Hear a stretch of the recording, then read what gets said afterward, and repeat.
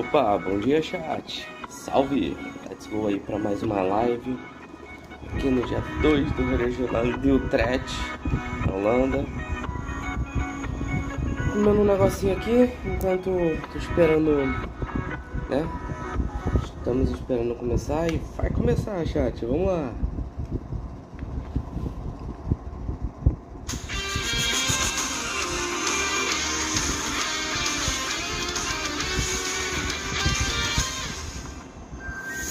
Vai ter gol. 3, 2, 1.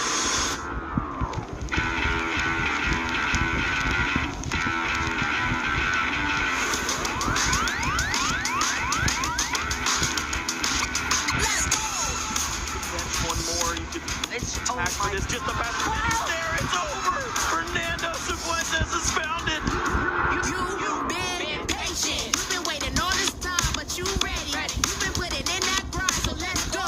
Champions are hard to find, but you know the goal when you're ready to shine. Have they heard of you? Then they know.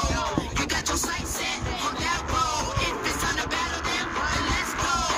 Cause you'll never stop. Show them what you got.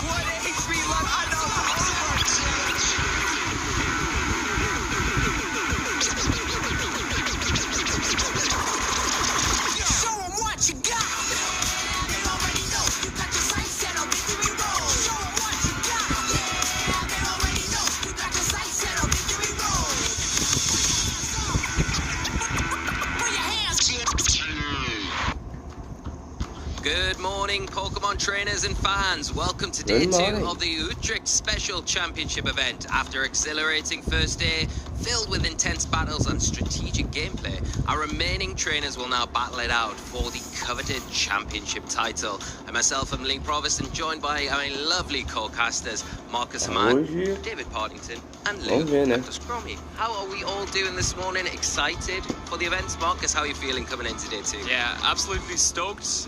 Yesterday we saw some amazing games. Today it's going to be even better. And yeah, Championship Sunday, I mean, that's kind of always what it's all about. We're crowning a champion today. It's very exciting, isn't it? The thought of it. And yeah, after yesterday as well, it was just such a great way to ease us in to this event and Regulation I, of course. David, any highlights that you would like to get us started with today from yesterday?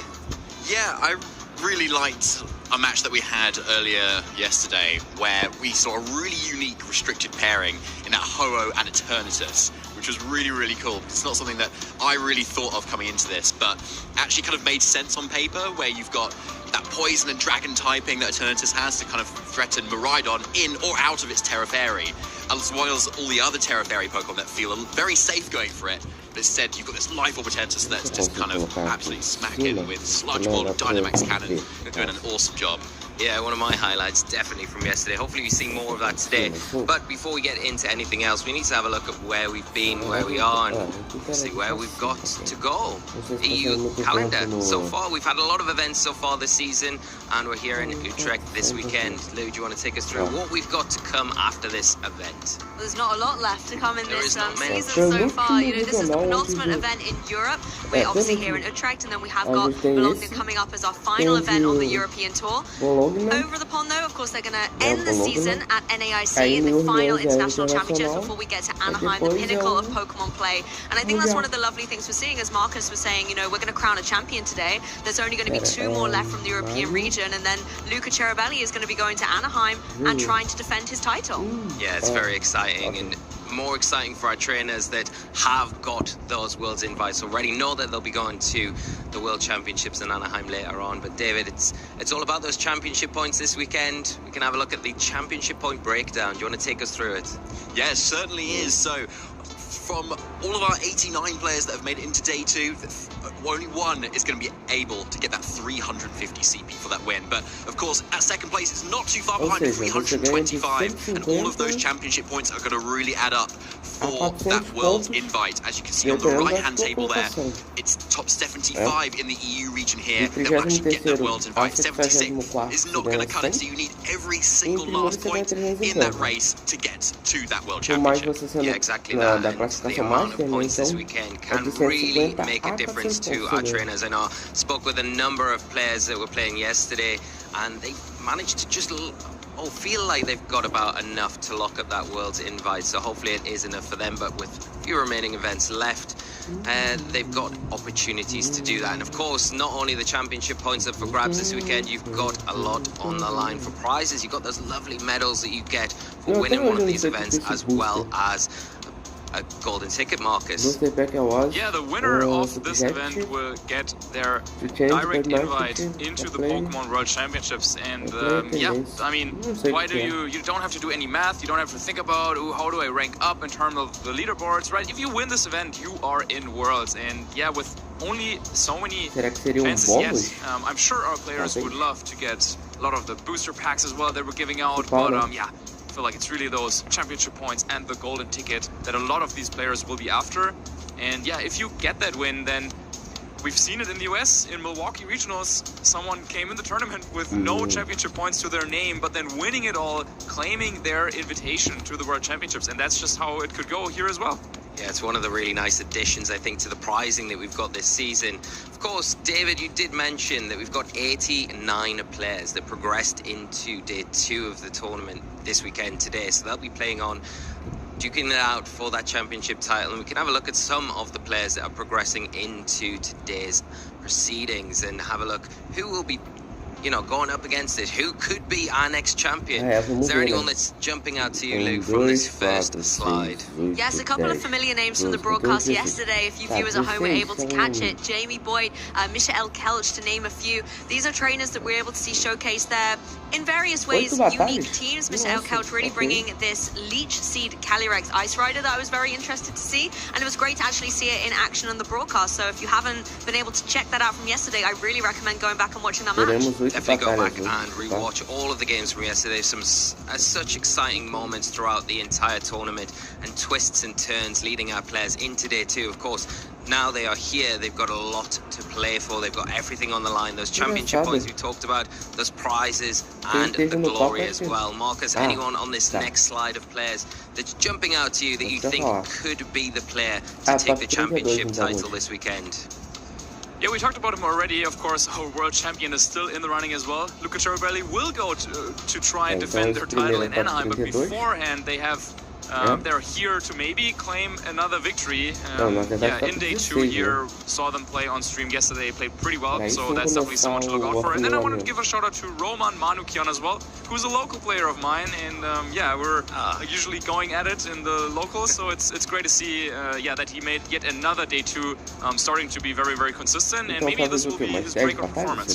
Hopefully it is, and a great little tidbit of information there. We've also got Aurelien Sula, our finalist from the last 2 years here in Utrecht. So can they make it to the finals again, and will this be the 3rd time lucky? We'll have everything to look forward to as we go forward in today's events. And David, anyone jumping out to you that you would like to maybe pin your badge to say they are the player that can win this event? Yeah, there's plenty more on this screen, but I just wanted to shout out Nicolaj Høj Nielsen on the previous screen as well. A Danish player who's been doing so well in grassroots tournaments across the entire few months, and in the Grand Challenges as well. And sticking to that really interesting Sneasler-Maridon combination as well, making the most of that inverted ability on Sneasler, boosting up the speed with that electric seed on it as well. And I believe bringing Maridon alongside a Zamazenta here this weekend.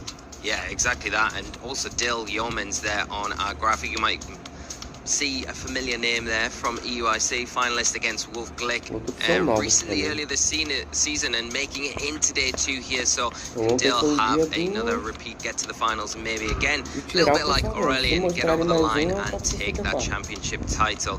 All very exciting, of course. We can't show all of the players, just don't have time for that, unfortunately, but we will hopefully be able to feature a lot of the players throughout this weekend.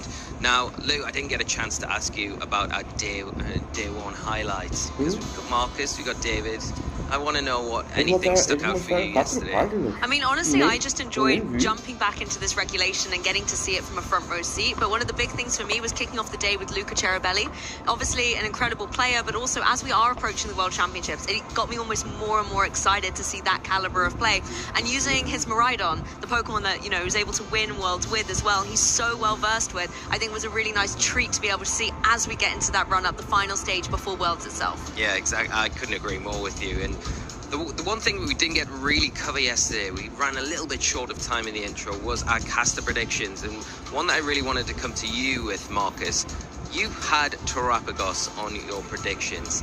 How do you feel coming into today? We didn't really see much of it yesterday, but there is a lot of Terapagos, I feel, in day 2. Do you think it stands a good chance to maybe claim its first title in Regulation I? Yeah, I think with Terapagos, so far we haven't really figured out what is the best way to use it yet. Now, there are those teams with Calyrex Shadow Rider, but having 2 special attackers, like that's, I don't know, that's giving me some bad vibes, let's say like that. So I want to see if there are maybe some other ways to use it. We saw Giuseppe Musico, for example, with Terapagos, Calyrex Ice Rider. That is a combination we hadn't really seen, but yeah, they made it to day 2, and they played a fantastic game yesterday, so that's definitely someone that I'll also have my eye out for.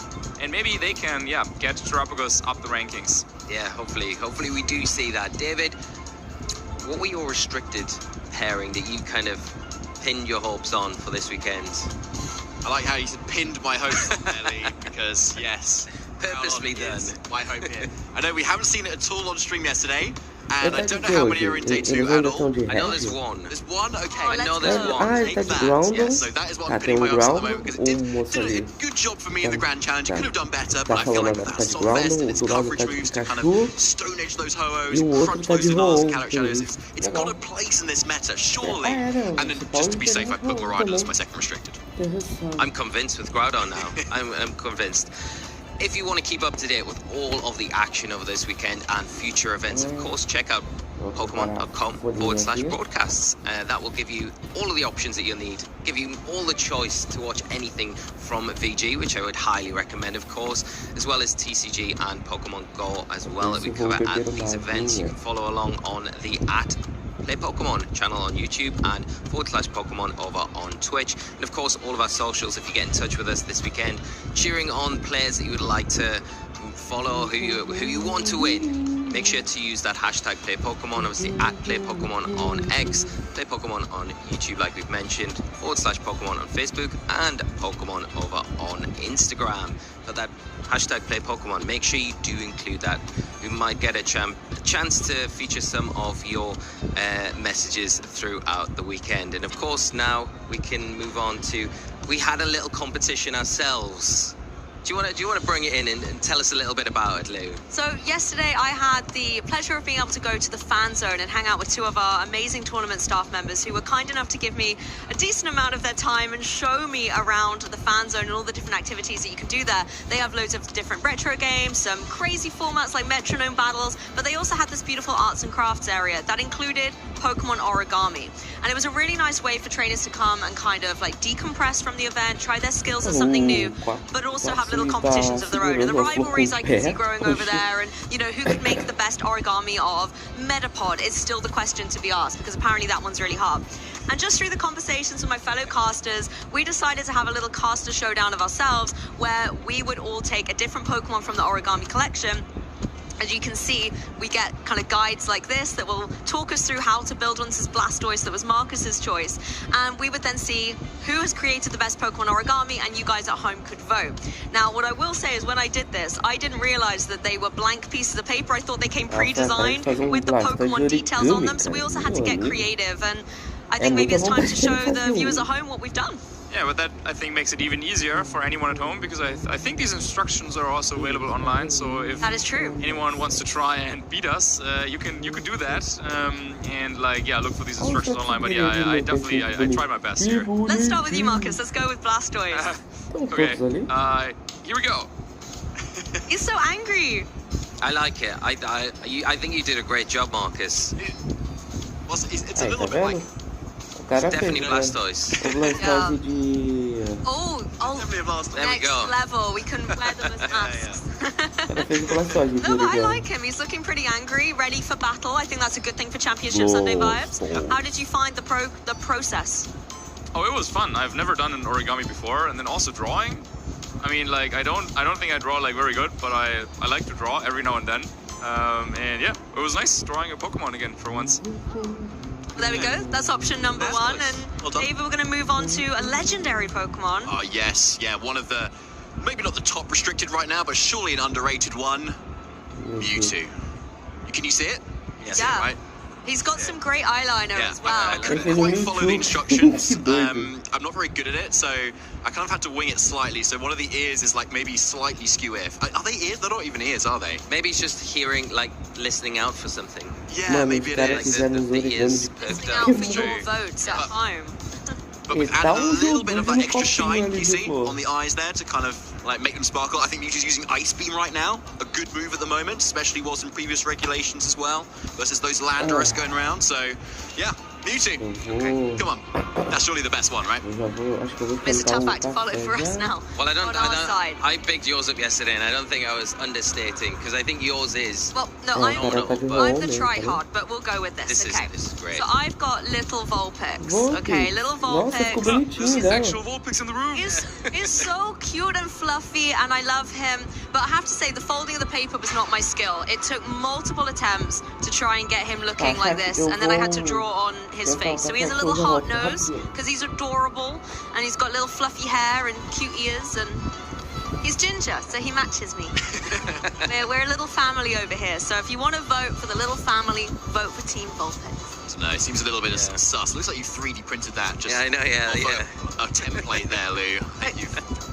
It was very the issue is when you do one eye and the first eye went quite well, then the ultimate pressure and stress to get the other eye to look accurate was very difficult. But I enjoyed it immensely. It was nice to do something to decompress backstage as well. You know, a stressful day of commentating, and I can then listen to my co-casters while they're working and do some art at the same time.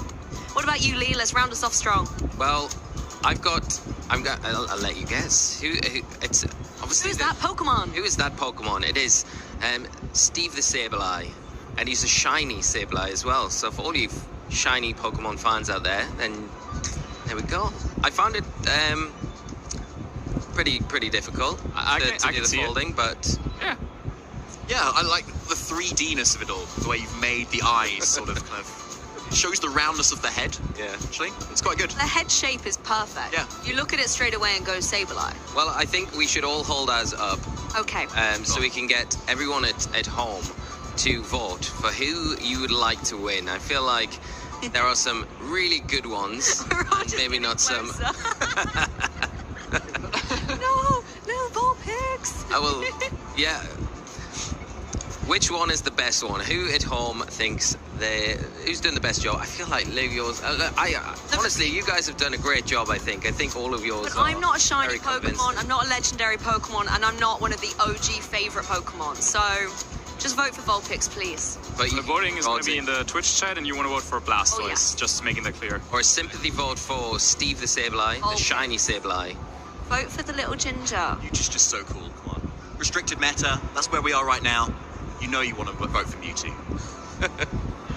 I think my favourite would be. I'm going to go with Lou's. Lou, who's your winner for this one? Honestly, it's actually Okay. really hard to choose because everyone's got their own little creative element, but I do really like the Sableye. Oh, thank you. I think because it's a shiny and I like shiny, sparkly Pokemon. Seems like it's Team Lee and Lou over there at the moment, it seems like. Well, I like yours, Marcus. just about after mine, obviously. I was going to go with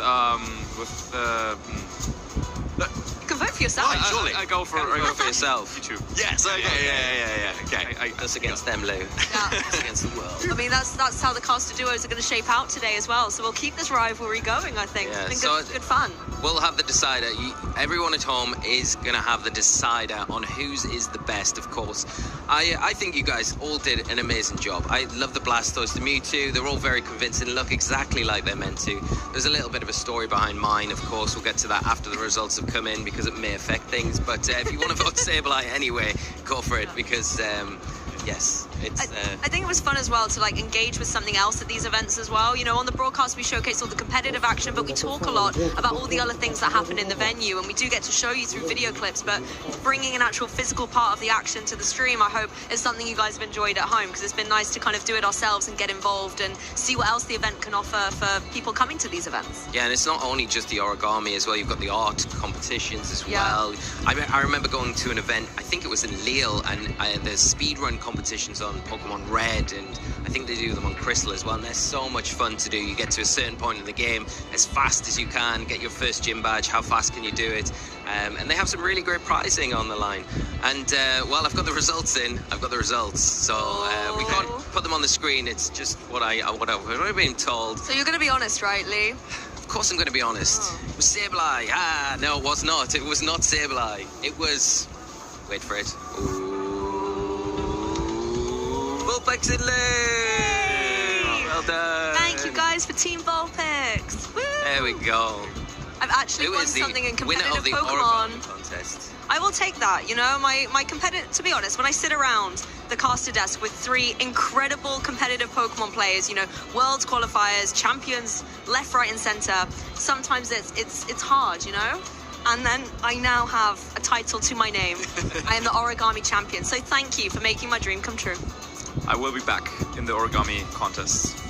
I believe it. Oh, you definitely deserve the winner's mentality in you, Marcus, will be determined. Yeah. The talent definitely shone through, I think. Go little Vulpix. Automatic invite to the World Championships of Origami now. Yes. Wow, okay, it's happening. Yeah. And I say this every time, we have the community choice. The viewers never let us down in that, and they haven't let us down in that one. But commiserations to the rest of us. You guys did great. But I enjoyed the competition. Yeah. It was good fun. Well, with that, we are going to be getting into the tournament, because we've got 3 rounds of Swiss before we get into that asymmetrical top cut here at the Utrecht Special Championship event. So we will wing it over to the desk, and we'll be getting into the action very soon. Grab yourself a beverage, get hunkered down, because all of the action is coming right up.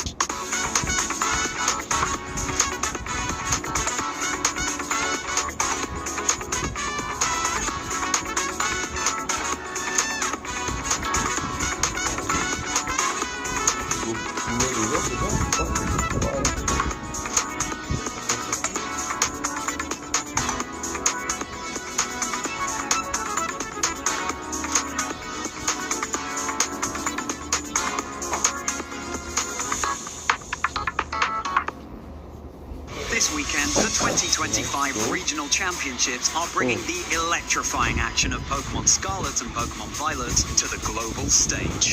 Top trainers from across the world have gathered to compete for a share of over $125,000 in cash prizes, travel awards, and the all-important championship points that could secure their spot at Worlds 2025 in Anaheim, California.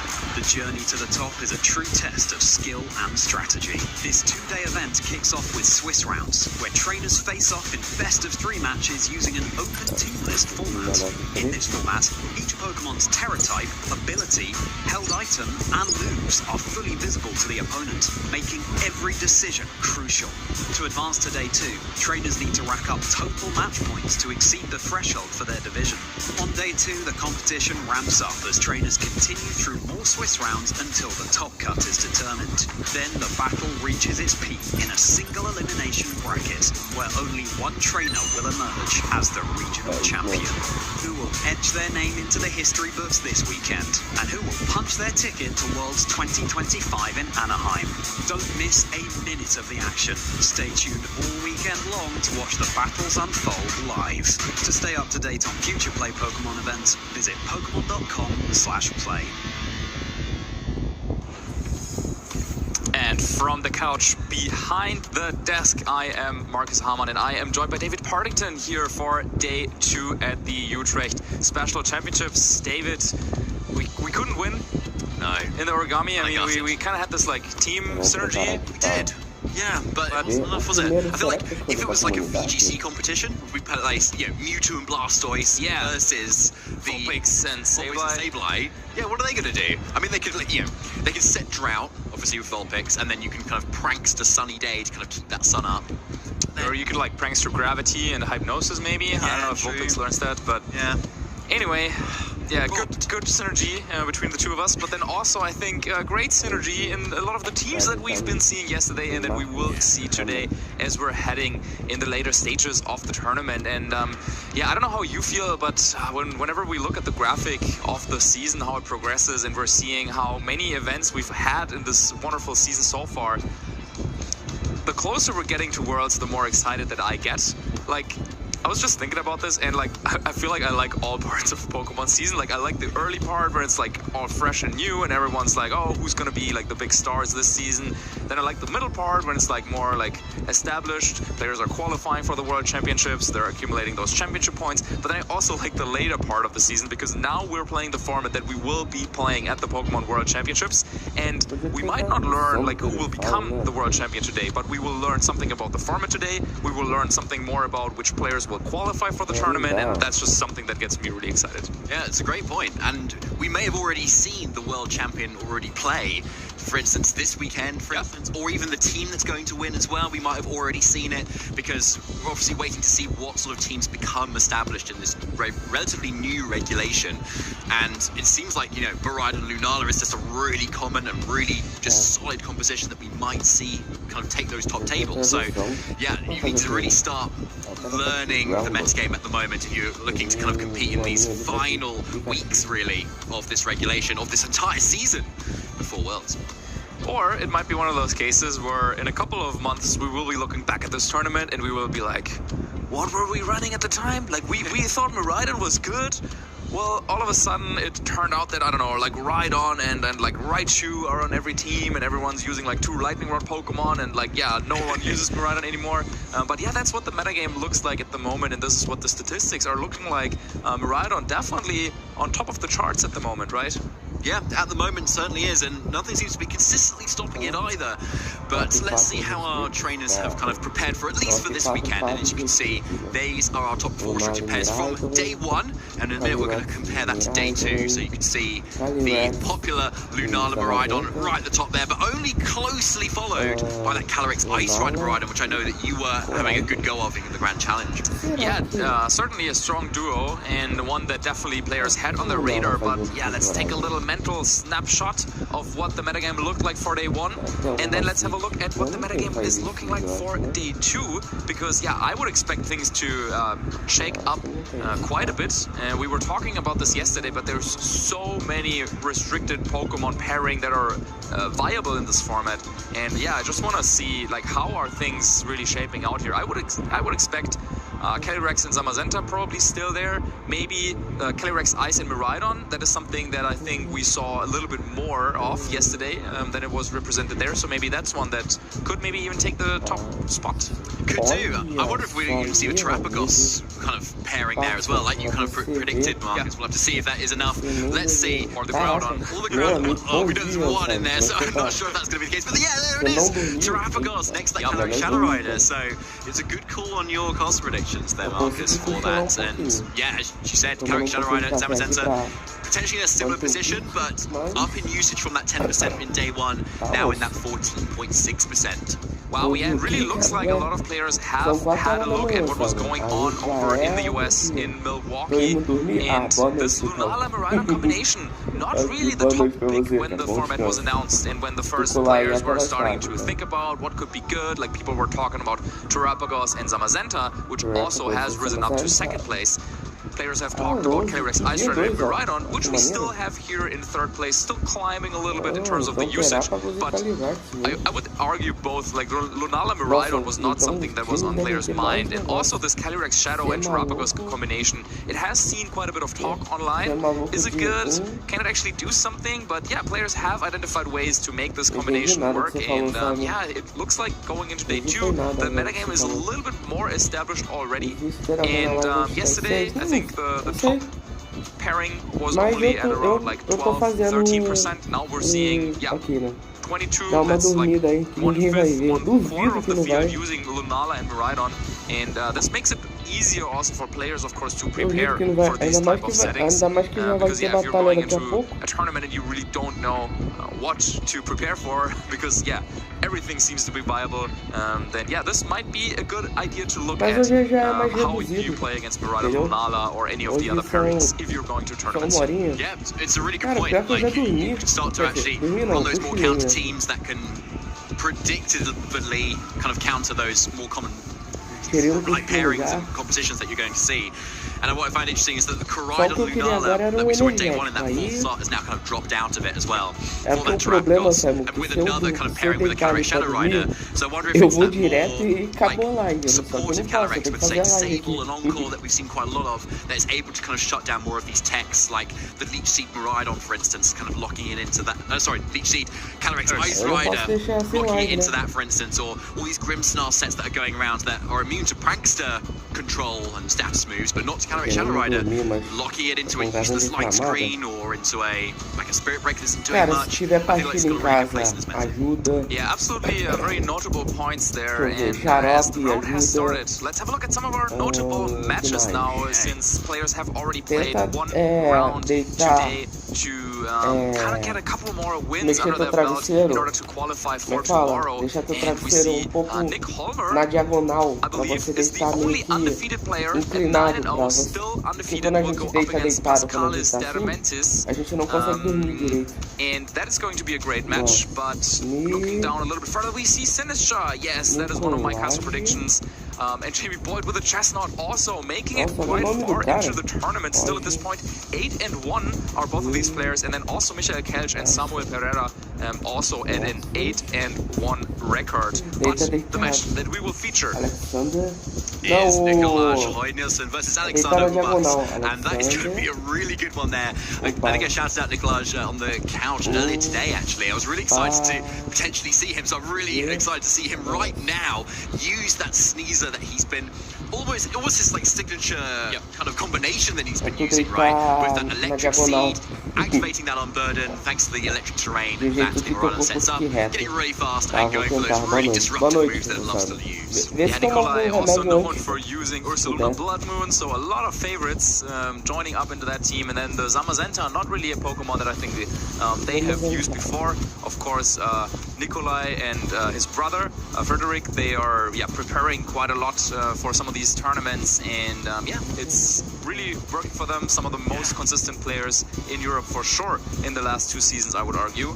And Alexander Ubach on the other side, a fellow German player, and we've seen it there on the screen as well, is running the same 6 Pokemon as Michael Kelch, and you can expect that there was some sort of preparation group preparing together. Also Ibrahim Maroof, who we saw yesterday in the last round, also using that same team, and there we have our players on the stage getting ready for this game. All black seems to be what they're rocking here for day 2, and they are determined to make it one step closer into Top Cut. Yeah, they're getting so close now. We've only got a few rounds of Swiss in our day 2 here before the Top Cut comes in, so not many chances left to get the remainder of those wins. So you can put yourself really at the kind of the top seed of that Top Cut, so you can kind of more guarantee that you might be playing some slightly easier opponents going into the later stages of the tournament here. But at the end of the day, it's another game of Pokemon, and I've talked to a lot of players over the years in terms of like what sort of strategies that they go into, especially when they're getting to these top tables. And one of the overwhelming things that they say is like, right, just play another game of Pokemon. It's just another player. They've still got 6 Pokemon. It's still the same playing field that you've been playing all day. Just don't let it get into your head.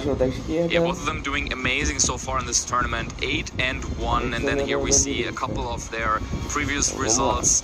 Nikolai, of course, the top 8 at Worlds 2023 is standing out for me there. And then over on the other side, Alexander, a player that is just very consistent, continuously going for those top 16, top 32, but this is his chance to finally make it into a final Top Cut bracket. But yeah, Nikolai definitely one of the scarier opponents to go up against. Yeah, it is. I think a lot of players are going to be preparing for that Sneasler, what it can do. And basically, having some sort of poison offense as well is not something that a lot of teams have at all. And I was mentioning that Eternatus earlier, which is able to kind of really capitalize on any of those trainers that are opting for a Terra Fairy, for instance. And we can see on your screen now Nikolaj's team, and there is that Sneasler with that Gunk Shot. Not going for that Diaclaw, but Gunk Shot being 50% stronger than Diaclaw, obviously going to make more of a difference in this restricted meta where there's so many more bulky Pokemon. Yeah, let's have a look here. We have a Terra Water Tornadus. That's not something that we see very often. And then, yes, these are, as you were calling out, Gunk Shot, also Throat Chop Terra Dark. Not something that we see too often. And a Rocky Helmet Farigiraf with Terra Fire. So some very, very delicate decisions. Also having Protect on the Farigiraf. A move that, of course, has seen so much play in competitive Pokemon over the years, but Farigiraf usually a Pokemon that likes to carry other moves like Helping Hand, yeah, Nikolai saying, yeah, my Ursaluna, my Zamazenta, my Marauder, they're already strong enough, they don't need a Helping Hand or a Helping Hoof in this case, maybe. And but with how much experience Nikolai has with this trademark archetype of Farigiraf, Ursaluna, and some Tailwind mode, that is definitely going to be a very, very tough battle for Alex. Yeah, 100% Marcus, like you said it. And then on Alexander's end is that team that you mentioned, Marcus, that a few of the German players have been training with and building lots with. It was interesting talking to Ibrahim Maruf yesterday on the couch, saying how important that taunt on the Landorus Incarnate was. So kind of used over that typical Ursaluna slot, another ground type, but able to shut down those Lunalas really consistently when playing against that sort of team. Yeah, and he was able to showcase that perfectly in the last round yesterday. So it can be, of course, a big strength and a big advantage to work together with a group. They all made it to day 2, or almost all of them who used that team made it to day 2. Also Rahim Farzan from Germany also using that same team. But of course that also means a player from Nikolai's caliber, he will kind of analyze the metagame from yesterday, and he will have identified that this is a very, very likely team for him to go up against. So I would not be surprised if Nikolai has thought about this matchup before. And yeah, it is tough, on the other hand, if you're Alexander, because Nikolai and his brother, they're kind of known for using something that is maybe a little bit different from what other players are doing. That's not to say that is like worse or bad, like they're doing really, really well, but no one else can use Sneasler and Ursaluna Blood Moon like they can, I would argue. And so, yeah, this might be a team that Alexander has not had as much experience in playing against. Of course, we're at the beginning of a brand new format as well, but yeah, Nikolai definitely has so much experience with the dynamics of using a team that has both a Tailwind and a Trick Room option. Yeah, 100%. We've seen so many trainers use that sort of mode, or have those two sort of modes that means their opponent needs to kind of predict which one they're going to go for, and also you can kind of bring both to the matchup as well, to kind of switch around depending on what your opposing trainer has done. But we're getting straight into it now for day 2 of the Utrecht Special Championships. Grimmsnarl and that Landorus Incarnate versus, there it is, the Sneasler, alongside the Maride on that classic combination that Nikolai is so good at using. Yeah, I really like the color synergy here of that Sneasler with the electric terrain, boosting up its defense and also its speed because of the unburden ability, of course. Activating your item means that now Sneasler will have double speed.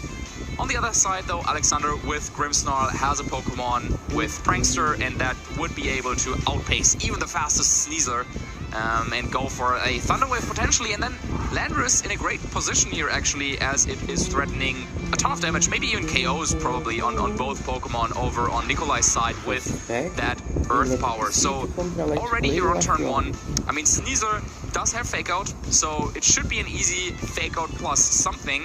Now, since Landorus is on the field, yeah, you can target both of those into Grimmsnarl, and you don't need to be afraid of a potential switch-in. But that also would give Alexander the chance to go for a big move with Landorus. Yeah, that was already a big turn there. Not afraid of the Terra Ghost and that Grimmsnarl. Nikolai goes straight into that Grimmsnarl, getting that Fake Out, preventing any Prankster moves, getting that Voltage in, and getting it straight out as well. So really nice play from Nikolai there. But if Alexander has locked into, say, an Earth Power into that slot, which would be, you know, a nice target into a Pokemon that is really weak to it and can't protect from it. Looking at those switch-ins, there's not a lot of Pokemon that want to take an Earth Power here, Marcus. Yeah, you definitely don't want to switch in Zamazenta into the Earth Power, so I think you might want to go with Ursaluna, just, in the off chance that it is Earth Power targeted in that slot. But yeah, seeing Ursaluna is already kind of interesting because there's no Trick Room option and also no Tailwind option, so Nikolai foregoing both of their speed control options in favor of more damage. Yeah, definitely an interesting decision to see.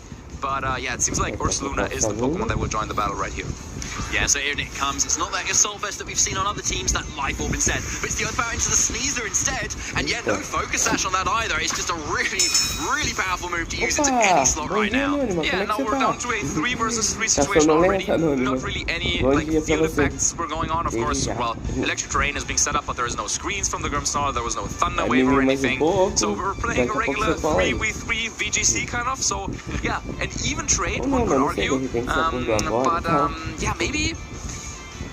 I wonder if Alexander would have liked to have the screens, because yeah, Sneasler just doesn't have a great matchup into Landorus. But getting rid of Sneasler also means that Alexander's Calyrex and or Miraidon, which are probably waiting in the back for him, they will have an easier time without the Sneasler.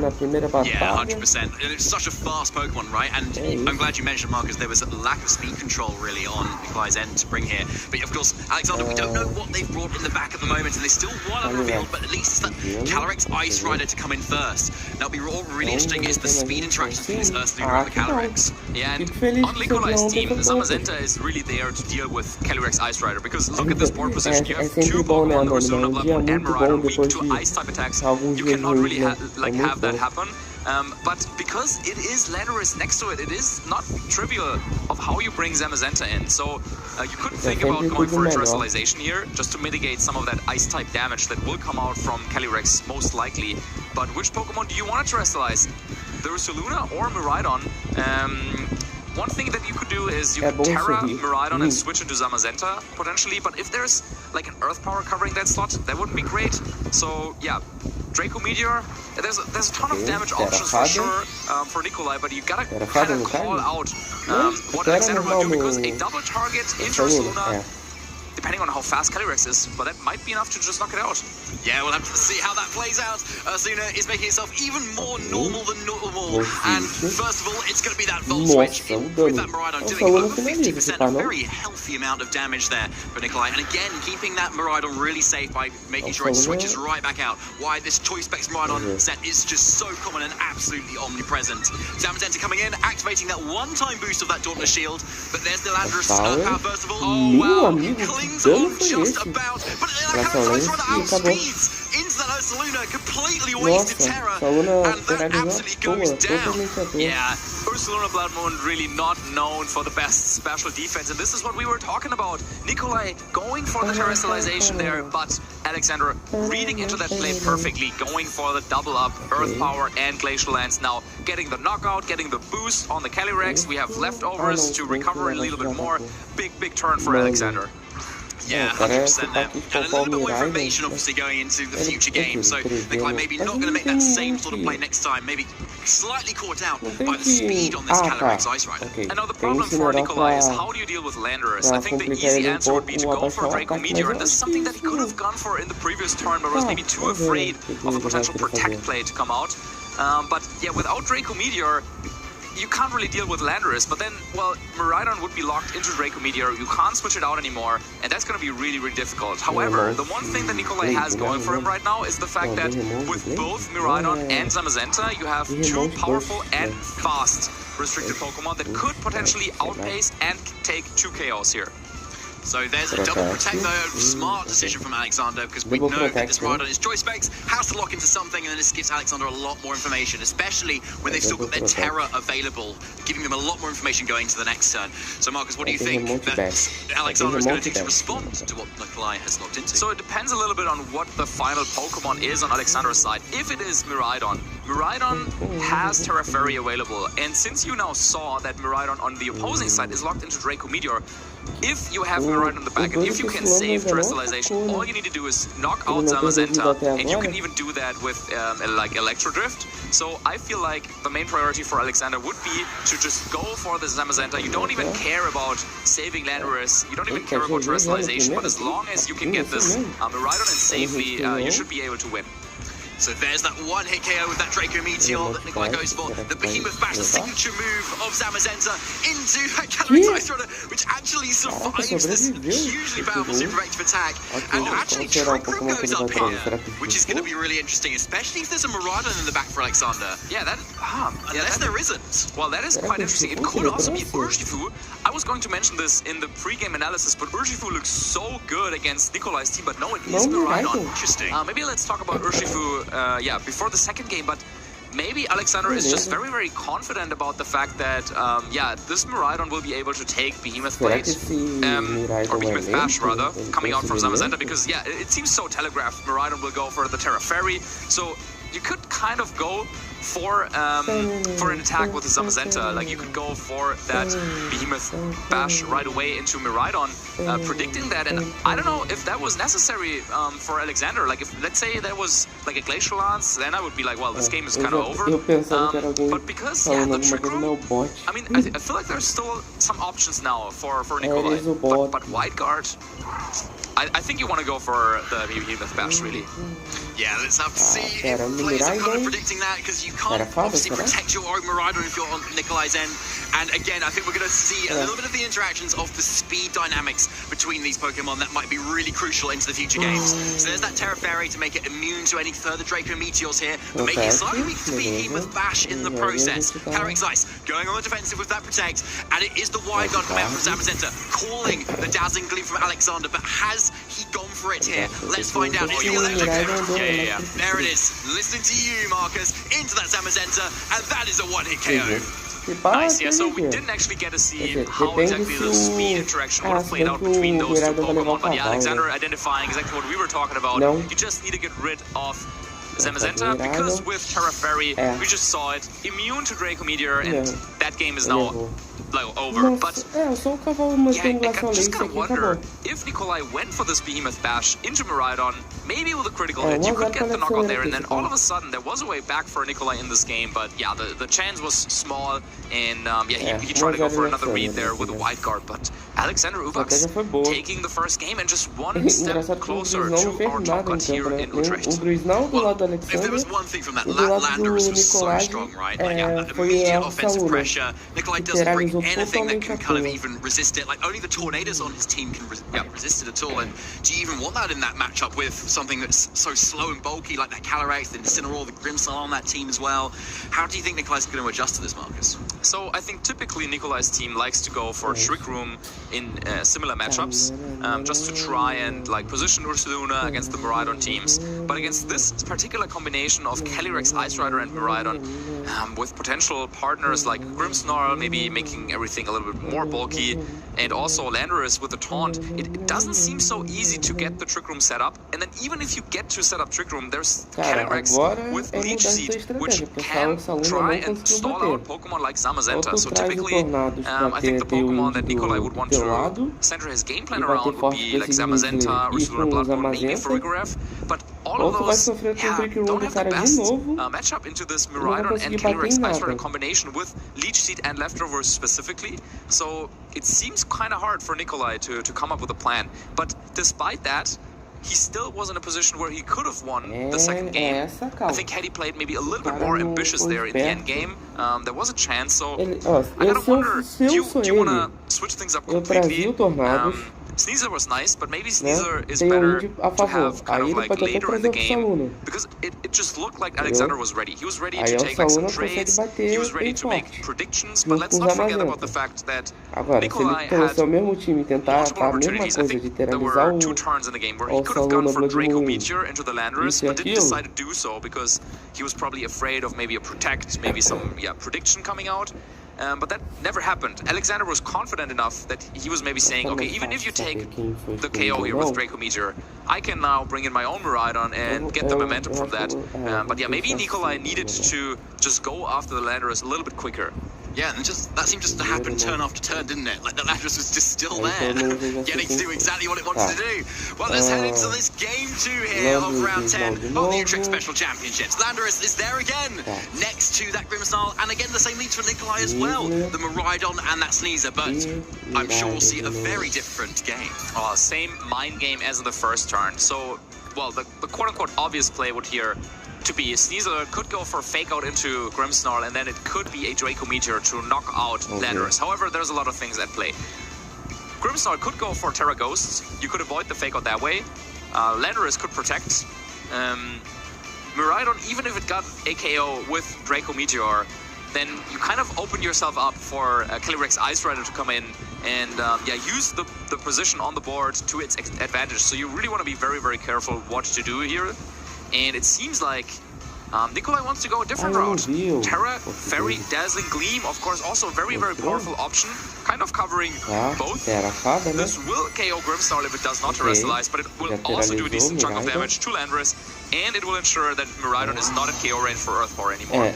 Do we see a Terra Ghost in the Grimsnarl this time? No, still not. Alexander maybe wanting to save that Terra for a little bit later. So again, denying any sort of prank moves on this Grimsnarl, allowing this Miraidon to do all the damage it knows it wants to do. That Dazzling Gleam straight into that Grimsnarl, getting that one hit KO like last time, but now also getting a lot of damage onto that Landorus Incarnate form. There's the Earthpower again into the Sneezer, getting a one-hit KO apiece on these two supporters.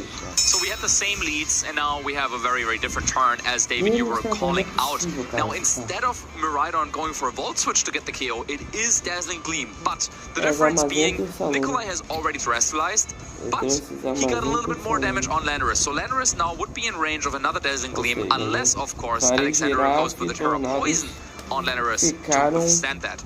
So already quite a different scenario.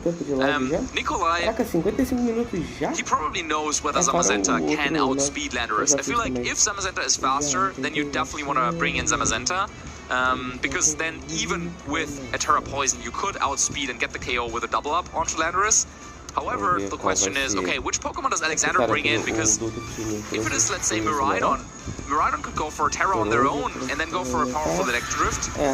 The other option, also, Calyrex could come in and probably set up Trick Room. This would allow Calyrex and Landorus to outspeed Zamazenta and Miraidon. So yeah, a tricky spot to navigate in for both of our trainers. Yeah, you know that Dazzling Gleam's coming out for that Miraidon, which is not going to do a load of damage to Calyrex Ice Rider. So, and we saw how much the Behemoth Blade did to that Calyrex Ice Rider as well. It was kind of about 50 to 60%. So, do you think the Dazzling Gleam and Behemoth Bash is enough to KO this Calyrex Ice Rider from full? I don't think so, and there's always the threat of a Terra Water coming out from Calyrex as well, so I don't think you want to risk kind of your, the set on the spot here, and instead I like the decision that Nikolai seems to be considering, which is switching out Miraidon, bringing Ursaluna Blood Moon preemptively, potentially, to counter a potential Trick Room, but also to maybe take a lot of damage if it just is Glacial Lance coming out from Alexander's Calyrex. So there's the protect the Landorus. Let's see if that Trick Room does even come out. But yes, Behemoth Bash actually into that Landorus. As you said, Marcus, probably then Nikolai knows it outspeeds that Landorus. But the Trick Room going up, Nikolai covers for this play really nicely. Bringing that Ursaluna, which we now know is slower than this Calyrex Ice Rider outside the Trick Room, and now it's the fastest thing on the field right now. Yeah, this was a really risky play for Ursaluna, but it's really paying off. If this was Glacial Lance, the game might be over. But now, Nikolai finally has established this position that we were talking about since the beginning. Ursaluna Blood Moon next to Zamazenta in Trick Room. It's not his own Trick Room, but it doesn't matter. I mean, it's a field effect. It applies to everyone, right? But now Zamazenta can go for Wide Guard to save Ursaluna. Or if you want to go one step further, you could even think about making the prediction here. Personally, I think I would probably go for Wide Guard, but I mean, how likely is it that there's a Glacial Lance? Because you have Leech Seed, you have Leech Seed for scenarios like this, so you might as well click it, right? Yeah, well, I don't know, we're behind the desk, Marcus, let's see what happens. Hyper Voice coming out, not doing a load of damage really, showing the bulk of that. Oh wow, but there it is, straight out of the gate, Glacial Lance. Ursaluna is though bulky enough to take that hit, having that much bigger physical defense is really paying off there. Behemoth Bash not going to get that KO as we saw in game 1, but a good call from Alexander there. Yeah, so then Nikolai probably knew that Glacial Lance would not be enough to knock out Ursaluna based on the damage rolls that he's seen against those Calyrex earlier. But yeah, this was really scary, and Alexander making a big prediction, and it's paying off here. Ursaluna now with Life Orb is on a timer, only will get 2 more attacks off before it will knock itself out with the recoil. However, I mean, the position is still favoring Nikolai. We've also got some confirmation about the speed tiers between Ursaluna Blood Moon and the Calyrex. That is quite important as well. But yeah, I feel like if Nikolai can use these next couple of Trick Room turns, then he will be in a great spot to win this game. Yeah, he definitely will. Ursaluna is exactly where it wants to be at the moment, despite that slightly naturally higher speed stat than this Calyrex Ice Rider, showing some of the training this Calyrex has gone into. So now we are actually seeing this Terra here from Alexander's end, and it's going to go into that Marauder, go for that Terra Fairy, making it take on those hits a lot better, particularly that body press that could be coming out from this Samus Center. It's going to be a lot more powerful than that Behemoth Bash. Yeah, Blood Moon coming out from Ursaluna should be enough to get the one-hit knockout. Yeah, didn't even care so much about terrestrialization here, and Blood Moon, such a powerful attack coming off of Ursaluna Blood Moon's monstrous special attack stat. And now Calyrex Ice Rider, once again, will we see another one? There's the Glacial Lance into that, so finishing off the KO, and Zamazenta shrugging that off very nicely. But yeah, Marcus, is there a game here where we might see the Leech Seed come out versus this Zamazenta? I mean, you could try to go for that, but it feels like it's a little too late. Calyrex already has taken so much damage, and yeah, Body Press might just be enough to get the right there. So I feel like this strategy is most potent when you get into a spot where you are at like a high amount of HP, because we saw how little damage Behemoth Bash did, even with super effective damage. So in order to be able to, stall things out there, you would really need to have more HP. Yeah, this is quite an interesting spot, because now this is the situation that Alexander wanted to create. Landorus Eye in Trick Room, now outspeeding both Zamazenta and Miraidon, but it's a little too late.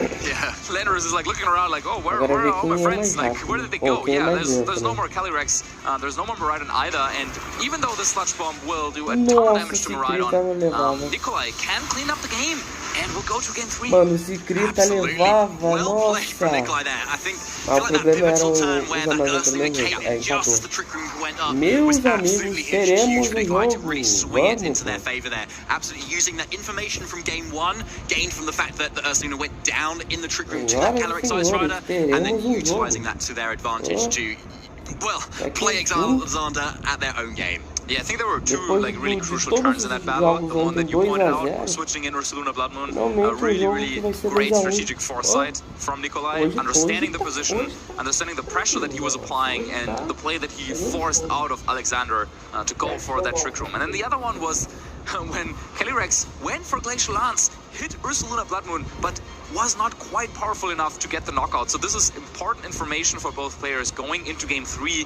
And yeah, I feel like Nikolai, he walked like a very, very dangerously close to the edge there.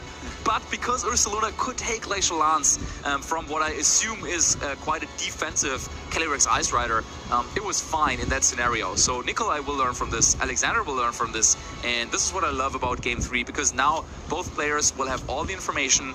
They know how to win a game, they also understand how they can lose a game, and now they will use all of that information and all their experience to come up with a plan for the final game in the set. Do you feel like if we see, say, the same leads yet again in that game 3, Marcus, we might actually see a slightly different turn, where, say, Grimstorm might go for that Terra Ghost, or we might see a fake out into the Landorus instead? That little bit of high level of reading might happen here in that game 3, or do you think our trainers will stick to something that's a little bit more safe? Okay, I think we'll see the same leads once more, and I think we'll see Terra Ghost on the Grimsnarl. Okay, interesting. Yeah, I think setting up light screen might be helpful. Because that's 8 turns, isn't it? It's lots. We might also see a Draco Meteor into the Landorus. So like it isn't like clear to me, like will Draco Meteor in light screen, will that KO Landorus? Based on the damage that we've seen from Dazzling Gleam, it probably should be enough. Depends on the bulk on Landorus as well. Yeah, it would be interesting. Let's see. It's risky, but is it the same leads? Yes, it is. They've swapped sides, but it's basically the same lead. But the same lead as well from Nikolai. So yeah, let's see how this plays out, Marcus. There's so many different options that can come out here, but I like what you think. I think the Terra Ghost on Grimstyle could be a really nice option here to make sure that Grimstyle at least sticks around for one extra turn, because it means it's not also going to go down to a gunk shot, right? yeah, it shouldn't. If it Terra Ghost. Yeah, definitely shouldn't. It might also save itself from being knocked out from that bolt switch, like we saw in the first game. Yeah. If you can get the light screen set up, yeah, Grimstyle would make it through another turn. But of course, Nikolai also knows this and is taking his time here to analyze the situation once more. We've seen this exact same turn one situation in both games. Now, you also might want to wonder, are there any other Pokemon that came to the battle? Is maybe something affecting the game outside of this leads? But yeah, we have the same play again. Let's see, is it the Terra, like I predicted? There is that Terra there, and it is going. It's that Miraidon first of all, so it is that Terra Fairy. So similar to game 2 at the moment. So chances are potentially locking into that Dazzling Gleam to make sure we've got that damage boost that can KO Grimstyle if it does not Terra. But so yeah, no Terra. Fake out into that Grimstyle once again. It's flinching. It's probably going to go down once again, and there's that Dazzling Gleam coming out. So making sure that all that damage is going out to that Grimstyle. This worked so well for Nikolai in that game 2, and to be able to hit that Landorus nice and low to threaten it with a KO for that Zamazenta later on in the game. Yeah, and there's that Earthbound once again into that safely targeting Caesar. You know you're always getting a one-hit KO there. So a fair play from both players at the moment. Fair play from both players indeed. Now maybe Alexander went for the exact same turn 3 times. We never got to see what Grimstone was going for, as it was being knocked out every time by Miraidon. And now Nikolai has to make his choice. Now, I was talking about in the previous game, we were talking about how maybe Miraidon could come in for Alexander. But then Calyrex Ice Rider came on the field to threaten Trick Room. So now Nikolai is thinking about, do I want to go with Zamazenta again? Because, yeah, in the previous game, he felt forced to make this very, very risky read to switch into Ursaluna. But it looks like he wants to create the same position once again. He won the previous game, so why not, right? You might want to go for the same line again, but at what point is Alexander maybe going for a different option? So with the Calyrex Ice Rider, you've got so many choices on you. The Glacial Lance is going to be strong, but it's not getting any KOs right now. And so, does Nikolai want to deny the Trick Room? Possibly not. You might want to just allow that Calyrex Ice to get off what it needs to do. And you know Landorus needs to go on the defensive if it wants to keep itself around at the moment. So yeah, we're in that really interesting scenario, Marcus, as you say. We've got, what is going to happen? Tell us, Marcus, tell us. And it's so tough to be in a spot like this because your opponent, like Nikolai, went for the same play again, like in the first turn, not really caring about potential Terra Ghosts or whatever. So is he also going to make the same play again this turn? So the mind games are definitely online, and I feel like Alexander this is the turn where he wants to switch something up, because this was the turn that kind of lost in the previous battle, and it seems like Alexander has other plans. Yep, going for a Terra Water on Calyrex to ensure that it won't take as much damage from Behemoth Bash. Okay, so there's the Protect from the Landorus, like we saw in that game 2 as well, but hoping this Calyrex Ice Rider is going to be able to live this double up that's now coming up. No switch into this Ursaluna either, so Dazzling Gleam, let's see how much it's going to do. So it's going to be about how much damage does Calyrex do, and then which move is it going for? Will it be Glacial Lance or is it Trick Room? If this is Trick Room, those would be massive for Alexander, setting up a really, really strong board position with Landorus. It is the Trick Room.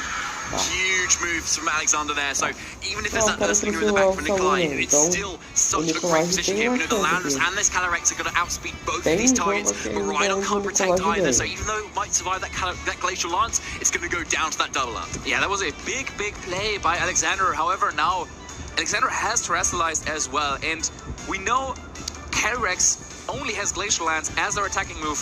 We also know Landorus cannot KO Miraidon with Sludge Bomb, so you could go for another Dazzling Gleam and Wide Guard, and you would be pretty much guaranteed to get the knockout on Landorus, basically bringing Alexander down to his last and final 2 Pokemon. And yeah, it looks like Nikolai is also thinking about that same option. You don't even need Ursaluna Blood Moon here on the Trick Room to deal with Landorus, apparently. That's a great point, actually, Marcus. Yeah, I really like that, because as we saw, Alexander often brings that Miraidon in the back, and we could see that Ursaluna outspeeded later on in the end game, because there's so many more turns of Trick Room. So yeah, there's that Glacial Lance going into that Wide Guard. There's nothing that can get around it. No high horsepower on this Calyrex. So there's that Sludge Bomb. It does a lot of damage, but yeah, still not quite that KO. This allows Miraidon to go the Terra Fairy, boosted, dazzling gleam into that ladder, is getting that KO and getting Calyrex Ice Rider dangerously low.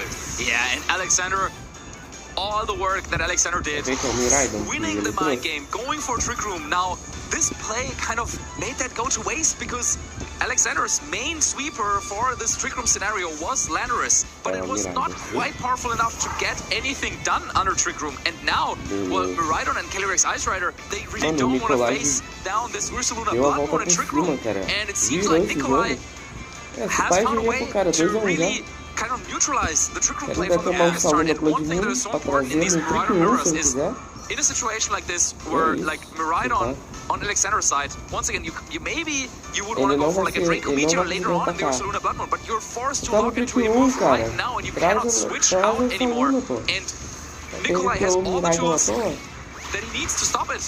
Wow, and there's the body press coming straight out of this Calyrex Ice Rider. So we saw Alexander trying to reverse the Trick Room there on that, seeing it as it goes before the Calyrex Ice Rider. So a fair enough play, but like probably the only thing he could have done at this point. Electro Drift, you have to look into this move at the moment to be able to hit into that Miraidon, but you can see the relief on Nikolai's face there, knowing that he's got that Earthspear in the back. Electro Drift has been locked into. Nikolai knows he's lost this set. Absolutely, and this is what we were talking about. Nikolai had all the tools available. You had Ursaluna Blood Moon, a ground type in case Miraidon locks into an electric type. And you had the Miraidon Terra Fairy in case it locked into Draco Meteor, and then of course also Draco Meteor just doesn't do any damage to Zamazenta. He had all it needed and takes this game 2-1. Congratulations to Nikolai Heidnilson there, really showing that not only are they incredibly impressive in the grassroots scene, not only in the Grand Challenge and Global season, but also showing their signature Sneasel Miraidon combination in the Open TG Best of 3 season in this Utrecht Special Championships. Yeah, absolutely, and just continuing with my point from earlier, so we had Zamazenta with Wide Guard against a potential Dazzling Gleam, you had the Terra Fairy, Miraidon, and Zamazenta against Draco Meteor, you had Ursaluna waiting in the back, and with that in mind, I think Alexander made the very, very risky decision to try and reverse Trick Room, so you could get speed advantage against Ursaluna Blood Moon later on potentially, because we had already seen that Ursaluna under Trick Room will outspeed Calyrex Ice Rider. So the plan was, you're like reading a Wide Guard, or maybe like a Wide Guard switch or something like that.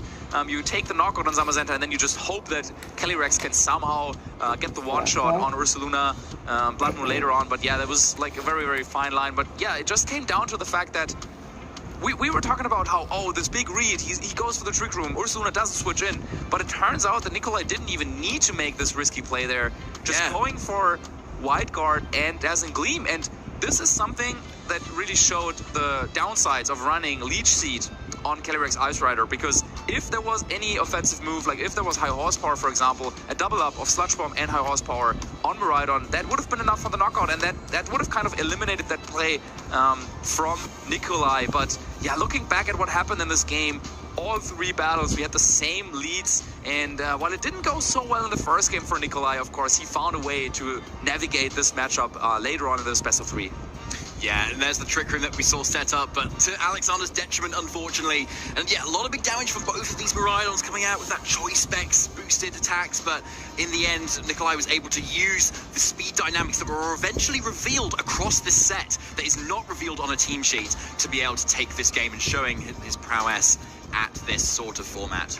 Yeah, and I was a little bit curious about the approach of Nikolai here for going any sort of speed control, but in the end it proved to be the right choice for him. Yeah. Going for the Sneasel early on just for the fake out and just to draw in a lot of attention from Landorus allowed Miraidon to get some free turns to dish out all the damage, and then you had Zamazenta and Ursaluna Blood Moon in the back to deal with Calyrex Ice Rider, and Nikolai can be very, very proud and happy with how that went, and absolutely deservingly takes this game and now will advance to a 9-1 record. Yeah, 9-1 is like absolutely incredible, isn't it? Like, you're already so close to that top cut, and like almost at this point guaranteed even. Like, you've got a really cool team and a really cool restricted duo in that Miraidon and Zamazenta that's not in our kind of top restricted graphic that we saw earlier either. Yeah. So a really interesting combination. Two very common ones, but not paired together. And we could see how they were on the field next to each other a lot of the time, being able to cover each other's weaknesses. Zamazenta having a great matchup into that Calyrex Ice Rider, which Miraidon doesn't really want to face too much either. So we might see a few players maybe taking a leaf out of Nikolai's book, to be honest, showing how this team is just functioning so well in all sorts of formats. Yeah, and then at the same time, Alexander's team, now this is the third appearance that we've had it on stream. Yesterday, Michael Kalj and Ibrahim, they were both able to win with their team, now the first loss. And yeah, again, I think this small decision of running Leech Seed, it never came into play in this matchup. And yeah, maybe actually high horsepower, there is something with that move as well. Yeah, I feel like Alexander, if he had some sort of additional Pokemon to make use under Trick Room, then maybe, yeah, it would have been his battle to win. And I wonder if Urshifu, this is a Pokemon that I mentioned during the first game, but just thinking about it more, maybe Urshifu was a Pokemon that you could bring just because of how well it matches up into anything except for that Miraidon. And yeah, if you can maybe create a situation where you have Trick Room and you have Urshifu, maybe even behind a light screen, but maybe that's just too much to ask for, then yeah, it would be really tough for Nikolai's team to stop that choice by Urshifu. Do you think that the Terra Ghost on Grimmsnarl would have been the play for Alexander in Game 3? Well, based on what we saw coming out from Nikolai, I would argue yes, because then it just makes Landorus be a little bit more bulky. You could take Dazzling Gleams a little bit better. Yeah, maybe take two of them. Take two of them, exactly, with the light screen. You also would have been able to maybe set up a Reflect as well, if you wanted to, or you could have even considered going for a Spirit Break right away there, like Terra Ghost Spirit Break. And Earth Power, like just go on the offensive, something that Grimmsnarl like very rarely does, but yeah, maybe Alex was afraid of the same play from Game 1, which was the Volt Switch into Grimmsnarl. That of course would have covered any sort of like Spirit Break, trying to get fancy play. And of course, in a high pressure situation like this, it's Game 3, you're on stage, you really want to win this game. Sometimes our players tend to maybe take a little bit less risks in these high pressure situations. That's true, yeah, and like it is high pressure. Obviously, a lot of our trainers are so used to this sort of like position, but so what I'm trying to say is like it's easy to sit here and be like, yeah, you know what, like you go like Terra Ghost, right? But like you're sitting down there and knowing that, well, it's your like it's not your tournament life on the line, but if you get this wrong, you very like likely lose the match. Yeah, it's really tough to make those calls. It is, especially when you're committing your Terra so early on in the game as well, right? Like when you kind of go, oh, there might be a better time for me to save it for maybe later, where it might be a little bit better. So, and like you limit your options so much more when you've kind of gone for that Terra instantly already. So yeah, it makes a lot of sense really, especially in this terrestrialized kind of format in Scarlet and Violet at the moment. It's a great mechanic, but when we're considering how it impacts your opponent's ability to predict what you're doing, it makes sense to hesitate before clicking it. Yeah, absolutely. It's still, I mean, this is now what the third season of terrestrialization as a mechanic, and we're still uncovering more and more about when is the right time to use it, how do you use it, and one person who absolutely knows how to terrestrialize, that is of course our winner from this round, Nikolai. So let's head over to the couch with Lee and yeah, see how Nikolai is feeling about this win. Thank you so much, Marcus and David. I'm here with our round 10 winner, Nikolai, and congratulations first of all. Thank you very much. And a 9-1 record going into the rest of the tournament. How are you feeling first off after that really tough match? Yeah, I'm feeling really good right now because I have secured top cuts, and it was the first time I faced this team this tournament, so I haven't prepared for it at all. It's not that often you see Calyrex Ice with lead sheets. So yeah, but I've seen the team on stream yesterday, and my brother also helped me prepare for it. So I knew there was a chance that I was going to face it today, but it feels really good to get the win. Yeah, especially after that game 1 where it went right down to the wire those last few turns, and you kind of pulled out the wide guard expecting maybe the Dazzling Gleam, and then the Electro Drift comes out. Yeah, I feel like it was close to a 50-50 because I could also click Behemoth Bass on Miraidon, and I think that would be close to get the knockout since yeah, it's super effective. But then it's all about the speed tiers that at that stage and that part of the match as well, you haven't quite figured out. If go faster, if they're faster, and it's a risk, and you can understand the play there to be safer, and it just didn't go. But then games 2 and 3, everything turned around, and you really seemed to figure out the winning formula to take the match forward. What was your thinking between game 1 and game 2? My thinking was that he didn't tear Ghost in the first game, and he didn't tear his Bladerus, so we could deal a lot of damage if I could get a fake out on Grimstar and deal damage with Dazzling Gleam. So it was important for me that he didn't get the screens up, because then I had a trick remote with Ursaluna, and I also think my Miraidon was faster than him, so I have 2 modes to play in the later game against him. Yeah, it's really, I think, really good for our viewers at home, the identification of that sort of information throughout a game and how well you did that, because sometimes it's not always the most preferable thing to try-slice so early on in games, but I think when you know you've got that game plan in mind and how powerful that try-slicization can be, there's no reason to hold back, and you executed that so well, and then preserving the Ursaluna in the back, especially in game 3, to just lock the game down. It must have felt good knowing that you were locking in not only the win, but also progressing on further in this tournament. And you also have to make a game plan on the spot. Often when you face a team, you don't have a game plan before you. So you find some ways after game 1 how to change your tactics to have a better shot in game 2 and 3. Yeah, and I think one of the things that we love when we get to see you on the broadcast as well, you're very well known for one of your signature Pokemon being Sneasler. You've used it in other regulations as well. It's slightly different coming into this one. What was the kind of the choices and the options that you changed for this regulation opposed to previous ones? The biggest thing we have changed in this meta is that we're playing Terra Dark on Sneasler and have Throat Chop. In the last format we played Coaching and Stellar instead, and it helps us a lot against the mid-range team, because then you can threaten Pokemon like Lunala and you can threaten like Shadow Rider. And this is, we have also in all our tournaments this year we have brought Blood Moon Ursaluna, so I'm also really happy that I can win with my favorite Pokemon. Yeah, it's really great to see, and hopefully we'll be able to see a lot more of the team as we get forward in the broadcast. Coming in to this event, thinking about Worlds invites and things like that, was there a big importance on the championship points that you got here to kind of help secure a Worlds invite this weekend? Yeah, this tournament means a lot, because right now I have around 720 points, and people expect that you need 900 points or more. It's not certain. So I needed some points from this tournament, and there's only like 3 big tournaments left. This one, Bologna, and NAIC. So it could be nice that you have secured your spot before the last tournament, because otherwise it will be very intense to play that.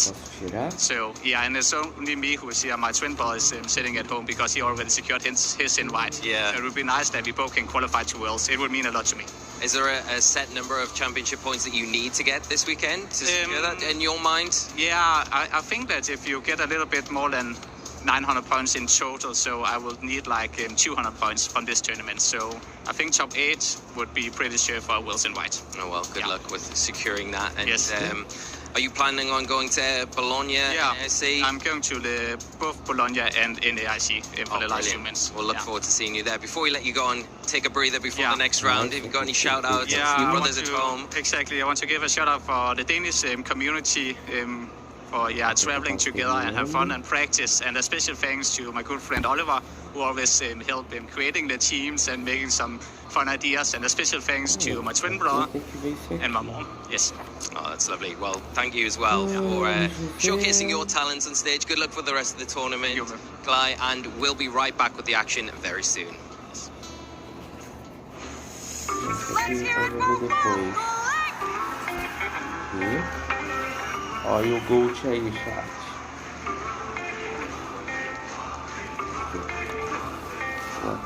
My name is Wolfglick, and I am from Washington, D.C. Zeramos o Emerald. I first got into Pokemon when I was probably around 5 or 6 years old. I really hated getting my hair cut, and so my mom took me to one of those places where they had TVs for the kids to watch so that they would, sit still and get their hair cut. And they had an episode of Pokemon on, and, my mom and I watched it. I loved it, and I was just obsessed. Like, I had the Pokemon cards, I had, action figures, I had pretty much everything. I eventually was able to play the games when I was a little bit older, and I really fell in love. And, ever since then, I've just kept playing, and it's just, turned into something so much more than I ever could have expected. When I was in middle school, I found out that you could play Pokemon against other people, and that really got me hooked because I have such a competitive personality. And so I was playing online. There were these forums, and you would go and you'd basically schedule a battle over Wi-Fi. And on one of these forums, I saw that there was a sub-forum that said real-life events, tournaments in real life. And I thought, that sounds cool, so I clicked on it, and I saw that there was one in Chantilly, Virginia, 30 minutes from where I grew up. And yeah, so I ended up winning that first event, and it kind of snowballed into everything. You know, I think some people, when I talk about, oh, I'm still playing, I've already won Worlds, I've won every level of tournament. I think some people are like surprised, or they're thinking like, okay, like, well, why? Like, why are you still playing, right? And I think the answer that people expect is something like, I want to be the best ever. I want to be indisputably the best ever. But the truth of the matter is that I really just play because I enjoy it. Like, I really enjoy and appreciate the game, and I love that it's always changing. I love that it makes me feel like I can always change, like I can always be better. The best thing that I've gotten out of Pokemon is my friends. Some of the best people I've met in my entire life are people who I've met through this game, and I really love Pokemon because it gives us a chance to kind of all see each other a couple times a year. You know, none of my friends are really even that close to DC, so being able to come to these events, being able to work with my friends towards a common goal, being able to celebrate their successes, being able to kind of commiserate in their losses, I don't know, it's really meaningful to me.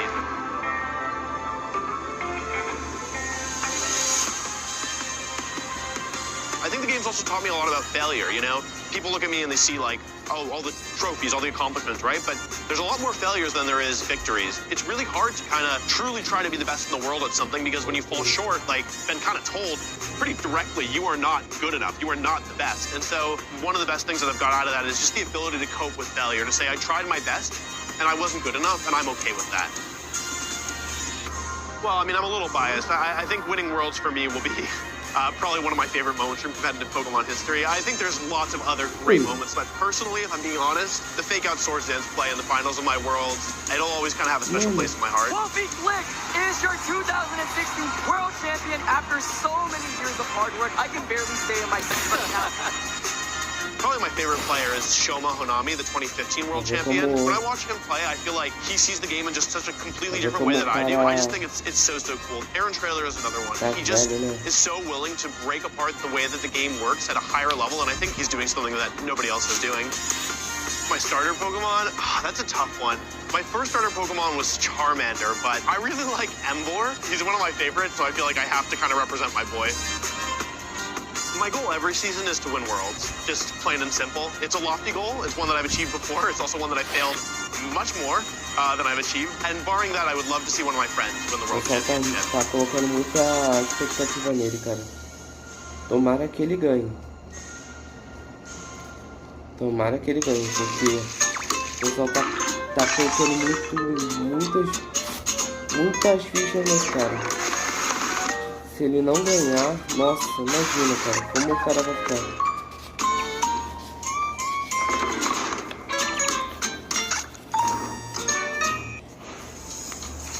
Welcome everybody back to the Utrecht Special Championships. If you're just joining us, we are here in day 2 of an intense weekend of Pokemon action. I'm David Partington, joined by Marcus Harmon on the desk for you again, shortly getting into our round 11 of our Swiss.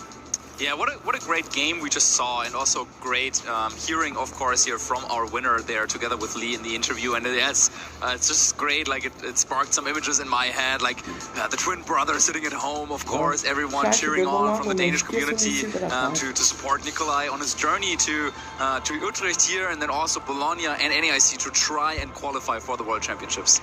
Yeah, that kind of journey is what it's all about for a lot of our trainers here.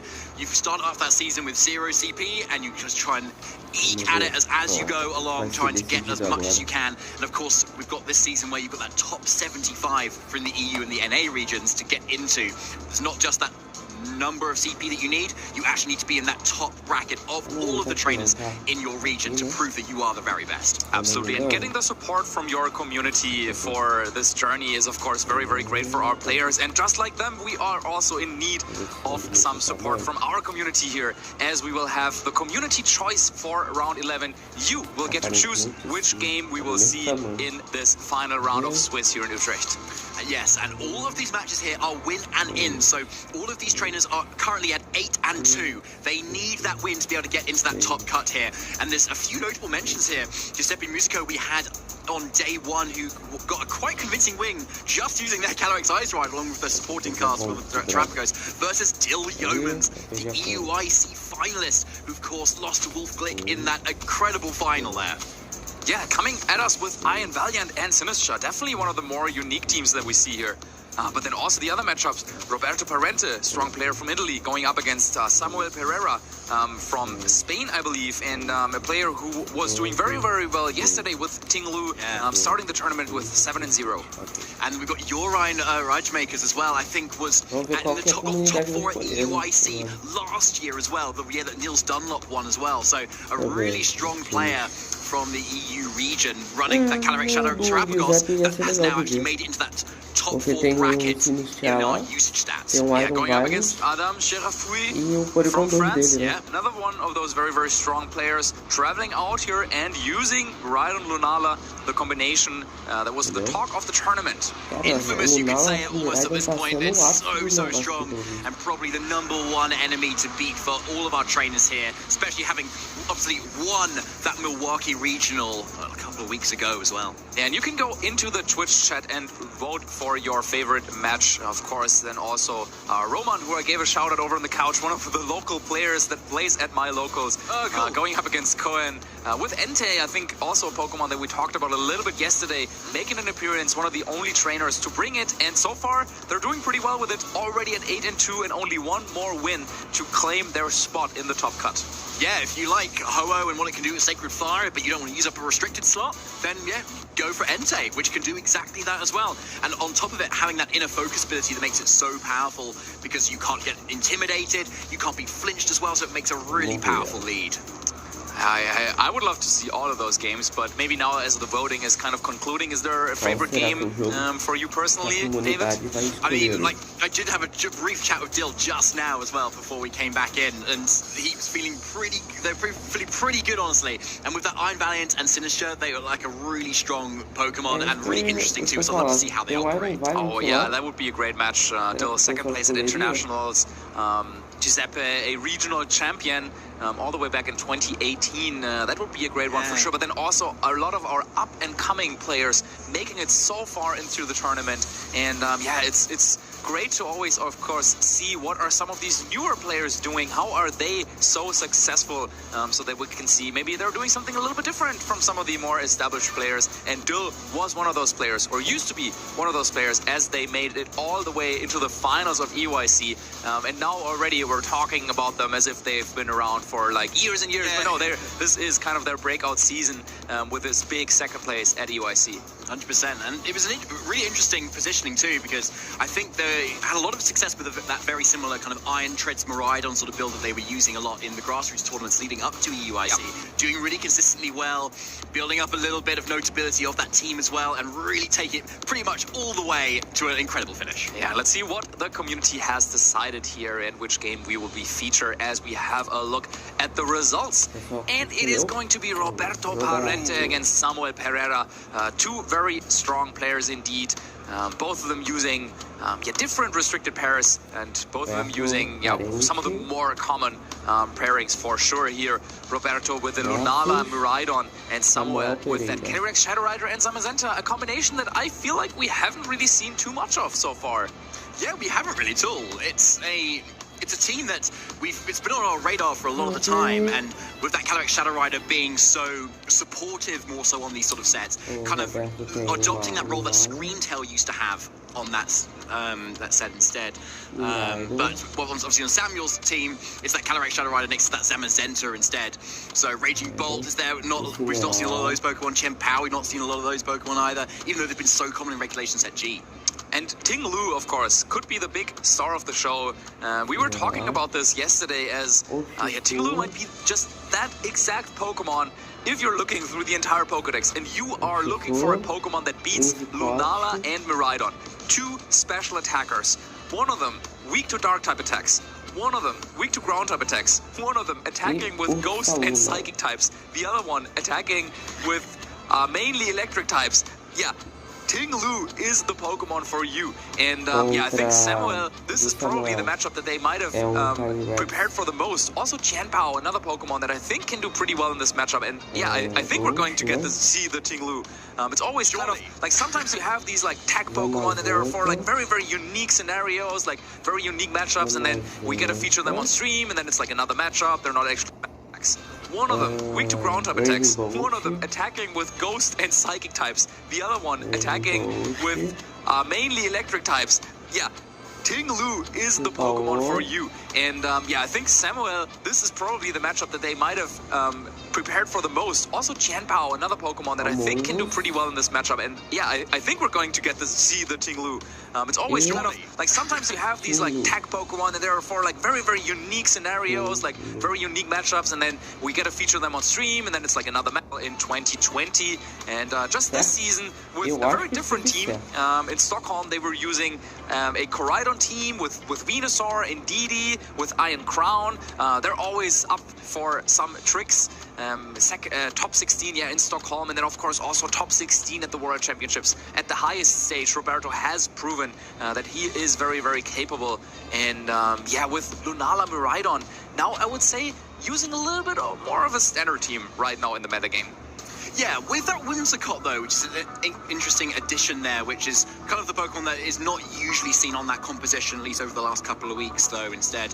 Which is a really nice option though, right? Because Whimsicott offers so much, as we saw on the World Championship winning team from last year that Luca Cherubelli used, to be able to provide those practice speed control options with Tailwind, that light screen that can really help with those special attackers, and that Encore, which is so good at locking your opponents into any sort of setup move that they want to try and go for, which means you can kind of freely capitalize on just the maximum amount of damage that's coming out. And combined with that Urshifu, it's a really nice option to be able to punish any sort of protects or any sort of like trick rooms that might be coming out, especially from those Calyrex Ice players at the moment, who are often trying to carry Leech Seed, Protect, Trick Room. Whimsicott can come in and just shut them down and not worry about having to get hit by a Glacial Lance. Absolutely, and well, in this game, I think one of the important things, of course, will be to how do you deal with Ting-Lu? Now, there's, of course, you were hinting at some options like that Urshifu, but then looking at the other side, our other player, they will be using the Ting-Lu. Again, I think usually, well, there were some formats where Ting-Lu was very, very common, but then we haven't really seen Ting-Lu show up in this format at all, right? No, exactly. Maybe like alongside a solo Dondozo, which where we've often seen it as that kind of combination in Regulation Set G and other previous formats as well. I think Darway C in the NA circuit was using it quite a lot as well. But I think we're going to have a look at Samuel Pereira as well to have a closer look at where they've come from as well. And it looks like just a few weeks ago, it was the Severe Special Championship that they got top 8. So coming off a really recent, a really hot finish. Yeah, and maybe they were saying, hi, you know what? I got top 8 at Seville. Maybe I could qualify for Worlds. Like, what if I went to Utrecht and Bologna and just, yeah, did it in the second part of the season? But yeah, of course, there's no rule saying that you have to play the entire season. You can just get started whenever. And it looks like Samuel did exactly that. And now had a very, very strong record already. And with a win here and some more championship points, maybe a player that no one really expected before Seville, they could claim one of those top 75 spots in Europe. Yeah, like especially if you can obviously get that win, you get that automatic ticket. But at the moment, if you can kind of snowball, as you were saying, Marcus, and get as many points as you can in that short space of time, it's still very much possible. It's a lot of championship points, and if NAIC is on the cards for them as well, then that's even more of a shot.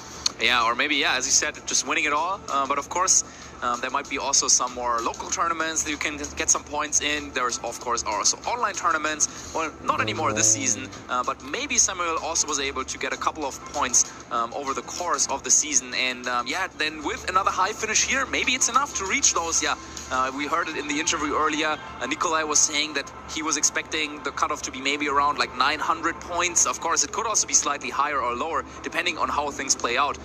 But yeah, with another high finish, maybe Samuel, yeah, is looking good to get there. Yeah, and why not as well? I was just looking at the top 18 that they actually got at Seville, and it is that kind of Terapagos sort of team with that Screamtail, Incineroar, Ogerpon, Cornerstone, Rillaboom, and that Ditto, which is a really cool composition. But interestingly, they didn't actually end up going for the kind of edit of that team like we've seen other players go for with adding that Calyrex Shadow Rider instead of that Screamtail. They've gone for a completely different set and still doing very, very well. Yeah, definitely proving that they can play with the best here. Samuel showing a very different play style, as you said, and just identifying that this is the type of team that they believe in for this tournament. And yeah, on the other side, Roberto, I think, yeah, usually, as I said, you known for using a little bit like off-standard kind of teams. also changing it up a little bit and going for what seems to be the hot talk at the moment, Miraidon Lunala. So maybe both of these players doing something that is a little bit outside of their comfort zone, but doing it in a way that, of course, will allow them to grow as a player going forward. And they're also able to get some really good results with this here. Yeah, they definitely are. And I wonder, like, I'd love to have a chat with them a little bit as well, especially Samuel, to see what led them to kind of get suddenly into that top 8 at Seville as well, where a lot of trainers are obviously trying and vying to get into, especially when they're just starting out on their G careers too. So, but it's going to be the matchups, obviously, between these two very accomplished players and, of course, their two teams as well. Unique restricted Pokemon and also unique supporting cast as well. There's no common Pokemon between these two teams at all. So we've got, you know, Amogus versus Whimsicott on those grass types, Ursaluna versus Tinglu on the ground types, Chien-Pao versus Incineroar on the dark types, and Raging Ball and Urshifu are two different Pokemon. Yeah, so definitely some sort of like similar construction that these players might have. But yeah, they will play at definitely a very, very different pace. And as both players know that this is a win and in scenario, both of them, yeah, they will feel the pressure. And they also know that there are not that many chances left. Now, actually, we had a quick look at the standing, and it seems like Samuel is doing quite well in terms of championship points. Might, with this finish, already have secured their invite. Roberto, on the other hand, might need just a couple more points just to feel extra safe. So, yeah, potential World's invite on the line here for Roberto. And this is, of course, an extra layer of pressure that might be at play here that we don't really get to see when just looking at the game or like the tournament. It might not tell the whole story because Roberto maybe in his head is already running some number, like a lot of our players are doing in this point in the season. Like, where are you at? How many points do you have? And maybe with this win, potentially he could claim his ticket to Worlds. That would be absolutely massive here. So much on the line for these trainers right now. This final Swiss round between our illustrious top cuts here. As you can see the attention and focus on both of these players, particularly on Roberto there. Both going for the slight chair swivel as well. So an even match up in terms of that as well, showing the small amount of nerves, but the comfort that that provides as well. I've sat in those chairs a little bit during rehearsals as well. They're super comfy, very tempting to just kind of rock back and forward and just know where you stand, know where your stance is, and get into that mindset for that game. Yeah, and this trainer is looking determined to qualify for Worlds. Both of them getting ready, getting set up in the game. We have a little Mewtwo plush there for Roberto. That's something that you're rooting for? Yeah, rock back and forward and just know where you stand, know that we probably want to see more of here on our screens, which we've seen obviously so much of and should look very familiar to you if you've seen the Milwaukee Championships. But adding in that little cheeky little Whimsicott instead, there is that Wide Guard on Lunala, which can cause so much disruption, especially versus any Calyrex Shadow Rider that's going to be on the other side with that Astral Barrage, but obviously paired off with a lot of very strong options there, Marcus. What stands out to you? Terra Bug on Incineroar and Terra Grass on Urshifu, as well as Terra Ghost on Miraidon. I feel like these are some options that we don't get to see that often, and some small adaptations to what we're used to seeing with this Lunala and Miraidon combination that is really establishing itself as one of the main threats in this Regulation I format. Other than that, yeah, Terra Water, Whimsicott, he got creative a little bit, I would say, with the Terra types.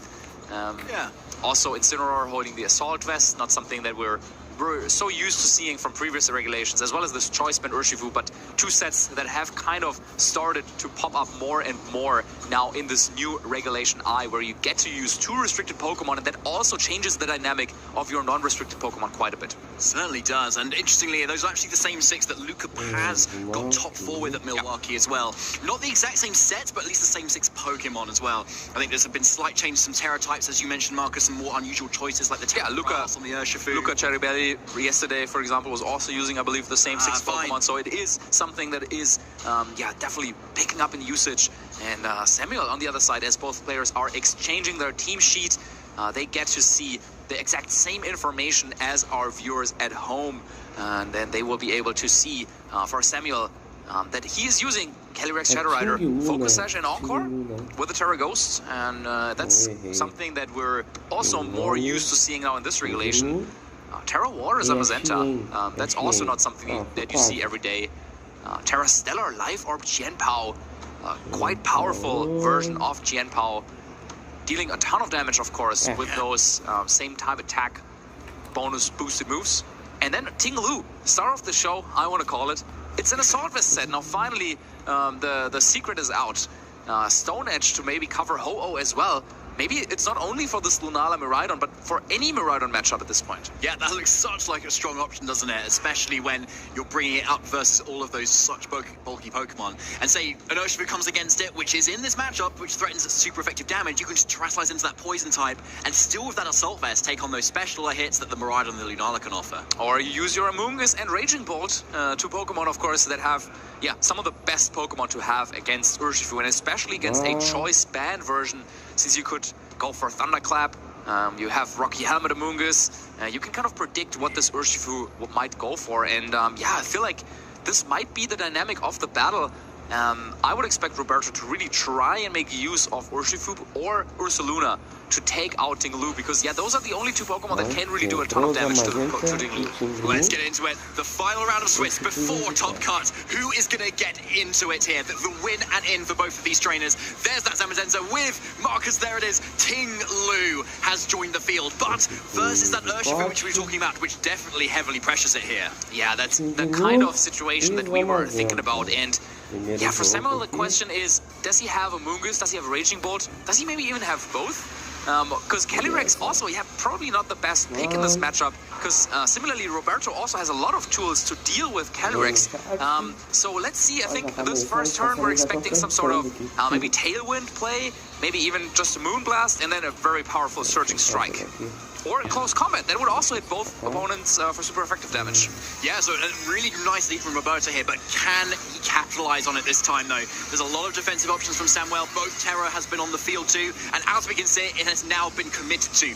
Literally on this turn one, Samuel go for that Terra Poison, keeping it very safe from pretty much anything Roberto can throw out here. It's going to be that Tailwind coming out from Whimsicott, making sure that everything is as speedy as possible too, and the Surging Strikes is going into that Zamazenta, not falling for the Terra option / switch that Samuel could go for. And let's see if this does half damage to Zamazenta. Yes, just about. So that is really key going to the next turn to potentially get that Oko for the next turn.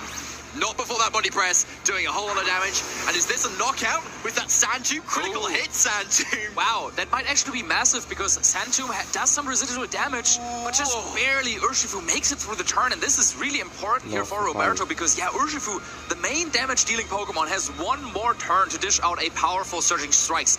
But you have to choose a target now. Do you want to go after Zamazenta and potentially knock it out? But then, how do you deal with Ting Lu? That would still be at full HP. Urshifu is kind of guaranteed to go down at the end of this next turn. And a big decision for Roberto to make. Yeah, so there's the Encore that we've been talking about, that locks this Ting Lu into a move that's a little bit safer for whatever Roberto might have it in the back here. But Surging Strikes is definitely going to hit into that Ting Lu right now, doing a decent amount of damage despite it, but we know this Ting Lu's going down this Urshifu is going down very soon. Urshifu is going down, and this might be a double KO. Yeah, Heavy Slam coming out into Whimsicott. Oh no, that was a body press, maybe going for a read there.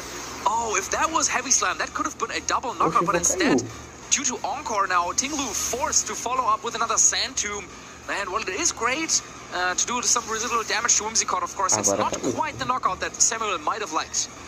Although, in that position, do you want Whimsicott to go down in that position if Roberto is able to bring in two really powerful Pokemon with the Tailwind? But as we can actually see, though, there isn't that second restricted there. It is the Incineroar instead of that Lunala. So it's just Miraidon that's going to be making the most of this Tailwind at the moment. Yeah, now Samuel, of course, does not know this, but because Roberto was able to force the Terra out of Ting Lu, Miraidon can now hit it with electric type attacks, and that is definitely something to keep in mind. Now, we still don't know what Samuel has in the back. It could be Amoonguss, it could be Raging Bolt, two Pokemon that, could also take on those electric type attacks. So, because of the fact that Roberto's Miraidon is choice specs, I think it's really important to have the option to switch around. But of course, with Whimsicott being locked in now, with the Sand Tomb, you actually don't get the luxury of switching out that much. So, I wonder if you just want to go for a Volt Switch here potentially for Roberto. But that might not even be enough to get a KO this turn. Yeah, well, I've seen what the Spartan actually locks into here, and the Zamazenta can potentially protect. The light speed's going to go out first, so this Whimsicott can definitely still put up all the supporting options it wants to. Volt Switch is enough to pick up that Zamazenta. No protect to speak of there. So a really nice play there to be able to switch right back out, not get trapped in by the... We know what the Sand Tomb is going to be coming out this turn, into that Incineroar. Yeah, Sand Tomb will hit Incineroar on the switch in most likely, but Incineroar has the option to U-turn out of that trap, so not that bad, I would say, for Roberto, but here it is, hits once again. Of course, that move is not fully accurate, so yeah, also something to keep in mind, but it will connect to Incineroar, and now we got confirmation of all of the Pokemon Roberto brought to this battle. No Lunala, and now Samuel, I feel like, yeah, this is kind of the setup that he wanted. Now, 2 Pokemon that are kind of weak, trapped on the field, and if you have it, you could bring out Calyrex Shadow Rider potentially. You could also go for Raging Bolt in this situation to abuse Electric Terrain that your opponent has set up. Yeah, exactly. So you've got so many options that you can still kind of go for, especially when you've got 3 Pokemon apiece here. Still allow some switching to happen if you're on Samuel's end, but yeah, Roberto kind of limited at the moment. But you do have that Fake Out turn with Incineroar here. But yeah, versus the Ghost type, maybe not that effective. But especially when nothing's been locked into yet for Incineroar, the Encore and Calyrex Shadow Rider isn't quite effective right now. Absolutely, and we still have one more turn of Tailwind, but I doubt that Incineroar would be fast enough to outpace Calyrex Shadow Rider, so yeah, we might see a double up coming out into that slot. It is a Focus Sash on Calyrex, but the position that Samuel has played himself into is, with Calyrex, you could take the KO on Whimsicott this turn, and that way you would get the boost from Grimnay, and you would deny any future speed control, and that is exactly what we're seeing.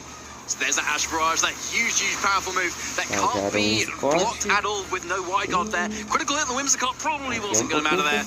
But yeah, a very healthy amount of damage, and thanks to that Focus Sash, it's definitely going to be able to survive whatever this Incineroar wants to go for here. Interesting to see what the speed priority here will be. So Incineroar is able to come out first, and yeah, actually that is that knockout there, straight into that Calyrex. And now, yeah, we get to see the strategy Roberto is trying to play for. The game plan here, Ting Lu still on the field, unfazed in his lane, just chilling there, going for more Sand Tombs, but how will Roberto deal with it? I feel like the answer has got to be, you want to go for a powerful attack with Miraidon. However, yeah, let's not forget, this is Assault Vest, Vessel of Ruin, and Electric Terrain is also running out at some point. So, yeah, will Roberto have enough damage to take on this Ting Lu? Yeah, I don't know really. I think obviously we've got the Assault Vest and the Vessel of Ruin that's slowing the damage, so this Chien-Pao is also somewhat protected by Miraidon, but Chien-Pao is a little bit squishy, so I think it's likely to go down to whatever attacks it brings out at the moment. And one thing that is crucial here is also the speed interaction between Chien-Pao. It will move first, but goes for the crunch, predicting the Terra Ghost, but it was not to be seen. Instead, just a regular Electro Drift, and this will knock out Chien-Pao in one hit. Big turn for Roberto. Yeah, huge turn there, trying to predict that Terra Ghost, but absolutely not there at all. One hit KO going back there. Great play from Roberto to just not get into that obvious Terra. Great way to save it. Flare Blitz into that Ting Lu. It's going to be able to take another one still, despite that. So the question is it how much damage does it do? Oh, I think it's going to hang on. Yeah, it's going to hang on just barely, and that will be game 1 for Roberto. Yeah, it just about hangs on, and we know this Ting Lu can't protect, so it's going to be a fairly swift double up going into the next turn to be able to secure that game 1. Just one turn away, one more round of Sand Tomb would have been enough, but yeah, instead, Ting Lu going down to Electro Drift, not something you see every day, and Roberto with this key prediction, not going for the Terastallization. And sometimes also that can be a big risk and can be a big prediction, not doing something, and he did it in the exact right moment and wins game 1 because of it. Yeah, huge plays there from Roberto. I love that, actually. And, like, interestingly, Samuel did have that opportunity to protect that Zamazenta before it went down versus that Miraidon that Volt switched it too. So it could have been that extra turn of chip, say, on some of those other Pokemon that they would have been able to kind of get more damage around. Yeah, Sand Tomb onto that Incineroar to be able to, as it came in. Yeah, a really close one. And not in the way I really expected it to, Marcus. Yeah, definitely could have.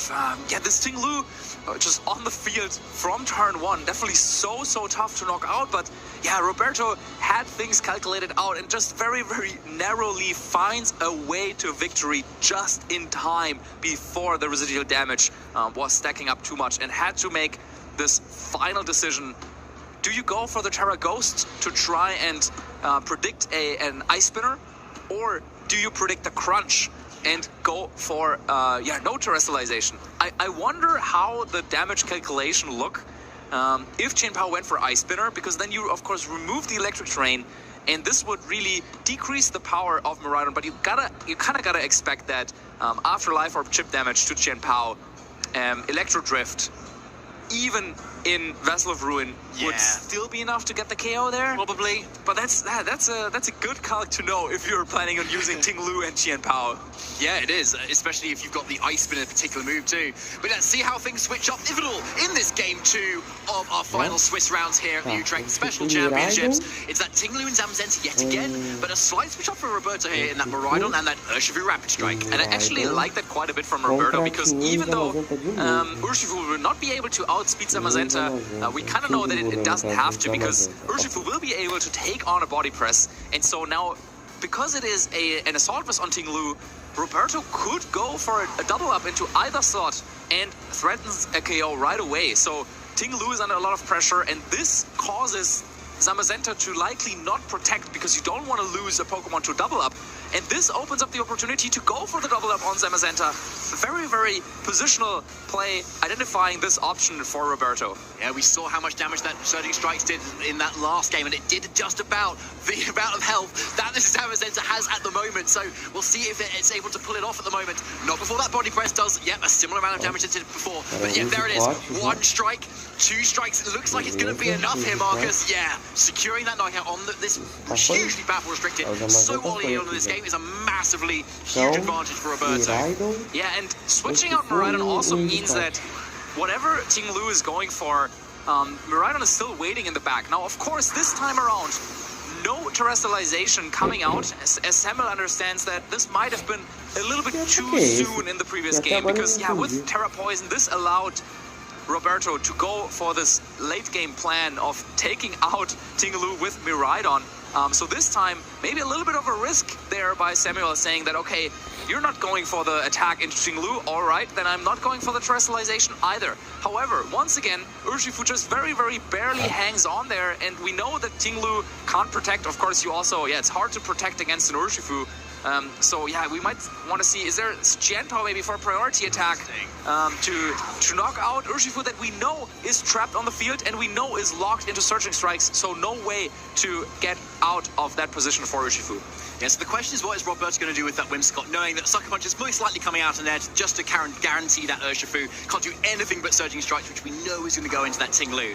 I mean, something you could do here is still commit that Terra into the Ting Lu, for instance, and maybe try and get the double KO with Ice Spinner or Whimsicott, and then have the Urshifu survive. But there is that safe Sucker Punch instead, ensuring that Bear is definitely going down and keeping the Terra very much preserved on this Ting Lu. Yeah, Whimsicott is ready to attack though. Moonblast into Qian Pao. Will it be enough? No, the Vessel of Ruin. Yep, so important, and Samuel probably knew about how much damage that was going to do, and feels safe leaving Qian Pao exposed there against Moonblast, as Whimsicott is now also being trapped by the Sand Tomb. That's so cool, yeah. These Ruin Pokemon coming back into the fray again after, like, what, Regulation Set C? I think we maybe last saw Ting Lu in its rise. And yeah, like a couple of years later, it's really showing its offensive pressure here versus these, supportive teams which aren't really doing a whole lot. So Miraidon in the back is looking like it definitely doesn't want to deal with this Ting Lu here. So yeah, what can Roberto do to deal with it?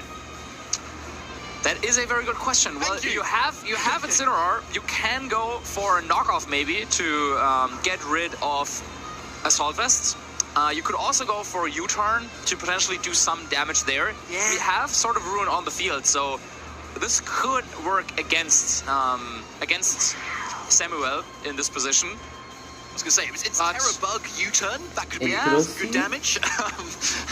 Don't see a lot of. But yeah, it is a very good question indeed, because Ting-Lu not only does it have Sand Tomb, but also later on, maybe it could go for like a Stone Edge into this Incineroar. It could go for Ruination. It could go for some Snarls.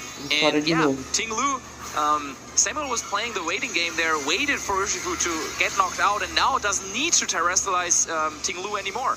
Yeah, it's looking in a very strong position. So it's the Terra Water, though, that's coming out into the Whimsicott right now to maybe keep itself safe from an Ice Spinner that could come out, keep it around a little bit longer versus these two Dark types at the moment. But yeah, that Moonblast is not going to be able to KO this Ice Spinning Chien-Pao, first of all. So it's going to be that Incineroar that we know comes out first. It's that knockoff, as you said. It's going to be able to lower the special defensive presence of this Ting-Lu to be able to hopefully get knocked out by whatever this Miraidon can go for in the back. But not before this Incineroar is trapped in again with that Sand Tomb. But not from a U-turn. U-turn will be able to allow this Incineroar to pivot out if it so chooses to. Absolutely, yes, but then you are forced to bring in Miraidon, and then Ting-Lu gets another chance to go for a move there. Now, Whimsicott could have gone for Tailwind that previous turn, but Roberto was kind of ready to knock out Chien-Pao right there and then. But yeah, Samuel making a nice prediction there, I would argue, and protecting Chien-Pao. So now terrestrialization kind of wasted over on the Roberto's side. And yeah, you could go for Tailwind this turn, but it's not going to really help too much against Chien-Pao. Incineroar will still be slower than Chien-Pao, and it was already faster than Ting-Lu. So nice play by Samuel there on the previous turn, as now Chien-Pao might want to go for maybe a crunch into Whimsicott to knock it out, and now you're kind of forced to go for the Tailwind. But no, actually it's a Sucker Punch. Wow. Sucker Punch instead. So yeah, because of that Tailwind, there's no Moonblast coming out. Good call from Roberto there, especially if we know this U-turn's going into this, well, no, not the Chien-Pao. So the Chien-Pao actually gets away with it, but it's still probably very good damage on this Ting-Lu. Any sort of extra damage is really going to help to potentially get this Ting-Lu, this huge bulky beast, in range of what this Miraidon can potentially do to it here. Yeah, let's see if it's another Sand Tomb. And it is Ruination. Oh, Ruination. Okay. Half HP gone for Miraidon. That's pretty big, right? Because that's in range of what Chien-Pao can do now. But we've already seen Intimidate on Chien-Pao. There is still Terra Stellar available, but Roberto could also switch into Incineroar. So now we're thinking like, how much will Sucker Punch do? I mean, it is life or boosted. We got Sword of Ruin, and we got a potential Terra Stellar as well to boost up the damage even further. So yeah, that is something, again, one of those unique kind of damage calculations where I don't know the answer to, but I think right now it might be enough to get the KO. So Roberto probably has to switch an Incineroar if he wants to play around this. Agreed. And this Miraidon doesn't have Dazzling Gleam on it, so which is really key in this matchup too to make it even harder. Another way though, yeah, I just thought about this as well. You could switch in Incineroar as well, and then go for the Moonblast into Chien-Pao, because now also Whimsicott should be able to take a Sucker Punch here. And yeah, Samuel of course can only go for one of the two targets. Let's see what he chooses. Okay, so there is that Terra that's coming out from Samuel's end. So this is either that Terra Stellar on that Chien-Pao, which is coming out. Roberto was ready for it. Yeah, knowing that extra damage is most likely coming out, and it's going to be spent too, because that Terra Stellar only works once for each type of move that you choose to lock into. So yeah, there's another Sucker Punch that fails. Great call from Roberto there. There's that Moonblast picking off that Chien-Pao, and Miraidon's looking really strong now. And Roberto Parente just very, very close. He can taste it already. So close to qualifying for the World Championships. Based on his points, and another Sand Tomb that's gonna hurt a little bit. But yeah, definitely a big turn for Roberto in this battle. Once again saying, I only need one restricted Pokemon. I only need Miraidon to do all the damage, and all of a sudden it's Whimsicott taking an important KO with the Terra Water. Yeah, probably not something that happens that often.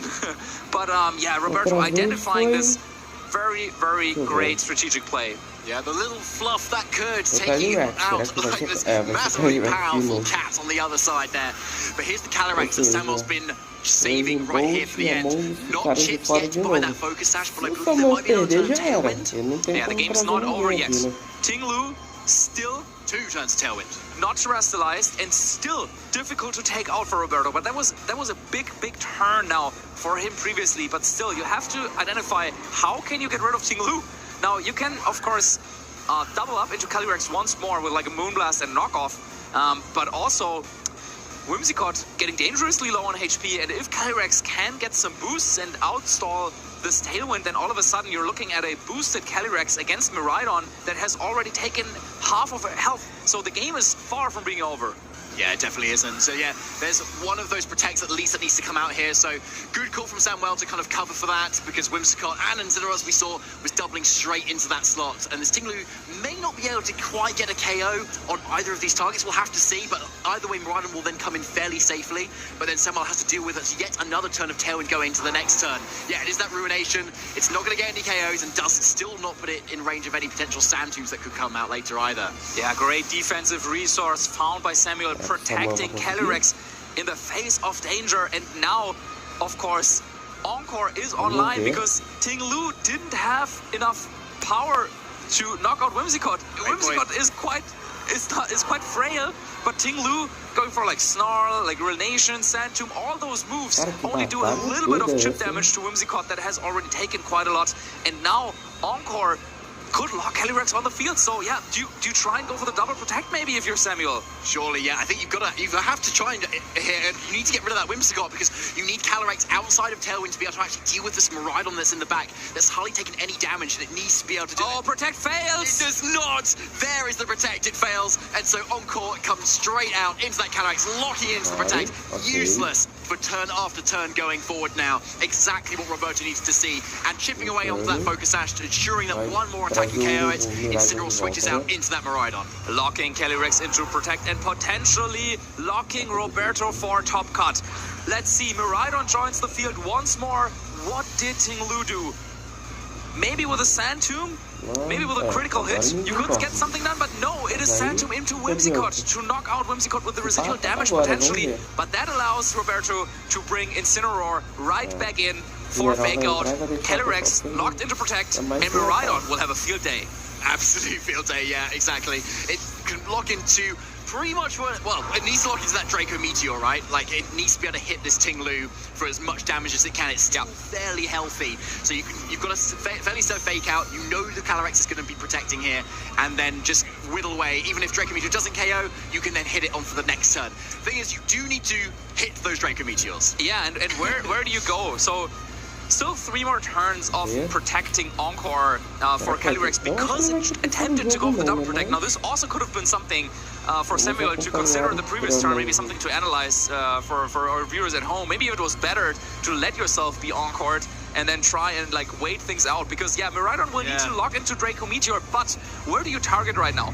Calyrex will protect this turn, but if you target down the Tinglu, then yeah, maybe actually that's the plan. Just go after the Tinglu right away. Maybe don't even go for fake out. Just go for Draco Meteor and U-turn. You knock out Tinglu this turn, and that is enough. Roberto knows that he's got this locked up as well. A huge move there. And we even know that if somehow we had a load of like misses from these Draco Meteors, that this Rodham can mostly still survive an Astral Barrage that could come out from this Calyrex here.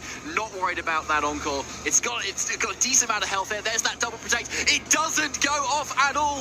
Let's see if this Draco Meteor hits. There it is. It's at -2, but it's still enough. And there it is. Roberto Frente taking this game and getting himself into that top cut.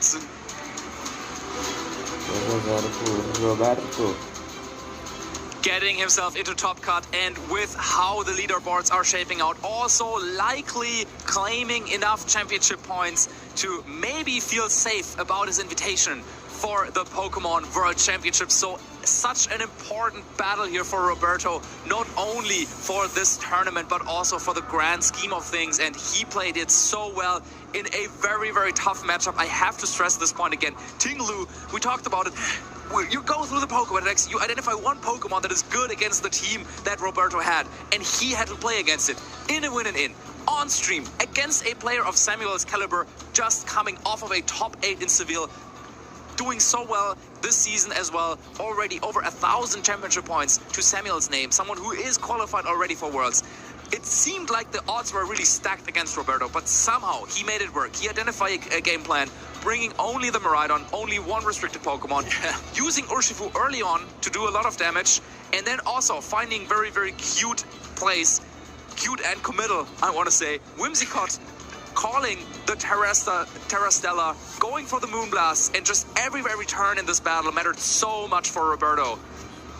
Yeah, it really did. Like, it came down to the wire. A lot of these kind of chipping away moves and the locking in of the Pokemon that couldn't really switch out much. Roberto was able to play around that so much. And yeah, that was that Gem Pow. It was so good to see. Calling the sucker punches every turn, calling that when it was to not Terra to get around it as well. Like, just every single turn, he was just calling out Samuel, showing just what he needed to do to get that win.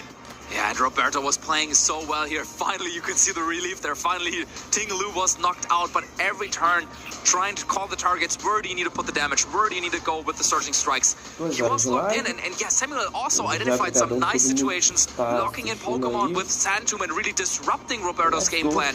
But big Moonblast into Jianpao. I think this was definitely a key turn, predicting this Terra Stella, getting the KO on Jianpao, and then eventually locking Calyrex into Encore, knocking out Ting Lu finally with the Draco Meteor and taking home this set. Yeah, so satisfying to see. Like, I still can't believe it. Yeah, like Ting Lu just seemed to solo Roberto's team, didn't it? Like, it just seemed on paper, in theory, it should do that. But yeah, with the knockoff on the Assault Vest, get rid of that, to allow Miraidon to kind of go up against it and do a little bit more damage, it was just enough. I mean, looking at the moveset of that Ting Lu, like, it obviously didn't have a lot of moves that could do a lot of damage, right? It had Sandtomb as its main ground type of move, had Ruination, Snarl, and that Stone Edge. Like, we want to see maybe slightly different moves into that matchup, like a Stomping Tantrum at least, or something to deal just a little bit more damage, because even Whimsicott was like still surviving from this Ting Lu. It couldn't get rid of it, and like Ting Lu's a Pokemon that gets access to Heavy Slam. Maybe it's the moveset that needs to be different there. I don't know. Well, I definitely agree with you to some extent. However, the thing is, very rarely you can afford to dedicate one Pokemon entirely to just like one team and one strategy. So I feel like a move like Stone Edge, while it doesn't really have any use in this matchup, it is generally useful, for example, against those Ho-Oh teams, which also are running around together with Miraidon. So Ting Lu, I guess, is not only there for the Miraidon-Lunala matchup, but also against Miraidon Ho-Oh teams. Maybe it could even do something against, like I don't know, Ho-Oh Calyrex Shadow Rider, if that ever pops up, or Calyrex Miraidon even, like Jamie Boyd is using. So yeah, you don't want to over-index on just one type of team, but in this battle, yeah, Stone Edge wasn't the move to click ever. And yeah, if it was high horsepower or Stomping Tantrum rather, that could have been a little bit better. But of course, yeah, you never know what team exactly you're going up against. And yeah, also you got to feel with Samuel here, who maybe was feeling great going into this matchup. It's probably a matchup that he's practiced against a ton. Probably a matchup that he's already won a couple of times already in this tournament. But yeah, Roberto, once again, you got to give him credit, identifying a line of play and also like a kind of momentum of how to approach both games, trying like different leads, but identifying ways to deal with the Ting Lu at the right time. And I think that was key, because game one, he left Ting Lu there until the very, very end of the battle, and it almost happened again in the second game. And I don't think that was like coincidence. I think this was very well planned. Roberto identifying, okay, I need to deal with Zamazenta first, because it would require too many resources right now to go for a knockout on Ting Lu. And you also, of course, there always could have been like an Amoonguss or Raging Bolt waiting in the back as well. Yeah, like, there's so many different things that could have happened there. It's just great to see how, like, he practiced that. And I wonder if he kind of practiced that at locals as well. Yeah, I wonder if Ting Lu is maybe one of the Pokemon that now people will try out at their locals as well, right? Yeah, exactly, or maybe the inspiration came from another player there, for instance, because it's like, even until you think of it, you don't even know it's an option sometimes. So, and that's a lot of what of our trainers out there have been doing a lot of, and ourselves as well. You mentioned locals earlier too, Marcus. So if you're interested in getting into the local scene, check out this video.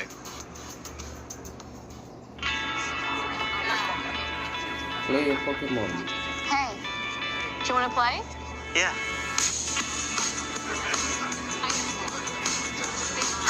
Nice. One shot? Yeah.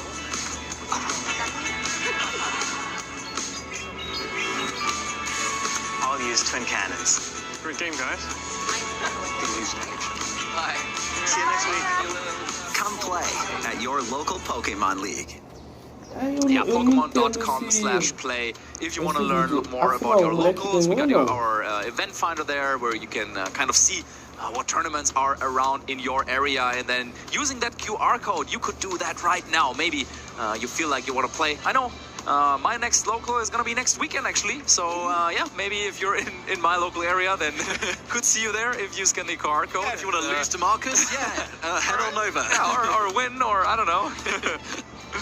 But yeah, of course, always a great way to getting started, to get into the game. And also, yeah, if you're doing well, you could already claim your first couple of championship points to potentially your own road to Worlds later on. Yeah, 100%. Yeah, championship points are very much on the line for even these local events as well. And I'm sure all of our top players here are really making the most of those locals to kind of get as much championship points as they can to kind of get, even if it's you're one step above another player in that leadership board, it's still really exciting and it still makes a big difference. And then the next step from going from locals is, of course, at some point you might also want to go for some of those major events. And let's have a look at how exactly you would sign up or spectate events. You will see it down there. Arcanine.gg/events/Pokemon is where you can find out all information about upcoming major events. Of course, as the season is already kind of coming to its climax with the World Championships, there might not be that many events left, but yeah, maybe bookmark that link and check back later if there are no events that are interesting for you right now. Yeah, 100%. Like, there's always going to be more Pokemon action wherever it is as well.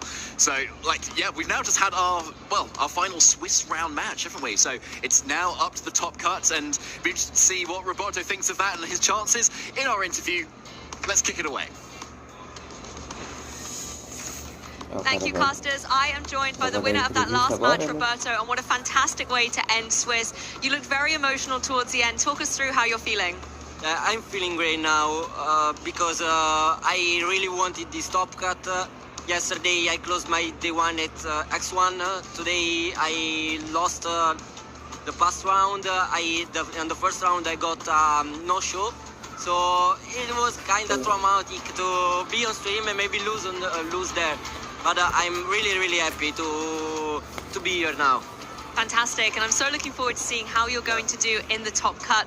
Let's talk a little bit about this match, because one of the Pokemon that our commentators were talking about a lot was the Whimsicott. Yeah. And Whimsicott obviously can get up to a lot of tricks, but you were also running this Terra Water. Talk us through why you put Whimsicott on your team. Well, this team, of course, I just ripped this team. I stole this team from a friend. Okay. He made this team before the Milwaukee Regional. Okay. So it was a great meta call by him. And we decided Whimsicott is just better for us than Grimmsnarl. Because I'm not a Grimmsnarl player. The only time I played the Grimmsnarl, I went like 0-3 drop. Okay. So never... That's not the choice. Never more. And so Whimsicott is a great piece in that kind of matchup. Because it allows your Urshifu to outspeed Chempao, Calyrex, Zamazenta, and you can deal a lot of damage with him with that, because with Choice Band Urshifu really it's hard. Yeah, and Whimsicott can do damage by itself. Whimsicott helps with Tailwind, helps with Anchor, like on stream blocking the Calyrex. And it was great with the Terra Water too, because I kind of stood in front of Chempao. So yes, it was a great choice. Yeah, it was a great showcase as well, and I think a lot of trainers watching your match will also be trying out Whimsicott going forward. Yeah, on the opposing side, Ting-Lu, right? Ting-Lu's a very difficult Pokemon to deal with. Of course. How did you plan against it? Because you were successful, but it looked like it gave you some difficulties. Yes, because of course I'm running Miraidon, so against Assault Vest Ting-Lu is not that easy. But I had the Urshifu, so I kind of put all my fishes on it, and hoped that Miraidon with Incineroar in the back would be enough to close the match, because he has a very speed team, a very quick team, but with the Tailwind and Miraidon, the help of Incineroar, I think that Ting-Lu was problematic, but in the first game he went for the Terra Poison. Yes. It made it a lot easier for Miraidon to handle it. But I think that once I knock off the Assault Vest, then Draco Meteor is just a great way to deal with it. It felt like you had a lot of tools with knockoff, for example, as well, to deal with it, and you played it perfectly. At the end, though, I have to say, I saw you click Draco Meteor. Were you... I I don't know if just one miss would cost me the game. That's fair. Maybe yes, because if I lose in scene, then it's a bit problematic too. Or even the 3 protect in a row of the Calyrex scared me, but I had to play my odds in there. I could try to predict that maybe doubling the Tinglu. I thought a lot of on making that play, but it was just risky, and I just had the odds with. Com deck de zona vazia. Well, it's good to see the confidence you had in your Pokemon as well, that it would connect that move. So for the trainers at home, to kind of get to know you better, how's your season been so far? And are we looking towards Anaheim for Worlds? Well, my season started very, very badly.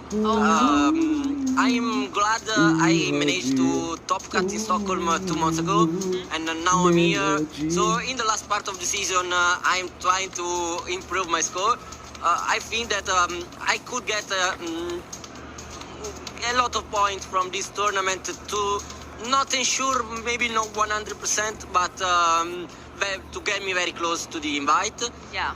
Yes, I'm aiming to Anaheim, so I just hope to do even better now and try to secure my Worlds invite now. Who knows, maybe by winning the tournament. That's true, you'll get that golden ticket and lock your invite straight away to Anaheim. Yes. So I know Top Cut is just around the corner, so we will let you go and get rested, but beforehand, are there any shout outs to any teammates or friends you would like to give? Yes, of course. The first person I have to shout out now is my friend Mattia Angelini, because I built a team with him, and we played a lot, we practiced a lot. He made a lot of calcs, he helped me a lot. I'm glad he also got the 2 today, because he really deserved it. Oh, that's and good. I'm glad the team put really in a ton of work. And then I have to shout out the whole Team Aqua for always being there, helping my roommate Olimak, always helping me. And the biggest shout out of all may go to my grandfather, who passed away a few weeks ago. He's the only reason I'm here now. I started playing thanks to him, so I cannot thank him enough. I just hope to win this tournament for him, because I know he's watching him from above, and he's cheering for me stronger than anyone else. So I just hope to take it all. Those are some beautiful words, and I'm sure he's very proud of your performance today, and I hope you are I as hope well. so. I hope so. Fantastic. It's great to hear all the teamwork and friendship that goes along with Pokemon as well. So thank you so much for your time. Thank you. Best of luck in Top Cut. I can't wait to see how it goes. And speaking of Top Cut, it's going to be coming up very shortly. So go get ready, go grab a drink, and we'll be right back.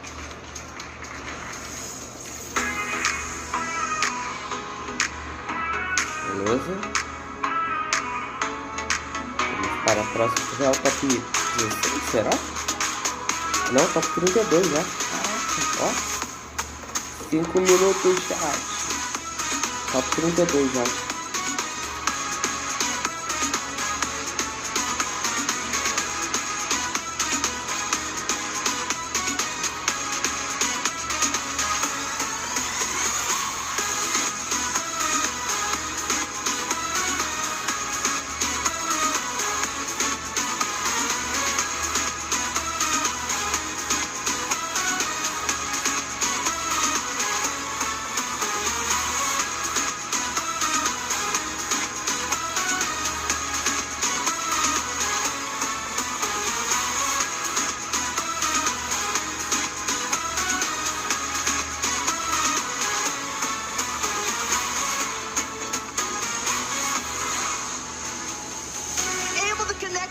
Point it might be too little, too late. Bubble damage coming through, still tapping, some clapping. Let's give it up here. Pato Man is your 2025 EUIC International Champion. He's already stopped tapping, but he's still got it down. Look at the go. Give it up for Pato Man.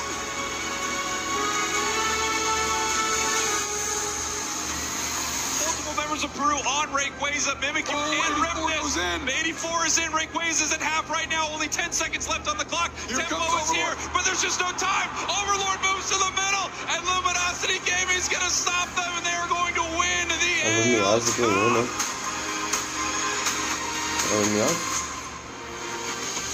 This is so tense. damage on Lugia. Oliver draws for turn. There's the boss. There's the Luminion, so he has an Ultra Ball in hand. In the hand. There it is. Oh my gosh. It all has to come together. Luminion for boss. Boss the bench. Drag apart. And Oliver is your UIC Juniors champion. Trippy and Draco will be going down. Maybe there will be two Dosco in play. Esse foi o brasileiro, né? Olha que maneiro. I always call it and I'm always burned, but I'm gonna call it again. Nathan, there we go. There is the handshake. Gabriel Fernandez Esse foi massa. Esse aí eu vi. Esse aí eu lembro de ter visto. UIC 2025. Congratulations. Foi o Gabriel, né? This is where dreams are no longer imagined, but Opa! Buenos dias, Anônima. Bem-vinda de volta. Conseguiu descansar, Anônima? 3,300 challenges and one final brilliant dance partner in Natalie, all stood before him. Yet now, Conseguiu descansar ou ainda tá com sono? Ou tá igual eu? Ah, isso aí foi triste, né? Precious Trolley getting all of your basic Pokemon out. Whatever 5 basic Pokemon Ryuki wants to get on the board here are coming. Here we go. Look at all the pieces. Isso aí foi triste, que não veio nada pra ela. Nossa! Foi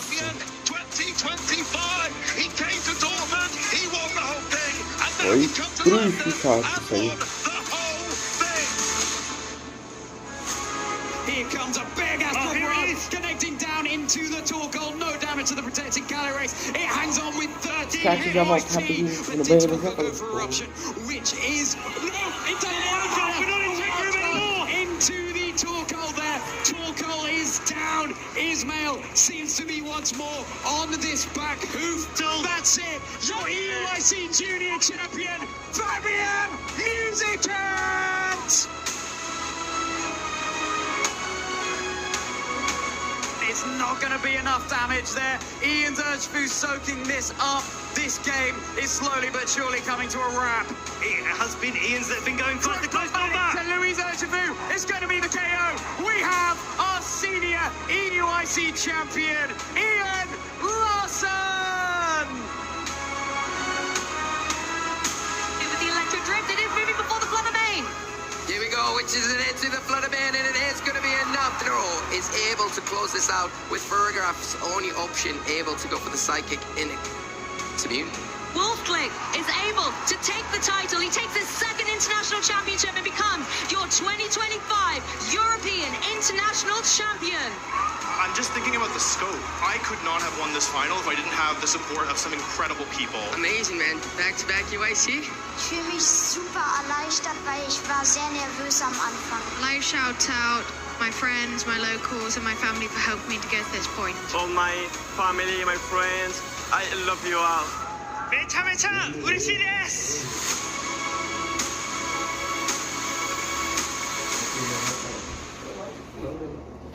Eu acho que vai depois. Aí, voltei. Anônima, falou alguma coisa aí? Anônima voltou a dormir, isso sim. Vou beber aqui água, chat, bebam água, não esqueçam de se tratar.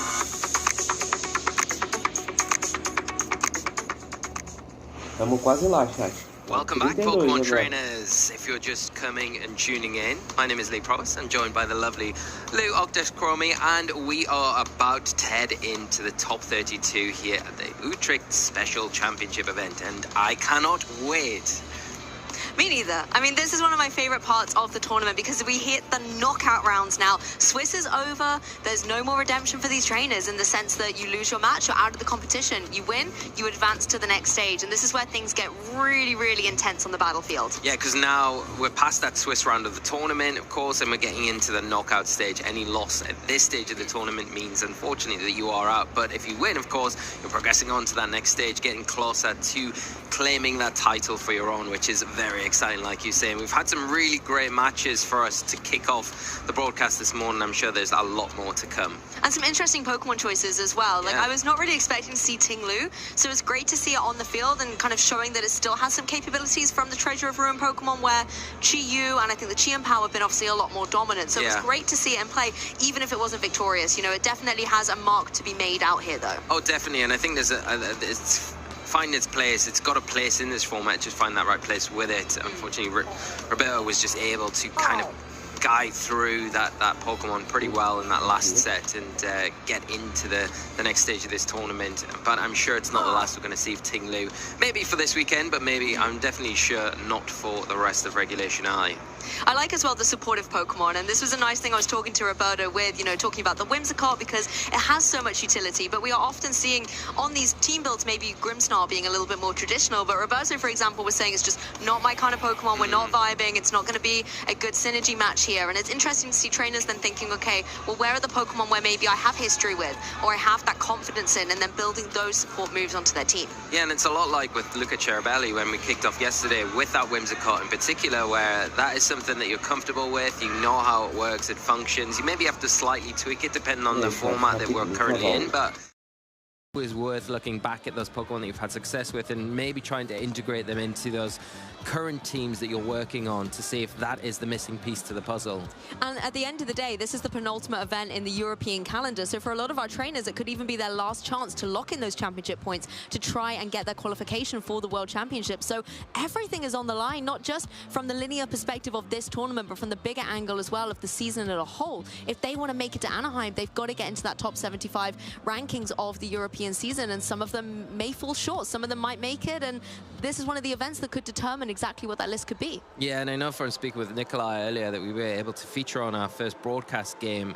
They were coming into this event hoping that they'd be able to get that enough points to kind of almost but secure that World's invitation, and I think from the progression that they've made, they'll be able to do that, which helps then take a little bit of pressure off the rest of the tournament, because if that's your main goal coming into the tournament, I think then you're this later stage now, you think, okay, well, I've done that little goal that I set, let's set the next one. The pressure's off a little bit. Can I aim for higher? Can I go for that championship title?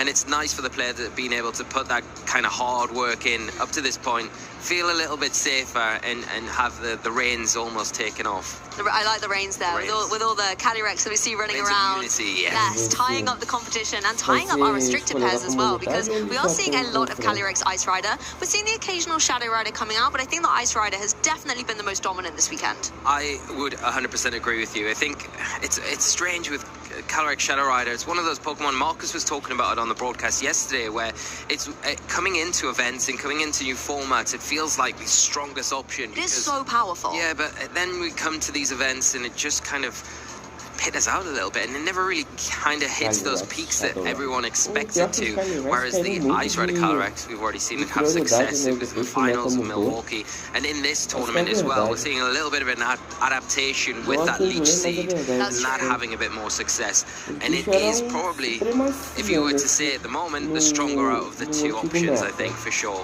And I think the Shadow Rider struggles in the sense that it's almost always forced to go for its Terrestrialization as well, a little bit like Terrapagos is, and that's why it's maybe not having as much usage out there at the moment, because with the rise of the dark types coming up, and not just even dark types in general in terms of the Pokemon themselves, but the Terra types as well coming up from dark type Pokemon, it's been really interesting to see, and obviously a lot of that damage can come through into the Calyrex, and at the same time then if you're a dark type Pokemon, you're resisting those Astral Barrages, so it makes things very, very difficult for the momentum of that Calyrex to get going, and that could explain why it's in a bit of a difficult spot.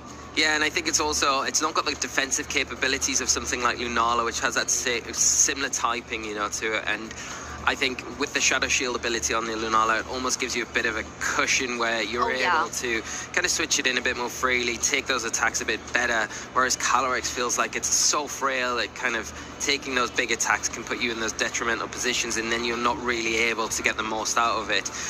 It's a hard Pokemon to get to work perfectly every time consistently, but I'm sure someone will figure it out, and it's inevitable, I think, that we're going to have one of these majors soon enough where Calyrex Shadow Rider does steal the show. Maybe it's this weekend. There's still some in play. I mean, that's what I mean. There's still so many restricteds out there, and I think it'd be interesting to compare day 1 to day 2 as well. So those kind of day 1 restricted Pokemon that we saw in usage, obviously, Miraidon #1. No one's really coming for its top spot right now. But this is the interesting thing. Yes, Lunala's second place. We'll come back to you in a moment, my spooky friend. But Calyrex Shadow Rider in day 1 was actually more popular than Calyrex Ice Rider, and this is where I'm going to be interested when later on we look at the day 2 comparison, whether Calyrex Ice Rider has indeed come to the forefront, because the snapshot that we've seen on the broadcast has definitely been more dominant of the Ice Rider like we were just talking about.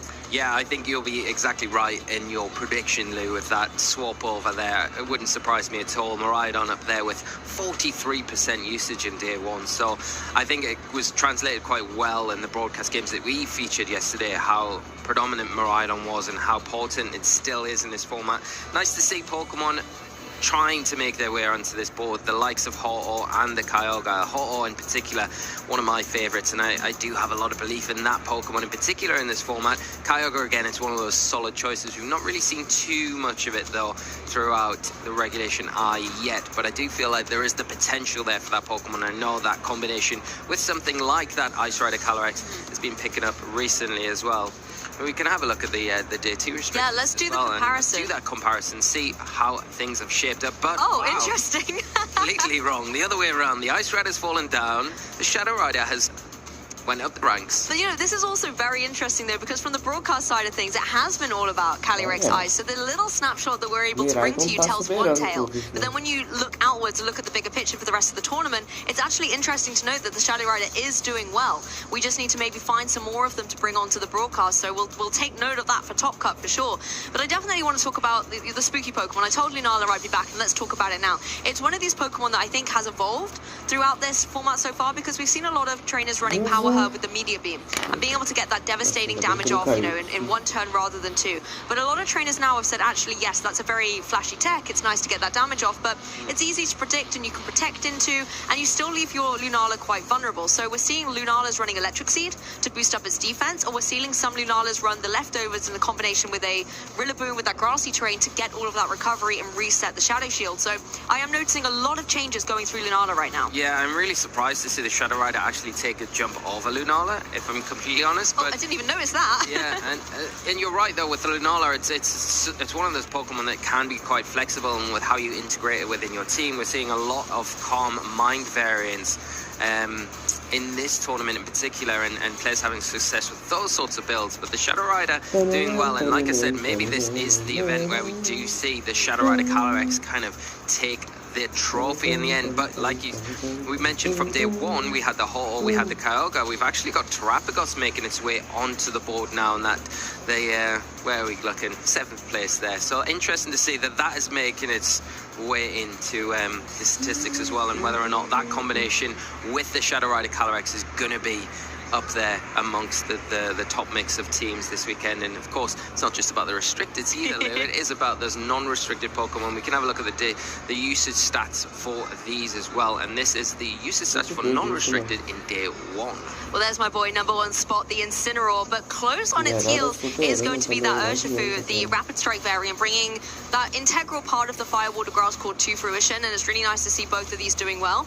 I want to talk about the Iron Hands, though, because Iron Hands has really jumped up. Again, it's a Pokemon that provide great fake-out support. It's generally very bulky, particularly when you put an Assault Vest on it and get it really ready for battle. But the one thing I like about Iron Hands is its versatility, in the sense that it can be a great support Pokemon, but it can also work so great within Trick Room, and that can sometimes catch a few opponents off guard, particularly with a lot of our trainers running Ursaluna. If you can tackle an Ursaluna with a devastating close combat, for example, that's going to put you in a good position, and a defensive Terra-type hero there on the Iron Hands can lead it to actually face up against the formidable Ursaluna. Yeah, definitely, especially if we're seeing something like that bug terrestrialization that we've seen commonly in the past. It can take those ground type attacks pretty well and then respond with those super effective fighting type moves, and I love it for its versatility. It's great to kind of come in and sponge those electric type attacks from things like Miraidon that we're seeing so popular, and maybe that's why we're taking a shift with Miraidon, having that Dazzling Gleam back a little bit more than we saw early on in the format, because of threats like that Iron Hands, where you need to have a better way to help deal with flip, but of course, they're the day 1 usage stats for our restrictors. We can also take a look at the day 2, see how things are shaping up with the players that progressed through to the second part of this tournament. Well, Einhans is still there, but it's been knocked down a peg or two here. You know, Ursaluna actually just pipping it to the post of that top 5 spot, but of course, we've got Incineroar and the Urshifu right front and center at the top. I want to talk about some of the support Pokemon though, because that little Whimsicott that we saw in our previous match has actually now made it up onto this graphic. You know, replacing a Pokemon like Tornadus that was the other prankster user that was on there previously from day 1. So I think in the battle of the prankster Pokemon, Whimsicott is reigning supreme here in Utrecht. Yeah, and the other supporting Pokemon to note as well that's made its way up the ranks is that Amoonguss. I'm quite surprised at that because I feel like Amoonguss really struggles in this format, like surrounded by so much electric terrain, so many Miraidons here that really make one of its best tools in Spore pretty useless when it's active on the field. It's obviously proving very well though for a lot of players in the format, taking maybe advantage of the ability to heal up your partnering Pokemon through things like Pollen Puff and also that redirection as well, and be again a little bit of a sponge because the redirection to protect your restricted is so valuable. If you can allow your restricted to get that one extra move off that maybe wouldn't have done before at the sacrifice of losing your Amoonguss, then it's definitely worthwhile. So yeah, nice to see that that is coming up the ranks, and it's obviously got really nice resistances to things like fighting type attacks that are predominantly in the format right now, as well as those electric type attacks as well. It's a nice switch into an Urshifu Rapid Strike as well. I think with their Surging Strike attack, you can take those reasonably well. Another Pokemon I want to talk about, though, is the Raging Ball, because this was a Pokemon you and I were talking about yesterday, and we weren't really seeing it, and it wasn't in the day 1 top usage stats, but it is here in day 2 with a significant amount. You know, around the 17% here does show that a lot of trainers are utilizing it, and I think it has a lot of versatility when you consider when the sun's up, photosynthesis is activated, and that's a really good benefit for it. But also as an electric type, it can thrive quite well in that electric terrain that Miraidon can set up as well, because you're going to get a boost to your electric type attacks. Yeah, definitely, and it is one of those Pokemon I always keep an eye out for. I think it's such a powerful Pokemon. The other thing to note is how far Chi-Yu's fallen down. True, yeah. The Beads of Ruin ability, which is really good and amongst all of these special attackers, but not only that, with that Dark typing as well, it's really useful against a flurry of Ghost Pokemon that we're seeing at the minute, and to really kind of hamper them, but doesn't seem to be performing as well as what players expected it to coming into day 1, and up day 2 players aren't using it as much. So as we get closer to that top 8, the top 4 and the finals, it'll be interesting to see if there are a number of Chi-Yu or if they're none at all, you know, going into that up echelon of those teams. I mean, sometimes a Chi-Yu does like to turn into a cheeky ghost type as well with that terrestrialization. It's a great way for it to bypass fake out, and I think that's where ghost types have always been very reliable in these formats as well, because, you know, you don't take that damage from fake out, you don't then get flinched, and you can avoid an onslaught of different attacks from fighting and normal type moves. But also the terrestrialization has been really, really popular, but in the same way that we're saying that Pokemon like Calyrex might be struggling against the dark type Pokemon that are on the rise as well, these ghost Terra types aren't as safe as they used to be. No, they're not, and I think when you look at something like Chi-Yu, a lot of the time if it's under that pressure and you really want to keep it on the board, you're forced to maybe terrestrialize it, and that could be at the detriment of your overall game plan, when a different Pokemon would have been the better option to terrestrialize there. But there are a bit of a breakdown of the day 1, day 2 usage stats. We'll come back to those, I'm sure, throughout the broadcast, but we can take a quick look now at an event that's finished very recently over in Thailand, and take a look at the top 8 from this tournament. I believe it only finished around an hour ago. So this is Master Ball League from Thailand. This is the top 8. We can have a look at some of the teams that performed extremely well with their players over there. Well, I love seeing the winning team here, Bionisac. I mean, this is such an integral team that we've seen in the previous format with the Weezing and the Dondozo and the Calyrex Shadow Rider. The Weezing using its neutralizing gas to really stop some of these abilities coming into play has been a really interesting synergy core. It's nice to see it coming through with the Koraidon that can then help out the Brute Bonnet as well. So lots of different pairing options here. But number 2, is that a Scraggy? Well, I was just about, that was the question on my lips. Is that I don't know if that's correct or not. But it is real. It's got Endeavor. Scraggy with Endeavor. That is brilliant. So, okay, well, you would imagine something like the Focus Sash there. The Trick Room goes up. It gets taken down to the Sash, uses Endeavor, and it's going to be slower than everything because it's a pre-evolved Pokemon. So a really good tech there to catch your opponent off guard. Goes paired up with that Calyrex Ice Rider and the Miraidon, but I love to see Scraggy, one of my all-time favorites, and to see it getting such a strong result against in such a tough field of opponents is brilliant. Yeah, and to do a deeper dive on it, you know, has a lot of utility. It's got that Endeavor, but also Fake Out to cause a flinch, coaching to help boost up a partner Pokemon, and Foul Play to maybe deal with some of those ghost types or, you know, big offensive pressure Pokemon. And the Eviolite, a great item to see. I've seen it on Clefairy, I've seen it on Dusclops. I've never seen it on a Scraggy, but now I have, and I feel very happy about it. Yeah, not the Focus Sash that I thought initially. It is that Eviolite giving that little bit of a defensive boost to it, and you know, it's got that intimidate ability as well, which is really, really useful to slow down those physical attackers. But yeah, really interesting integration there, and what a unique Pokemon to bring to a tournament like that. Yeah, I mean, the other teams are also very interesting to take a look at. We've been kind of sidetracked by the Scraggy, but taking a look at Terapagos getting in that number 3 slot as well with a Screamtail. Really nice to see those two Pokemon back on top, as well as when we look through the rest of the teams. The other Pokemon that jumps out at me is that Pelipper, because when we're speaking of raid, we often obviously are thinking Kyogre right now in a double restricted format, but Pelipper really trying to, you know, work with the best of them. Yeah, and it not only supports the Urshifu really well to boost the attack damage of Surging Strike, but it's probably one of the best counters to Koraidon that we've got access to in the format right now. So come in, get rid of that Sun, set the rain up, and it's going to resist pretty much all of the attacks that commonly come out from Koraidon. So really good Pokemon in that respect, especially when you're piloting next to that Ice Rider Calyrex that would maybe struggle a little bit against that Koraidon initially, and it also lends itself well to shutting down those photosynthesis ability Pokemon that really rely on the sun and make things a little bit easier for the likes of the Miraidon that you can see next to it. But again, a really good shout, and you also get that Wide Guard support, which is, you know, we've seen time and time again in Regulation I, as early as this format is, how useful a move that can be. True, there's a lot of utility that the Pelipper has access to, and I'm spotting a lot of Cornerstone Ogerpon as well throughout this top 8. Again, a Pokemon that's been rising up in the ranks, being able to hit a lot of the flyers with its Rock-type Ivy Cudgel, but I think critically that redirection support is able to provide as well and draw in a lot of attacks. It does provide a lot of support to the heavy hitters that maybe want to get a set-up move utilized or just be able to get some devastating damage on. I think one of the nice things I think about it with a Calyrex is when it can enable the help of Trick Room being set up, for example. Yeah, that's very true, and talking about Trick Room, there are only 2 Ursalunas in this top 8, and you know, it might lend itself to seeing that players are slowly starting to come up with ways to really better handle that Pokemon, because I think coming into Regulation I, it was one of those maybe not on the forefront of everyone's mind, but I think after Milwaukee, it's one of those Pokemon you have to sit up, take note of, and have ways to better deal with, because otherwise it's just going to run through your team. We saw it on the broadcast yesterday occasionally,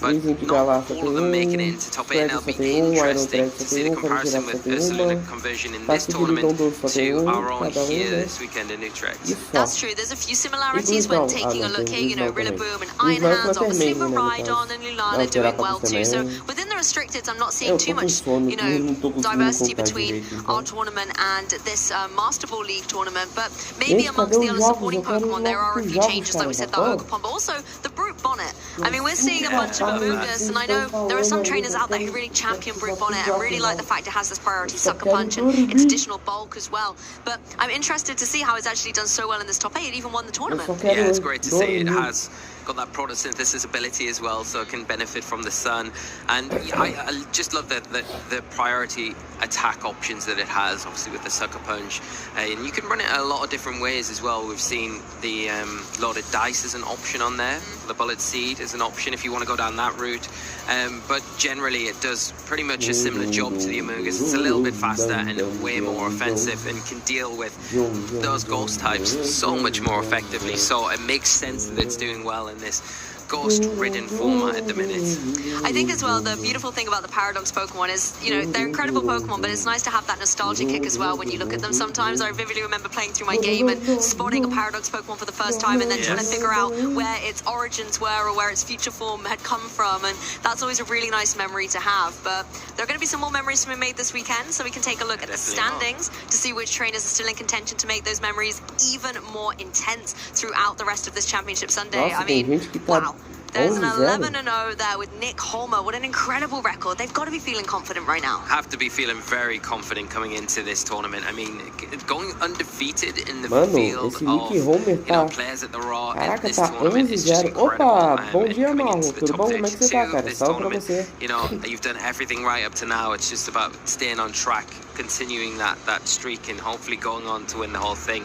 And then you go down the list, you've got a lot of 10-1. Well, not a lot. Estamos aqui já no... esperando o raio do top 32, que esse pessoal fala para dela. E eu só quero dormir. Só isso, eu quero voltar para minha caminha e dormir, chat. Is an incredible record to bring into this latter stage of the tournament. And then we've got a lot of the 9 and 2, the rest of the player base that make up this top 32. And of course, there'll be a few more players after this as well to kind of make up the asymmetrical Descansou bem, ou Marlon? Dormiu bem? This tournament, but a player as well. Hoje esse passa nem vai ficar na live, né? From a couple of years ago, Rainmaker here in top 16 so far. Home region for this event, so doing very well and playing that Terrapagos and the Calyrex Shadow Rider. Okay, that's interesting. The two special attackers, always love to see that. Yeah. There's also some names on there that we've been able to feature from yesterday's broadcast.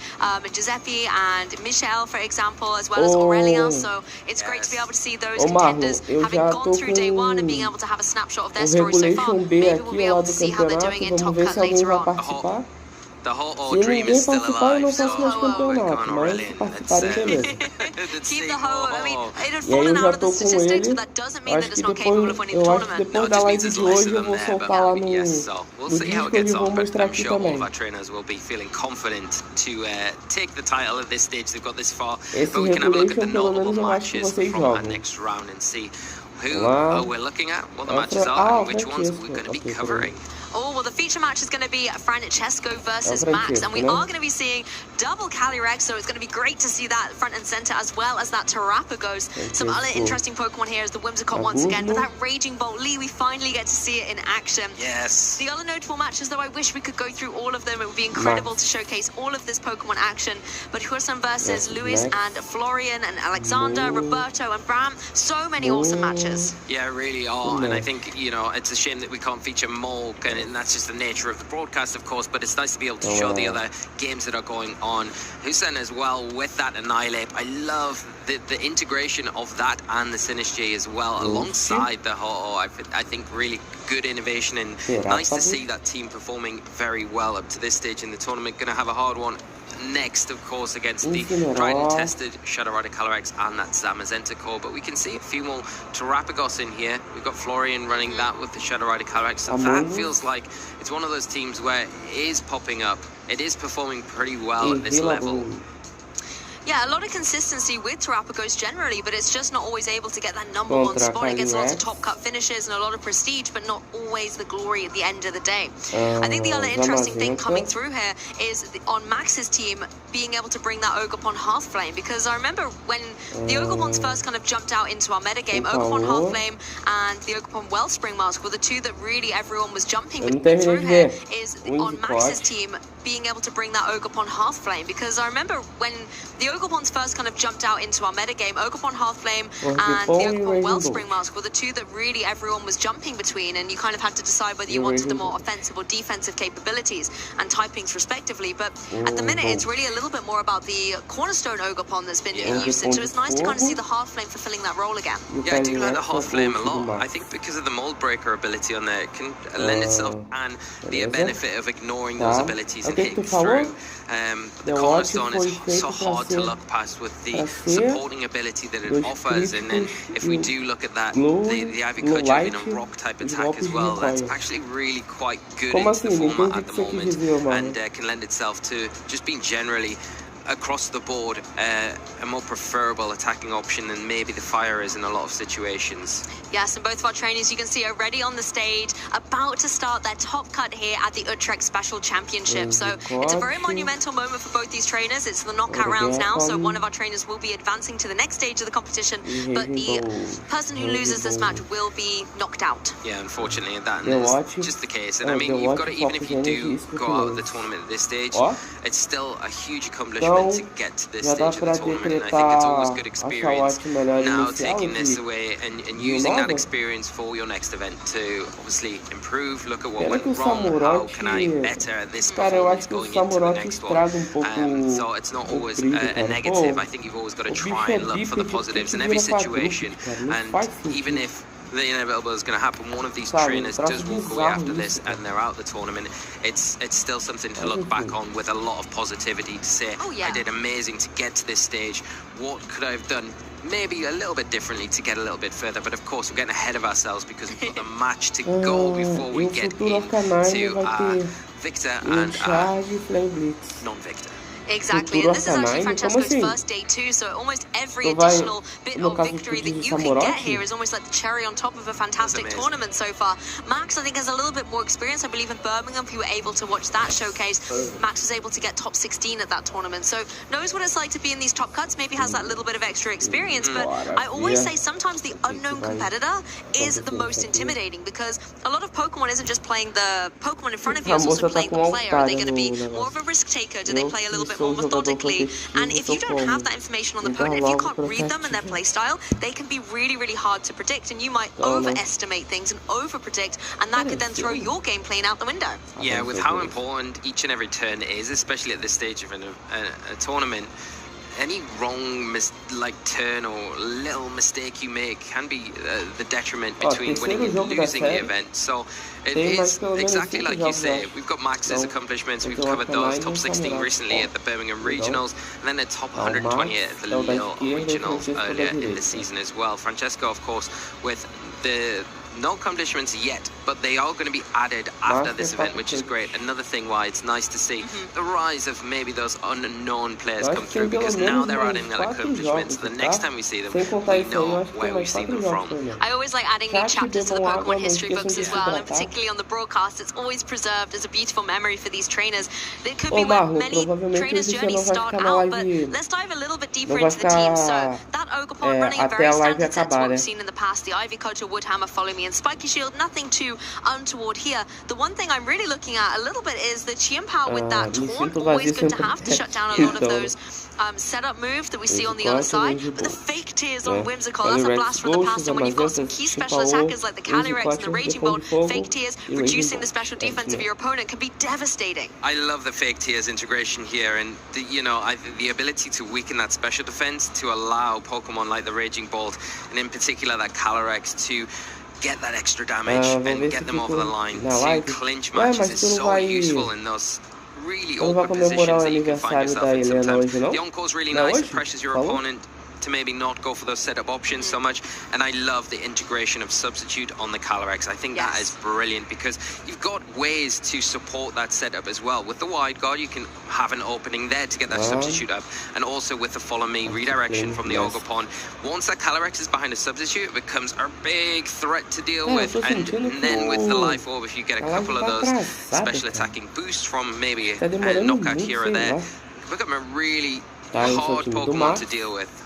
I think we're used to seeing Substitute on Pokemon like Terrapagos at the moment, but being able to see that on the Calyrex does give a whole new level of intimidation coming through there. We've seen it in the past a couple of times on Calyrex, but interesting to see it come back into this match, and if it can be set up accurately, then that could be something dangerous to play around with. On the opposing side, however, that Terrapagos isn't running Substitute, instead has decided to opt for Earth Power to be able to have that guaranteed ground type attacking damage. This can be really nice into some poison types out there, but also the fire types. You've got Incineroar, you've also got potential terrestrialization into fire typing, that's always nice. But you've also got Terra Starstorm to deal with a lot of damage there. Yeah, and I like the Earth Power a lot. I'm a big fan of Substitute on Terrapagos, but I can see, why the Earth Power has opted for a little bit more now with the rise of Wide Guard, that single target attack. It gives you an option in front of those Wide Guard users, gives you a nice outlet as well, especially if you've got a Calm Mind boost against things like Zamazenta, especially if that Terra type has already been spent. So really useful, and also looking at the Fluttermane. We have fake tears on one side of the field, but this one has incorporated everything that we had from Max Alex's side, because we've got that taunt that the Chen Pao has. We've got that fake tears that the Whimsicott had, and the Thunderwave, the speed control. So really supportive looking Fluttermane set with the option alongside that booster energy to utilize the Moonblast and be able to really pressure things, especially the Chen Pao, the Raging Bull. They're going to have to watch out for that Moonblast going into this game. I think as well, we've seen Fluttermane run Icy Wind in the past for its option for speed control, but the Thunderwave is a little bit more permanent, let's say, and it can be incredibly disruptive to, you know, even potentially stop a Pokemon from moving. The other thing I like about the Fluttermane is the normal Terra type. That's a really nice defensive play. You lose your kind of weaknesses in a lot of places, but critically you now become immune to those ghost type attacks from Ulla Calyrex or Ulla Fluttermane. But let's jump into Top Cut here, trainers. If you're just getting in, get excited as these restricted Pokemon join the field in the form of the Terrapagos and the Zamazenta. Zamazenta's paired up with the Whimsicott, and Incineroar is the partner for Terrapagos. Yeah, well, we've got the Terrapagos out on the field. It's got a nice support line next to the Incineroar. It's got the active fake out here and can utilize that into the Zamazenta. Not so much into the Whimsicott because it has got that cover clock, so immune to the flinch chance. So the Whimsicott pretty free to go for whatever it would like in this situation. The Zamazenta, of course, is pressuring down damage onto both the Incineroar and that, more importantly, the Terrapagos. Terrapagos does have its ability intact, so it will take reduced damage at least until that is broken, but a combination of something attacking like from the Whimsicott and then following up from the Zamazenta, depending on how their speeds interact, could be quite detrimental. You want to protect that Terrapagos, and you do have a way to do that with that fake out from the Incineroar, but you don't want to leave these two Pokemon vulnerable to Zamazenta out on the field too long without having any additional support. Yeah, you have to start thinking about the next turn afterwards. With that fake out is going to stop the Zamazenta from attacking Terrapagos in this turn. Whimsicott, however, is going to say, I'm going to break that Terra Shell if I may, and now it will leave this Terrapagos more vulnerable to a potential follow-up in the next turn to a body press, for example, the critical hit as well, just doing that extra little bit of damage as Terrapagos goes for the Terra Starstorm. Does not want to go and set up a Calm Mind, instead just going to try and get some damage on the board into that Whimsicott. Still a single type attack before Terrestrialization. Yeah, and the one thing that you can't do with Terrapagos in front of that Whimsicott, why I think we're seeing Francesco target that down, make that the priority to get rid of, because you can't go for those Calm Minds or protect as long as that Whimsicott's on the field because of the threat of the Encore, so you have to remove it as soon as possible. It's hard to do though, with that big threat in Zamazenta next to it, which is pressuring down with those body presses, can do some detrimental damage now that that Terra Shell has been broken, and because of that we're seeing the Terrestrialization come straight out. The most majestic Terrestrialization that is in the game, and Terrapagos bringing all the sparkles to the stage as it tries its best to deal with this opposing team. Whimsicott is going to go for the fake tails though and leave it now with a harshly dropped special defense as Zamazenta goes for the body press. This time to the Incineroar gets a full one-hit KO down onto that Pokemon, and Terrapagos manages to come through unscathed. So it's going to be able to go for the Earth Power now. If this is targeting down into the Zamazenta, it's going to be able to do a significant chunk of damage, but there's no Calm Mind, so it's not going to be able to put it in the danger zone. No, but a big special defense drop there to make sure that that next Earth Power probably would have done it anyway, but it is going to be enough to knock it out, and it makes it more important, especially if we do see that Shadow Rider Calyrex come in. It's going to mean that Zamazenta is going to be checked a little bit more to help protect that Terrapagos this next turn. Now the Whimsicott in that position where you could potentially lock that Terrapagos into the Earth Power with an Encore here. You've already got the fake tears onto it. The Earth Power not going to do too much to you, but whether or not you want to go for maybe that Tailwind, saying that is the Astral Barrage going to be the option to come out. The one thing you have to be careful if you click into that Astral Barrage, of course, is going to be that wide guard that would be able to block it, so maybe the Calyrex has to rely on something like that. Psychic, it could also go for a Pollen Puff as well to help protect the Terrapagos a little bit more, but I think in the immediate threat that the Zamazenta is putting onto that Terrapagos, you need to deal with that first and foremost and try and remove that threat from the field, which will free up the Terrapagos to get a little bit more extra damage onto the field. So many options at the moment, and speed-wise, you don't have to worry about the Terrapagos. Zamazenta and Whimsicott have kind of got that covered, but with the Calyrex now on the field, that Tailwind button may be utilised, but it looks like Calyrex was a little bit of a bait here. Wants to actually leave the field and bring the Amoonguss into play. This is going to be able to take turns much better going forward. Whimsicott does indeed turn up the speed, goes for that Tailwind to double the speed on Max's side of the field as the Heavy Slam comes through. This connects into the Amoonguss, does very little damage, and that would have, I think, have been trying to break the Focus Sash on that Calyrex. Terrapagos now can go for the Terra Starstorm. This will connect on both the opposing Pokemon on Max's side, and it's enough to get the KO toda região que eu fizer vai ter sempre 4 regulations, né? E todos vão seguir sempre essa mesma ordem, sendo que o segundo, no caso, vai variar dependendo da região, entendeu? Mas o primeiro, o terceiro e o último vão sempre ser os mesmos. Ou seja, quando chegar em Jotô, o primeiro regulation vai ser o quê? Não vai poder usar os lendários também. Mas esse segundo aqui, quando eu terminar a live, eu vou mostrar. O pessoal vai ver como é que ficou.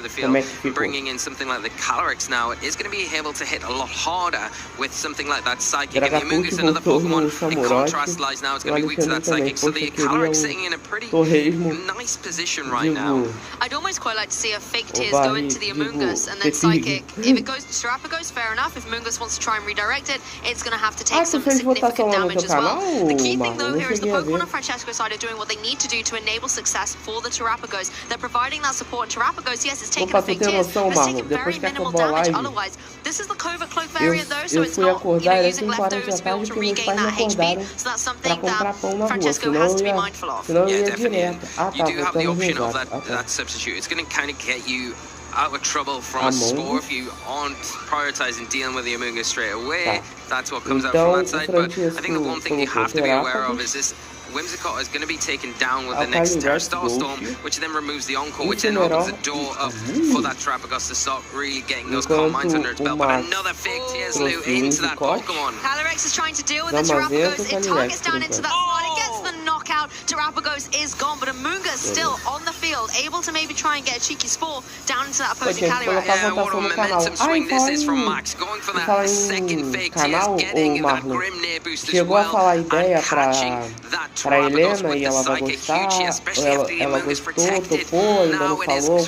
The Calyrex coming in from Francesco's side of the field. It does have that focus sash, so a little bit of a security here, but with that tailwind in effect from Max, the Calyrex on their side of the field in a great position now just to set up that Astro Barrage, drop it onto the field, and maybe even utilize that Whimsicott now, just get the shit that you need to break the sash on the Calyrex, get rid of the Amoongus, and things aren't looking so good for Francesco here. Yeah, I forgot that defensive play on Amoongus there. Thought it still had the potential to go for a score, but no, instead it just didn't do anything in that turn. Max was able to call perfectly the direction, and now, yes, you have the Calyrex on the field, but as you've said, the speed advantage lies with Max. This could be very, very difficult for the Calyrex to get out of on Francesco's side. Yeah, and it's all about the Whimsicott support here. It's been instrumental in this first game for Max, and even though that Terrapagos looked like it was getting a good grip of this game, the second fake Tears, the key targeting of that Psychic into the Pokemon was enough to be able to close this one up. Now, in response, we are seeing now Terastallization from Max's side of the field, and it will be into that Dark type,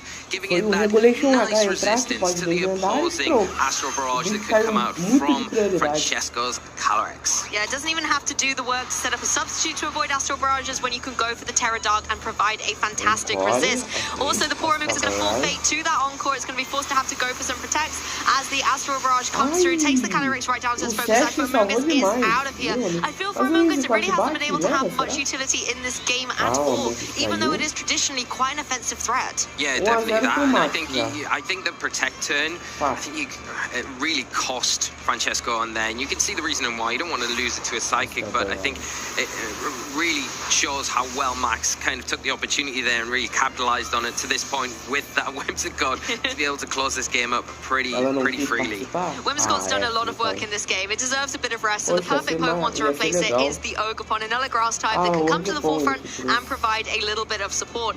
Obviously, we know that the Calyrex on Max's side, one more Astral Barrage from it is going to get the knockout on the opposing side, but Ogerpon can at least try its test as well. Yes, exactly that, and I think for Francesco now, it gives them a little bit of time to maybe reevaluate some of the decisions that they made in this first game and how they're going to approach game 2, because it's so important to try and tie this game up as soon as possible. But Max not taking their foot off the gas one little bit. Any opportunity to get a little bit further ahead, lock this up even more, getting that substitute off, predicting the Protect from Francesco here. Really nice play here as well, because the Tailwind does end here, so we could be dealing with a little bit more of a speed tie situation between these Calyrexes. So really great to get the substitute up, but the Calyrex didn't have to worry about that. It's still moving first. Max is going to be able to go for the Astral Barrage, get the knockout, and take game 1 in this Masters Top Cup.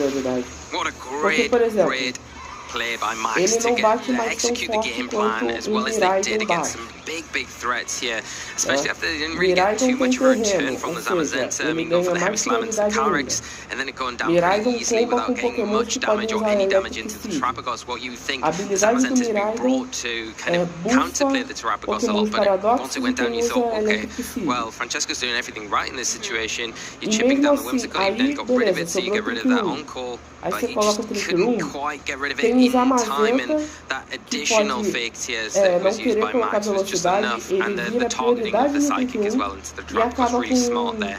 I think the Whimsicott put so much pressure on for you not to want to protect those big attackers because of the on-call, you know, so you can see why the Amoonguss went for the protect there, tried to catch Max out in that situation where the Psychic goes into that target, the Terrapagos gets a free attack, gets rid of the Whimsicott, and then it can start trying to maybe weave in those Calm Minds and a little bit more damage from there on out. But yeah, Max perfectly played that. I think you've explained well, you know, what Amoonguss was trying to do there, but por incrível que pareça, o pessoal tá deixando de colocar speed no Zamazenta e ele tá atacando primeiro no Trick Room, pra tu ter noção. Whimsicott, for example, potentially a última que teve, deixa eu ver se foi a última que teve. A última que teve antes dessa batalha, pra tu ter noção, tinha um Zamazenta, o Calyrex setou o Trick Room e o Zamazenta atacou primeiro no Trick Room. Yeah, and I think if you are Francesco going into this game too, if you're expecting the same lead of that Whimsicott and the Terrapagos, maybe you could look at something like the Calyrex even from your end, where you say, okay, I'm just going to lead this game on. Eu acho que o pessoal tá... O que o pessoal tá fazendo? Eu acho que o pessoal tá zerando os EV de velocidade. Whimsicott and try and remove it a bit quicker as well with something even like the Psychic. Then you don't even need to entertain if Wide Guard's potential on the opposite side of the field. You've got the single target attack into the Whimsicott. You have to be careful that it doesn't terastallize though, because if it goes for that dog time, you're going to have that immunity kind of wasting the attack, and you don't want to be doing that with the Calyrex. But it is one of those big damaging options that you can bring in to try and remove that a little bit quicker, which I think you need to do to allow some of those other Pokemon to perform a little bit better. Well, double ghost coming out for Francesco with that Fluttermane and the Calyrex. And on the opposing side for Max, Calyrex also here in its beautiful Shadow Rider form, but with the Zamazenta double restricted on the field. Yeah, I like the adaptation to the Calyrex and the Zamazenta from Max as well. Kind of maybe saying, okay, you need to deal with this Whimsicott, like we were just talking about. What are you going to do? You're going to bring those big hitters, the Fluttermane and the Calyrex here. So the Fluttermane's in a great position because it has had that booster energy activated. It has got access to Taunt. It has got access to, more importantly, the Thunder Wave, which can be really detrimental to either the Zamazenta and the Calyrex that do rely a little bit more on that speed stats, shutting them down, and then having the chance of them not being able to move from being fully paralyzed is a really appealing thing for Francesco. Whether or not you leave the Fluttermane vulnerable from an offensive point of view because you've got the Astral Barrage going to hit for super effective damage, one of those will be enough to clear it up. You give a Grimnir boost for free, and also the heavy slam you have to watch out for. So maybe we do see a Terastallization. We are going to see one. Which side of the field though? It's going to be here on one of the Calyrex. It's going to be that dark Calyrex. Meaning this is Max Musameki's one. So once again, going to be in a position where it doesn't want to take any Astral Barrage damage, and it obviously will not take any Psychic damage either. Fluttermane opts straight away for the fake tears into that Zamazenta, really hoping that then with an Astral Barrage maybe coming through, it's going to be able to try and get the KO. But Max's moves first. Connects on both the opposing Pokemon. Huge damage. Fluttermane is gone. The Focus Sash is now used up on that opposing Calyrex. Francesco really banking on trying to get the damage through with his own Calyrex here. It's a huge knockout onto the Fluttermane, getting that Grimnir boost early on as well after the Terastallization. But the Zamazenta, bit of a sitting target now after the Psychic comes out after that fake tears. Is it going to be enough? It is not. The Zamazenta hanging on and returning with a heavy slam, picking up a 2 knockout across the board, turn 1, game 2. Such a commanding start for Max here, being able to deal with 2 Pokemon, including a restricted over on Francesco's side. I think the Psychic coming through there may be worried about the Wide Guard potentially. Even though it wouldn't have done a huge amount to the Calyrex on Max's side, it would have been good to get that little bit of chip, maybe allow something like Terrapagos to be able to help deal with it. Yeah, now you've got the Terrapagos, everything to do for that Pokemon. Alongside the Incineroar, you've got the Fake out here. You can go into that Calyrex, slow it down this next turn, and the Zamazenta are in that awkward position. Yes, o fato do cara ter investido no Calyrex sem velocidade também, né? Pode ser isso também. Don't want to waste it, and Zamazenta taking any attack from that Terrapagos will probably go down because of that fake tears drop that it's got. Maybe you want to just preserve it for a little bit later on in this game because it's so good offensively against the Incineroar and the Terrapagos. Preserve that, maybe bring something else in like that Whimsicott. Stop putting the pressure on like we saw in game 1. Then you've got the Encore. You can't go for the Encores into the Incineroar, unfortunately, as long as it doesn't terastallize. But as long as it is that dark typing, of course, it's free to go for those fake outs to slow things down a little bit here. But not seeing a switch, just to protect. I think Max has the utility to go for a switch maybe in the next turn and preserve this Zamazenta. He has all the speed control options. The fake out does go down into the Calyrex here at this point as Terrapagos follows up with the overpower, but into the protect. You can see it trying to get rid of the Zamazenta, but Zamazenta and the Calyrex are going to have the speed advantage over both of these Pokemon, so the momentum is really going to be on Max's side to get that damage rolling. Yeah, you have to start doing it now. You've got the speed advantage, of course, like you've mentioned. You're going to be able to get those attacks off first, but fortunately, with the Astro Barrage, the Terrapagos has a little bit of an advantage there because of that normal typing, going to have that immunity to that. And the other thing that the Terrapagos has in its bank, its back pocket, is this terastallization. When it does that, it goes for that double target attack, and it will be super effective into that now terastallized Pokemon on Max's side, and could be enough in range, even without a Calm Mind, to get the knockout. Yes, there's going to be no Wide Guard coming through. Calyrex able to utilize that Psychic, do a huge amount of damage. That Grimnade boost really paying off with the combination of the Life Orb. As Zamazenta goes for the Body Press, we know this gets the knockout in Incineroar. So now for Francesco, it is just the Terrapagos left in the game to try and get through all 4 Pokemon on Max's side. Terrastalson was a fantastic way to try to do this, but without a Calm Mind boost, it can be underwhelming. Coming down into both these Pokemon, the terastallization on the Calyrex really paying off. It's going to leave it even more vulnerable to Terrastalson, but double knockout. Francesco could still be back in the game. Both restricteds taken down with one fell swoop. The Terrapagos saying, I'm not done yet. Here we go. But Max still got 2 Pokemon in the back, active. What are they? You can see it is that Whimsicott, and the Ogerpon. Has the Terrapagos got enough in the tank to be able to deal with these? And you would say with that Whimsicott there, probably not, because you want to try and weave in those protects, make the best of that leftovers item. It's covered clock. It hasn't got the leftovers here, so really difficult situation. You can't protect, you can't outspeed the Ogerpon, and even if you could, you've got that Tailwind on the Whimsicott to just support, get that Tailwind set up, and then allow the Ogerpon to get the final bit of damage that you need to remove it from the field. But what a kind of try and comeback here. It was a really monumental moment because you can see how little these Moonblasts are doing, but the Ogerpon is going to be the heavy hitter. The Ivy Cudgel gets the knockout. Max Muzumeki able to win this 2-0 and will be advancing into the next stage of Top Cut. 2-0 pro Max. Absolutely incredible here, and our winner that will be moving on to the next stage of this tournament. Max played phenomenally well there, especially in that game 2, just coming out of the blocks and being relentless with those attacks, just removing Pokemon one after another on Francesco's side. It's just so well executed, I think. I got a little bit excited there at the end when I thought the Terrapagos could come back. It depended who was in the back, right? It really did, yeah. And I think there might have been a chance, but I love the Terrapagos. Doing well.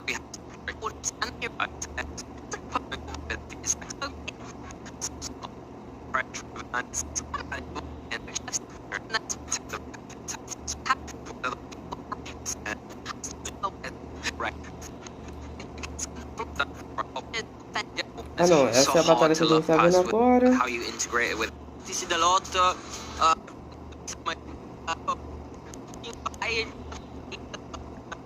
Talk us your feeling. Could see you there if you scan the QR code. If you want to literally locking Roberto for Top Cut. Let's see, Miraidon joins the field once more. What did Tinglu do? Maybe with a Sand Tomb? It's going to be able to lower special defensive. Roberto had things calculated great to do some residual damage to Whimsicott. Of course, it's not quite the knockout that Samuel this turn. So will connect to Incineroar, and now if you have it, you could bring out Calyrex Shadow Rider potentially. You could also go for Rape. Maybe not that effective, but especially when nothing's been locked into yet for Incineroar, the Encore and Calyrex Shadow Rider isn't quite effective right now. Absolutely, and we still have one more turn of Tailwind, but I doubt that Incineroar will be fast enough. A lot of attention from Landorus allowed Miraidon to get some free turns to dish out all the damage, and you just hope that But you can see the relief on it. Once again, you maybe get has to make his choice. Now, I was talking about in the previous game, we were talking into Ursaluna, but it looks like he got so many choices on you. The Glacial Lance is going to be strong. It's not going to get any KOs right now. Deixa eu ver se é nesse que ele dá outro Does Nikolai want to deny the Trick Room? Possibly not. You might want to just allow that Calyrex Ice to get off what it needs to do. And you know Landorus needs to go on the defensive if it wants to keep itself around at the moment. So yeah, we're in that really interesting scenario, Marcus, as you're saying. We've got what is going to happen. Tell us, Marcus, tell us. And it's so tough to be in a spot like this because your opponent, like Nikolai, went for the same play again, like in the first turn, not really caring about potential Terra Ghosts or whatever. So is he also going to make the same play again this turn? So the mind games are definitely online. And I feel like Alexander doesn't take as much damage from Behemoth Bash. Luna either, so Dazzling Gleam, let's see how much it's going to do. So it's going to be about how much strong board position with, and this Calyrex are going to out. However, now cannot keep bringing Alexander apparently.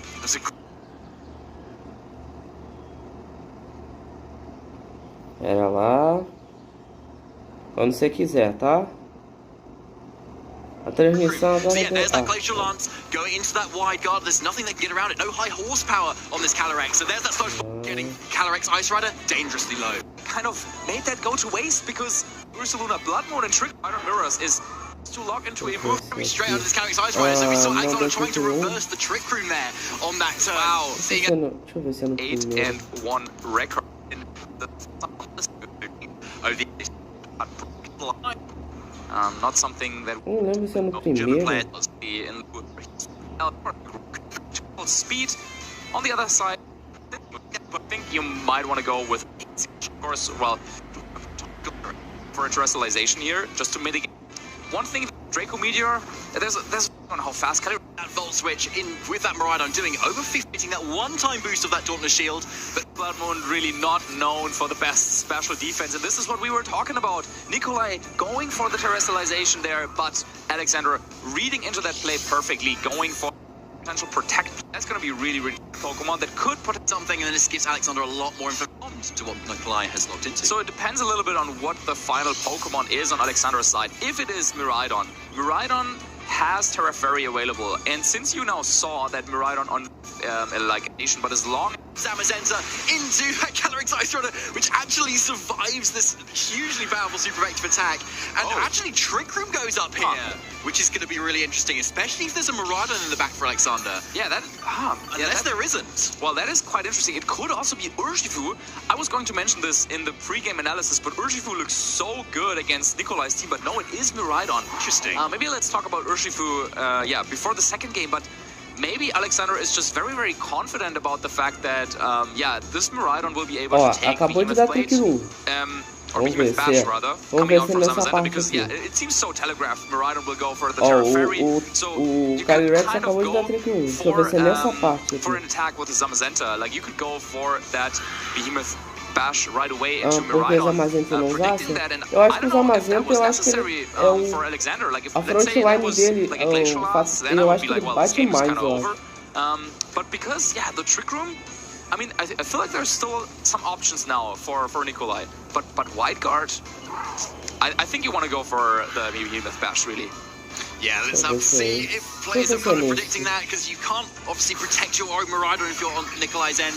And again, I think we're going to see a little bit of the interactions of the speed dynamics between these Pokemon that might be really crucial into the future games. So there's that Terra Fairy to make it immune to any further Draco Meteors here, but making it slightly weak to Behemoth Bash in the process. Calyrex Ice going on the defensive with that Protect, and it is the Wide Guard coming out from Zamazenta, calling the Dazzling Gleam from Alexander, but has he gone for it here? Let's find out. You want Electric? Yeah. There it is. Listen to you, Marcus. Into that Zamazenta, and that is a one-hit KO. Eu lembro de ter visto. So easy to pick up that. Aqui. The fake on that. Eu lembro de ter visto, pô. He got a little bit sure. So there's always out here, and instead, but also to maybe take a lot of damage if it just is Glacial Lance coming out from Alexander's Calyrex. So there's the Protect Miss Landers. Let's see if that Trick Room does indeed come out. But yes, Behemoth Bash actually into Ursaluna, which we now know is slower than this Cadillac Rex Ice Rider. Outside of Trick Room, and now it's the fastest thing on the field right now. Yeah, this was a really risky play for Ursaluna, but it's really paying off. If this was Glacial Lands, the game might be over. But now, Nikolai finally has established this position that we were talking about since the beginning. Ursaluna Blood Moon next to Zamazenta in Trick Room. It's not his own Trick Room, but it doesn't matter. I mean, it's a field effect. It applies to everyone, right? But now Zamazenta can go for Wide Guard to save Ursaluna. Or if you want to go one step further, you could even think about making the prediction here. Personally, I think I would probably go for Wide Guard, but I mean, how likely is it that there's a Glacial Lance? Because you have Leech Seed, like you have Leech Seed for scenarios like this, so you might as well click it, right? Yeah, well, I don't know. We're behind the desk, Marcus. Let's see what happens. Não, acho que foi o Saluno ou Marvel. But there it is, straight out of the gate. Glacial Lance. Ursaluna is o Saluno que eu vi bater primeiro. Much bigger physical defense is really paying off there. Behemoth Bash not gonna get that KO as we saw in that game 1. Viu, de todo mundo aqui, quem bate primeiro é o Saluno. Eu acho que foi o Saluno, eu confundi. Não foi o Zamazenta não, foi o Saluno, eu acho que eu vi bater primeiro, foi isso. Looking a little bit ahead now in this tournament. Enfim, eu vou encher minha garrafa, pegar outra aqui e eu já volto, rapidinho. I feel like this might be your, like... This is my second top 16. Second top 16, yeah. So you're, like, kind of repeating that success from, I think, Birmingham it was, right? Yes. This is my second top 16 in 2 regionals. Internats didn't go so well, but in second in a row, technically. So, I gotta ask you, like, what would it mean to you if you could, like, take it one step further and advance into the top 8 and maybe even further in this tournament? Yeah, so currently, I'm not in an amazing spot in terms of Worlds qualification, but the difference between top 16 points and top 8 points are very, very significant. It's like 160 to 280 or something like that. So that would be a huge step in the right direction for Worlds qualification. Yeah, so very, very important match then coming up for you. Yeah.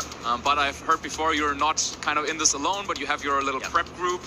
Any other shout-outs that you want to give? Yeah, so I obviously want to shout out my family and my friends. I want to shout out Team Ireland in general, but also the people who helped me prep. Nicola, Carson, and Maddie especially helped, and Brian Hanley, can't forget that. He helped a lot with early matchup prep. And I also want to shout out the Yorkshire UK crew. I got bodied, so I learned a lot from them, and so I'm here because of that as well. I want to shout out all my friends who and colleagues who may not play Pokemon, but are also supporting me right now. Thank you. Wow, yeah, broad support network, and I think that's yeah, the beautiful thing about this game is also the fact that yeah, you would find friends to like kind of practice with, learn together, improve together, and yeah, you'll find yourself now in your second top 16. Yeah. And yeah, I wish you the best of luck. Thank you. Of course, in the next round. Now you will have a little bit of time maybe to prepare, but yeah, we're also getting set up with our next match, and I believe if everything goes according to plan, we will feature the player who has gone undefeated so far, so you don't want to miss that, and we will be back in just a little bit. What a treat we have for you, Pokemon trainers. We're joined here by Maurice Utrecht to tell us a little bit about his experience in the video game championships. Maurice, thank you so much for joining us, and what a pleasure it is to have you along with us. For those at home that haven't come across you before, tell us a little bit about yourself. Yeah, thanks for having me first, of course. I started playing in 2020, I should say. I mean, I visited the regional in 2017, but only as a spectator and lost interest again. So I would say I'm playing the game for roughly 3 years now, and in my first competitive season, 2022, I managed to win the Bremen regional championship, and since then I tried to win the regional again. Transformou um bicho que era bípede, um quadrúpede, para depois transformar em bípede de novo. Got top 4, so yeah. I really tried to get another win soon. Yeah, I remember in Lille you went undefeated on day 1 in that tournament, and of course you're the Bremen champion as well. Can you tell us a little bit about your play style and your mentality when it comes to playing? Well, I would say I'm kind of known as Falando the de group quem? snarl guy. Dá um Saluna, pô. Pô, o bicho evolui do Saring. O Saring é bípede. Aí vai pra um Saluna quadrúpede. O Saluna Blood Moon bípede. Mano, sério, qual é a lógica que a Pokémon Company usa? Não é possível, cara. I was quite happy to show that I don't have a specific playstyle at all. Os caras são muito malucos, cara. Me coloca um bicho que é bípede, vira quadrúpede pra depois colocar bípede de novo. The things that you're comfortable with. But of course, finding those new things, finding different Pokemon to play with, isn't just something that you do on your own. And I know that you're a big part of the German VGC community. Tell us a little bit about that and Só agora que você percebeu. Não, eu já tinha percebido, Marlon, mas pô, cara, qual é a lógica? When I joined Esse cara faz. Vamos do nada colocar um bicho que é bípede e quadrúpede. O Incineroar é outro exemplo, né? Pô, o Incineroar foi quadrúpede desde o estágio básico. Aí me coloca um bicho bípede. And since then, I told myself it's really bad for newer players that we don't really have a great way of introducing them to the community.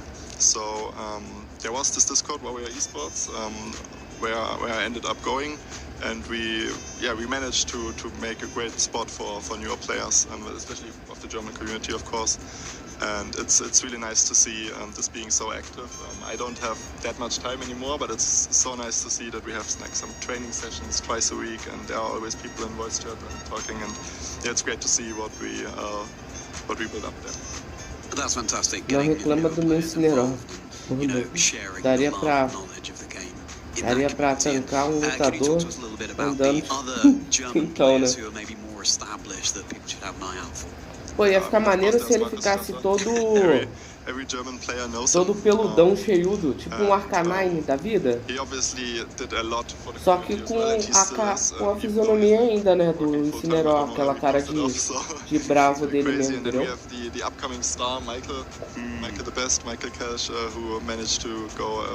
Podiam deixar assim, pô, ia ficar legal. Which is just absolutely amazing because he started playing VGC in January. So yeah, I think these are the players to definitely I look. Detesto quando isso acontece. That's absolutely fantastic. And to round out, 3 horas e can you 26 tell us live, what's your favorite faltam mais team you've algumas ever used? horinhas. I mean, my favorite team's gotta be Mano, tá passando muito rápido, o que tá acontecendo, cara? Obviously, I said I try to not have a specific eu acho que esse é o regional mais rápido que eu já vi na minha vida. Meu Charizard é mais forte que o Charizard do Zulu. Ó. It's so nice to think ahead how to mitigate the damage of the opponents, and yeah, this is just. Eu vou o negócio do regulation eu vou mostrar aqui em live, mas eu vou deixar fixado lá no grupo do Discord. Inclusive, Marlon, tu tá lá no grupo? Agora me fugiu da memória. Não lembro se você tá. Ô Marlon, que bichinho chato pra achar o Elekid, meu amigo. Eu tenho procurado ele, mas não tô conseguindo achar.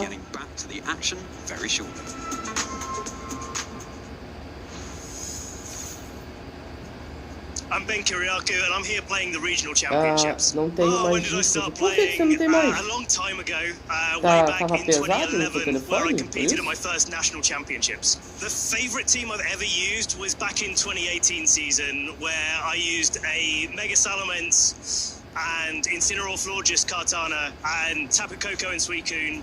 It was the Florges that really made that team work. Made sure the Kartana could just keep attacking. I played so many great games with that team. It was really good. Mas também dependendo do que tu tiver no teu telefone, aí também não ajuda, não se ajuda também, né, Marlon? Over and over again. You can't just play the same team for years and years and years. You've got to adapt. You've got to keep playing and keep working with the community and with yourself to keep what you're doing relevant all the time. And it's just so good year on year on year to keep coming back and seeing new things and having new challenges.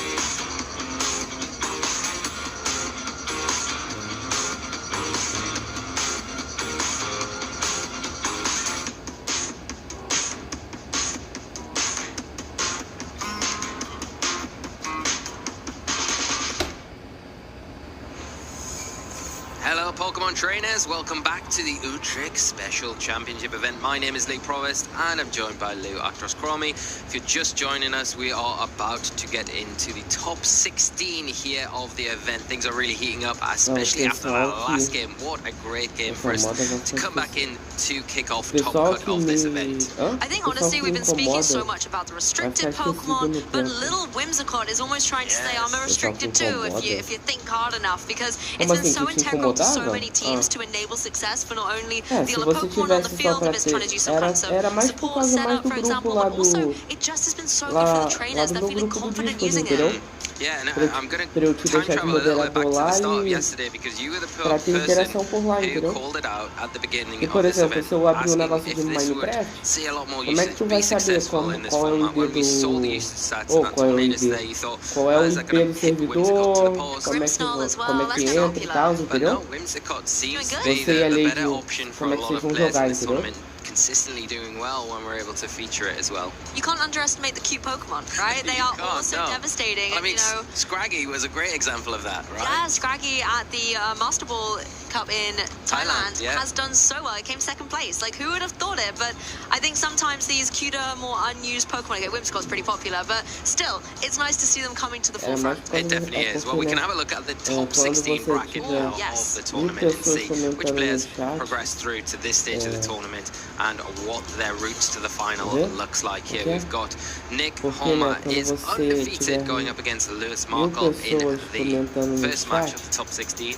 As we go down, any jumping out to you? Yeah, again, some of the trainers we've featured so far over this broadcast, Aurelia has been able to make it through into the top 16 with that Ho-Oh. I know your pin is going to be very happy to see that, making its way into top 16. Nikolai as well with the Sneasler, you know, a Pokemon that he really is just, I think, committed to bringing, really well versed with, and even if it has dropped out of the general meta, that, you know, we've seen it being popular before. Nikolai's not given up on it, you know, has still got it by his side in these battles, as well as Max, that we were just able to showcast. Giuseppe has done incredibly well too, and Michelle, who was running, I think, really kind of has pioneered that Leech Seed Calyrex and shared it with some of his teammates as well. It's really nice to see that he's doing so well and consistently too. Yeah, I love that as well. And one of my probably favourite matches from yesterday was watching Michelle as well, with how controlling they were in that game, you know, and just being able to be so methodical in their play, knowing that they're out at every single turn and just locking the game down and making it very difficult for their opponent. And that's consistently what Michelle kind of does. And I love the Leech Seed. We didn't really get to see it showcased so much yesterday, but I'm sure there's been situations throughout this event over the weekend where that has come into play and been a really pivotal moment for that team to progress on. Difficult matchup next for Michelle going up against John.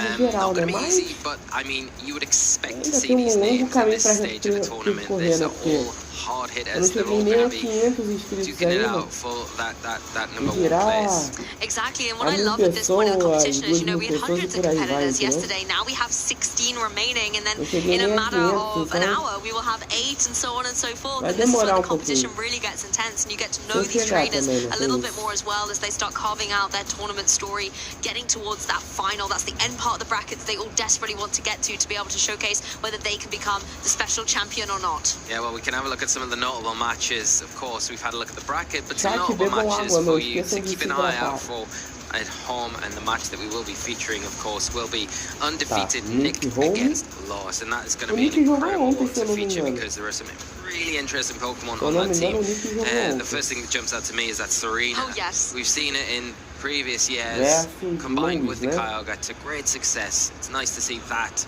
coming back to the floor and being a strategy that Nick believed in, and it proving true coming into this event undefeated is incredible at this stage of the tournament. And then you've got a lot of other matches as well that we've briefly talked about. But when you look at the team matchups in particular, some interesting combinations going up against each other. I think as well we've spoken a lot about grass types in the meta at the moment. You know, Amoonguss, Brubonnet, Rillaboom, and of course Whimsicott as well. But what's interesting is that Serena is going so strong in the tournament right now, a grass type that we haven't even even spoken about. And once the players are seated and we can look at the teams, we can dive into a little bit more deeper and kind of explain a bit about what potentially we could see it doing. But at the same time, both these trainers have got some interesting choices with the Tornadus as the prankster Pokemon for Nick as well, being able to provide that supportive role. And you also, of course, have on the opposing side Incineroar and Rillaboom, a tried and tested duo for that fake out and, you know, U-turn or parting shot combination to be able to reset those fake outs again. So I think this matchup is going to be incredibly interesting, particularly with Serena on the field in the face of those fake outs. But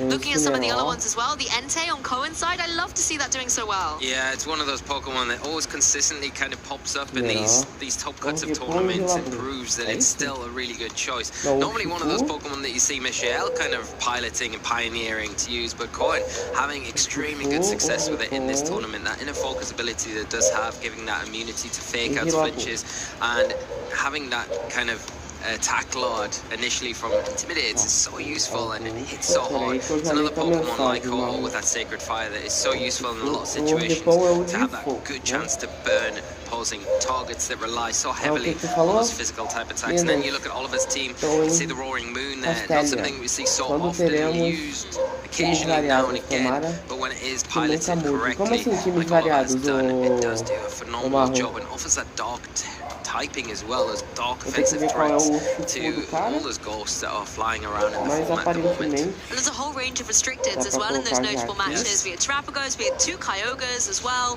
the Ho-Oh, obviously, Zamazenta, so a huge range actually coming forward into this top cut of the competition, but our trainers are now ready on stage, and I'm really looking forward to seeing how this match is going to shape up, because that Serena, I think, is going to be pivotal.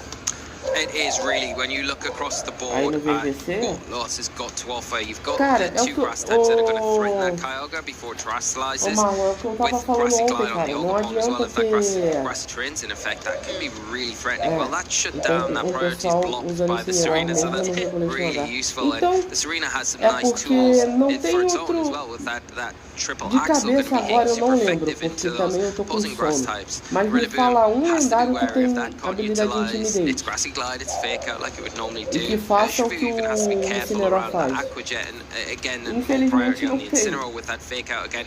You've not got that kind of cushion to be able to support your partnering Pokemon as well with the Serena, as long as it's active on the field. The nice thing that you would say that Nick has an advantage of immediately is going to be that Tornadus with access to that Tailwind with that Taunt as well. The Taunt not only shutting down setup normally, it is a really great way to stop the Wide Guard that could be detrimental to your Kyogre operating the way you want it to from that Zamazenta, because then as long as that's taunted, you can fire off those Water Sparks, Origin Pulses, and you can position that Kyogre pretty nicely on the field with that Tailwind support. So many moves and counter moves potentially from these trainers. I do not envy them being in the hot seat right now, but we can take a look at kind of their previous journeys in Pokemon history. Nick, having made a lot of top 128 finishes this season in Lille and Dortmund, but fantastic to be able to say I at the very least I'm going to have top 16 here in Utrecht, and in 2024 was able to actually get top 16. Top 64 at the Pokemon Worlds, which is incredible. On Lewis's side as well, lots of top 8s, top 16s, EYC top 64 as well. So both these trainers kind of have been able to get these top finishes. I think Nick really on an outstanding run so far in this tournament, and on Championship Sunday is going to want to be trying to take that championship indeed. Yeah, well, no trainer so far in this tournament has been able to take a win from Nick. So, you know, it's going to be everything for Lotus to do in this one, and you know, both players, you can see from their accolades, comfortable in this sort of situation of a tournament, but want to be progressing a little bit further. Want to be adding esse da esquerda, esse cara aí que tá aparecendo agora, ele tá 11-0 aqui no campeonato. É o tipo de água. And we can now dive even deeper into the Serena. We mentioned the triple axle earlier that can apply a lot of pressure to Pokemon like the Rillaboom as well. It has that Ice Terror type as well, so it can deal even more offensive pressure if it wants, and that wide lens there to help with the accuracy of some of those shakier moves as well, the Power Whip included there. But I think the key thing is that Queenie Majesty blocking the priority moves. You've already mentioned the fake outs on the Rillaboom, and the Incineroar on the opposing side, Aqua Jet, Grassy Glide. There's just so much utility that the Serena could be made into play for, but it's going to need to be protected there. It's going to be able to be utilised. You've got some heavy hitters in the form of that Miraidon with the choice specs. Urshifu's running the choice scarf, not the choice band that we've actually traditionally seen this weekend so far. So it's nice to see that speedier one coming through, because it might be able to get a knockout to enable Serena's success. Yeah, and I really like the choice scarf. I'm pleased you mentioned it, because I think with the rain setup from the Kyogre. There's no disruption from the opposite side of the field to override that rain. And it almost, with the Choice Scarf, gives it an enabler to attack that Calyrex on the opposite side pretty freely for big damage. I mean, maybe even remove it from the field, especially when you've got that Serena kind of supporting it, blocking those fake outs. It could be a little bit detrimental otherwise. And then we can take a look at Lotus's team here. And it's that Calyrex Shadow Rider, that Zamazenta, that combination that we've seen do so well in this event. Lo's been able to pilot it to this stage, but there's some different interactions here with Pokemon choices. The Olgapon I really like because it's got that Grassy Glide. We've seen that have a lot of success in the past. And it could be quite useful here. If the Kyogre doesn't go for that Terrestrialization, you almost feel like it is forced to go for it, but you've got two sides of the coin. With the Olgapon, you can hit it for the Grassy Glide, for super effective if it doesn't Terrestrialize, and then you've got that Ivy Cudgel that can hit it if it does Terrestrialize, but you're going to have to contend with the rain, which is a little bit annoying because it will weaken that fire type damage. Well, my old friend Incineroar is looking a little different in this match as well. You know, it is running Fake Out and Potting Shot that we traditionally see. Knockoff as well has been a move really jumping up in popularity with all the ghosts running around. But Helping Hand, I know that Incineroar gets a lot of utility support moves, you know, Taunt, Will-O-Wisp, and Helping Hand, of course. But Helping Hand really has been the one I've seen the least. So I'm interested to see if this, what is possibly going to be like a bulkier Incineroar that's going to be this more supportive role, is going to be able to enable a knockout with Helping Hand on another Pokemon, as well as the fact Calyrex is ready for battle with not only the Life Orb, but a potential nasty plot as well. Yeah, well, the Incineroar with that Helping Hand can be quite useful. It's hard to bring here with the rain being the predominant strategy on Nick's side of the field, but you do have the ability to kind of block that to a certain extent with that Wide Guard. With the Zamazenta, you just need to be careful around that taunt that could be a little bit problematic from both the Tornadus and that Serena as well. They could maybe hinder your ability to prevent it. Well, let's turn the music up and get into this battle. Both the restricteds out on the field for Lewis here with the Zamazenta and the Calyrex Shadow Rider. And on Nick's side, we've got the Urshifu reigning supreme at the front next to the queenly, majestic Serena. Yeah, now you've got that Urshifu, has got the Choice Scarf, so it's immediately putting a lot of pressure on to that Calyrex. Isn't really too threatened either from the Zamazenta, from a body press or heavy slam here, so we'll be able to take a combination of those attacks. The big question is, can the Calyrex and Lotus side be able to take a Surging Strikes? And there's always a possibility that Serena switches out here, the Kyogre comes in, gets the rain onto the field, boosting that Surging Strikes, becoming even more threatening to guarantee a knockout onto the Calyrex, and it doesn't have a defensive Terrestrialization type to get around that threat, and because of it, we are seeing it switch straight out. That Choice Scarf already applying a speedy pressure, so Calyrex is going to leave the field and bring the Rillaboom in, the perfect Pokemon choice to take potential water type attacks from those Surging Strikes. The grassy terrain on the field as well to be able to get that recovery in future turns. Terrestrialization straight out of the box. These trainers are not messing around. This is going to go down on the Urshifu, going for the Terra Water to boost up potential Surging Strikes even more. Yeah, and if this is into the Zamazenta, this could work out pretty well for Nick, because it will ignore that defense boost that the Zamazenta's got, especially if it is the Surging Strikes. In response to that, though, the Zamazenta might be just covering bases with that Terrestrialization into the Dragon type, meaning it will have a nice resistance to those Surging Strikes if this is the chosen target. Fantastic Terra type option here for the Zamazenta in the face of this Urshifu that is indeed going for the Surging Strikes. It finds its mark down on the Rillaboom that switched in, however, so it was going after that Calyrex Shadow Rider, trying to remove it from the field, but of course, we know Rillaboom is going to be able to eat up all 3 critical hits. And even though it resisted, still taking huge damage from this attack from the Urshifu as well. Does leave an option open for the Serena. We are going to see the body press. It isn't enough to take it down, and the triple axle coming out. Where's the target? And it misses. It is a huge miss, because if that was into the Rillaboom, you've got to think that would have been enough to take it down and give Nick an early lead, but unfortunately falling to the wrong side of the target. Not only would it have been great into the Rillaboom, but the Dragon Terrestrialization on that Zamazenta would have led super effective damage. You can see Nick shaking his head. That is not how he wants to start the Masters top 16, but you have to regroup. You have 2 restricteds in the back. We got a little sneak peek, so you have momentum that can still be gained. You do, and you have the protection from the Serena for at least this next turn with that Queenly Majesty, so you don't have the immediate threat of that Grassy Glide or the Fake Out disruption from the Rillaboom right now, as long as it stays on the field. And you could almost even switch the Serena out, because you know that your opponent's probably in that position where, okay, yeah, I'm not going to go for the Grassy Glide or the Fake Out here, because it's so risky, but you do have to worry about that Woodhammer that could come out. It could still hit for big damage, boosted by that grassy terrain, cause some big issues. Yeah, Kyogre does join the field now. You know, switch the Urshifu into the back for later. Maybe it can reset that attack going forward. Serena is going to be knocked out cleanly by a body press coming through from the Zamazenta, so you now are able to utilize your priority if you are Lewis here. However, it's just going to be a simple U-turn, of course. You're going to be able to reposition, bring that fake out in a little bit later on, as well as get a decent amount of damage onto that Kyogre. That's going to weaken the potential water spout pressure that it can deal.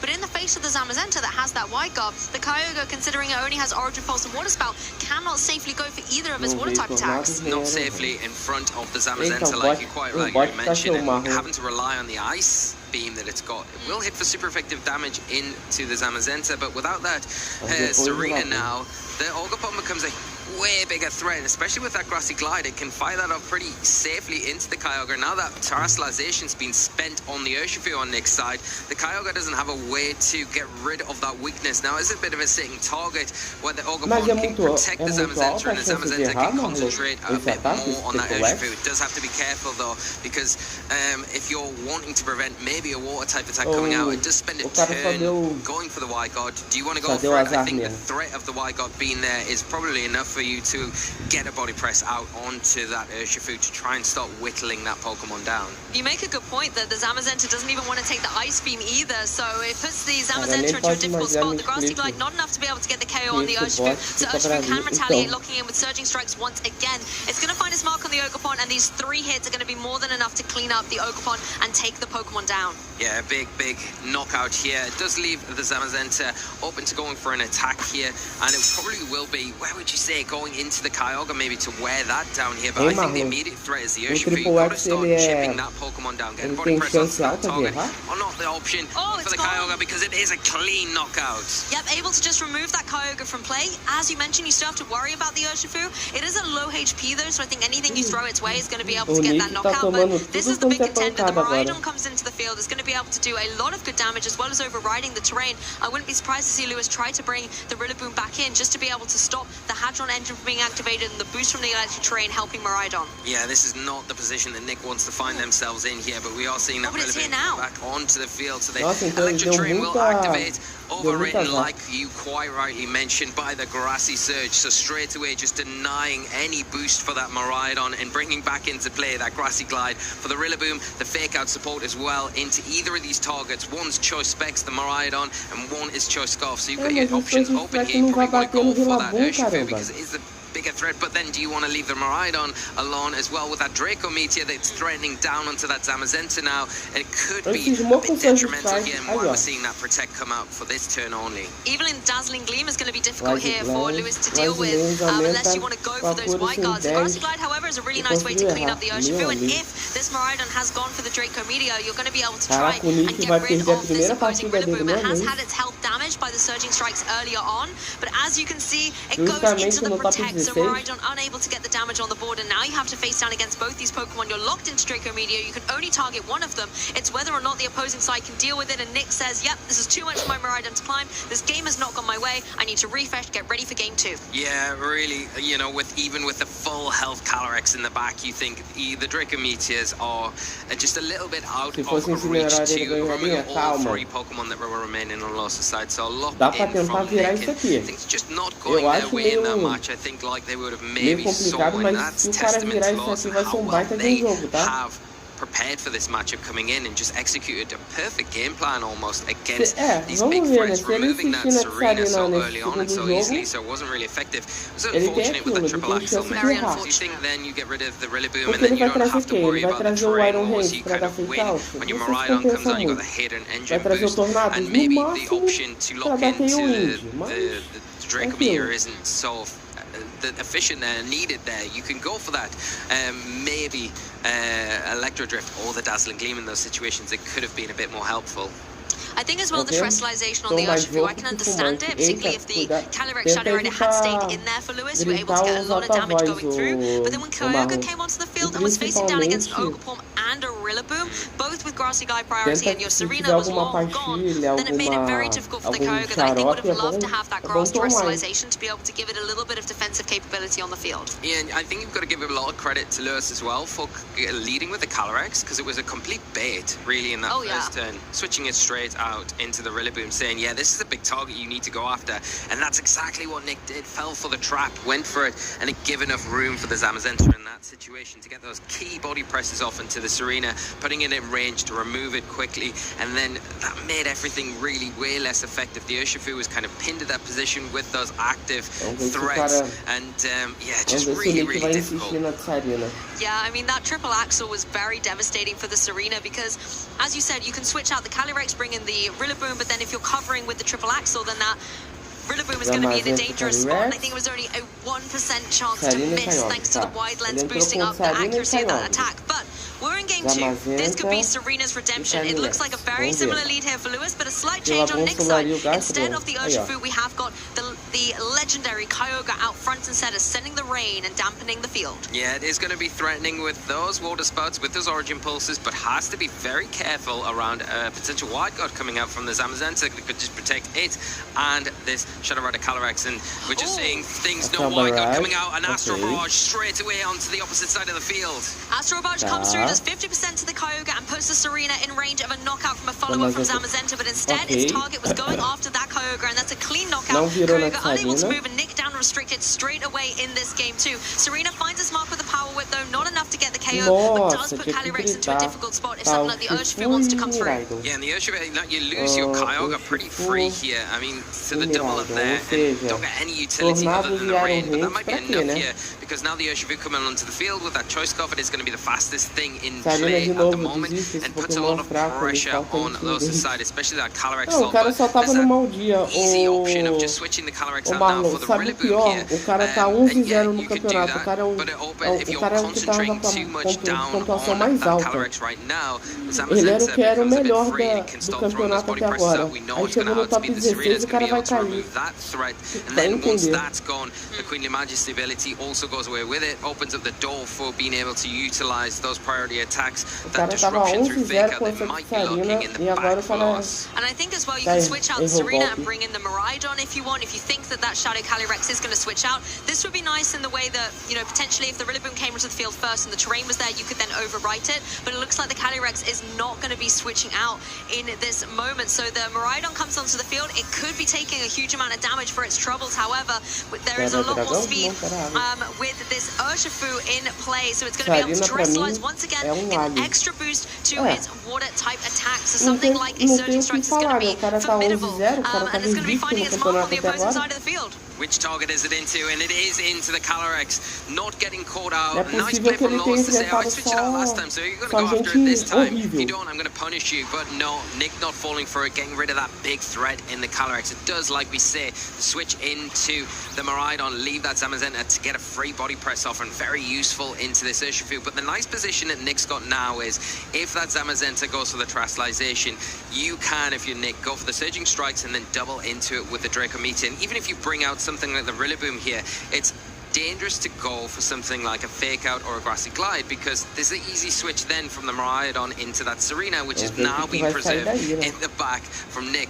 Really well done, of course, as well. That would allow you to keep control of the terrain that could be so important for that Miraidon to hopefully try and close this game out as the Ogerpon makes its way onto the field. Yeah, Miraidon keeping the terrain right now. Rillaboom, if it is in the back, has not yet made an appearance, but if potentially, you know, Zamazenta wants to switch out, you can bring Rillaboom in and allow a Grassy Glide to come through from the Ogerpon. That's where you have to watch out for the Serena, just like you said. Urshifu leaving the field, maybe wants to reset what move it's locked into, and instead Serena comes back in. This does protect its partner Pokemon from that potential priority with a Grassy Glide. Zamazenta is leaving the field, so we're going to be able to see the fourth and final Pokemon. It is indeed that Rillaboom, so the Grassy terrain is going to be in effect. I love this play from Nick, calling out that there might be a Grassy Glide, a switch into the Rillaboom from that Zamazenta. Exactly what's happening. Grassy Glide into the Serena. It's Mold Breaker. It ignores the Queenly Majesty and is enough to pick it up, but it leaves the Miraidon in a position where it can fire off a big attack. The unfortunate thing is, Nick down to the two remaining Pokemon, not going to be able to get control of the terrain again. So even though you pick up the knockout on the Ogerpon, you've still got that Zamazenta to come back in under the grassy terrain, and a very low health Urshifu that's going to be now vulnerable to a Grassy Glide knockout. At least the Miraidon was able to get some revenge there, was able to get the damage down onto the Ogerpon, but now you're locked in with both these two Pokemon. You're not going to be able to switch it out and reset the drops that you have taken. Zamazenta rejoins the field, and I believe the terrestrialization is still in play for Lewis, so there is the potential to shake up what these times are, but Nick, not happy with the outcome of this match, is going to lock in the forfeit, and Lewis is going to be able to take this top cut match. Amazing play from Lewis here, and the strategy just to shut down these big threats from Nick's side of the field was just incredible throughout, from start to finish. The game plan was executed so well. Congratulations to both our players, but Lewis will be moving on to the top 8 of this event, which is so exciting.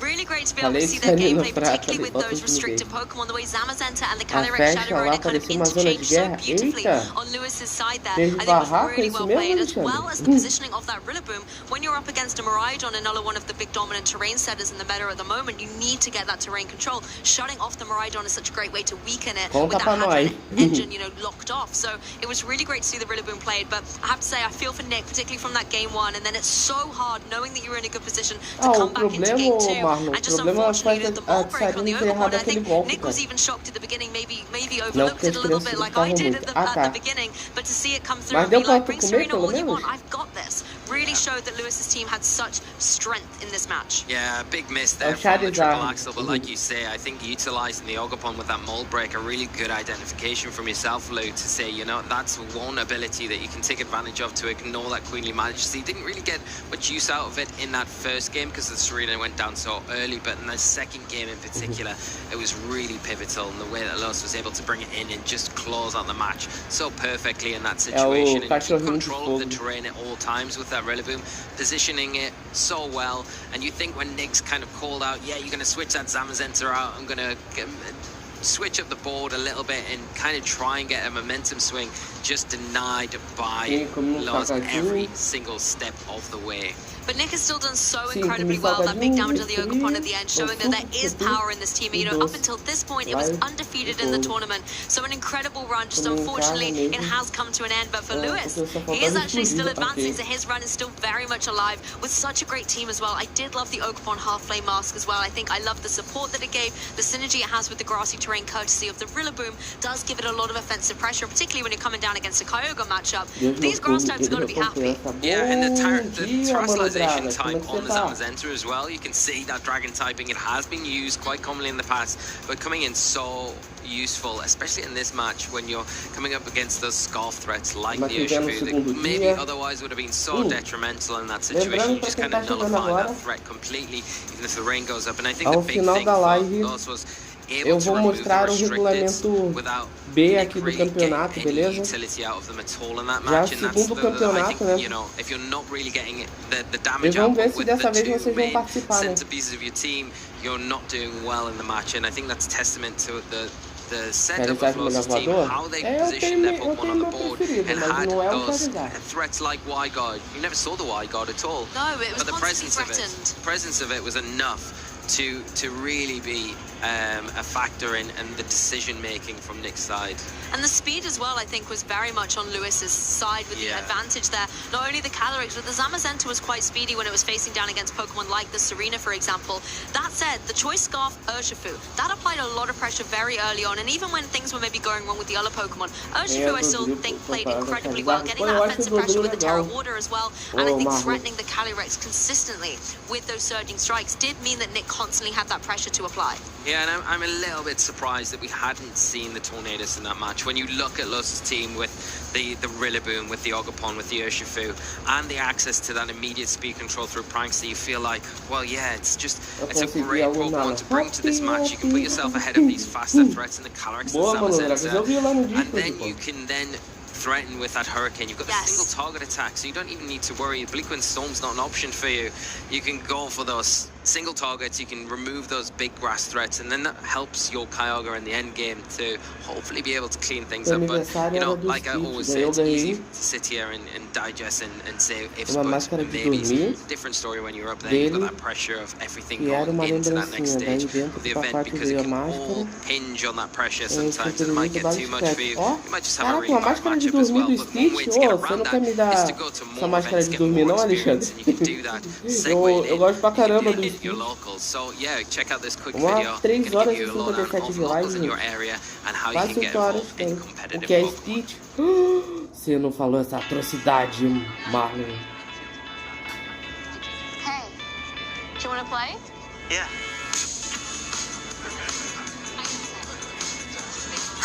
Nice. One shot? Yeah.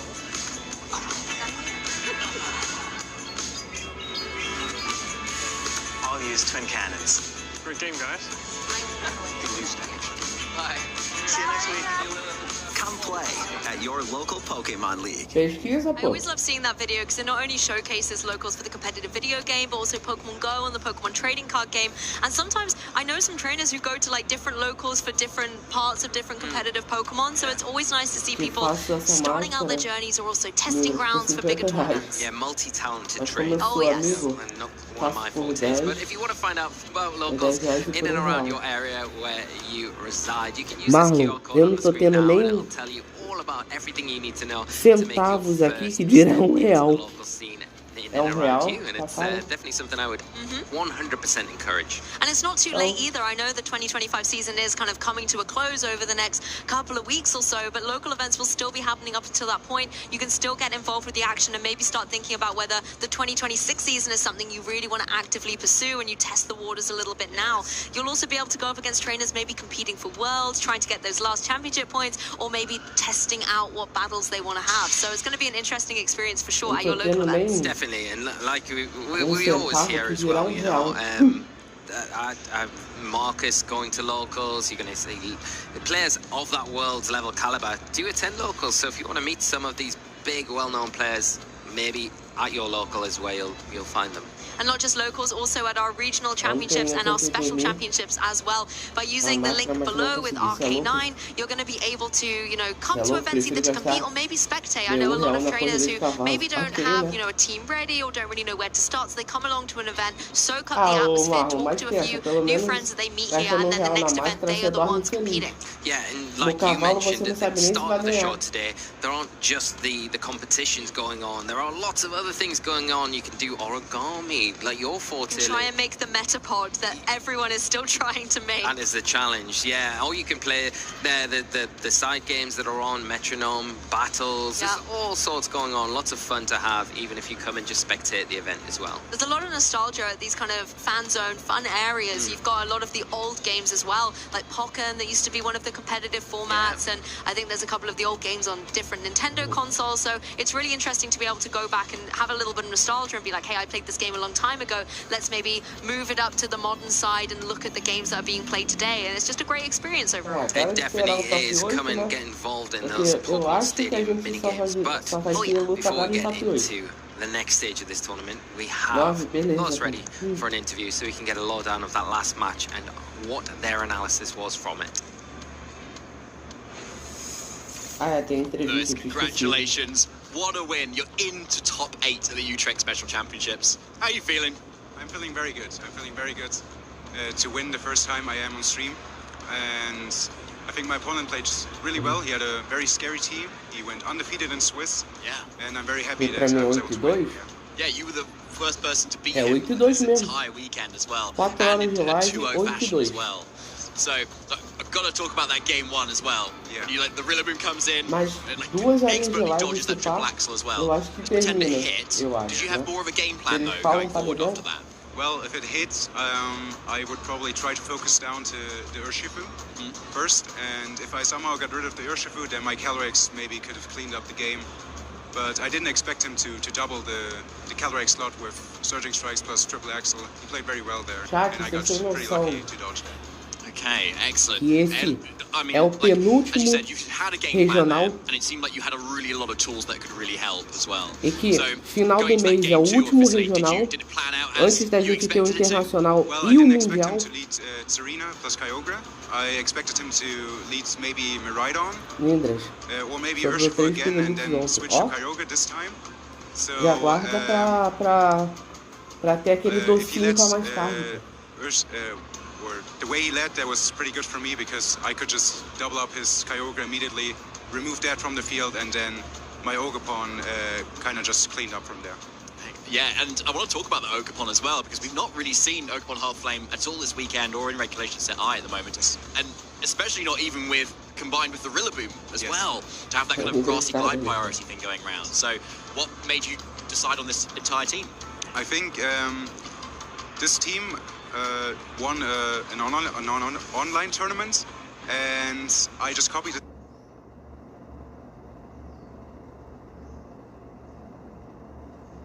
But I basically just copied it. Acompanhando was very interesting in this matchup because it actually ignores Queenly Majesty from Serena. Yeah, we saw that. That was huge. Yeah. And I think that's why the Acompanhando is like one of the most important parts that I can bring here, not just to redirect Miraidon's attack potentially, but also to just KO Urshifu through the priority block. Yeah, and we saw that. I think it seemed to catch Nick off guard as well. Yeah. Expect it, which a lot of players wouldn't. So yeah, nicely done on that end as well. And so, have you used this team or any other teams throughout the regulation set I? Did you compete in the Grand Challenge, for instance? Yeah, I've been using something similar since the beginning of regulation I. I kind of switched between Acompanhando and Tornadus, and in the Grand Challenge I actually ended up using Tornadus because there it's best of one close team sheet. Tornadus adds a little bit of variety, you know, you can rain dance, you have tailwind support and stuff like that. But I think in an open team sheet format, Acompanhando is pretty decent. It's very good. Yeah, smart choice there as well. It obviously worked out really well for you, and still could be for the rest of this weekend. We'll have to see how that pans out.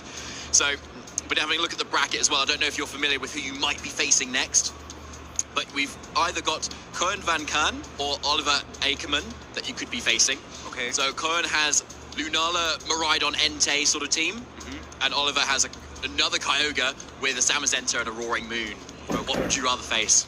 I think I would rather face the Lunala team, because every time I play Roaring Moon, it's a bit difficult. Because Roaring Moon outspeeds my Calyrex, it can 1-hit KO to Calyrex, it also has Tailwinds, right? So I think the Lunala team is a bit slower, and I like playing against more slow teams. Nice, and another back-to-back to Kyogre as well. Having just beaten it, you can rain on their parade as well. I like that. And Lewis, have you got like any sort of goals throughout your Vici career this season at all? How much championship points are you on? I'm currently at 1,200, so I kind of have my World Championships invite already locked, but I wanted to get some last-minute practice in because I'm actually not going to NAIC, so I went to Utrecht, and it turned out to be worth it, right? Yeah. So my goal for this season is obviously to attend the World Championships and see how it goes from there. Fantastic. And any shout-outs that you'd like to give? Yeah, definitely shout-outs to Michael and Marcus for inspiring me to pursue VGC myself. And then also shout-outs to Adrian, Alex, and everyone else who has supported me along the way. Amazing. It's great to see you've got so many friends behind you as well. They've inspired you as well to kind of come along, and obviously you're reaping the rewards of it here in the top 8 now at Utrecht Special Championships. Lewis, thanks so much for chatting with us here. Thank you. Good luck in the rest of the tournament. Thank you. And we'll be heading into the rest of our rounds very shortly, so you do not want to miss the high level matches we are going to showcase to you.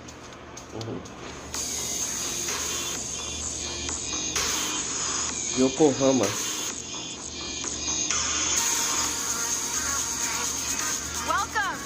Aí, falei top 8 já.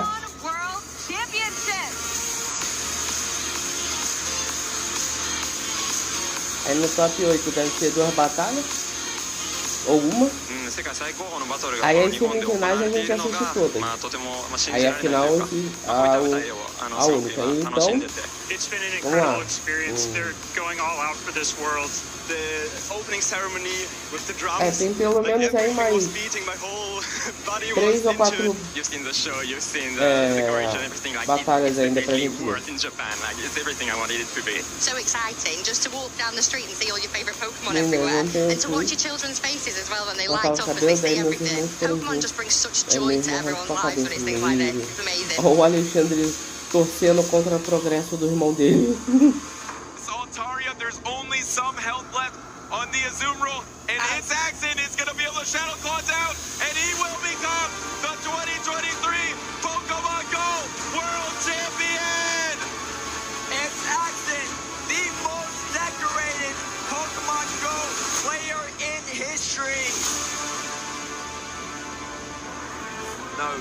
With that, there's the second energy cycle we're waiting for. Now we can attack with the Kyogre. Aquastorm is going to do so much damage. It's going to take out those bench Pokemon. And Xiao Chong'en is your Junior Division Ele disse que ia ficar careca. Mas ele disse de... Mas deixaram de ficar careca, meu amigo. Discard the stadium. There's a Lumineon V that can search out boss's orders. Bring up the Arceus V. Gabriel Fernandez is your seniors division. World champion here in Yokohama, Japan. He's got a ton of cards in hand. Power Tablet. Vance is playing quickly. Does he have the pieces? Switch card. Moving the Mew VMAX into the active spot. And boss's orders brings up the Zacian V. Vai abrir seus pacotes viados. Ô, mano, Dragas, eu já abri, esqueceu? Só vai deixar eu abrir os próximos só mais tarde. Out here, it's only really got that Pollen Puff or the Clisma, but it gets the knockout. Sora Evisara is your 2023 Pokemon World Champion. E se ele quiser se arrepender. Até o barbeiro ficou assustado. Bom, avisado ele foi, né? Não quis fazer, ele deve estar chorando até agora, se passa. It should get a knockout here if it goes for Ice Beam. It's Angelia Muga, stats down. It's a 3v1 now. The battle is just canceled, and Toya Ogawa is your seniors division world champion in Japan. Ela deve ter chorado a rodo, né, Alicia? Get any secondary effects. So as Pollen Puff will take out the Chien-Pao, and all Michael Kelsch has remaining in this matchup is a sleeping Dragapult. Michael throws in the towel, and Shohei Kimura will be your 2023 Pokemon World Champion. まだ実感が湧いていないです。ワールドチャンピオンになることは自分にとって目標でありました。チャンピオンになってめちゃくちゃ嬉しいです。家族に恩を返せて、観客の人も盛り上がっていたので、僕的にもとても嬉しかったです。It is crazy winning Pokemon Worlds, especially here in Japan. The atmosphere, it's unlike any other tournament I've ever been to. It still hasn't really set in that it's real, but it's really exciting, and it was super cool seeing my friends in the audience, and it's been a great time. 我赢下世界锦标赛后， Dragapult ia solar 非 os 常 dois? 兴奋，觉得不可思议。 Aparentemente não. 所有支持我的人。 I'm feeling good to be a world champion. It's something I'm gonna remember for a long time.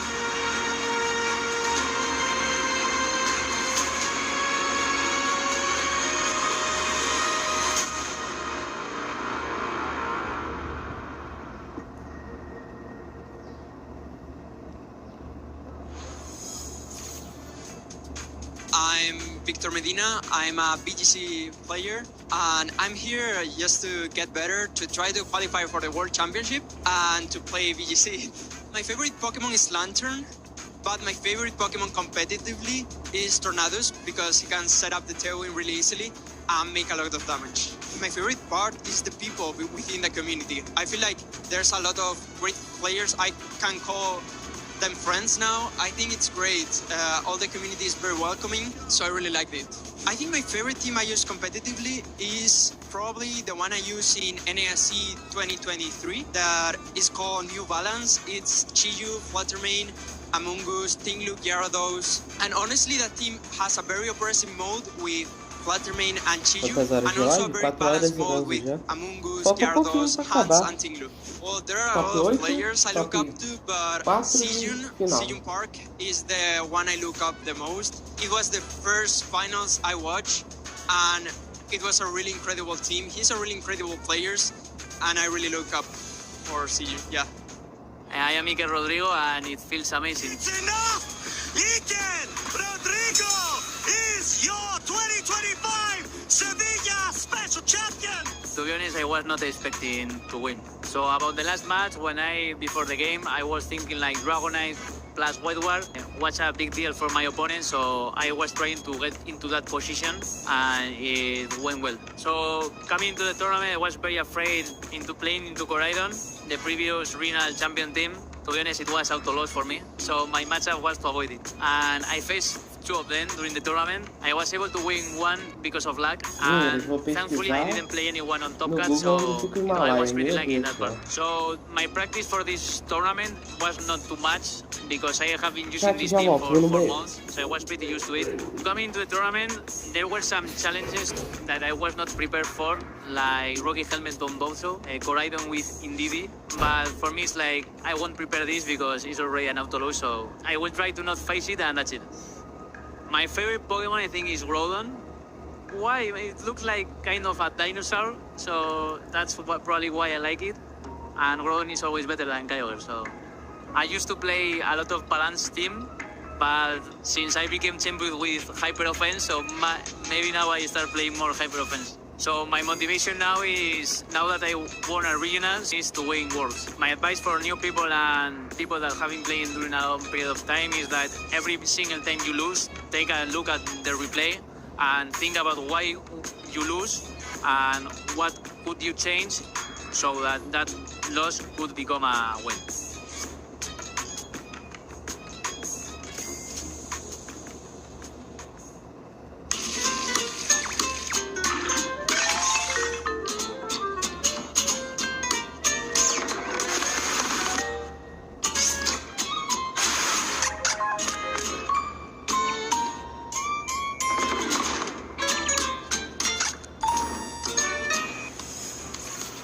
It's really heating up now here at the Utrecht Special Championships. We're getting to the top 8 markers. I'm so excited to be doing this with you as well. We're really getting to the final stage now, where we're going to shortly crown our champion later today.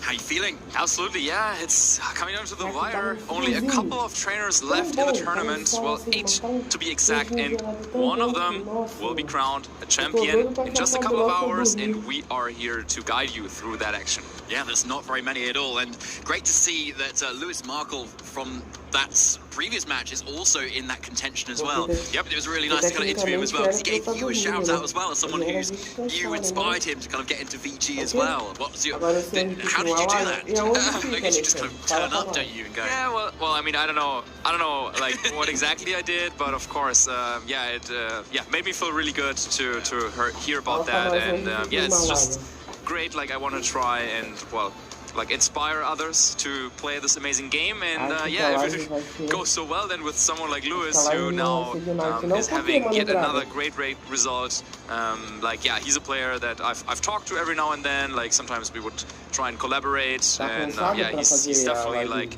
at my level, or definitely above with his play right now. So yeah, maybe I got him started, but then the rest he definitely did on his own, and yeah, it's great to see, and he still has that chance to finally make it into the top 4 of one of our offline major tournaments. He's a player who has had quite some success already in some online tournaments, but translating to that now to the big stage, yeah, that's something that I'm really happy, and he can be really proud of himself. Yeah, he certainly can, and as he said, he could have made a little bit of a switch up for that sort of open team sheet meta, adding in that Ogre that's really helped him in that match too. Yeah, was able to use priority class to guide thanks to the grass train set up by his own Rillaboom, which was able to then bypass the Serena's Queen. He managed to really catch Nick off guard, so if you haven't seen that set already, definitely go and check it out. Yeah, crucial mechanic that definitely had an impact on that game, and yeah, great to see, and let's see how he will do if we will get to see him again in the semi-finals. And I also want to give a shout out back, not to Lewis, but to another German player, to Alexander Ubax, who we got to feature on stream earlier as well, and yeah, I was just in the crowd, or like I was just like back in the match area, and saw where as he was winning his game, and with that now he has a place in the top 8 guaranteed, and he needed to get top 8 or better in this tournament to have a chance for his Worlds invite, and he did just exactly that, and yeah, that's pretty awesome as well, and just to see, so yeah, I'm happy to see the next kind of generation of German players Mas o Mano Dragons, então tu vai fazer o quê? Tu vai montar deck pra jogar em live? Generation as well, right? Well, I mean, they are the current generation now, and I like belong in, like, I don't know, like a museum or something. Well, I'm sure lots of people would buy a ticket for that. That sounds good. But yeah, like we've got plenty of matches to feature as well. Like, and I can't wait to see the rest of this top cut. Honestly, Marcus, have you got any hopes for what you want to see or hope win? Well, of course we have our everyone made their little predictions going into the tournament, but yeah, I don't know who exactly else is still left. So we definitely know about the two Germans, but yeah, I think in a moment we will be able to have a look at how the bracket has shaped up. Maybe with Michael Kelsch, there could even be a third German player. And I don't remember the last time we had 3 German players in the top 8 of a major event. That was a while ago, I would bet, but yeah, maybe it's happening here. I'm not one of them, that's for sure, but yeah, let's definitely check out what our top 8 matches will be as soon as they are finalized. Yeah, exactly. Once they kind of get finalized, we'll have a look at the Melbourne top 8 actually, which happened just last night, basically, for us anyway here, and see who was eventually crowned the champion over across the variety of ponds in Australia there. Desse campeonato, beleza? Garanto que esse campeonato ele é um pouco melhor do que o Regulation A foi, entendeu? Apesar de vocês nem sequer tentar ter feito o A, mas assim. Aí, mais um Regulation. Um cara falando com ele mesmo. Enfim, depois eu vou mostrar, e aí vocês vão ver que tá legalzinho, vai. Dá pra jogar, Weezing is shutting down abilities, and then also, yeah, looking down the list, there's a couple of really known players. Bingji Wang representing China there with a very strong showing yesterday in the Swiss rounds, going undefeated there, and also rocking that Leech Seed Calyrex Ice, which we also saw made some waves here in this tournament. Yeah, it did, alongside mano, um Annihilate. Nossa, um Annihilate, olha só que massa. Nunca achei que ia ver, in that final as well that was streamed last night as well, we saw how the walking wake actually really popped off with that Assault Vest, taking some really key attacks from the Calyrex Shadow Rider and the Terrapagos as well, and kind of dishing back damage with Hydro Steam and Snarls as well. So another really cool set to kind of watch back. Of course, after this weekend, right? Absolutely, yeah. And then also Alistair Sandover. I feel like, yeah, every tournament down under, like he's doing well. He's somewhere within the reach off the top, if not at the top. And Oliver Ramsey as well, a player I don't think we've seen too much of them like on stream, but definitely a player who has had a lot of success in online tours and tours in Australia. So yeah, great to see the players down there doing their thing, and yeah, look at that. I mean, 3 Calyrex Shadow Rider in the top 3 of the tournament. It looks like, well, on first glance, it might look like, oh, maybe they figured something out, but then we see, well, it's paired with Coridon, one is paired with Terrapagos, the other one is paired with Zamazenta, so there's still a lot of different variety at stake. And one thing that I wanted to also highlight here with the tournament down in Melbourne is the fact that some of the very, very best Japanese players actually like made the trip down there. So we have Masayoshi Kuro winning the entire tournament, but we also had our previous world champion from 2023 in attendance, and also Joji, a player who is very well known for placing really highly on the ladder and doing really well there. Also, I think he is currently located in Australia, but also playing this tournament, and they didn't even make it to the top 8. So it's great to see how that region and the level of competition is like really rising up like season after season. So yeah, everyone who made it to the top 8 and even below that, they can be very proud of themselves. They certainly can, yeah, and the competition only heats up further and further from there. So I think we're ready now to see the top 8 here in the Utrecht Special Championship. Okay. Yeah, so let's have a look who has made it through. There's the bracket, and we can see in that illustrious top 8 some really well-known names as well, and a few we still haven't featured yet, which would be great to see. Wow, and yeah, we do have the 3 Germans in there. Lewis Merkel, Alexander Uvax, and Michael Kelsch all made it. And then we have Wang Hui Zhang representing China, Jorgen Rijmakers from the Netherlands, as well as Cohen van Kang from the Netherlands, Eric Legru de la France, and then Nikolai from Denmark. So yeah, really international top shaping out here in Utrecht for this special championships. And wow, those are some amazing names. Pronto, você tem uma live infinita. Thank you. Thank you very much. I really want to know how that Jochen against Giuseppe, because this must have been like a Terrapagos against Terrapagos, like really long, kind of drawn out games. But it ended 2-0 for Jochen, and that's quite interesting to seeing knocking out a former regional champion. And yeah, Michael Kelch is still a reigning champion from Stockholm. Of course he is. I mean, every time. He could go for this third regional title here. Pô, mas aí é muita tortura, that's mano. definitely a story to follow. Or is it going to be one of the other 7 players who I believe do not have that title yet? But yeah, we have got Jochen with a top 4 at EYC. We got Lewis Merkel, as we were just talking about, Nikolai doing really well in some online tournaments as well. Yeah, it's like a lot of talent and quality in the top 8, and yeah, it's really hard to predict what will happen. It certainly is. Mas esse do Shines eu acho melhor. Eu acho mais desafiador e a live infinita. Tortura, ok? A tortura do ser humano é nosso entendimento. Que isso, ó, o cara mandar na verdade no trua. Which game should we feature? So then, yeah, let's have a look with our community choice. Which Pokemon are they running? And then you will have the option to vote in our Twitch chat. So already hop in there and wait for the vote to be opened up. But let's talk about some of the matchups we're seeing. It's going to be 5 Miraidon in this top 8. Probably about what we expected. Yeah. But then, yeah, Eita, que tá ventando it's Asian. We have 2 Zamazenta, we have a Ho-Oh, 1 Terrapagos, and only 1 Lunala. I think that's the one thing that's standing out to me. That's a really good point, actually. Something that was going to be so common in going to this tournament, especially off the back of Milwaukee, being so like low usage at the moment. Yeah, it's something that I don't think any of us really expected here. But yeah, really good to see like the Ho-Oh still going strong there, and the other Sacred Fire user Entei at the top on the right there as well. Se puder deixar a live aberta, agradeço. Se não puder, não tem problema. Mas vai descansar. Eu volto segunda-feira mesmo, então. Really showing off that Sneasler alongside the Zamazenta and Miraidon. 2 common Pokemon, but not commonly put together. Yeah, make sure to cast in your votes. There are a couple of great games to watch for sure. But yeah, let's talk about that Lunala Miraidon again for a second, because it is not even that variant that we are used to seeing with the Ursaluna. You know, like use the Lunala for Trick Room. It seems like it's a build that is more focused around Tailwind maybe, with Whimsicott there.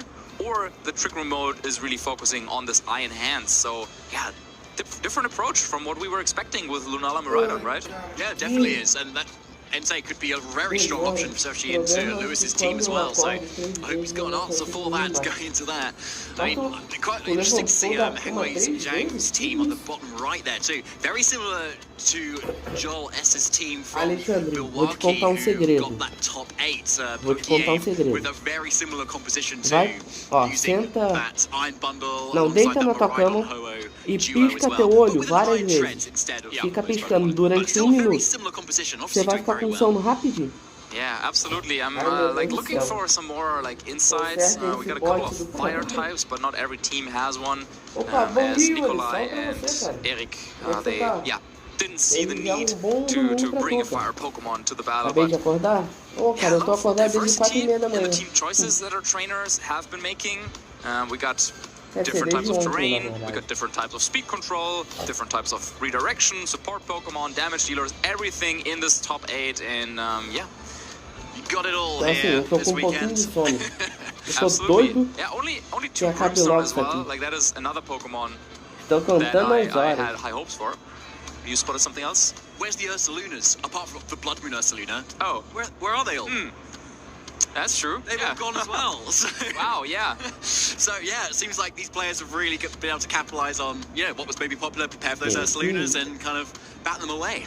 Yeah, absolutely. Wow, yeah, that's very true. I think it was at like 20% usage going into the tournament, and now there's none left here in top 8. So players seemingly were prepared to take down the bear, and well, maybe Ursaluna Blood Moon will shine in the moonlight. I don't know. Yeah. Cast a shadow and make the other Ursaluna type forgotten a bit. But Nikolai And maybe it's their time to shine. Yeah, and it makes sense too, because with that mind's eye ability, you can certainly hit those ghost types with those normal moves as well, which is obviously a very powerful thing that they can do that the other Selena can't.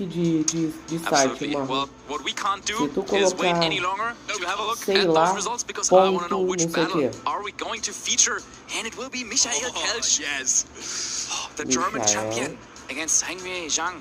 Ho-Oh to Miraidon. I think that's a great matchup. Yeah, I think it definitely will be as well. And potentially quite fast-paced as well. Mikhail obviously having the more slower-paced team with the Grimstar on the screens and the Lychee Calyrex, but very much turning up the firepower with Hangwei, with that Ho-Oh especially, and that Iron Bundle as well. Be interested to see more of the movesets and the team choices that both of these players have made to try and capitalize on that. And yeah, especially that Iron Bundle, let's say, that Landorus, that Miraidon, and that Urshifu, all with a freeze-dry move, being able to hit for such big damage.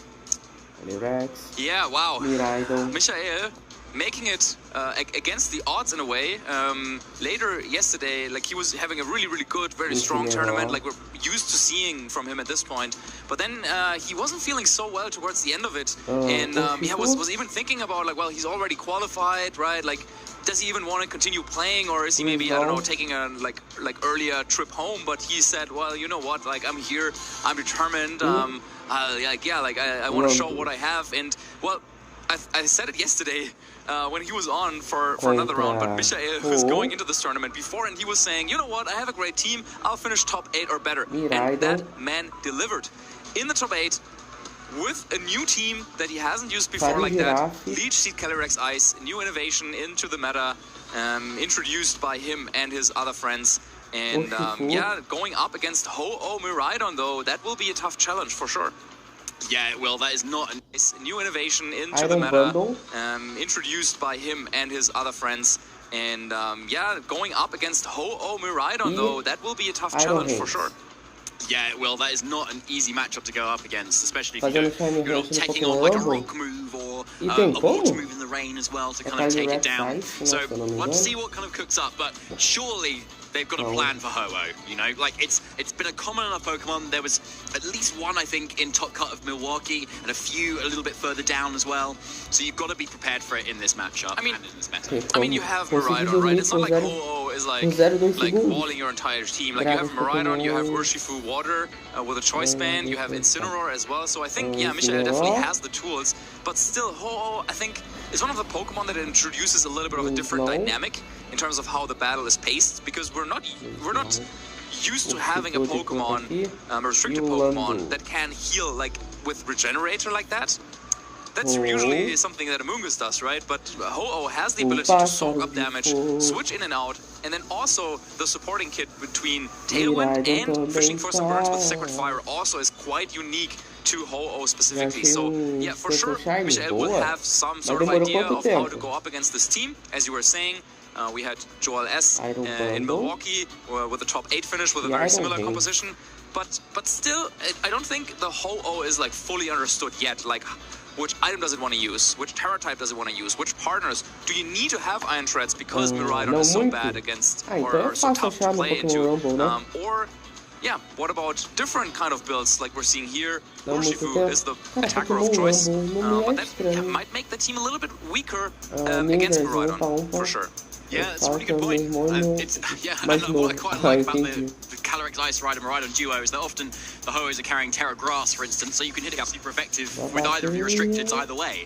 So as long as you can get her in the right part of that speed sandwich, then you can hit it.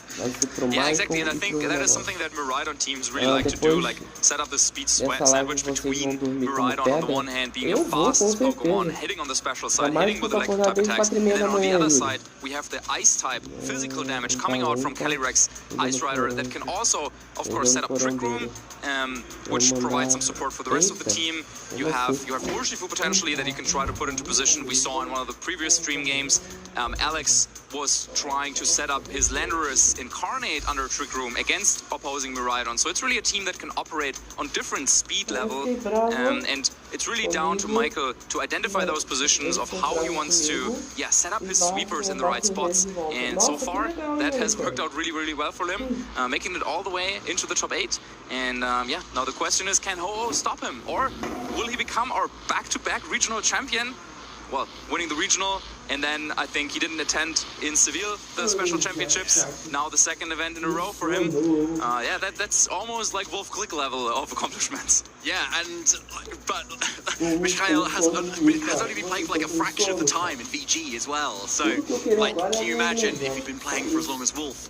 How many would he have won at this point? We'd hard to tell, but yeah, maybe we have a GOAT in the making in a way, but well, we'll see. I mean, he's not there yet, of course. I think he also knows this, or he also says this, that there's still a lot that he has to learn about the game.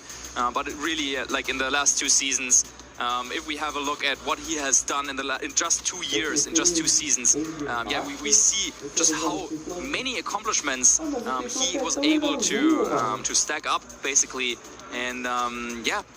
Other players, it took them years, and they didn't even reach, you know, like a part of the level that he was able to accomplish. Yeah, he really is a household name. It's already Michael Kelsch, isn't he? And like, he have plenty of accomplishments already to kind of put under his name. Not only, yeah, that back-to-back Stockholm regional champion as well that he was too, which is just such a hard thing to do, but was able to do so well. And yeah, obviously getting finals at Worlds as well was incredible too. If there's anyone you want to be watching in the EU scene, it probably is Michael Kelsch, basically. Yeah, he has really solidified himself as one of the, like, I would say, top 5 names in Europe to be following along. I mean, of course, there are other titans of the game here as well, but yeah, look at him with the piplup. Yeah, having this list of accomplishments already, I mean, what are they going to do if he wins this one as well, right? Like, there's no room. We only have room for 4 major accomplishments, and winning 2 regional championships already, and then also, yeah, world second place and world's top 4. Yeah, he's the guy to look out for, I would say, in Europe right now. Definitely. I think maybe you kind of combine the 2 Stockholm regional champions, make X2 the up as well. Yep. Maybe something like that. But then I don't know where you go from there. Yeah, you got to find some room there. Pretty tricky. These are the problems that a player like Michael Kelsch has. Fortunately, we don't have to deal with that, as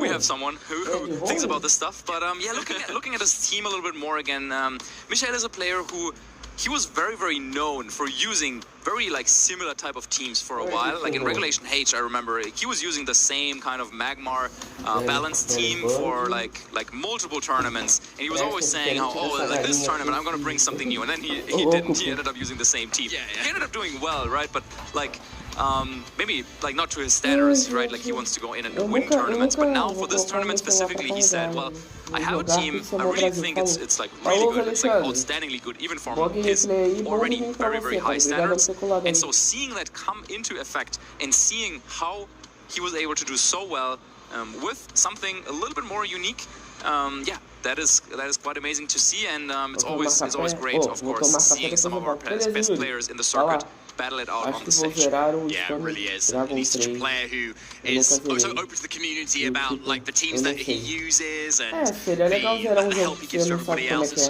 It really is everything all at once, isn't he? Like an amazing player, but also kind of just shares that knowledge with everyone and all of his experience. Absolutely. But now we've talked a lot about Michael. Of course, we know a lot about him, but he has an opponent. Believe it or not, the tournament is not over yet, and he will be playing against Hengyue Zhang, and that is a player who has quite the accomplishments, traveling around different tournaments, but with a purpose of doing well, and they've done so in Turin in the Special Championships in 2023, but they've also done it at San Diego Regional or the DC Open, so like, yeah, playing all sorts of major tournaments and doing well in them.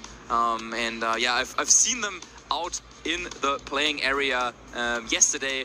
They were wearing like Pikachu-shaped headphones, and they were like really focused on the game. I wonder if I think we can't see them on stage just because we have our own headphones, right, provided on the stage. But yeah, they look really fashionable there with that, and determined to make a deep run in this tournament, and that is what they did. And yeah, well, I would like to know like where exactly they are in terms of championship points. Maybe they've already solidified their Worlds invite. But yeah, maybe they need this top 8, because yeah, we know that top 8 of course gives so many points And that is what our players, want to collect at these tournaments. Yeah, there's no achievements there from 2025 or the recent 2025 season. Not yet. But maybe there's, could be maybe a few top 64s that just haven't eclipsed some of these on here. So, yeah, we'll have to see how the rest of this matchup and this weekend plays out. But already, having gotten to the top 8 of this special championship is already incredible and something that will definitely go on there.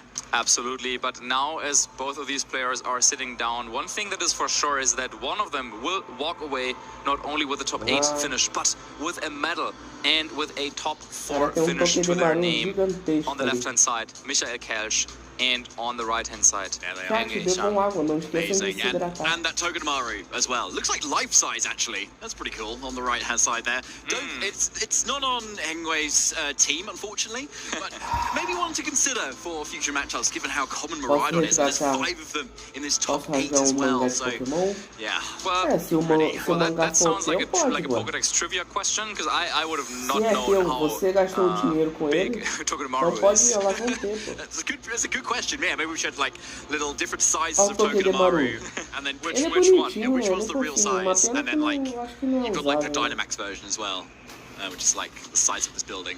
Yeah, but I'm just glad to see like Michael. He's laughing, he's having fun. So yeah, he seems to be doing a lot better than yesterday, and he's at this point like very familiar with this stage.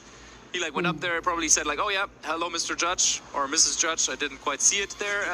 We've met each other again like a couple of times, and yeah, he's usually like owning the stage. I think in our recap of Stockholm, Costa was saying that he was like cold in his veins, and he was like determined, and that's also what I'm seeing here. This determination of a man who is using Calyrex Ice Rider with Leech Seed. One of the big innovations coming out of this tournament. Yeah, kind of turning yourself into a bit of a Stellar Stealer in a way, if I can throw back to 2017, 2018, with that being a Leech Seed user, but not actually being that grass type, and having that leftovers, that ability to recover, but still throw out all that really big damage and Terastallize into a more defensive type, being that water typing too. So we saw Mishael yesterday as well do very well on stream too, and we've seen this team across multiple other players as well. Ibrahim Marouf as well. Elétrico, aquele elétrico espada, metal espada, não sei. Sim, metal e elétrico. Yeah, we talked about some of the unique choices here. The Terra Grass on Incineroar, Terra Ghost Urshifu with Choice Band, Terra Poison Landorus with Taunt. Just some of the few clever ideas, but of course standing out is Leech Seed, Leftovers, Calyrex Ice Rider. Yeah, and it's a really big one too. And it could be an interesting one into this matchup as well, where you've got some Pokemon with a lot of HP, like that Iron Hands and that Farigiraf that is on Hengwei's end. I'm sure like Calyrex would love to get a Leech Seed on both of those, which otherwise we could probably take those Glacial Lances fairly well. So I could see a matchup where this could be used. Yeah, Hengwei on the other side, Ho-Oh, as we were talking about, Clear Amulet, Terra Grass, maybe establishing it as the most standard set now at this point at Ho-Oh, as Ho-Oh is a restricted Pokemon we haven't really seen too much in previous formats. Players are still figuring out how to use it best. Yeah. And then, Iron Bundle, Terra Grass as well, that's quite interesting. Probably not that impactful here in this battle, but you never know. I mean, it might want to take a hit from Miraidon or something like that, but Iron Bundle might be a good choice here. You could hit Landorus, you can kind of hit Urshifu as well, of course, with Freeze Strike. You can slow down Miraidon for your own Miraidon. So yeah, maybe that's something that Hengwei will consider here. And then having the 2 fighting types and Farigiraf is a pretty known kind of combination. Having Focus Sash on Urshifu, there's a lot of Pokemon that would want to hit Urshifu with a priority attack, but then there's always this threat of Armortail, Farigiraf switching in, and you have to be very careful with your moves, like Fake Out, of course. Yeah, and the Aqua Jet on that Urshifu that's on Mishael's end as well. Interestingly, that Iron Bundle is actually that booster energy itself, but never mind that. We're getting straight into the top 8 here. And look at all those huge, powerful restrictors hitting the field. Iron Hands, sure, you could be one of them as well if you want to be. Miraidon, Calyrex Ice for Mishael, and Miraidon, Iron Hands for Hengwei. And already, Iron Hands might be in a great spot to do a ton of damage with low kick. Both Miraidon and Calyrex Ice, of course, really heavy hitters. So yeah, taking a ton of damage from low kick potentially, and Michael already has to make a choice. do you want to just take a fake out and a strong attack from Miraidon on the opposing side of the field? And if you want to stay in with Miraidon, do you go for terrestrialization? A big story the past couple of months in competitive Pokemon. Miraidon against Miraidon, do you go for the Terra? Do you not? Both of them are Terra Fairy. And yeah, well, are they going for it? Do you want a Dazzling Gleam? Do you want a Draco Meteor? It's always a tough decision to make. Yeah, it's a war or a tale as old as time, or rather as old as all the restricted formats that we've had with Miraidon. They're from the future. How? Yeah, okay, we'll talk about this now. Don't blow my mind again, Marcus. Okay, well, we've seen that Miraidon on Mikhail's end go first with that Terra, but no responding Terra yet. Fake out first from the Iron Hand. Wow. Whoa, there's that Draco into that Miraidon. A really good call from Mikhail. Oh, there's the Dazzling Gleam now coming out. Is this going to be enough for this Miraidon to go down? Yeah, it is. One-hit knockout from Michael, dodging any damage from Draco Meteor, and then firing back with the Terra boosted Dazzling Gleam. That is a perfect turn for Michael, and this might honestly already put him into a winning position. Yeah, that's already obviously a massive play here. And a player like Michael is like, when you're up against a player like that, you go, right, they're such a good player. Oh, this, if they go to the Dazzling, that's just so obvious, right? But sometimes you have to advantage. Just click the move that is best in most scenarios, and it really pays off just like that. Yeah, and Michael seemed to be a little bit surprised by that as well. So this is not the scenario that he was anticipating, but one that he gladly accepts as this beautiful Ho-Oh joins the battle. And of course, Ho-Oh, yeah, will have no problem taking Dazzling Gleam whatsoever. Farigiraf, that also will take quite a decent amount of damage. And yeah, looking at the Pokemon that Hengway brought, yeah, it's gonna be tough to stop this Miraidon. Here comes another Dazzling Gleam, nothing stopping it just yet. Ho-Oh's going to take it very well, being Ho-Oh, but over 50% is a big deal for Sacred Fire into that Calyrex, and there's the burn as well. Exactly what Hengway needed to really start slowing down Mikhail's onslaught of offense right now. As that Glacial Lance comes out into the Farigiraf and Ho-Oh, really just doing a little bit of chip to put everything a little bit more in range of the rest of his Pokemon. Yeah, thanks to the burn, Hengway's Pokemon taking this very well. And because of the leftovers, Calyrex is in a little bit of an awkward spot now. It kind of doesn't do a lot of damage against Farigiraf or Ho-Oh, but at the same time, it won't go down anytime soon. And maybe this is something that Hengway can kind of use to their advantage. Maybe keep Calyrex around for a little bit longer and focus on the Miraidon, which, however, is locked into Dazzling Gleam and can just go for that. Tá me ouvindo ainda ou tá muito baixo? I think we'll lose another Pokemon this turn. Helping Hand is coming out though. Farigiraf knowing it's going to go down to this Dazzling Gleam next is able to get around it and at least get that Helping Hoof into this Ho-Oh. Is it going to get it off though? Let's see. Dazzling Gleam first. It's not going to do a whole lot to Ho-Oh, but yeah, Farigiraf may have done what it needs to do. If this is that Helping Hand, it might be going into this Brave Bird. Let's see what damage this does. Yes, this is pretty strong, and it's not enough for the one-hit KO. Miraidon is just too good. And with all that recall damage, Ho-Oh might be in range of Glacial Land. Yeah. Melhorou agora, Mano Dragas. Michael Kelch goes up 4-1, and just with their leads, just primeiro Ninja tinha voz de SMR, depois tinha voz normal, e agora temos a Ninja de voz sensual. Wow, yeah, that almost looked a little bit like too clean. But yeah, Dazzling Gleam, just no resistances on Hengway's team besides Ho-Oh, and losing Miraidon like that on turn 1 is not something you can afford against a player of Michael's caliber. So now, yeah, Iron Hands joins the battle. Enfim, Mano Dragas, a ideia que eu te dei é, por que você não faz uma live de Pokémon, no caso do Emerald, você fazer uma jornada com só Pokémon Shiny? Ou seja, é live infinita e te rende um vídeo legal. Seems like a team that does that a little bit as well. Yeah, this is like optimization on the highest level. You know, like, okay, which team do I use to win? Do I use the one where I win in like 15 turns, like long drawn out battles, or should I try and find something that lets me win quickly? Wow.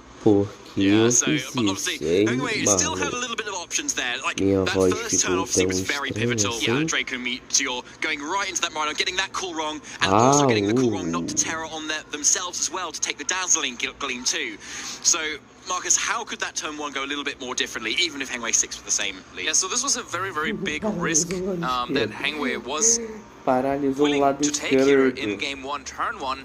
And yeah, I don't think that this is something that they would want to happen again. So there are a couple of plays you could have made instead. For example, you could have tried to go for a Volt Switch or Electro Drift into Miraidon, predicting Terra Fairy to come out. Another option would have been to go for Terra Fairy Dazzling Gleam yourself, because it seemed like Hangway's Miraidon was faster, and with Terra Fairy Dazzling Gleam, you can still do a ton of damage. Of course, also supported by Fake Out from Iron Hands. That would have been an option. Also, another option could have been to just go on the offensive with Se você Iron quer Hands se straight away, martirizar desse jeito, Mano Dragas, beleza. into Calyrex Ice Rider potentially. But of course, yeah, Protect is always an option as well that you have to consider coming out from your opponent. So, yeah, I feel like the Iron Hands Miraidon, it wasn't like the worst, but you cannot afford the same thing to happen again. Let's see if that does as well. It's the same needs for Hengway, it seems like, and it is the same needs for Mikhail as well. But the problem, of course, for Hengway is this mind game right now, where Michael is like, well, I showed you last time what I did, and it worked like perfectly, so are you letting me do it again? And if Michael expects Hengway to adapt their play, then this might make Hangway more predictable once more. So it's a really, really tough decision to make. We had a similar spot in an earlier battle with Nikolai against Alexander, where also the same situation happened again. And then the question is, do you go for the same moves? Do you want to switch it up? It looks like Michael wants to try and do the same thing again, locking in the Terra Fairy here, and I respect that choice. You don't want to kind of, be hit with a Draco Meteor and like lose on the first turn.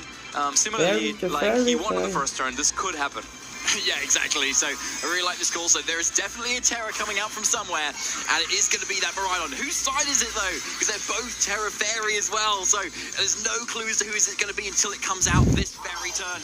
Anyway, maybe playing it slightly safer and going for it on their end, which they are. And yes, as we saw, Mikhail is going in on this side too. Now what's quite critical, I think we saw Hengway's Miraidon outspeed on game 1 as well. Yeah, also done it on game 2 as well. So potentially he's one of 2 speed ties, but it may consistently be the faster Miraidon. Yeah, there was also, of course, the interaction of the terrain speed, but this time Fake Out going into Miraidon and Dazzling Gleam coming out right away. Ou seja, eu tenho que jogar 3 vezes pra ter os 3 gêmeos, que bosta, hein? Yeah, so some decent damage on the board, and of course the Miraidon on Mikhail is not getting an attack off, but not before that Glacial Lance, doing just under half to both of these Pokémon. Acho que foi a pior coisa que a Pokémon Company poderia ter feito. So, time to take a little bit of a Você tem que breathe. jogar o jogo 3 vezes.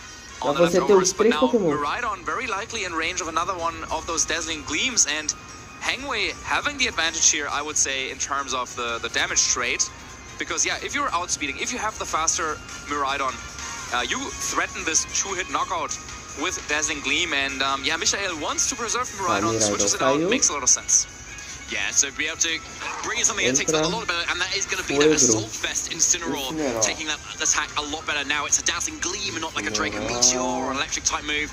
But can Hengway maybe target a fighting type attack into that slot to cover this Incineroar switch? Let's see. Calyrex taking that fairly comfortably, as well as Fragro here. Looking not into the Incineroar, but into the Calyrex slot, and that is getting a KO, outspeeding that in Calyrex Ice Rider as well. A really key outspeed there. Yeah, big information. Calyrex, I think, on Michael's side, also not minimum speed, and now seems like also Hangway's Iron Hands. They tend to sometimes try to be as slow as possible so you can really make use of Trick Room, but it seems like Hangway has other plans, and this is important because now Michael almost on the back foot. The Incineroar is though going for a hard switch out here. Perhaps predicting some defensive play on Hengway's end to kind of counter that fake out that is most likely coming out here, or even kind of baiting for a potential Frigoroth switch in to come in here. And yes, there it is. Mikhail calls the Frigoroth switch and gets that Incineroar right out of there, so it's not going to be able to get hit with this Dazzling Gleam coming out from the other end. But with the Miraidon on Mikhail's end, it's going to be in range again. So, and this Urshifu's going to take the Dazzling Gleam too. Yeah, and this is just a double knockout. Yeah, Hangway. Absolutely, like get some huge KO there. So it's a huge turnaround. 4-0 still to Hengway at the moment. So yeah, like Mikhail didn't really have the switch into that Dazzling Gleam, and maybe hoping Hengway actually swapped out the Miraidon in fear of that fake out play. And oh, how the tables have turned. All of a sudden, it is Michael who has to lock in the forfeit. And just like that, Hangway tying up the series 1-1, and it all came down to this Miraidon Chops é voador, né, pelo menos, né? Tem algum voador no teu time? A better option for this in the situation, going for the Terra Fairy Dazzling Gleam, and yeah, I think that is the game plan that Hangway should follow. Yeah, it's a really good play, isn't it? Because there's nothing that obviously threatens that with a one-hit KO, unless maybe you go for that choice specs Electro Drift into the Miraidon, predicting the Terra, which is a little bit of a call to make. Yep, but it is a possibility. Is Michael a player who could make that? Absolutely, yes. But I wonder if Michael wants to go in that exact same situation once again. Well, it has worked out so well for him in this first game.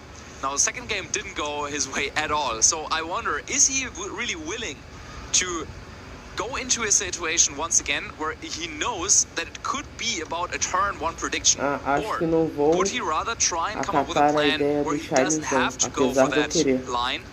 Maybe something that includes the Landorus, Pokemon that would threaten both Miraidon and Iron Hands. Faz em qualquer jogo de Pokémon normal, pô. Because you could get one hit KO'd Eu já falei que rende uma live infinita e vídeo massa. That is something that we saw Alexander do. Now, of course, we don't know exactly if Landorus would be able to take Draco Meteor behind light screen. Miraidon is a very powerful Pokemon, so that might still be enough for the knockout, but yeah. Yeah, with the Farigiraf in the back for Hangway, it's really tricky to kind of just lead Incineroar safely as well. Yeah, in some of these Miraidon mirrors, something is worth noting is that even if you get to KO something with Draco Meteor, sometimes there are situations where you might get the first KO, but then you're stuck on the field, you're locked into Draco Meteor at -2, your opponent brings out their Miraidon, and they get to then Terra Fairy, kind of lock you out of the game, and they get to choose which moves they want to throw at you. So it's only like delaying things a little bit, but getting the first kill with Draco Meteor is not always a clear advantage.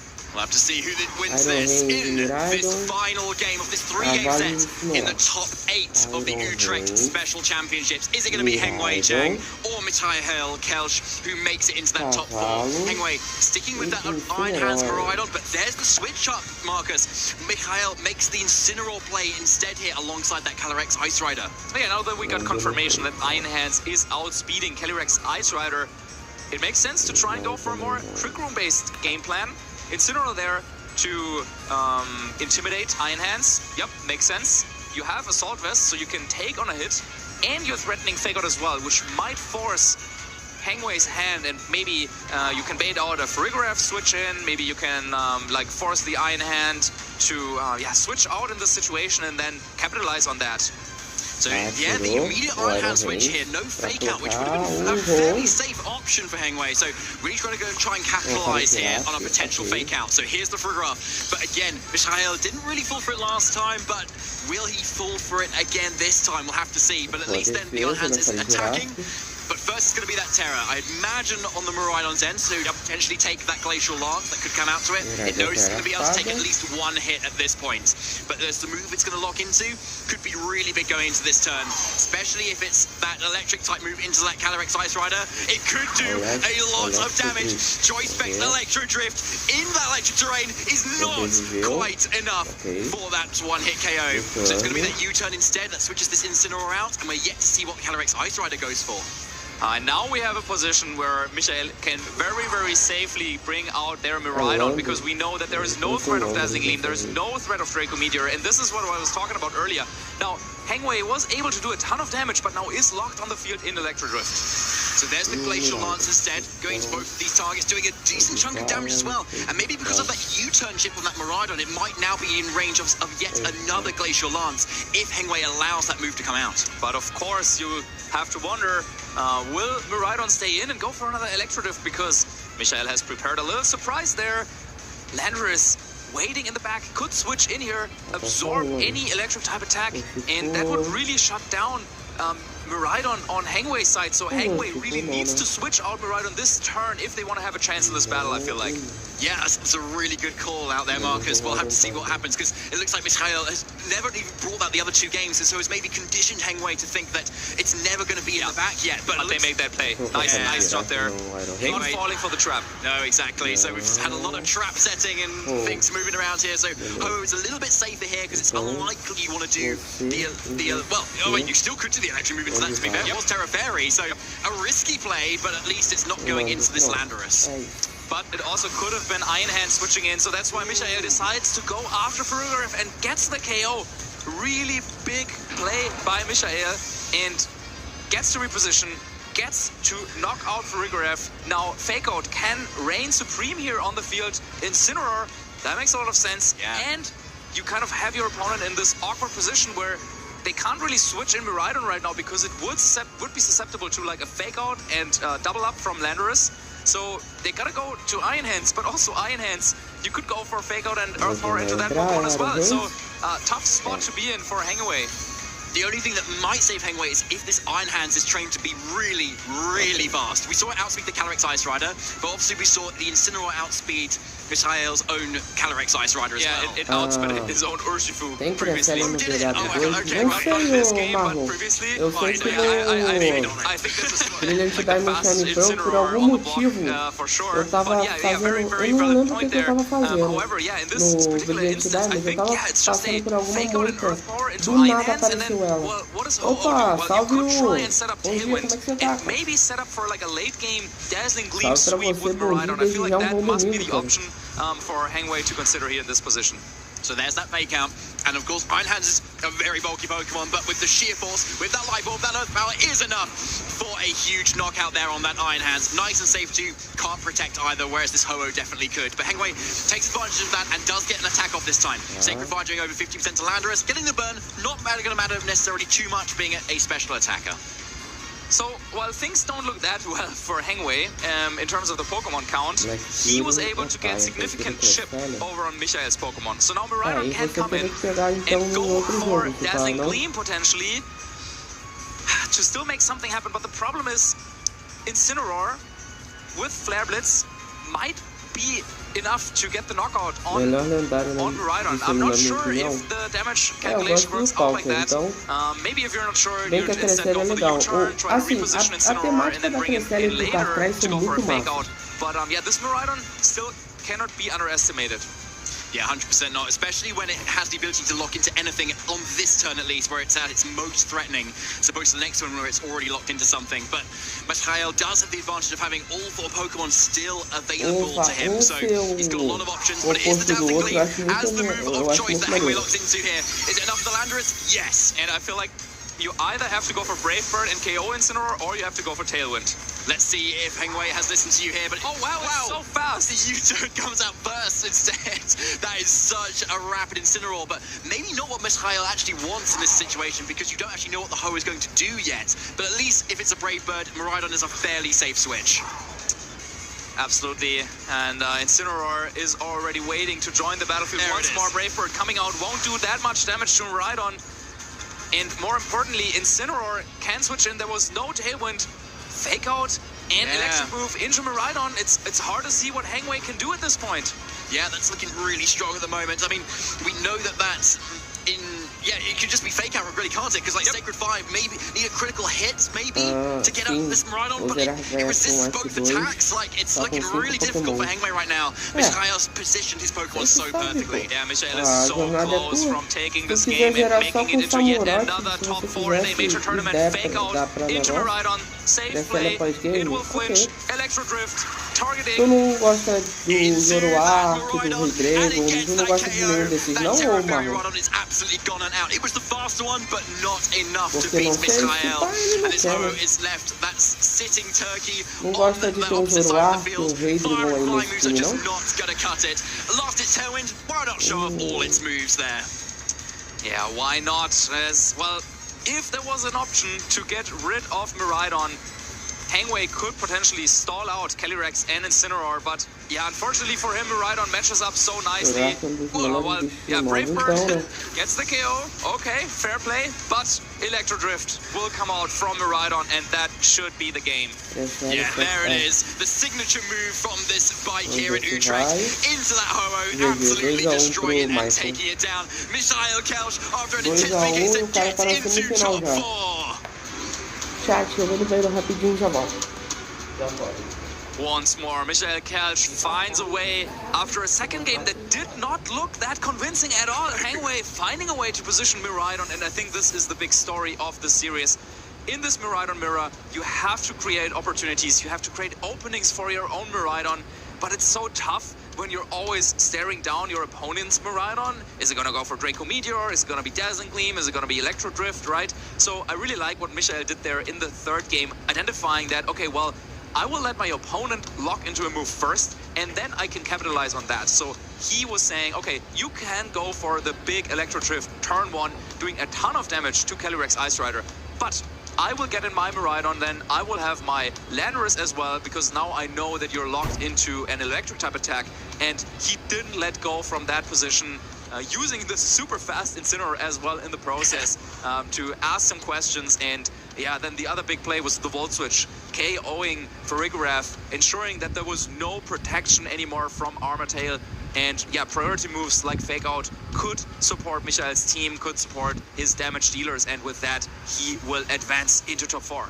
Yeah, that made a huge difference there. Like, it just showcasing, obviously, everyone loves Miraidon. It's such a great Pokemon, but how do you best use it, especially when you're faced up against another Miraidon as well? Both have the ability to one-hit KO each other, and it's just about that positioning game of what else you use to be able to get into that exact position here. And as you mentioned, Marcus, getting rid of Farigiraf was a huge deal here too. And the fact that Hangway's Pokemon didn't have a lot of protects going anywhere, you could kind of safely target so much of the time. Like, it was just Fake Out plus Earth Power for Landorus. It was Fake Out plus Electro Drift into Miraidon. It just made it so easy as soon as you get into that spot. Yeah, that was the big Volt Switch here, and then Landorus coming in, Fake Out and Earth Power so safe into Iron Hands here. Dazzling Gleam, yeah, there was still a little bit of a hope for a comeback for Hangway, because of course, if you can position Miraidon and Ho-Oh next to each other, they are pretty powerful and have great coverage, but Michael, with the help of Incineroar and his own Miraidon, takes down the restricted Pokemon of Hangway, and with that, yeah, taking the game, yet another medal. I mean, his, like, he must feel the weight now. All the medals pulling him down. Well, maybe he's only wearing them on like special occasions. Yeah, maybe it is. Yeah. I mean, I don't know. You got a few medals yourself there, Marcus. Like, what do you do? How often do you go out and wear them? Every now and then. You know, like sometimes I want to wear trophies as well. Grocery shopping. Yeah, you're like, okay, today. Yeah, just walking down the street constantly. Like, yeah. That's what I would do anyway. Yeah, no, absolutely. And well, I mean, you've got some of your trophies as well, right? That's true. It's like, it's not too big. It's like, yeah, it's like that. But still, yeah, sure. It has like, yeah, and it's, I mean, yeah, you're like Michael is a player who knows, of course, what it means to be a champion and to like have left their mark. Like, even if Michael's career, like, yeah, if you were to never join another tournament, or even if you like didn't do well at them, like he already had a great career, but yeah, he's still hungry for more. He wants more medals, he wants more titles, and only 2 games away from winning yet another major tournament. What I feel so incredible as well, he always seems to do it with this new innovative team that he comes in with as well. So he consistently is able to build a team, well, obviously with some friends as well, and then bring it to that tournament and then do well with it. He's not like he's trying to pick up another person's team as well. He's also innovating at the same time as just kind of breaking through everything too, and tends to be the person who gets the furthest with his team as well. Really showing that that amazing like ability this guy has. Yeah, absolutely incredible display of skill. Yeah, yet another top 4, and well, where does he go from here? I mean, where does he go from here? I mean, well, we kind of know, I suppose. Probably like, yeah, hanging out with his friends, preparing for the next matchup. But yeah, I mean, he already, I'm gonna say, like, he will be a big favorite to win the World Championships this year.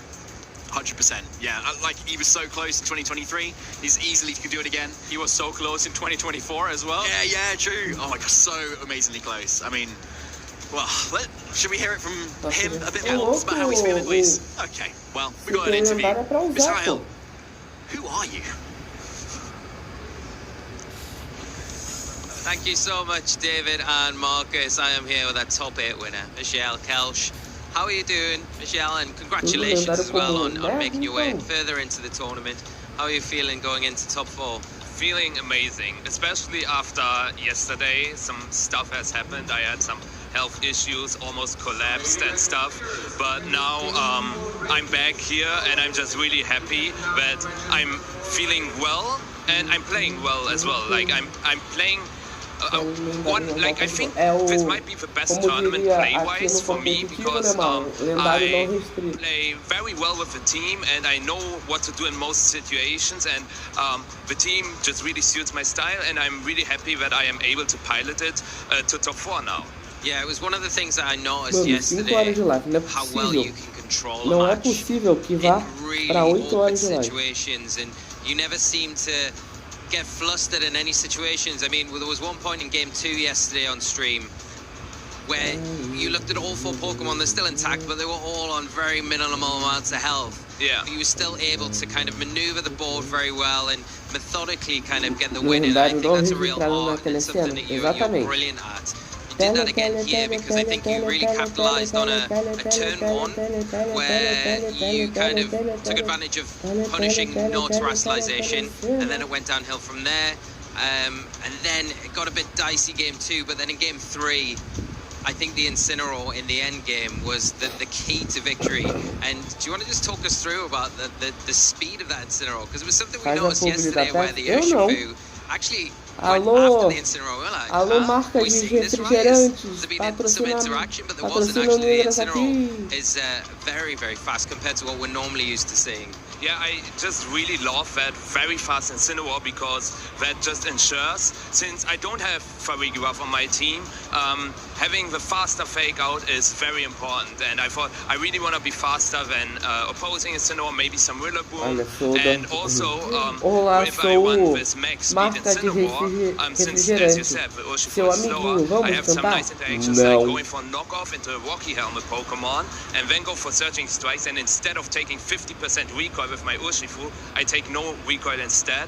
And also people do not expect that kind of speed scenario, and they just think, okay, his Urshifu will move first and then the instant, so I will play that way, and then I can catch some people off guard. Especially yesterday, it worked phenomenally. Now it is known, so people are a little better prepared for it, but the speed interactions are still very, very nice. I think it's genius, and yeah, I love the insight and thought process behind it, because those little intricate details of like the micromanaging those board situations is just so perfect. And I think it really shone through how pivotal that was in this last game in game 3, because if you weren't outspeeding the Ho-Oh, then Hengwai would deny that fake out when you were able to you would deny the U-turn out, so you weren't able to get that fake out and then close the game up like you were. So I think just in that one instance, a really good example of why it's really good to just take a little bit of a step back sometimes,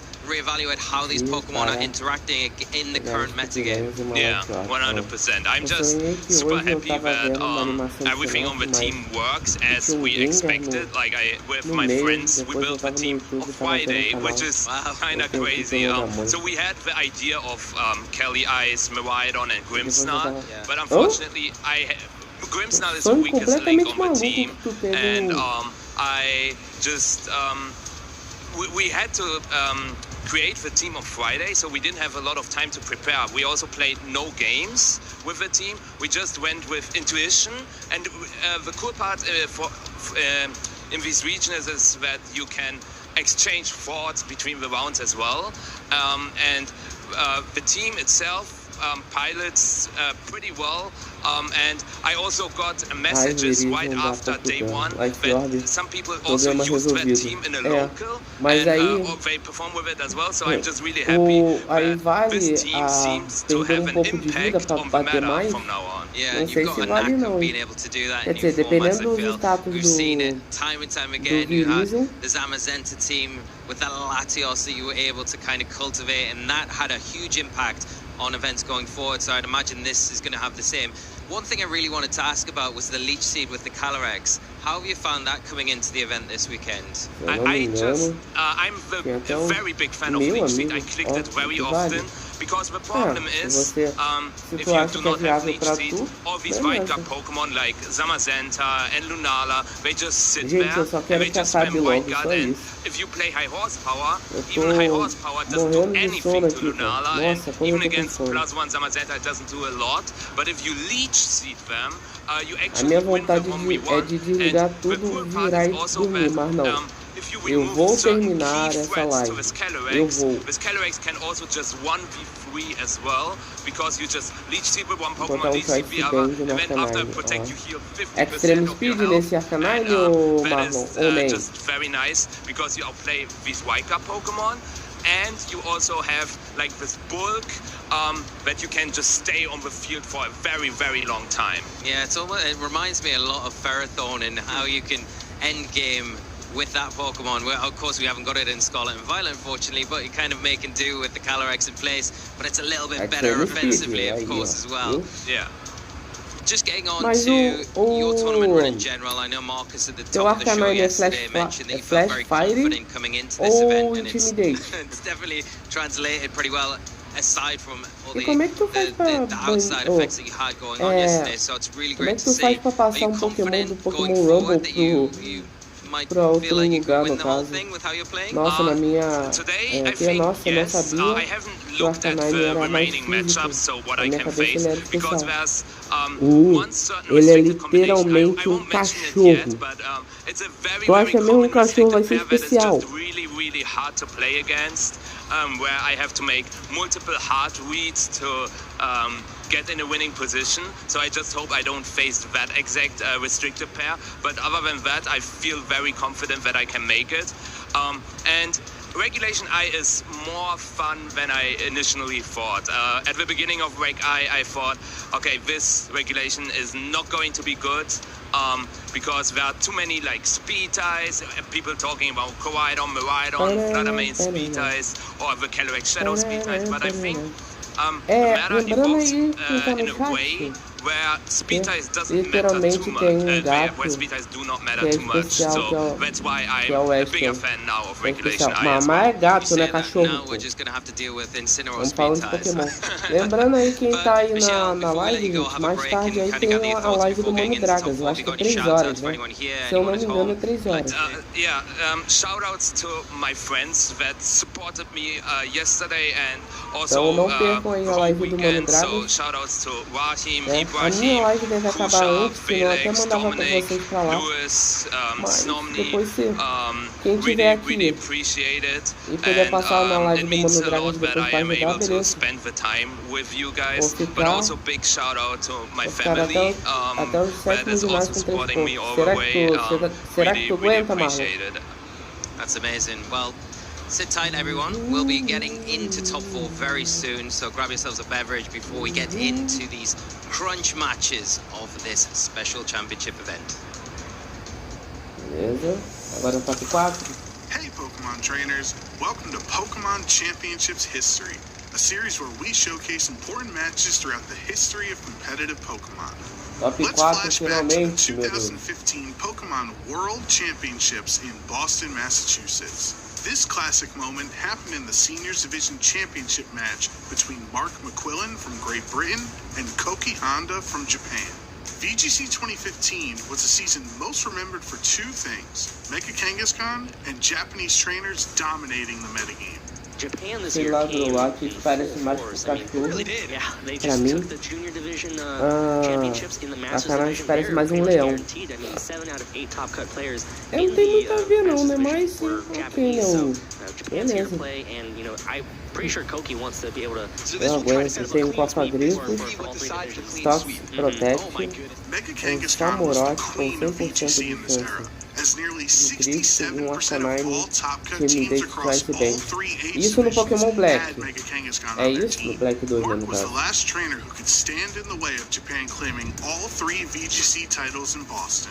Mark was also aging up into the Masters Division for the 2016 season, so this would be his final match in Seniors and his final chance at redemption.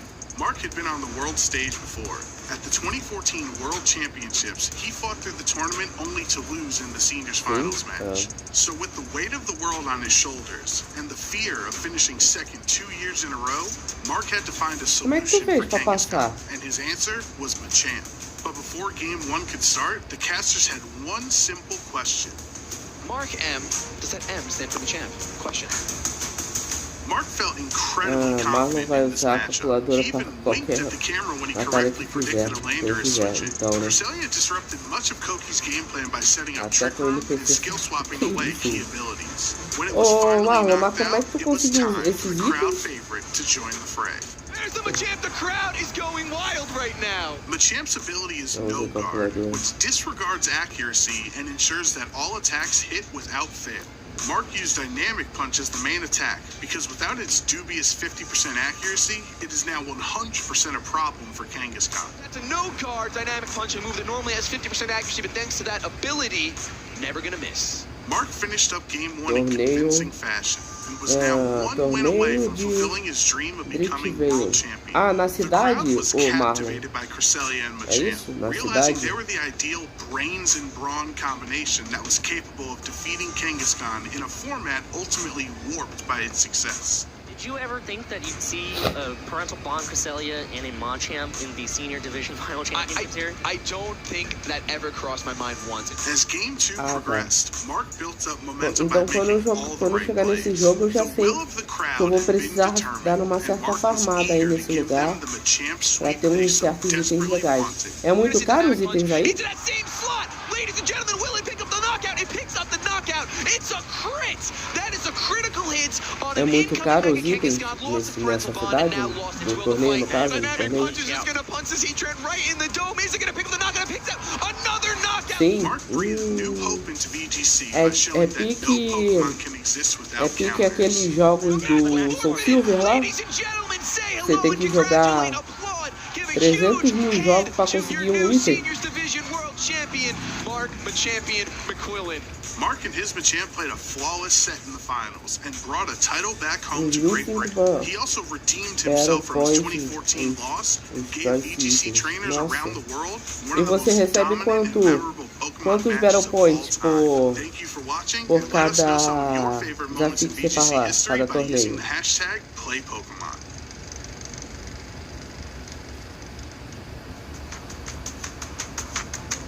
Tem um biduf aleatório, ó. Você ganha uns 4 points a cada batalha. Meu amigo. Biduf. Mano, colocaram um biduf. Olha lá. Mano, meu Deus do céu.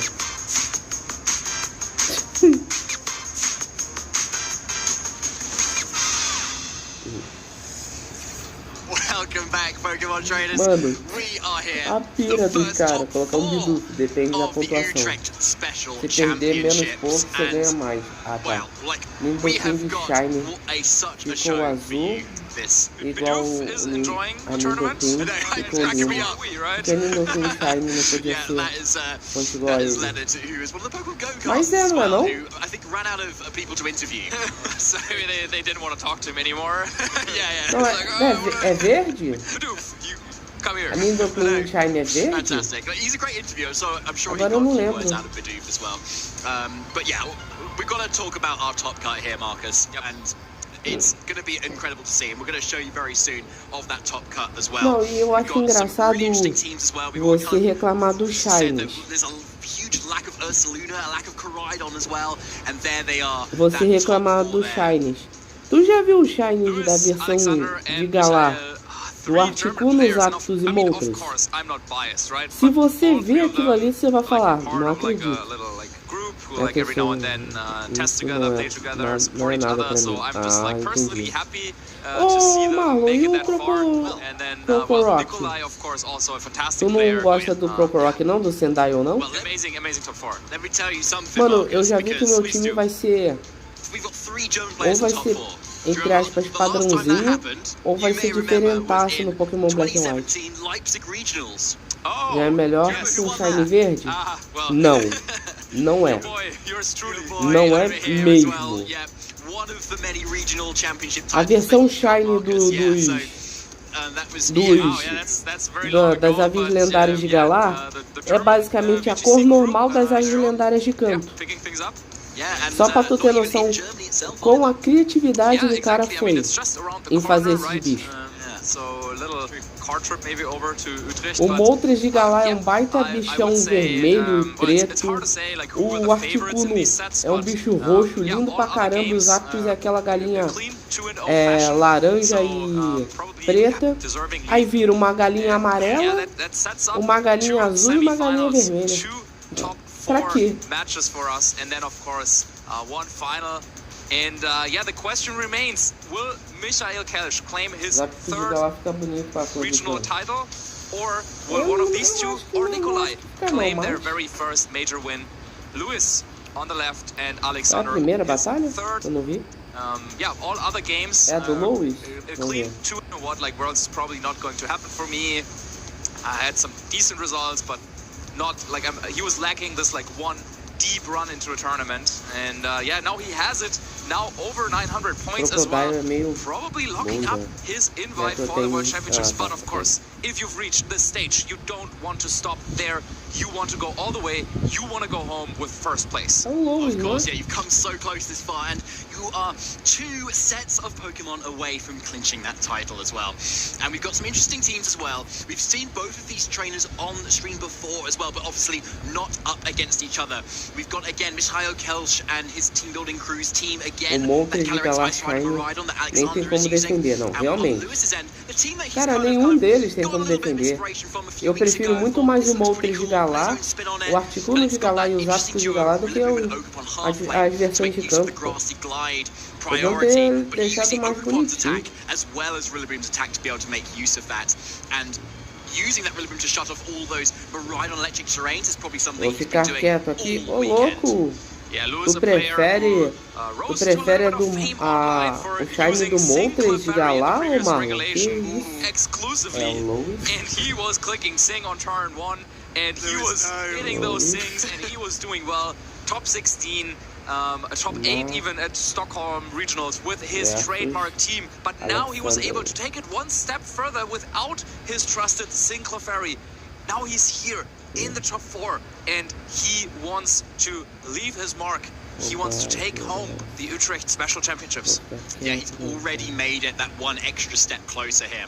But in front of him is a pretty accomplished player himself, Alexander Ubachs, with a Lille Regional top 32 this season as well, a top 128 finish at Worlds as well, and some really good top cup results as well in previous season too. So this is not going to be an easy one for either of these players.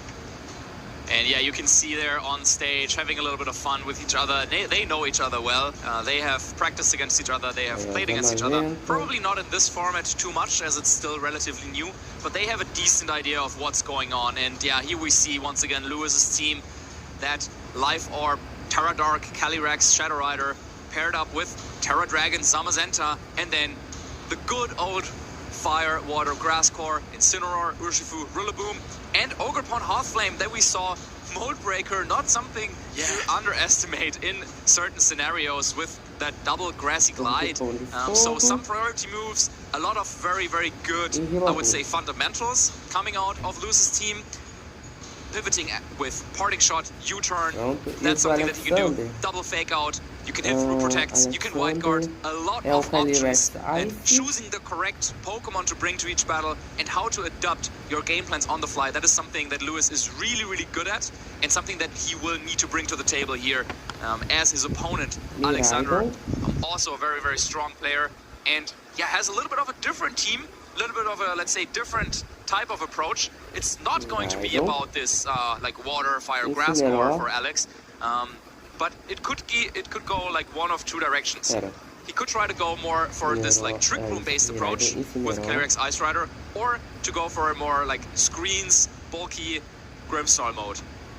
Yeah, both those options are really nice. And obviously, we've got that Trick Room threat on Alexander's end too, versus what is arguably a pretty fast team on Lewis's end as well, but with that taunt on Landers, that can shut things down quite heavily too. And being that ground type, obviously, it can take on those Miraidon electric attacks so much better, assuming it can avoid those more powerful attacks as well, like that Draco Meteor that we can see on your screen at the moment. This is what Lewis has got to go up against here. But I think he's definitely got the tools here. That Rillaboom, I think, is going to be a really key one too. Threatening a lot of damage to that Landorus, being able to shrug off that Earth Power with their Assault Vest, probably take that Sludge Bomb too, and start shutting off that terrain, slow the damage output down a little bit, and maybe get some KOs on that Urshifu.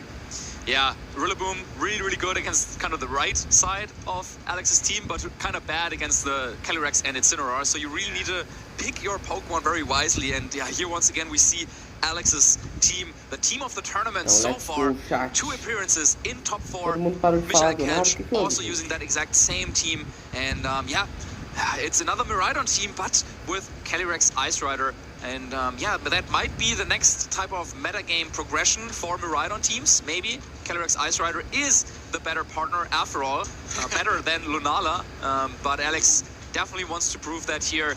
He's already, I talked to him before, he's already so happy to have made it to Worlds and to have clinched that invite. But of course, you have this opportunity, right?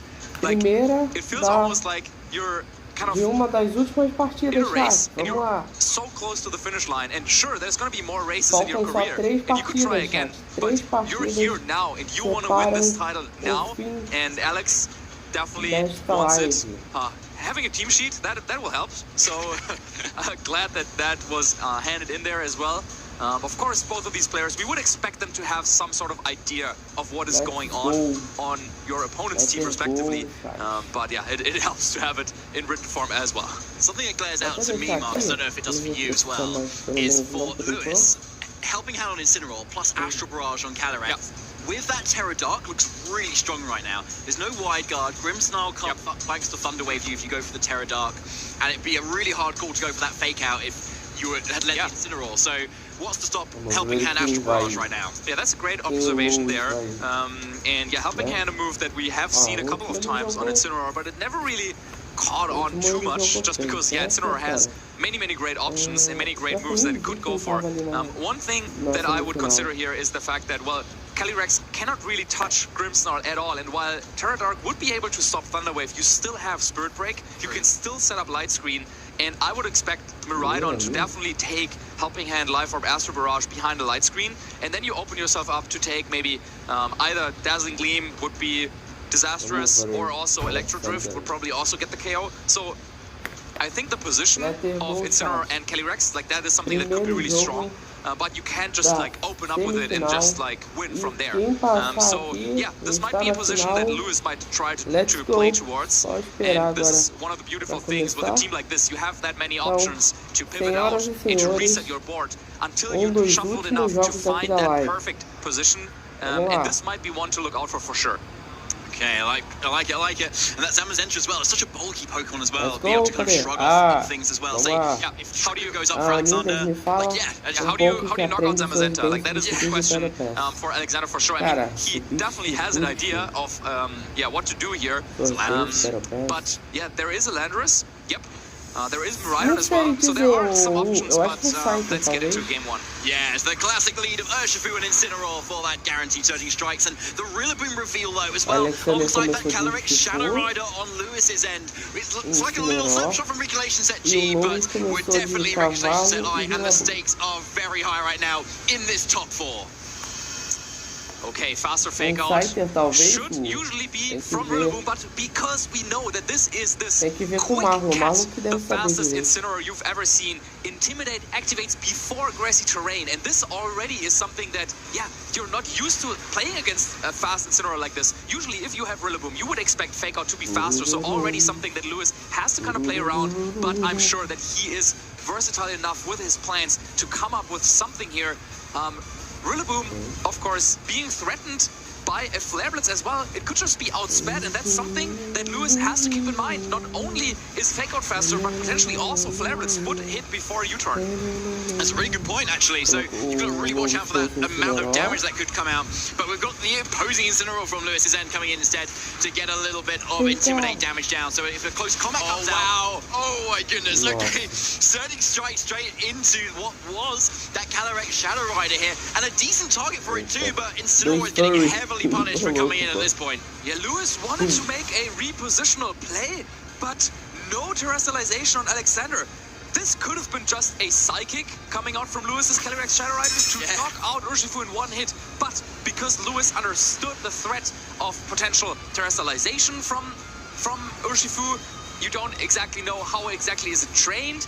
He's willing to switch an Incineroar, potentially lose it, but you would do a little bit of chip damage to Urshifu, and this is important. Now, Calyrex comes in, Urshifu cannot protect, and you don't really have any great switch-ins unless there's like, I don't know, Grimmsnarl in the back. That wouldn't make so much sense for Alexander here, I feel like.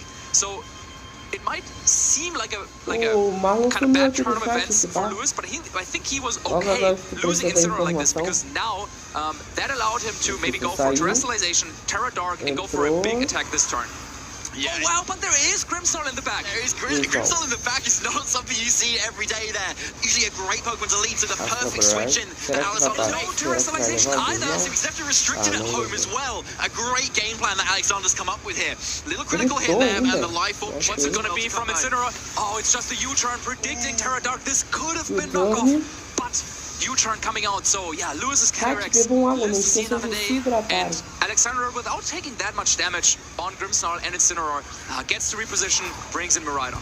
But we have not yet seen this Rillaboom go for an attack just yet, because we know it's that slower than the Incineroar here. So yeah, it is that U-turn as well. So Lewis is able to preserve the terrain advantage by having Rillaboom in the back, but it can be switched in yet again to reduce Miraidon's damage. Yeah, now it feels like Lewis kind of has found his rhythm, as with this U-turn, now he's the one that gets to bring in Zamazenta, and having the faster Calyrex Shadow Rider, is threatening.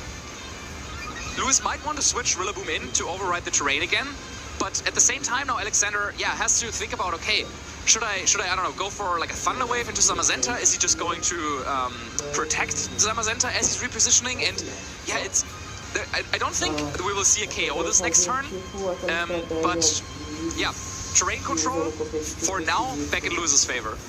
So the Rillaboom's coming in on the Calyrex Shadow Rider slot here, so not going for that Terra Dark hit just yet. So Zamazenta likely isn't going to be able to take any sort of hit coming out from either of these targets at the moment. Oh, Thunder Wave comes out, but it misses Zamazenta. That is big. Absolutely a big one, as well as Heavy Slam just gets that one hit KO. Grimmsnarl does nothing in this turn at all. And how do you deal with Zamazenta now? That was a huge turn of events. There's the Volt Switch, though, that goes into that Rillaboom, getting Alexander now the opportunity to switch it back in and get the terrain advantage instead here.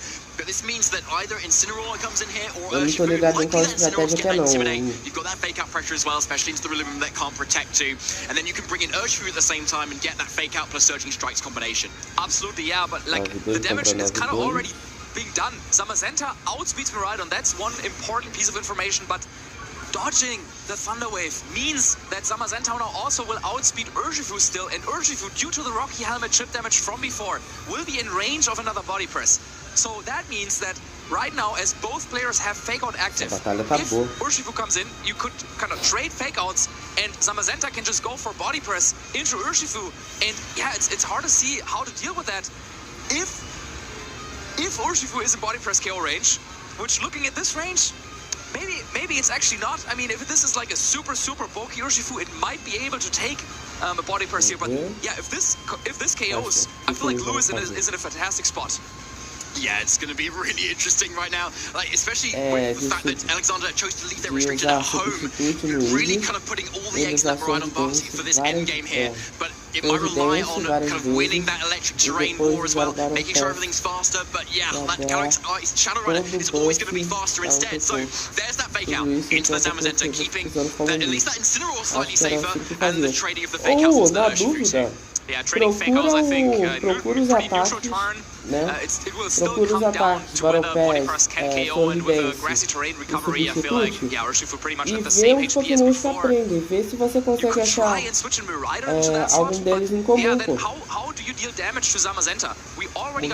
Arcanine tá mais cabuloso de todos. Urshifu and threatening a ton of damage into all of them. Yeah, Zamazenta feels like the final boss here for Lewis for now, and he still has Cataracts waiting in the back as well.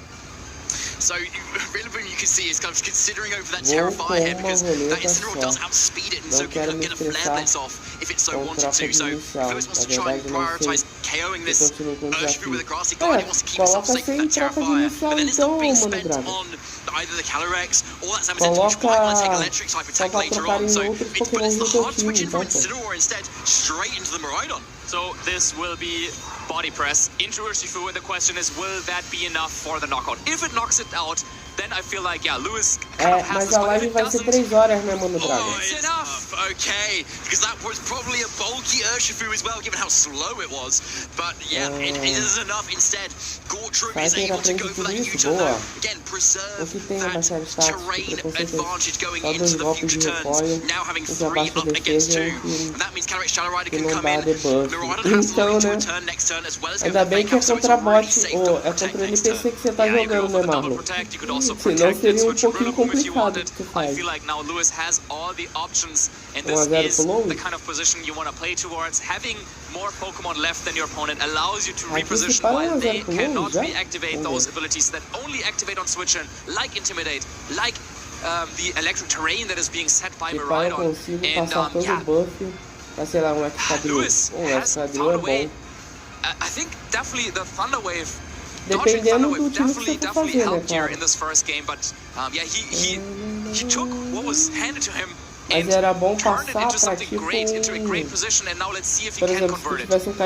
Yeah, but the Thunder Wave kind of missing Zamazenta as well, really big too, it kind of takes away that complete option. And oh, it's just a forfeit as well for Alexander, so we saw that with the writing on the wall for Alexander there, Lewis taking a commanding win in this top 4 set. Eu vejo Urshifu dando close combat, abaixando as defesas dele, eu já fico, meu Deus do céu, pra quê? Kind of like priced in your game plan, like you were, like Alex was expecting, he was playing as if the Thunder Wave was hitting, but then losing that option for speed control meant that Zamazenta not only outspeeds Urshifu, but also outspeeds Miraidon, and yeah, there were just no good ways to hit body press. So going all the way back to the very first turn, where Urshifu over Alexander's side had the one-hit KO on Incineroar, and we were kind of discussing already, like, this might not be that bad, like, it looks bad. I mean, like, having one KO, having one Incineroar is better than having 0 Incineroar, right? But the little chip damage, and Lewis understood this, I think. The little chip damage from Rocky Helmet was exactly the chip that he needed on Urshifu. Mais afetividade o Pokémon tiver com você, mais ele obedece, mais um ataque efetivo. Como é que é o negócio aí? É esse ataque, inclusive? Yeah, really, really well done. Identifying where do you need the damage and identifying that, well, I'm okay giving up my full Incineroar for only like almost half HP of Urshifu. E compensa ter esse ataque? That's pretty good. I love it. Okay, well, it was Lewis who came up with that. Well, you were able to identify it as well, though. So Incineroar's a piece this time straight on in the lead versus Calyrex, Shadow Rider, and Urshifu as well for Alexander too. So we've got the same leads for Alexander, but yes, big slight little switch up here. Instead, no Rillaboom lead either for Lewis is in. Yeah, Lewis is like, okay, well, if my Rillaboom is slower, then what's even the point? I might as well just go with my own Incineroar and have that Rocky Helmet on the field right away, potentially baiting Alexander into targeting. Lembrando que depois desse jogo tem o último da semifinal, aí sim. Por que não surfa ao invés de dano? Ataque em área. Porque ataques em área, ou dependendo, são bem mais fracos quando são ataques mais potencializados. Entendeu? Is it time for your secret weapon, for your special move? Helping Hand, Terra Dark. Mano, mano.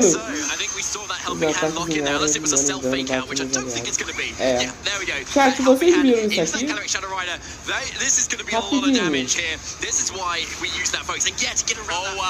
Chat, rapidinho. Vocês viram esse bug que acabou de acontecer? And that's a grim nay boost on that Calyrex Shadow Rider, meaning this Incineroar is now in range of another Astral Barrage without that helping hand. Ui, mano, vocês acabaram de ver esse bug que aconteceu? Mano, isso aqui foi muito bom, na moral. Now, as you were saying before, Calyrex is immune to Thunder Wave from that prankster Grimmsnarl. Yeah, just another helping hand. Astral Barrage will knock out Incineroar and will do a ton of damage to Grimmsnarl as well. The light screen is probably the only thing that can save it, at least at this point, right before the attack comes out here. So we'll see if that's enough to counteract the helping hand. Incineroar is able to survive there. A really crucial survival there based on the multiplier effects of both of these multipliers. So U-turn can go out into that Calyrex, does a little bit of chip damage, and this allows Alexander to at least breathe for a little bit whilst he repositions. Yeah, Alexander is still in this, but yeah, we're expecting Miraidon to be the fourth and final Pokemon. There it is. And yeah, even if it doesn't KO, another helping hand Astral Barrage, that would do so much damage. Yeah, and yeah, exactly. So that will they potentially put it in range of, say, more priority moves or some faster threats that Lewis has in the back, say that Rillaboom. However, one thing to definitely consider here for Lewis is, do you really want to go for another helping hand if you expect it not to KO? Or is it maybe better to like protect and reposition because you don't want to get too far ahead of yourself? Like, yes, this is a great opportunity, this is a great position, but maybe defensive and slow play is what the situation calls for. Yeah, it's true. And when you're protecting, you're going to find out what the Rider wants to lock itself into as well. And it may very well be a Volt Switch, in which case it goes out of there anyway, and then you may want to change up your move plan from there. So yeah, as you predicted, Marcus, that protect from that Calyrex, not getting ahead of themselves, which I probably would have myself there. And there's the Volt Switch into Gordrum, so it can get out into that Incineroar here, which will come back in and then actually threaten a fake out into this now Dark-type Calyrex Shadow Rider, which won't be able to be immune to that flinching effect. Yeah, it threatens a fake out and Spirit Break, which would be super effective você viu o bug aqui maneiro que aconteceu? From here, but because Rillaboom joined the field just now, it's also able to go for a fake out next turn. So this was Spirit Break. Aliás, Mano Dragas, tu viu o novo Terra, a nova transformação de Terra que teve aqui? I could try and win right here, but I want to make sure that I don't let this opportunity go to waste. Isso aqui, ó, presta atenção. Presta atenção no Terra aqui. Olha que Terra inovador isso aqui. At this point, but I wonder if he was expecting potentially baiting Alexander into targeting who goes back with the same atenção no Terra, gente. Ó como é que vai teralizar, ó. And surging strikes play again, like we were talking about. This could be big, but is it time for your secret weapon, for your special move? Helping hand. Esse é o novo, gente, essa é a nova animação do Terra. I think we saw that helping hand lock in there, unless it was a self fake out, which I don't think it's going to be. Yeah, there we go. That helping hand into that Calyrex Shadow Rider. This is going to be a lot of damage here. Pior que ficou da hora. This is why we use that focus. Realmente ficou da hora. Mas ficou estranho, pô. Ela segurando a Pokébola no vazio e do nada.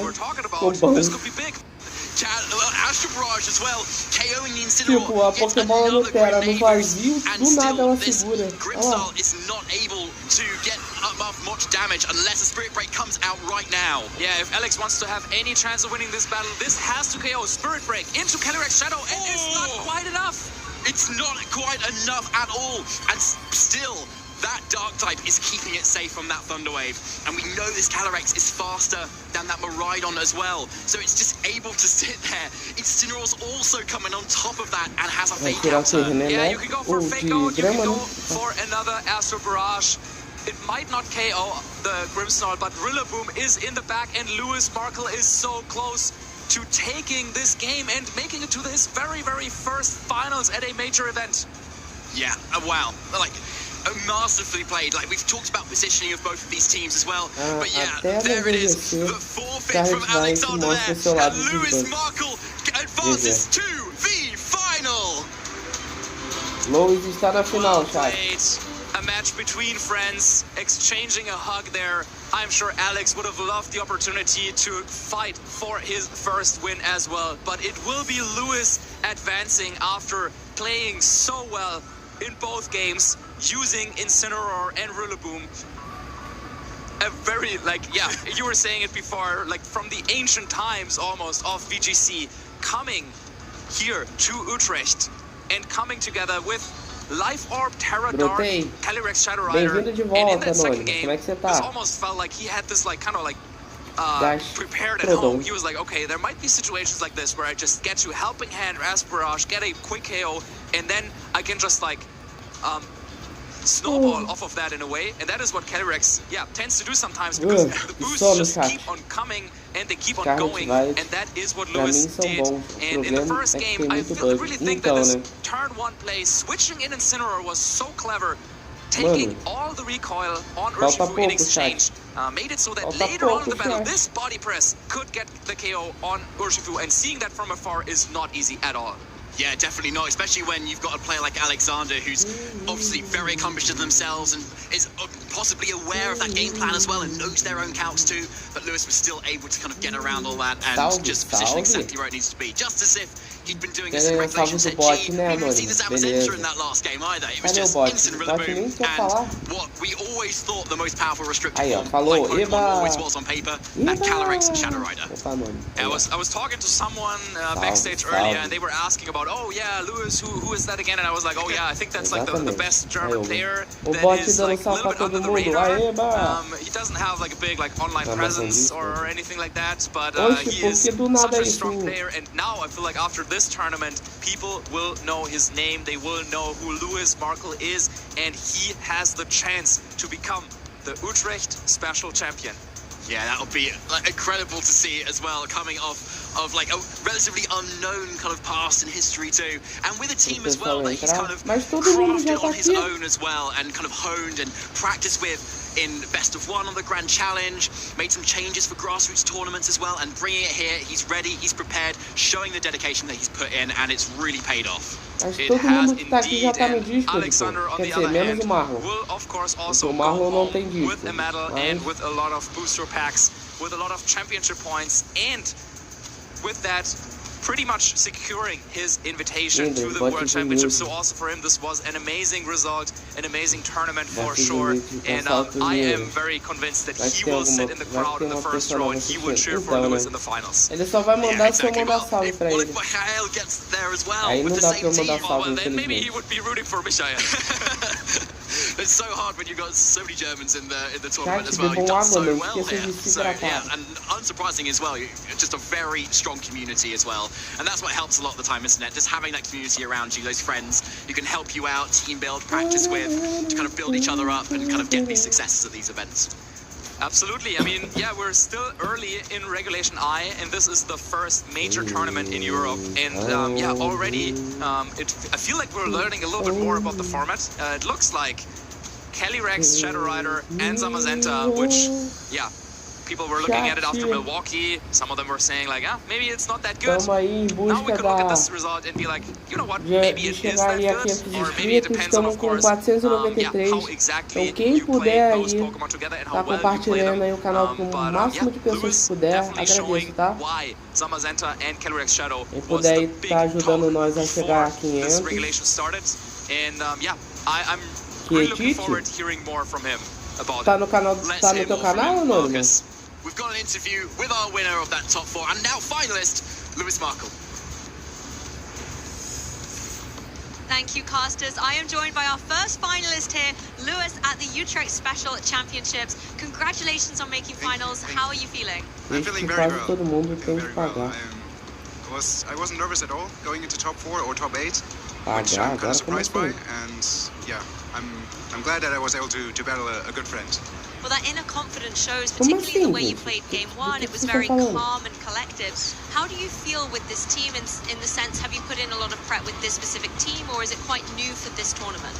Yeah, I think this team has a lot going for it. It's a very good balanced team. It has all of the good Pokemon on one team, and the great thing about it is that they synergize very well as well. So yeah, this team is just a good balanced team all Mano, eu around. tô And it shows that you understand that completamente synergy por fora really do que vocês well in estão the way that falando, you gente. play. And speaking of synergy, I want to talk about game 2 with Helping Hand, Acho que vamos Astro and Barrage, seguir because com a live Incineroar de is a Night Pokemon hoje. that can have O so many desafio que eu different vejo. moves. Why did you pick Desafio eu Helping vejo Hand? que eu faço com Well, ele Helping depois. Hand Beleza, just Mano boosts, Dragas.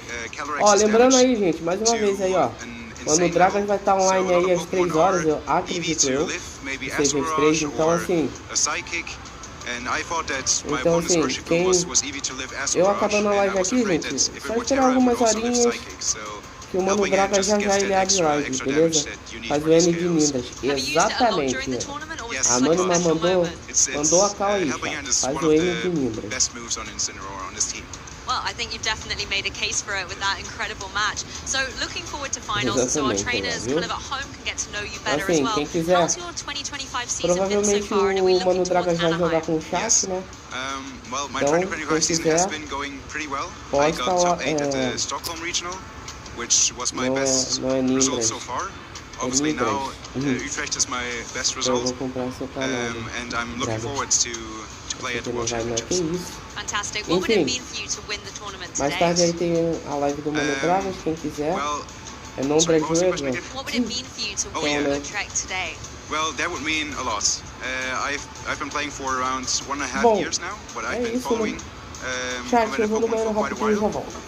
And winning the Utrecht Special event would mean quite a lot for me, because that would mean that all my hard work has been worth it. And I know there's a lot of people supporting you as well. Even Marcus on the commentary desk was saying you're one of these German players that maybe goes under the radar, but he's called you one of the best German players out there. And that's quite an accolade to have going into this tournament. But those friends and people who have supported you, is there anything you'd like to say to them? Any shout outs you would like to give? Yes.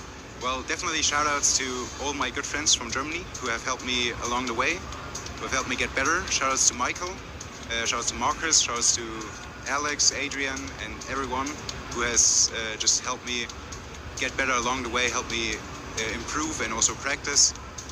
And yeah, I definitely would not be here without them. When you say Michael, do you mean the potential opponent you could be facing in finals Yes. if they win their top 4? How would you feel about facing up against them? Well, normally I wouldn't feel so good, but Michael has the same team as my top 4 opponent, so Okay. I think playing Michael would be preferable over the other one. Okay, so a little storyline could be brewing here. Thank you so much for your time. We'll let you go watch the next top 4 and prepare for finals, and we'll be wishing you all the best of luck in that match. Pokemon trainers, we've had one top 4 match. We've got another one coming right up. You don't want to miss it. Let's kick it to a break, and we'll be right back. Hello and welcome to the Pokemon Center pop-up here in Honolulu, Hawaii at Pokemon World 2024. We're here with some champions who are going to show us what it's like to shop with a pro, right, Spraggles? That's right. This is the best place to be here at the Pokemon World Championships. And who are you standing here with? An international champion, Polaris. And I am here with international champion Avery. And what is it like to compete in a Pokemon championship? Well, kind of stressful. If you're doing a battle, that's determines if you win or not. How do you feel about competing this year? Pretty fun. Are you going to win, do you think? Melhor. What are your favorite things to shop for? Melhor uma coisa Plushies. How do you feel coming here to compete in Não Hawaii? bebam água? Claro que bebam água. Oi, tá doido? You're a champion. You can make it happen. I love that I've gotten to meet you before, actually, Inclusive, eu at a vou beber Pokemon água Center. agora. I've met your family before. What's your favorite part about traveling to compete with all of these Pokemon events? It's really fun to play Pokemon. Just love the game. Consumam H2O imediatamente, My chat. dad, mom, and Cyrus, they just come and they watch and they like cheer me, and it's really fun. Do you think Cyrus will one day be a champion like you? Probably. I really hope so. What's your favorite thing about coming to the Pokemon Center? Definitely big plushies. What's the number one thing you're looking for in there? A big Slowpoke. A big Slowpoke. You heard it here first, folks. A big Slowpoke. Cavalo. You told me that you like to look at giant plushies. And I couldn't find a giant plushie, but I found something really big for you. Are you ready? This Paralelepípedo. Pokemon can turn into any Pokemon. What do you think? Pretty cool. There you go. That's for you. You said you wanted a big plushie. I found you something even bigger. Lováculo. Okay. Como é que é? Yeah, it's big, Coca-Cola right? espumante. Melhor do que a Alright, well, dos, you're taking it home, buddy. dos antes. Here we go. Told you it was huge, right? Pior que não, Mano Dragas. Eu prefiro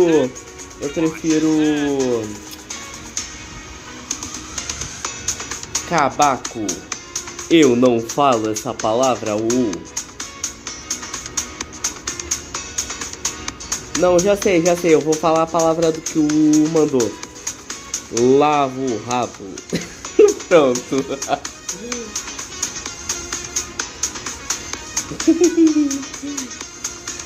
Gelatina. Não posso falar essa palavra aí não, anônima. Por isso que eu falei gelatina. Vasco da Islândia. Não, Vasco da Eslováquia.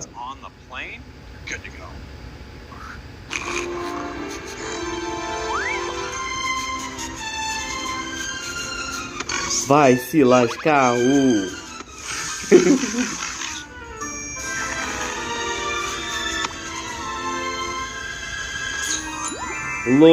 É o que? Love ao Vasco. Pokemon trainers, welcome back to the Utrecht Special Championship event. My name is Lee Provost. I'm joined by the wise Actos Cromy, and we are about to get into the second top 4 game as we get closer to crowning our champion for the weekend. I can't believe we're at this point in the competition already. That last top 4 match was so incredible to watch.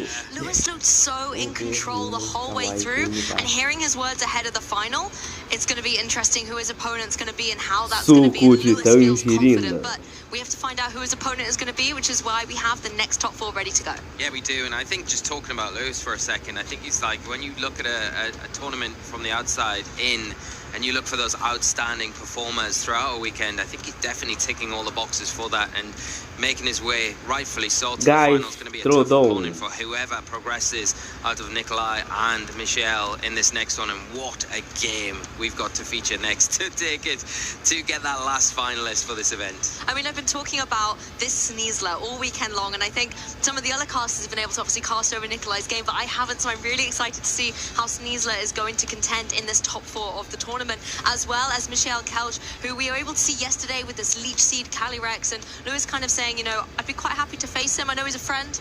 I know I owe him thanks for helping me prep for this tournament, but I'm very happy to take him down to be the winner. Definitely, and I think you've got to have that mindset as well. And when you're coming in as friend groups, I think you're going to be happy even if you come away with a loss in that situation, because your friend is progressing on to the final, and it might be them that is able to pick up that trophy at the end of the day, which is exactly what you want to see. You know, if it's not you, hopefully it's your friend. So, perfect situation. Mas aí não conta, pô. R$1 só, pô. It's going to be tough aí because não dá. both of these opponents in Nikolai and Michelle, we know what they can do, and they've performed extremely well every time they've been on the broadcast this weekend. Like you say, we've got that Sneasler and Michelle overcome the threat of that alongside all of the other tricks that Nikolai's got up their sleeve. Exactly, and they're both well-known players on the European circuit, but they're also world competitors in their own right too. So you are really getting a treat here on the broadcast of top Pokemon play. If you're maybe just tuning in, we're here in our second top 4. Lewis has been able to make it through to our finals, and we're going to find out who his competitor will be before the final match of the video game broadcast. Yeah, I can't believe we're at this stage of the tournament so far, and I think as well it's nice to see that you know the combinations of restricteds that we've got coming into this final, or what we could potentially see, or we've also got the Zamazenta and the Calyrex already confirmed. And then we've got another Zamazenta, but this time paired with a Miraidon for Nikolai, and then we've got the Miraidon and the Ice Rider Calyrex from Michelle. That's interesting variety of Pokemon that can come through into this match as well. And yes, we kind of do talk a lot about the Sneasler, for example, but that Zamazenta as well has been a key Pokemon that we've seen throughout the tournament, just being able to pressure with Wide Guard alone. I have to say, I don't think I've even seen it being used that much, but just the knowledge that it's there is so intimidating to those spread type attacks. Yeah, and the fact that when it does need to attack, it can go for those body press, and it can pick up key knockouts onto Pokemon that are very disruptive in things like Incineroar, and just clean up little bits here and there when it needs to. But like you say, rightly, with that Wide Guard, it has the presence of just putting off those your opponent from clicking those spread attacks, which are so detrimental in a lot of situations. I think the thought of just wasting a turn is more valuable sometimes than actually clicking that button itself. Because you want to keep your momentum up, so you want to make sure that you've got that presence on the field. And taking a look at Michelle's team, you know, there are spread moves on there. We've got Glacial Lance, we've got Dazzling Gleam, so there is utility of these hard-hitting moves to be negated by a potential wipe-up. But what I like on Michelle's team building is particularly with like the Miraidon, you obviously have single target options with Draco Meteor and Electro Drift and Volt Switch, for example, as well. So there are ways to get around it. Yeah, definitely, and I think the Incineroar we already talked about when we had the interview with Michael earlier with the speed of that Pokemon. Probably going to be able to get the jump on a lot of things on Nikolai's side of the field, especially that Ursaluna. You would imagine that probably is more preferable in a Trick Room scenario, along with the Farigiraf as well. The rest of the team, though, do really like that tailwind condition, and if you look at Michelle's team, he's got the Trick Room there himself, so can take advantage of it.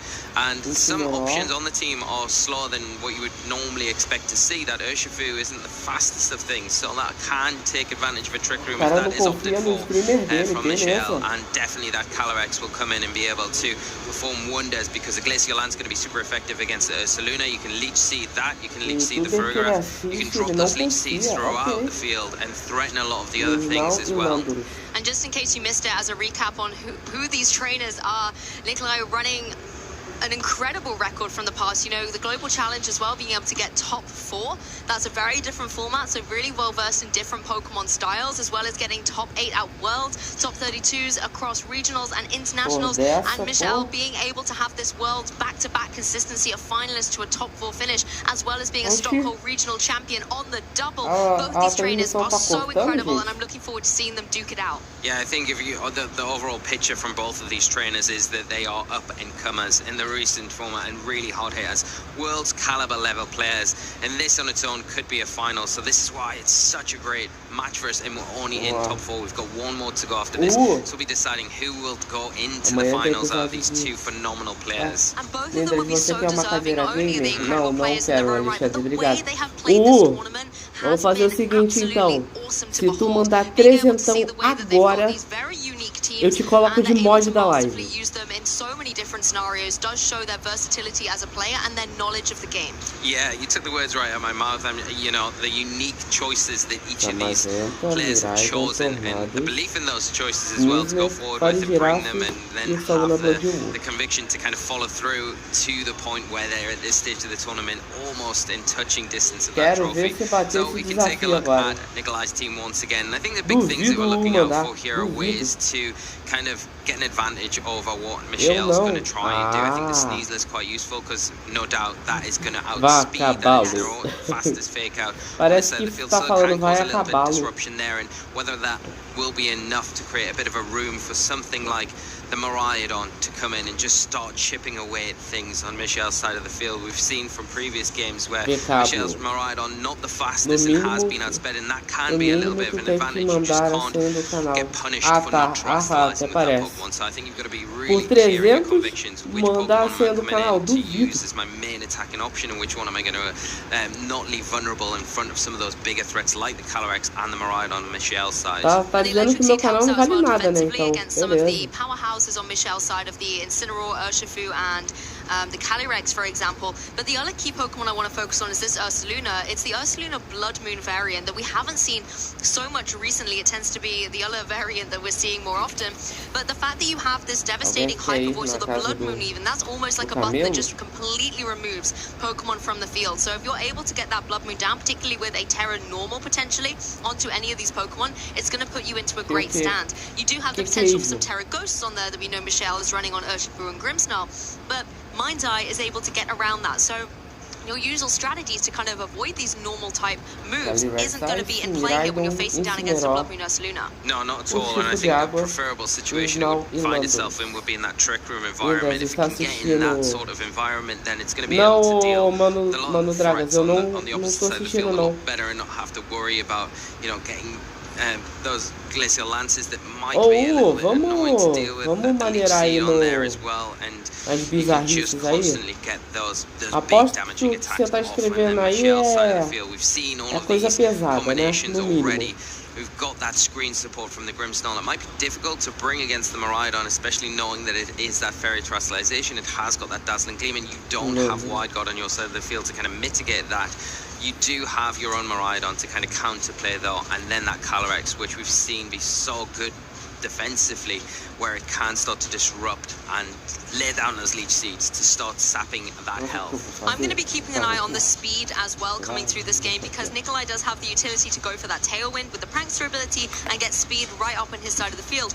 On the opposing side for Michiel, though, there isn't like a Tailwind option necessarily, and I don't see any Choice Scarf. However, that Trick Room button on the Calyrex could be a really good way to turn the Tailwind against Nikolai if that is the utility he wants to go for. You have the option as well for Thunderwave or Grimmsnarl to start trying to paralyze a lot of Pokemon on the opposing side. But with the Ursaluna, you can't touch that to ground type, and then Sneasler has the potential Dark Terrestrialization as well, which will not let the Prankster come through. So there are ways to avoid that, but I do wonder if Tailwind or Trick Room could come out in this particular game. But let's jump into the top four. Landorus and Calyrex out on the field for Michiel, and it's going to be that Sneasler. Love to see it with the Miraidon on Nikolai's side. Yeah, it's a nice approach here from Michiel. I've got 2 Pokemon out in the field that you can protect this first turn to kind of, one, scout out what the Miraidon and Nikolai's side is going to look into, because it has that Choice Specs item, and you're also getting around the potential threat of that Fake Out slowing you down for at least one turn from the Sneasler. Whether we see the Protect or whether we see Michiel kind of reposition here, you might have something like Incineroar on the back that you could bring in for that Landorus, because it's doubtful you would ever see the Miraidon go for an electric type attack into that ground type there, so it might open the door for you to have that Fake Out support the next turn, but it is risky at the same time. You could take unnecessary damage, where the Protect is a bit of a safer play here. It's just whether or not Michiel locks in with that. Nikolai expects that and then tries to capitalize on it. Again, it's not just the moves you pick, you have to try and predict what your opponent is going to do and adjust accordingly. Nikolai taking every second of this fun turn to make sure that he gets it right. And we're going to see a Terrestrialization straight out of the blocks now into something like the Miraidon here, that's going to be able to be that Terra Fairy, and it's going to be able to boost up the Dazzling Gleam, getting some really decent spread damage onto the opposing side of the field. Yeah, and now you are in a position where you are going to be weak to the Sludge Bomb from the Landorus, so you still have to respect that, but we're just going to see it protect here. We did talk about the threat of the Fake Out kind of slowing that down and being a bit of a target for whatever that Miraidon decides to throw, but it gives Michiel the chance to just see what it looks into before making the next move. And the Fake Out actually forcing defensive plays from both the opposing Pokemon. It's a very safe play on Michiel's side, because you know you burn that Fake Out, and in a way you also get to force Nikolai to commit to that Terrestrialization to no avail. So he's locked in with that. You know there's a Dazzling Gleam. It's a great way to get information from this double protect. And what's beautiful about this is now you know the Dazzling Gleam is locked in on that Miraidon. If you look at the Terra type on that Landorus, it is poison, so can go for that Terrestrialization. It's then going to have the resistance to those fighting type attacks from the Sneasler. Not that that would be super effective anyway, but it just gives you that little bit of an extra reason to go for it and then get that boost on top of the Sludge Bomb, which is super effective against the Miraidon. The Calyrex does have to be a little bit careful here, of course. It doesn't want to take a double up from that Miraidon. Boosted Dazzling Gleam, of course, and then a follow-up from the Sneasler. It would be the other way around, of course. It is going to be vulnerable right now to that Throat Chop because of that Psychic typing on it, so you do have to be a little bit careful what you're doing with that Calyrex. And again, every last second counting here on Nikolai's side, deciding to get the Miraidon out of there just in case, as you said, Lee, something like the Sludge Bomb could come through and then do devastating damage to that newly fairy formed of the Miraidon. Zamazenta is going to join the fray though. This is a great Pokemon with that Steel type to be able to get around any poison shenanigans that Landorus wants to throw its way, and it is going to lock in that poison terrestrialization, so this could be where Michiel is trying to go on the offensive, but with Zamazenta in the way, it could be difficult. Has he called the switch done? Went for the Earth Power, because if he has, that's going to be huge. Gunk Shot coming out from the Sneasler into the Calyrex, doing nice damage and picking up the poison on top of that. Not what Michiel wants to see. Yes, Tarkney. Here it is. Power comes through. That's a knockout. Oh my goodness, fantastic adaptation by Nikolai, but Michiel was one step ahead. The pressure was too much. Michiel calling it perfectly, saying, yes, I know the Dazzling Gleam you're locked into, the Terra Poison there, and taking full advantage of the turn, removing that big threat in Zamazenta with one fell swoop. No hesitation on Michiel's side. He means business. Is trying to get into that grand final. Sneasler, I think, was a nice play, however, getting that poison on the Calyrex, putting a little bit of a timer on it. Nikolai still has Pokemon in the back that are going to be helpful here. The Miraidon, however, is in such a detrimental spot where it doesn't want to take one of those Sludge Bombs. Yeah, it doesn't want to take a Sludge Bomb, but it can come back in now and it can lock into something more favourable. Now you can use those electric type attacks, especially because the electric train's active on the field. Hadron Engine will be powering that up, and now the Electro Drift probably in that position where it will be close, very close to picking up the knockout, but it's easy saying that in most situations. But Michiel, one of those trainers, does like to really put refinement into training their Pokemon. So whether or not it's going to be enough to take it down, that's the other question. But you would say the Miraidon in a good position now where it can come back in and like reset, have another go at this position. And you've got the Farigiraf as well in the back, something like a Psychic into that new Poison type could be something that Michelle has to be aware of, as the Miraidon here is now on the field. Of course, it probably doesn't want to necessarily go for that Dazzling Gleam with the Poison type Landorus on the field. As you said, Lee, maybe wanting to utilize that Electric Terrain, boost up its Electric type moves even further, and deal some devastating damage on the field to try and get rid of this Landorus before it can do even more damage. Yeah, and the problem is that Michelle's got the option to just protect again with the Landorus. There's no reason not to just scout out what this Miraidon's going to lock into. Then, with 2 fresh Pokemon in the back, if you've got an optimal switch, then you say, well, okay, I'm just going to switch out to this one now because you've locked into this move. The Sneasler getting lower and lower in health. How many turns longer is it going to be left on the field? And the more you concentrate down on the Landorus, it gives the opening to the Calyrex Ice Rider. Michelle managing this board position and locking down what Nikolai has to do. I think that's a smart observation about the information game that Michelle is able to play here, thanks to the utility of Protect on both those Pokemon. But it's not going to happen now. Electric Drift does come through. No Protect on Michelle's side of the field. That's a one-hit KO down onto that Landorus with a critical hit as well to get a little bit of redemption for the fallen partner of the Zamazenta as Landorus does go down. Yeah, big critical hit there. Whether or not that mattered, we don't know. But it does, like we said, leave this Calyrex open to go for the Glacial Lance. It will be able to get it off onto both these targets, do some nice damage into that Miraidon, taking about 50% health, and just topping up with that leftovers. It does have to contest with that poison, though, that will be kind of undoing that recovery. It's nice to get the damage on the board, but no KOs means no chilling nade boost to gain even more momentum from these Glacial Lances. I like the switch from Farigiraf coming in because you now allow another Fake Out to come through from that Sneasler when it rejoins the field. The nice thing about this, though, is you say, okay, well, you take down my Landorus with that Electro Drift. Now you're locked into Electro Drift, right? Well, I've got my Miraidon in the back, and I don't need to worry about that Dazzling Gleam, so I can bring that onto the field now. Feeling pretty good to go after the remaining Pokemon on Nikolai's side of the field, kind of almost forcing another switch, and then you can concentrate down on that Farigiraf because you don't really need to worry so much about that Miraidon. The Calyrex in a vulnerable position, yes, you can get knocked out from an Electro Drift there, but you've got the easy option just to say, I'm going to protect, and then use my own Miraidon to clean this up. And the Miraidon on Nikolai's side has taken a significant amount of damage, so an Electro Drift from the opposing Miraidon is going to be able to clean through that Pokemon. Farigiraf as well is just unfortunately not a threat right now. Psychic and Foul Play are not going to be doing anything really to the opposing Miraidons. It's in a prime position to, as you said, just start dealing with the other Pokemon, picking them up one by one. Yeah, and that's the beauty about this positioning. Michelle could even go one step further and go for the Volt Switch onto that Miraidon, saying, I know you're probably going to switch into the Sneasler, but I'm going to get my Miraidon out of here as well, whilst also picking up potential KOs on either target that comes onto the field, as we see that Sneasler come out once again. Maybe the Miraidon saying, hey, I kind of need my Dazzling Gleam later, Sneasler. You've got to go front and center right now and take this Electro Drift for me. Electro Drift will come through, connect into the Sneasler, and that's an easy knockout. Yeah, another big critical hit. Not that that one mattered one little bit. And now, yeah, you could go for the Volt Switch, you could go for the Electro Drift. It doesn't really matter because once that Miraidon comes back onto the field, especially when it's partnered with a Trick Room, is huge, because this now means that Michelle, if he does have the slow Miraidon in the Twisted Dimensions, will 100% be outspeeding Nikolai's. Now comes back onto the field. Nikolai trying to reposition, come back in a favorable position to say, okay, I can't use my electric type attacks to any effect, but I can use Dazzling Gleam, but I need to switch out to be able to use it. Now I'm switching out, coming back onto the field, but the problem is that Trick Room, beautifully timed by Michelle. Now the Electro Drift, a big threat, and the Miraidon from Nikolai cannot protect. The Farigiraf just protected, so as well, you're a bit pinned, you're a bit locked. Michelle setting this endgame up perfectly. This is what we were saying to watch out for at the beginning of the match, is the way speed control is going to be manipulated in this game, and that Trick Room late coming in isn't there for a Trick Room sweeper, but it's there just to stop the offensive speedy Pokemon on Nikolai's side from gaining the momentum, because Nikolai's got Miraidon in, he's able to lock into the Dazzling Gleam. This would be a perfect situation to deal with the opposing Miraidon that cannot Terrestrialize, is going to be forced to keep his Dragon typing, but the fact that the Calyrex now in Trick Room is able to go first, is able to get the knockout on Miraidon, means Miraidon is not even able to move, and Farigiraf is going to be easily cleaned up by the opposing Miraidon on Michelle's side. Yeah, here's me talking about the Miraidon having an easy time under Trick Room, but yes, of course, we have to remember as well, there is a Calyrex Ice Rider here, and under Trick Room, that is also going to go first. It's going to benefit, and we already saw the damage from one Glacial Lance. This one is enough to clean up the big restricted in that Miraidon, and now Michelle's Miraidon able to clean up the game, take this first one.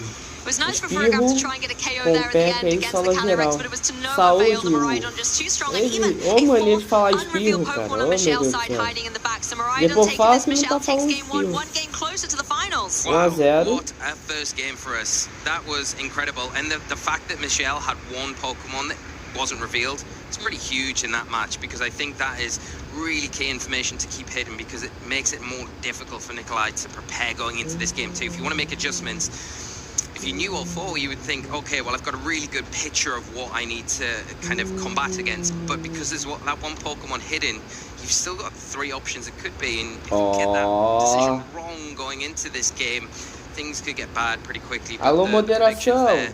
That Michelle was able to make each and every cadê turn meus mods? so Cadê meus mods no chat? catching that Zamazenta, just being able to deal with that Pokemon so easily made it so difficult Cadê for meus any mods sort aí of pra momentum dar swing from Nikolai's side of the field. timeoutzinho aí pelas palavras necessárias aí do... I mean, that Cadê? was a great moment, right? When you saw the Earth Power coming through, like, such great momentum on Michelle's side there. But I liked what Nikolai was trying to do in that turn as well, you know, playing the advantage, identifying the Terra type on the opposing side and preserving your Miraidon quite rightly, because if there wasn't that Trick Room at the end, Miraidon on Nikolai's side would have been a key component to trying to get that victory. But the fact that Michelle was just able to kind of play around that, going, hey, I know you're going to keep your Miraidon nice and safe in the back, so let me take down what comes in, I think was a beautiful play.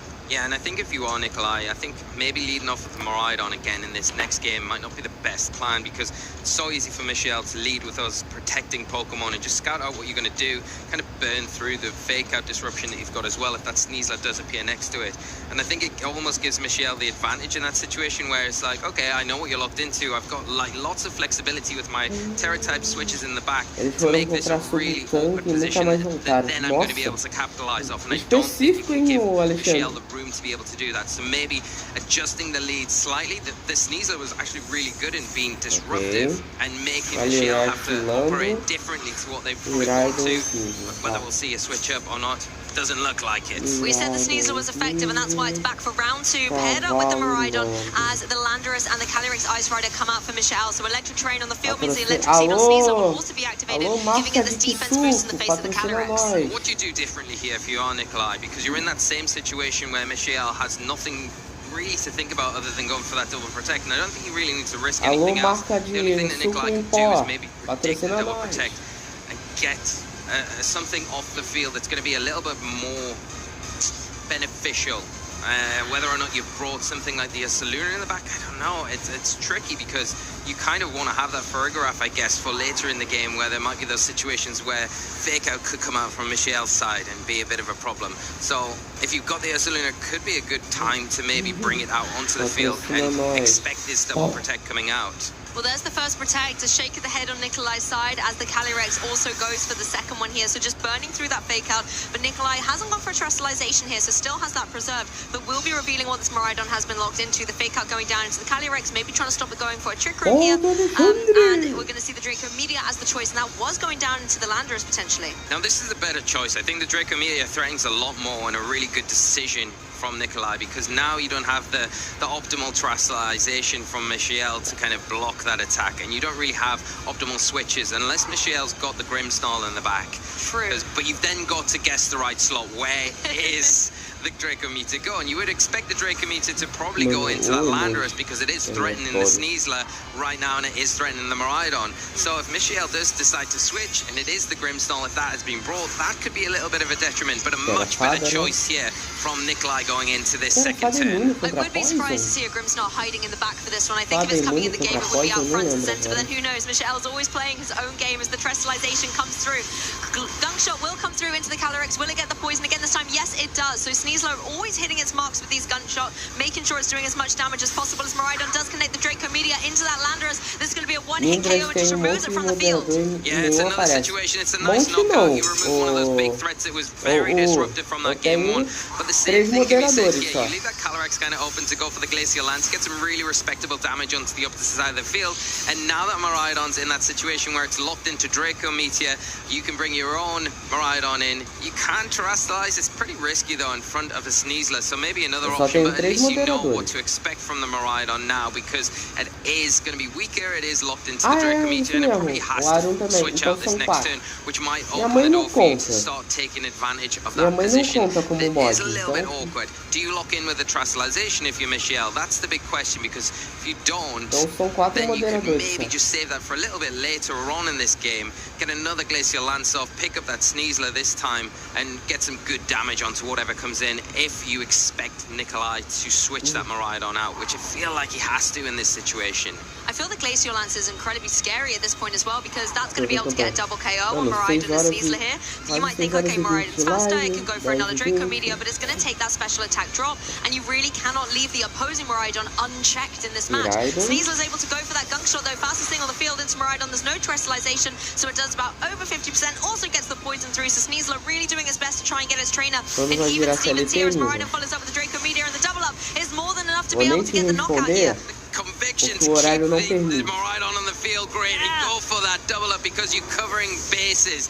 The gunk shot gets the fairy terrestrialization, the Draco Meteor gets if it doesn't, but then you've got to deal with this Glacial Lance coming out, and it will pick up 2 big knockouts here. Now it's going to get that Chilling Near boost twice. It's going to be +2 attack, and now Nikolai down to the last 2 Pokemon. You know one of them is safe in knowing that it'll probably be that Zamazenta, but what is the other Pokemon coming out with it? Well, this is where you've really made a trade, right? Because you have got rid of a formidable threat on the opposing side. You're now 2 Pokemon apiece on either side, so both trainers going to have to be bringing in their last remaining Pokemon, but you have given this Calyrex a +2 boost. It has the poison, it has a decent amount of damage, so you might be able to get a KO before it's able to move, but you're going to be banking on the Zamazenta to pull through on that, because Farigiraf, I mean, actually, wait, Farigiraf has Foul Play. This is at +2. Farigiraf could get the job done here if it's able to deal with the Calyrex before it deals with you type thing. It definitely could, and I think that's the big threat. You do have the water terrestrialization for Michelle here to get away from that dark weakness that you've got from the foul play, but again, it's still going to hit pretty hard. And also the fact is you don't have the Trick Room set up now, so the Zamazenta in a position where it's going to be the fastest thing on the field. It's got a kind of a free target into either the Calyrex or the Urshifu with that body press. It's going to do significant damage. The one thing that you have to watch out for is this Urshifu. It is a bit of a problem because it has got that choice band item, so whatever it does decide to lock in, it will be hitting pretty hard. And if it is into the Zamazenta as well with the Surging Strikes, it will ignore that defense boost that it's got. The problem is the Calyrex is poisoned, so it is on a bit of a timer. Even though it's in a difficult position, has it got enough room to maybe weave in a Trick Room? If you have, that's great, but can you utilize those Leech Seeds either? That's the other question. It feels too weakened at his condition. Yeah, and this is a Ghost Terrestrialization, which will now leave it actually vulnerable to a potential foul play, whereas previously that would have been resisted. So depending on where the Farigiraf is able to find its mark, let's see.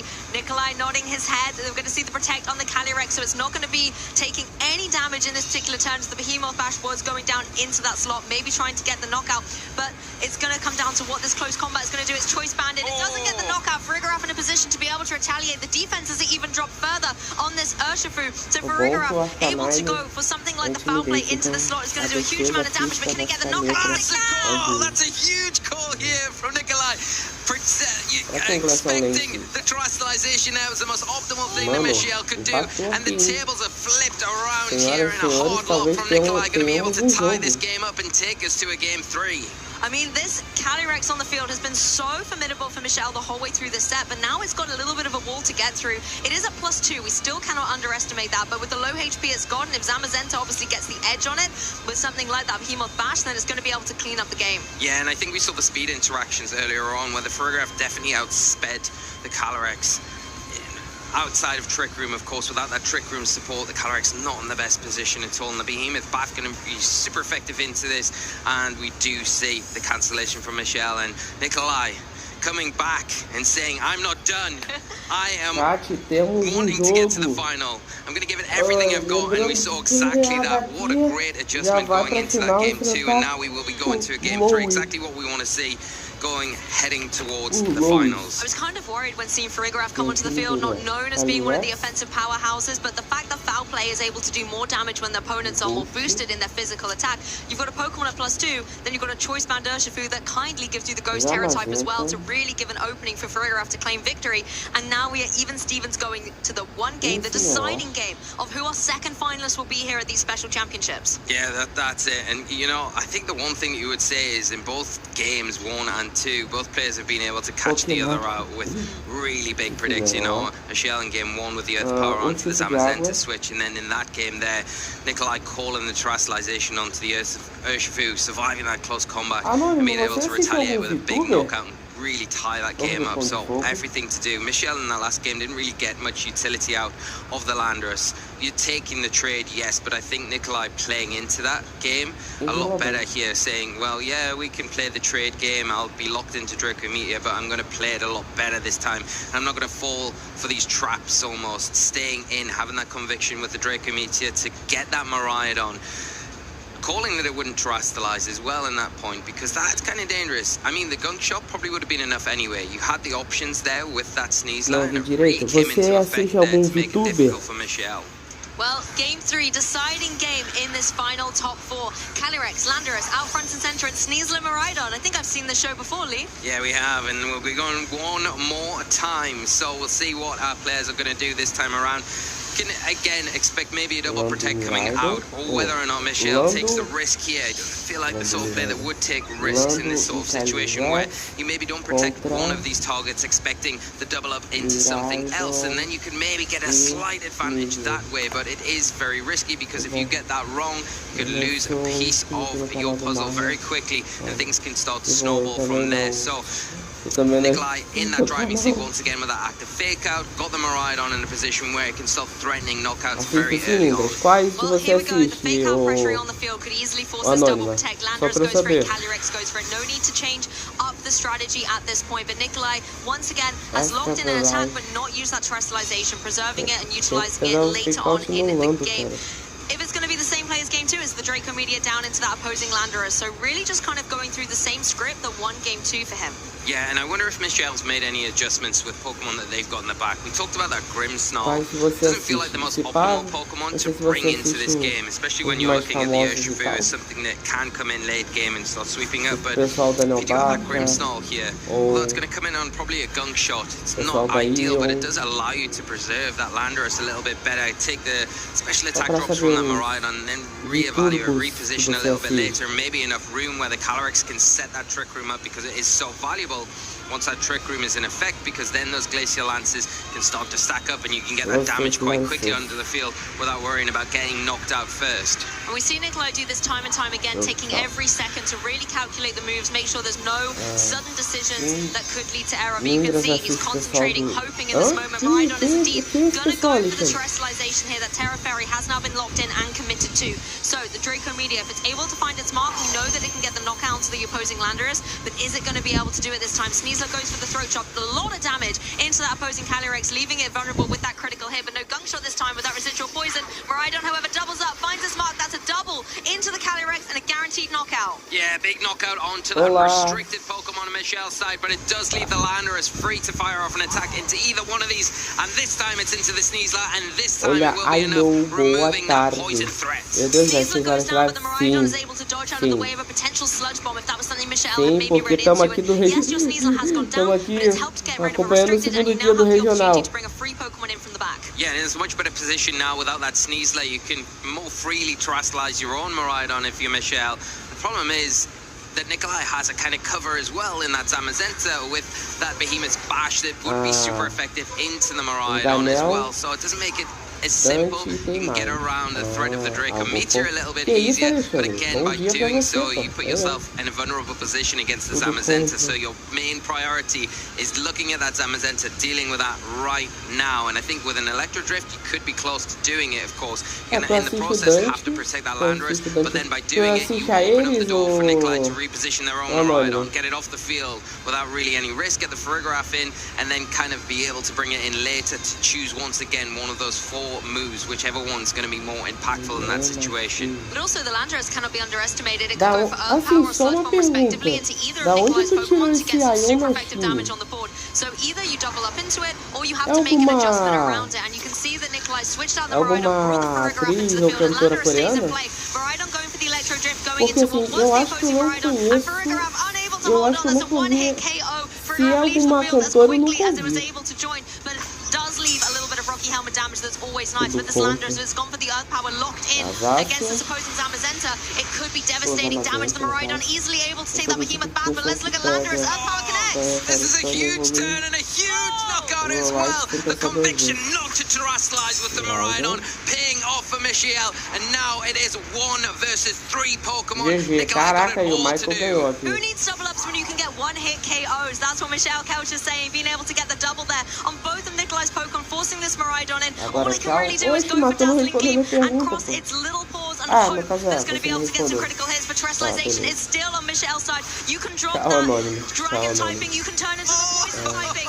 All the options are there. The cards are in Michelle's favor. Perfectly timed, perfectly chosen. Terastallization to resist this Dazzling Gleam that's inevitably going to come out into the Miraidon. Probably enough to pick up the knockout, but Landorus doesn't care. It's going for that Terra Poison type. It's going to return with a Sludge Bomb and lock this up, sending Michiel into the final here at the Utrecht Special Championship. This is all it takes. One Sludge Bomb and Miraidon goes down. Michelle Couch does it. He's in the final with a smile to boot. Congratulations.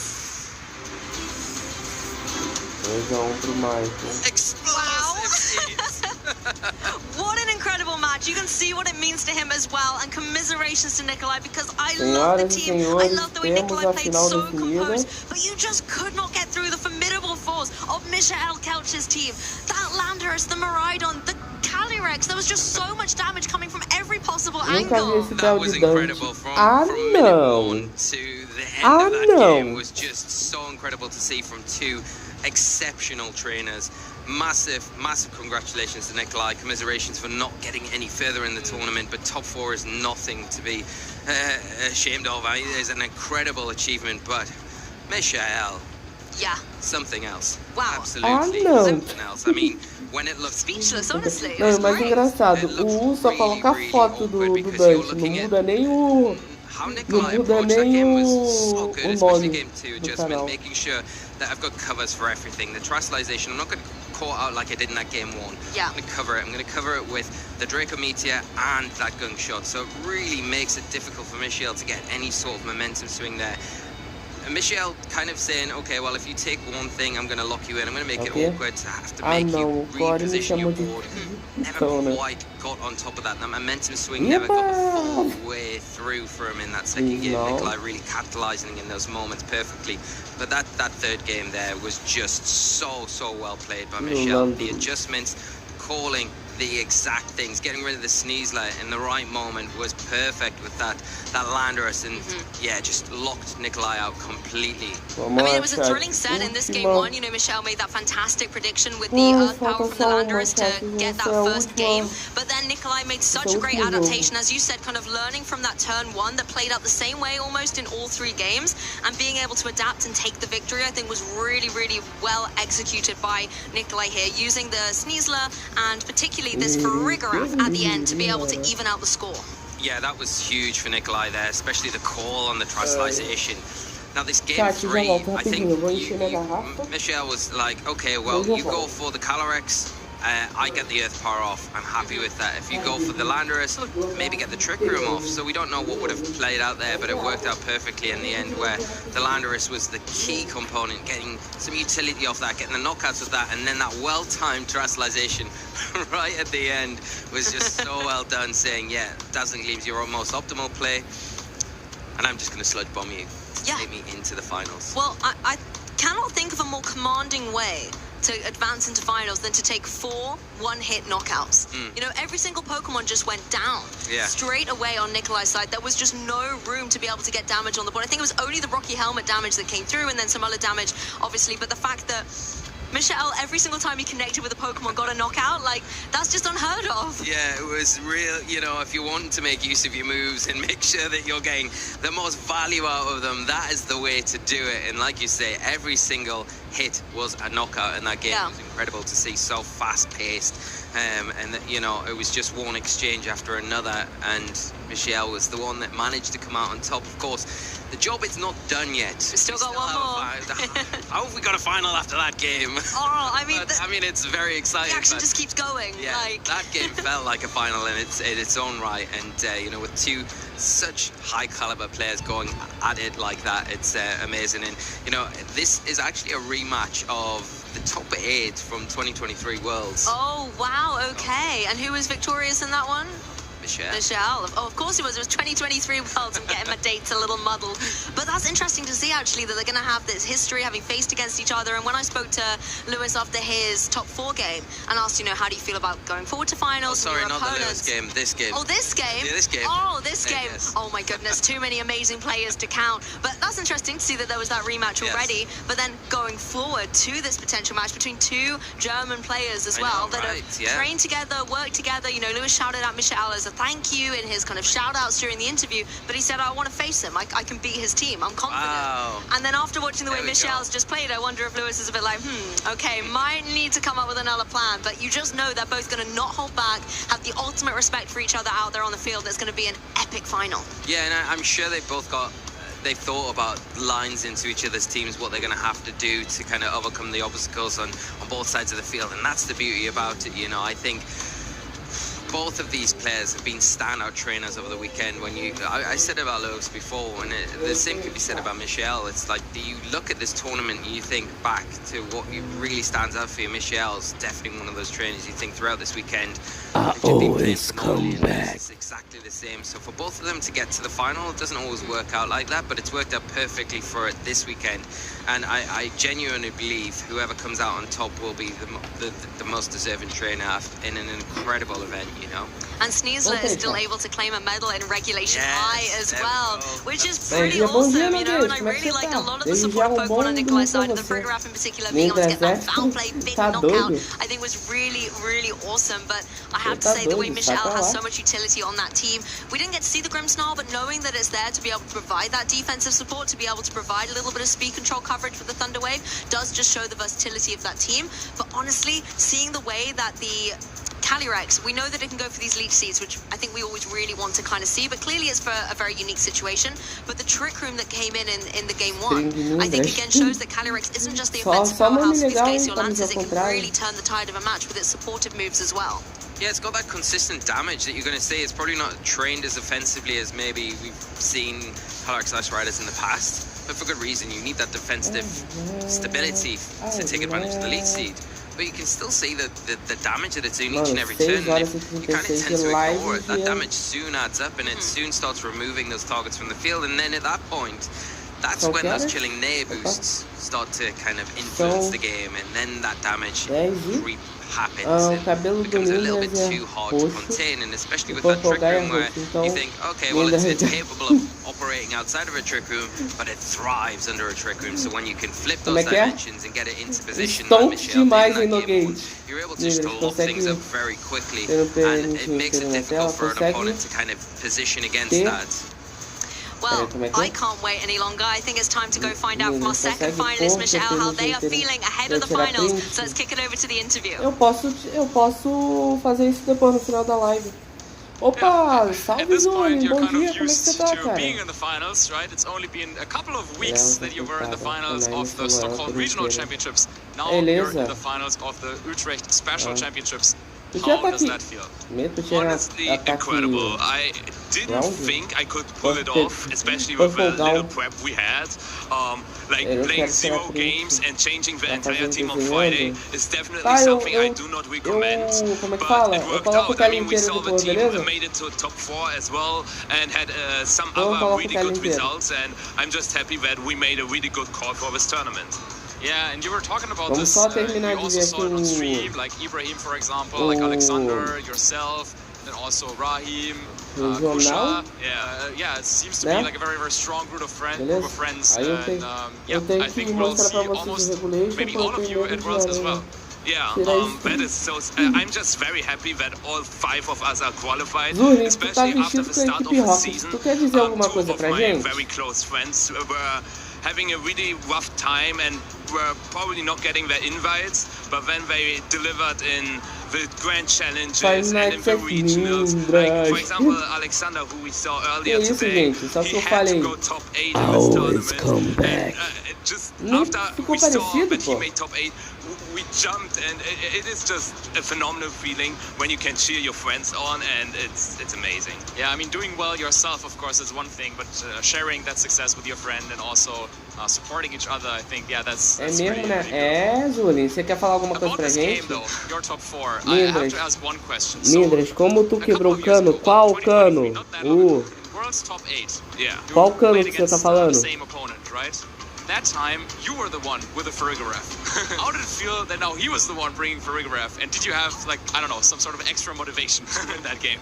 It was actually really funny because we had a really good chat before the game. And we also talked about our top 8 set, just thinking about the past and talking about the good stuff. And it's interesting to see that the Farigoref switched sides. I didn't expect the Farigoref to come at all because I remember that against Alexander he always brought Rosaluna Bloodmoon instead of Farigoref, but that Farigoref made it way more scary because I always brought my Urshifu in the bag, and Urshifu is amazing into Rosaluna, but worse into Farigoref. We saw it in game 2. He made a phenomenal read in game 2 as well. He played really well, and I'm also just really happy that all my stream games are just very good games. They are not boring, back and forth, and yeah, I love it. Absolutely. And then one other thing, I mean, there was a lot going on, but I know that you have a finals to prepare for as well, but in that final game, like, it felt like every hit that you were doing was a one-hit KO, so you really got to see not only like your defensive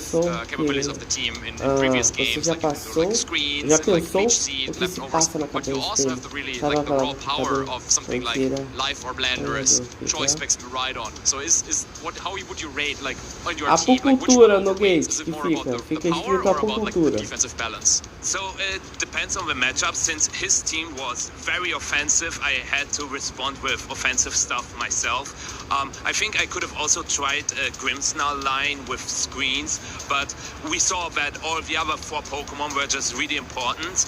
And the problem is, if I lead with Grimmsnarl, there's the Sneezer, you can go for Fake Out, it's not great. And so in this particular matchup, I had to beat offense with my own offense, but most of the time Grimmsnarl was actually really bad so far. I only brought it to like 3 games out of 30, so I'm not a big fan of screens, especially after my friends told me I got crit here, I got crit there, I got Flablets burned there, and then screens are kind of a waste. Yeah, so then you need to, I don't know, change gears a little bit and then go for the damage. Exactly. But yeah, you were able to overcome that strong opponent in top 4, and now you will play against Lewis, another friend of yours, in the finals. And yeah, he of course was just able to beat your friend Alex in top 4, same matchup. So yeah, how do you feel about this finals against Lewis? So after my top 8 set, I can say it now, I said there's like one restricted duel which is very common and that we have a really rough matchup into, and it is Shadow Rider plus Zamazenta. So I'm not particularly thrilled about the matchup, but I'm happy that I can play against a friend in the finals, because that never really has happened before, and so I still hope I can deliver a good set. It's going to be difficult, but if someone can pull it off, maybe it's me. Maybe it's you, yeah. I mean, you've won 2 regional level events already. This would be your 3rd. Not many people have done that. But of course, yeah, either way, fantastic showing from your side.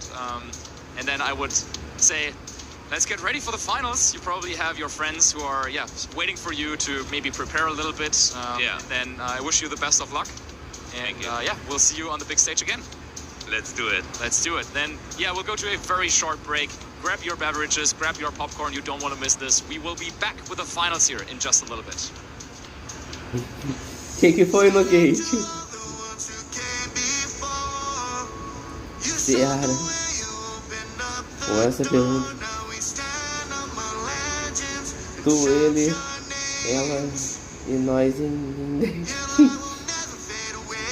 Que foi, ô Nogueira? Tu tá falando aí meio estranho, pô. Quer dizer... O que foi, Nogueira? Por que você está falando desse jeito, hein? Você poderia me dizer?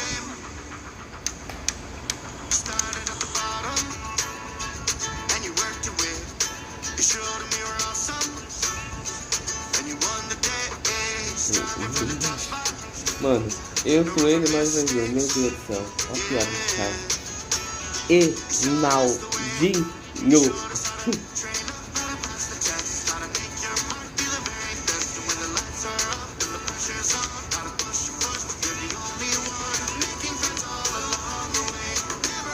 Pô, nem Brasil. Esqueceu do S ali mais aqui.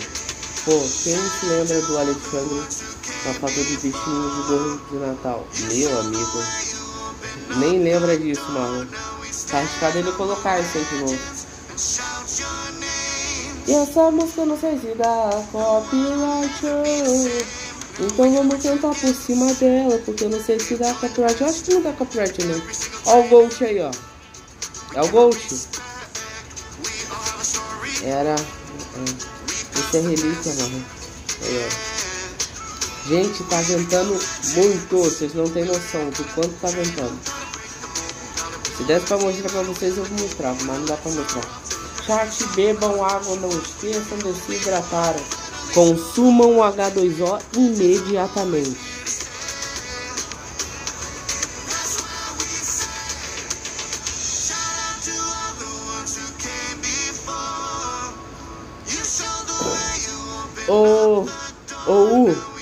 Tu reparou que as fotos de perfil do Alexandre foram decaindo com o tempo? Ele começou com uma foto, foi pro esfrigatito, aí agora tá com uma foto de uma fruta. Pior card de todos, na minha opinião, é o Naruto. Sério, agora eu todo. Oxe, por quê? Acabou o regional? Não, ô Mano Dragas. Vamos... Daqui a 1 minuto é a final.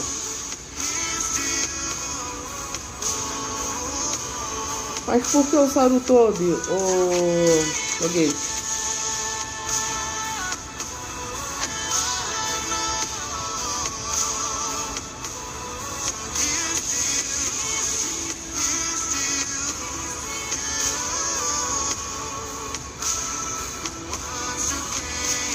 Alexandre voltou às origens com H, Marlon. Meu Deus do céu.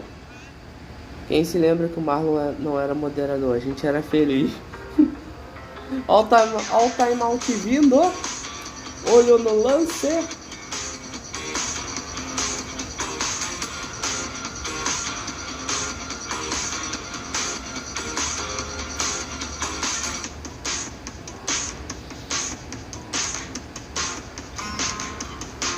Só que não. Caso. Well, it is time. We are here to bring you the finals of the Utrecht Special Championship event. My name is Lee Promise. If you're just tuning in, and I'm joined by the lovely Quem se lembra dos Smiley Critters? Nossa, nem fala. Foi toda a coletânea dos Smiley Critters aqui no meu canal, né? That first match that David and Marcus were commentating on, you and I were sat looking at the screens, watching every single intense moment, particularly that game 2 where Lewis was able to go Helping Hand Astral Barrage and just remove Pokemon from the play. Then we came this side of the desk and we just watched Michael take 4 KOs with one-hit knockouts, and now these two trainers are in finals. We're going to be able to see them battle up against each other. Que era o gigante, era o Mano Dragas que usava o Catnap, mas nossa, o Daniel colocava né?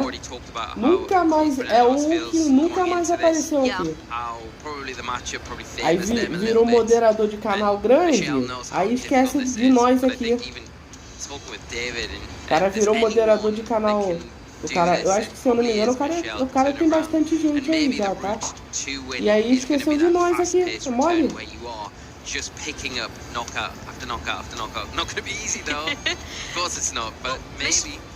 Michelle's like the 7th Pokemon on his team, right? You know, he's someone who can really pilot a team in a way that nobody else can, and sometimes that mind game that you can bring into a set is what will determine the victory, not necessarily the Pokemon you bring in the lead, the Pokemon you have in the back. It's just the way you utilize the field, the way that you're able to read your opponent.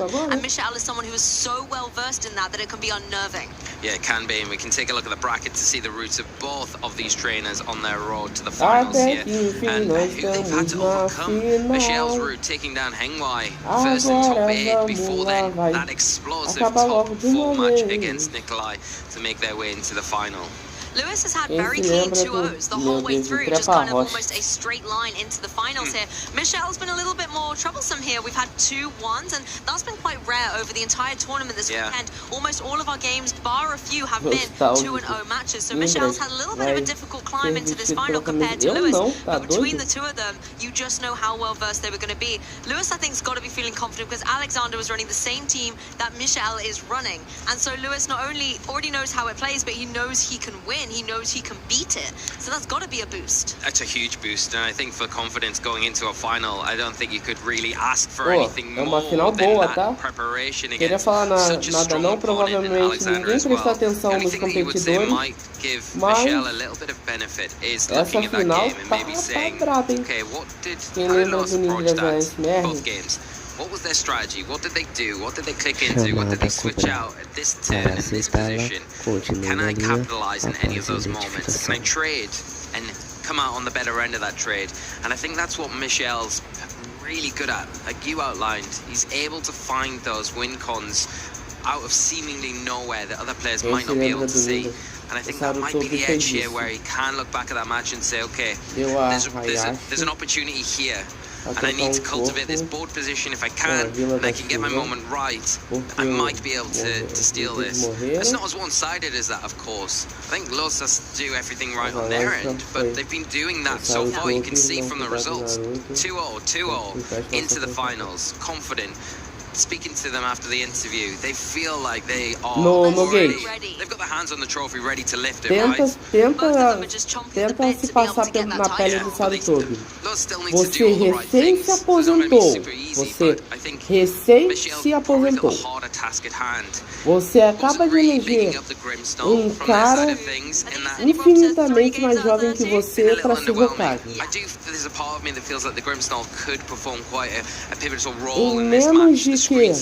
Em menos de uma semana, o moleque no poder, o moleque morre. Você tem que assumir de novo. Ele, antes de Vasco, ele pede pra tu cuidar do filho dele.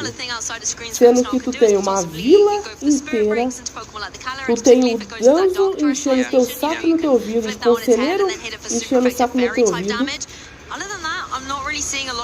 e um possível golpe de estado. Tu acha mesmo que foi culpa dele? Even by a trainer like Michelle. But Michelle, again, he's a player who can absorb and utilize information unlike any other trainer I know. And so every single moment of the game, and as you were saying, they both watch each other's top fours. They're going to be able to take information from that game and utilize it in this match as well. Both can be said for both players. They're going to be able to look back throughout the tournament to hopefully maybe points that they could watch maybe their opponent now where they were playing earlier and take points from each other's games in those situations to bring in influence into this match. The one thing that Michelle's going to have to watch out for is that Astral Barrage. You've got no Wide God on your side of the field. You've not got any way to mitigate that damage. You don't have a Terra Normal on your side of the field. You don't have a Terra Dark either to have any sort of resistance. So the Astral Barrage is going to be the big thing. Não, acho que ele mudou o horário das lives dele. You don't have anything faster there. You're going to have to utilize the speed. No. The control methods that you have. You've got Trick Room on the Calyrex, but if you bring the Calyrex and it's in front of the opposing Shadow Rider Calyrex, you're going to have to Terastallize. Because if not, you're going to take huge damage, maybe even get knocked out before you can even set a Trick Room up. That's very true, and the Zamazenta as well, another one of the restricted Eu that Lewis venho todo has that ferrado, Michel cansado, himself has said mas he did not duvido want que to eu come largo a down live. against the combination of Tá Calyrex and doido? Zamazenta is a very strong core into his team. So even Canal though he aqui doesn't é have a way to have White God on his side, he has to tenho contend with the carinho White muito God on the especial opposing por side esse canal, because those gente. Glacial Tem uma Lances, those coisa que dazzling sim. gleams, they want to be able to come Nem que through, eu abra a as well as the live fact that Zamazenta can just apply 2 so much horas da pressure manhã, with mas its body sem presses and the ficar sem heavy fazer slams. live eu não vou não. If you're just tuning in, Michel Kelch versus Lewis Markel here. 2 players from Germany, 2 formidable opponents against each other. Não vou Michel mesmo. has gone in incredible consistency back-to-back in Worlds, from a finalist to a top 4, as well as winning Stockholm Regional twice in 2024 to 2025. And then Lewis, again, on a phenomenal tear this event. Stockholm was able to get top 8, EUIC top 64 and Stockholm top 16. So both of them actually probably has faced off against each other a lot in Stockholm and now here in Utrecht. Yeah, it'd be interesting to know if they did face off at any stage on the road to Michel winning, but incredible accomplishments from both these trainers, in at least at the bare minimum they're going to be able to add finalists of the Utrecht Special Championship here from this weekend, but maybe even champion might be the title after this. But we'll take a quick look at Michel's team, the Calyrex Ice Rider, Miraidon, Incineroar, Urshifu, the Grimmsnarl and the Landorus. Now we talked a lot about the restricted Pokemon, but for me the superstar, particularly from that top 4 game, esse aí a is gente the esquece, Landorus, because the Marlon. Landorus Esse can aí a apply gente so much finge que pressure nunca, to opposing Zamazentas with something like that Earth Power, and that was a really nice way that Michel has been able to deal with Zamazentas in his tournament run so far. Also, we know that there's a lot of the Fairy Miraidons out there, so the Sludge Bomb has been really well utilized, but in this particular matchup, Fairy types are nowhere to be seen, so I wonder if Sludge Bomb's maybe going to be more utilized to the grass type Pokemon. That Lewis does have an abundance with that Ogerpon and Rillaboom. Yeah, and it'll be really useful. It's just getting that Landorus into a position where it can fire off those attacks consistently without being threatened from a knockout from the likes of things like that Calyrex. They're threatening so much, you know, with that Life Orb that the Calyrex has got access to. And we saw in previous games that Lewis does like to rely on that helping hand support from things like that Incineroar. And with that boost on top, it could be enough to just remove that Pokemon quite quickly from the field before it becomes a threat. The other option of speed control you've got on Michel's side is that Thunder Wave. If you do decide to bring the Grimmsnarl, it could be utilized. You've got to be careful about choosing your slot. If you go after that Calyrex, and it does terrestrialize into that dog type, has that immediate immunity because of the Prankster ability and how much you ignore this, so it could kind of fall a little bit on the Vamos ajudar o side canal if aqui a you do chegar a go down that 500 road. inscritos, Well, the team vamos? sheets have Let's been go. exchanged, the fist bump has been Let's given. go, chat, These vamos. trainers are locked into team Chegar preview o and getting ready for this Manonindras grand chegar a finals. 500 aqui. Lewis's team is a refresher if you missed Vamos it in ajudar, top vamos 4. ajudar. Has this 4 beautiful lendários. synergy Mano, between the Dragas, é Incineroar porque and the Calyrex 2 going são for that helping hand Astro restritos Barrage. And Lewis e even os said outros he's used 2 it não são, loads this entendeu? tournament. It isn't just Aqui, there for por a niche, it's exemplo, something ó. the trainers are not expecting. Aqui And so tem we can 4 overwhelm with the lendários, damage mas só there. 2 são Another key restritos. Pokemon we've seen him utilize well is that Ogerpon, using that redirection to draw in attacks and Ó, allow os either something restritos like são a setup on the Calyrex e Calyrex with Nasty Zamazenta, Plot or the e os Zamazenta não to just deal restritos some são offensive Orgepon e pressure has Urshifu, been se eu não really me well engano. utilized this tournament. Yeah, and you've got that Wide God on the Zamazenta as well. It's going to come in handy if that Calyrex Ice Riser does terrestrialize on Michel's side and to decide to go for those Glacial Lances. That would be at the detriment of things like that Ogerpon and acredito the que se Rillaboom, falta and even the porque ele Calyrex não doesn't é want to take too utilizável many of aqui, those. pelo So the menos. Wide God protection there, really Não nice do jeito que layer eles for the querem, team né? that Lewis can lean into. And the one thing that you would say that Calyrex with the Nasty Plot, Michel cannot be passive against this team because you give one opportunity to get that Nasty Plot off, and then if that helping hand is active, then even if you've got a resistance, it's not really going to help you against such a formidable dessa série não, The speed controls is interesting última for Lewis as well, partida because there dessa doesn't live seem to be a lot aqui. of utility on the team other than some priority moves, Grassy Glide and Aquajet, for example. Let's Whereas go, Michel vamos ver does quem have the vai utility to ganhar. go for something Vai ser like the Trick Room on Lúcio, that Calyrex, or vai as you ser mentioned, the Michael. Thunder Wave as well. So possibly Sem the way muito these enrola, Pokemon have naturally been chat. trained Let's is go, going to be something to keep an eye on. começa! But we're jumping into finals, Pokemon trainers. It's going to be Miraidon and Incineroar versus Incineroar and Calyrex Shadow Rider. Yeah, you can see both trainers here have lit out with their Incineroars to have that fake out support. One is going to take a bit more of an advantage from this than the other because the Calyrex right now is immune to it and free to go for an attack onto both of these targets that it probably will outspeed. It will be able to get the Astro Barrage into the Miraidon. Or do you want to leave it vulnerable to taking an Electro Drift? Do you want to go for the fake out into that slot because you want to try and mitigate as much damage early on as possible if you lose?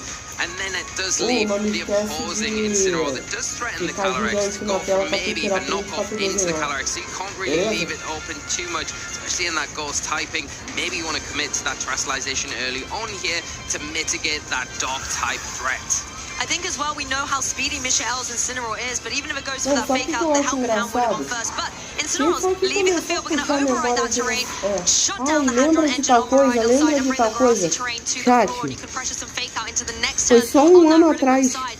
Also a protect coming through from the Calyrex, so a nice defensive switch up here on Lewis's side as Michael is left in the driving seat to go for the Electro Drift that goes into protect, so no damage is going to come through on Michael's side here from that Miraidon, but the Incineroar able to reposition with a U-turn, taking a leap out of the opposing side here, getting the fake out user out to come back in later on. Yeah, it's a nice play here for Lewis, just to be able to reposition, get rid of the electric terrain as well, and Michael kind of not going for the volt switch like you maybe expected to the Incineroar slot, so it can get out and reposition, bring that electric terrain back in later, expecting maybe something like the Rillaboom to come into the field. Now it has got that active fake out, it can slow down the Miraidon for one more turn, and it opens the door for the Calyrex to be able to start performing, throwing those Astral Barrages that are so devastating onto the field. But a really good response from Michael with that Grimmsnarl, now going to have access to that screen support, Spirit Break, which can slow down the Calyrex, as well as that Thunder Wave. Just got to be careful in case it does go for that Terastallization. I mean, he said that the Grimmsnarl has not been strong for him. He's brought it to only 3 games. Well, now he's brought it to 4, including this final. So I think the Spirit Break, if you are trying to catch that dark Terastallization on Calyrex's side, is in a really nice position. Not only is it super effective damage, but you're also lowering that special attack. But Calyrex not falling for it. Lewis gets it out of here. Yeah, and a really good decision, I think, because it is in that vulnerable position where it's not really going to be able to offer too much going forward. It could get some unnecessary damage or into a position where it could get Thunderwave when you don't want to commit that Terastallization. Fake out from the Rillaboom, slowing down that Miraidon, prevent it from switching out, at least this turn, as that screen is set from the Grimmsnarl. Going to give a little bit of extra defense against those special attackers that are so threatening from Lewis's side. Yeah, it's a shame neither of them are on the field right now. You've got those physical attackers with Incineroar and Rillaboom, but you know the Calyrex is in the back, so that's something to bear in mind. It's holding the light clay, so it is going to be for those 8 extended turns. Yeah, and you've got the fake out coming in from the Incineroar now on Lewis's side, and yes, it can slow down the Miraidon once again, but yeah, if you're not pivoting out and getting something in that Rillaboom slot now, then the next turn you're kind of putting yourself in a vulnerable position, especially with your Incineroar. Do you have a safe switch in from the back that you can take an Electro Drift with? Yes, the electric train's not set up, but you've still got to remember that it is holding that Choice Specs item. It can still do some devastating damage. Não dá ideia, Grimmsnarl taking note of the situation, saying, hey, I can go for my Reflect here. Either you fake out into me and then I can't, but then Miraidon gets a big amount of damage out on the field. So now a lot of defensive capabilities up on Michael's side, and almost in a way you want the Grimmsnarl to go down or just get off the field so you can bring in your offensive powerhouses to start peeling through Lewis's team. But Lewis playing really well with their pivoting Pokemon, as we like to say here, because Rillaboom's gone for that U-turn, gives him the opportunity to adjust, and I like the time that he's taking here. This is the grand finals, the best of 3. You want to use every second that you can to be able to make sure you're not going to overcorrect or misplay a Pokemon in Draga, às vezes tem live. É sério que tu tá perguntando isso mesmo, Alexandre? É sério? If you're Michelle, you've been able to set your screens up pretty freely here, and you're in that nice position now where you can start utilizing that Thunder Wave into the Zamazenta. That might be a really nice option to slow that Pokemon down, and then you've got the chance, if you can get that paralysis onto it, of preventing it from moving. O Mano Draga está falando desde que sexta-feira. Then you can go for the Electro Drift into the Incineroar here, get some nice damage onto that, or you might want to just revert to switching that out for now. You have to be careful around the Zamazenta going for the Behemoth Bash into the Grimmsnarl, of course. That is going to take super effective damage, but at the cost of a Thunder Wave, it's probably worth doing at this stage in the game. And at the same time, Michelle has to find a way to deal with that Zamazenta because it can be so tanky out there on the field. Calyrex does rejoin the fray here. It's going to be on Michelle's side. That Calyrex Ice Rider going to be applying a lot of pressure. Could even try and go for something like the Leech Seeds here. You have to watch out for the Wide Guard, of course, but it's going to have to take a body press for its troubles as Miraidon free to go for the Electro Drift. Will find its target down onto the opposing Zamazenta. There's no electric terrain, but even so, that does over 50%, showing the formidable presence it can have with those Choice Specs, but it will take a drop now thanks to the potting shot. Yeah, and that potting shot is really nicely timed because the Incineroar are going to be able to go back out. You'd probably expect the Calyrex to come back onto the field now, and it's going to be in a prime position to start putting down some Astral Barrages on the field, and even take the opportunity to go for a nasty plot to boost that special attack even further and put Lewis in a really commanding position, especially when you're supported by the Zamazenta. The Miraidon has taken that special attack drop, so this next Electro Drift not probably going to be able to pick up the Zamazenta. And do you worry about the Calyrex Ice Rider so much, because that is not really in a position where it is going to be able to threaten too much of a knockout here. It's got the leech seed, it can put that out into the field, but it's very passive in this situation. The only thing that would threaten is a trick room, but have you got the room to be able to take an Astral Barrage in this situation to get the trick room set up? That's a good question, and I think as well, you know, the Miraidon has been really effectively neutralized by Lewis here. You've got rid of the terrain, you've given it a parting shot as well. So Michel's maybe in a position where he wants to get the Miraidon off the field so that you can try and set that up later on. But the wide guard finally comes through. That means that these spread type attacks are not going to be able to connect on Lewis's side of the field, and the Calyrex can capitalize on this and go for this nasty plot. So really hoping that a potential Glacial Lance is going to be blocked, as Miraidon, we know, locked into the Electro Drift, will have to commit to this, goes into the Zamazenta, but it's not enough to get the knockout. That parting shot paying off so well, enabling Zamazenta to stay in this match. A great play here from Lewis, and being able to survive that parting shot, so pivotal in being able to allow that nasty plot. You think maybe the Michel went for the trick room there to try and get the Twisted Dimension set up to get that speed control, but not going for it, going for the Glacial Lance, and unfortunately getting caught out by that well-timed wide guard. It's going to be actually intact this next turn, but the thing is, the Miraidon now in that really awkward position. Yes, it's got light screen support, but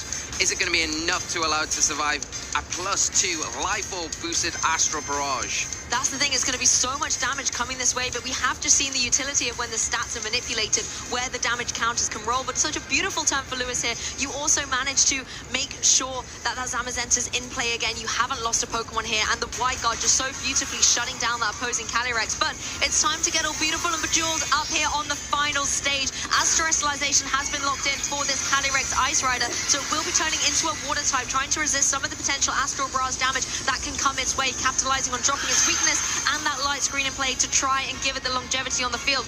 Wide guard comes through once again to ensure that a Glacial Lance is not going to be able to get damage on Lewis's side, paving a way for the opposing Calyrex to go for this Astral Barrage. It will connect on both the opposing Pokemon here, and can it get the knockout? No, light screen still paying off so strong. Yeah, you can see the value of that light screen and why the Grimmsnarl here is such a great choice, as the Electro Drift now being to the Calyrex, and it is going to be doing some nice damage. Nowhere near enough to pick up this big threat, as finally the Trick Room is turned on. Now, we've seen Michel pull this move before, and as soon as that Trick Room goes up, the Calyrex Ice Rider is in a prime position. However, wide guard is still on the field, so that's a really difficult spot to allow this Calyrex to shine. You could try and go for something like Leech Seed to start setting up, but the fact that the Astral Barrage can still come through and connect, and you cannot stop it, means Calyrex might be on borrowed time. Yeah, it could be on borrowed time here. I don't know if you want to maybe just try and let the Miraidon go down, or if you switch something in that's a bit more preferable to take those Astral Barrages. You know, something like the Incineroar next to the Calyrex would be a lot more preferable. You get your Miraidon off the field then, and then you can bring it in later to get that Electric Train set up, knowing that you can deal, or better deal, with these opposing Pokemon. Once the Incineroar's on the field, then you can use that Fake Out into the Zamazenta, or at least stop it from going for a wide guard one turn, well then you can utilize that Glacial Lance to try and get rid of this Calyrex. It's in a really awkward position, and because of that, switching straight out. Yeah, Lewis saying, you know what, my nasty plot boost, it's great, but I don't need it right now. What is more important is getting the Incineroar here on the field. It can throw that Intimidate down, stop the Calyrex from maybe doing as much damage, because if Zamazenta keeps going for the wide guard, it can't deal a huge amount. So maybe as soon as it decides to switch off that wide guard, you need to stop the Calyrex from being able to capitalize on it. Calyrex just goes straight for the Leech Seed, however. Now there's minimal HP remaining on the Zamazenta, so maybe this turn, or maybe one more, will actually be able to get the knockout, as Miraidon goes for the partner slot here and targets down with this Electro Drift. Incineroar taking just under a half damage here. Yeah, that's really useful damage onto the Incineroar. I do take a little bit of recoil damage from that Rocky Helmet, of course, but well-timed Leech Seed, because that's going to give you really valuable health back onto the Calyrex here. We'll take down the Zamazenta in turn. The one thing about this water-type terrestrialization, it does leave you very vulnerable against the Rillaboom that can come back into play now and have those big, powerful grass-type attacks that are going to be able to hit so hard, and especially when you're next to the Incineroar that Lewis has got access to now, you can at least prevent a Glacial Lance from play. Now you've lost that Zamazenta and the wide guards removed from the field. With the Reflect Up, though, maybe there's a way to get around the potential physical offensive pressure that the Rillaboom can deal out, but you still have to burn through one turn of Trick Room with the Fake Out that both the Incineroar and the Rillaboom are capable of dealing here. Miraidon definitely looking to be in a difficult spot, and Miraidon possibly, if you switch it out here for Michel, not only can you maybe throw an Intimidate down with your own Incineroar, but then you can reset the terrain later on to allow Miraidon to shine. Yeah, and that's a really good call. I think that's one thing that you could do, but maybe Lewis sees through that. Maybe for maybe a U-turn from your Rillaboom into that Miraidon slot. You know it's locked into the Electro Drift, and if you can just get the U-turn into it rather than going for a fake out. Oh, no fake out. Fake out and getting caught out. Glaciolance comes through, not going to be able to get the knockout though. That Intimidate really helping out here as Parting Shot comes through instead from this Incineroar. So a reposition here, wanting to Intimidate and fake out later on, try and burn through another turn of Trick Room into that Miraidon. So even if Miraidon would be able to connect and attack here, it's going to be at a weaker damage pace. But Rillaboom still to move, and I think the U-turn could be a great way to guarantee that KO. Yeah, it could be a really useful way and still preserve that fake out, preserve that Grassy Terrain for later on if the Miraidon does stick around and decides to go out later, but not going to have the opportunity. The U-turn into that slot, finally taking this big restricted Miraidon down.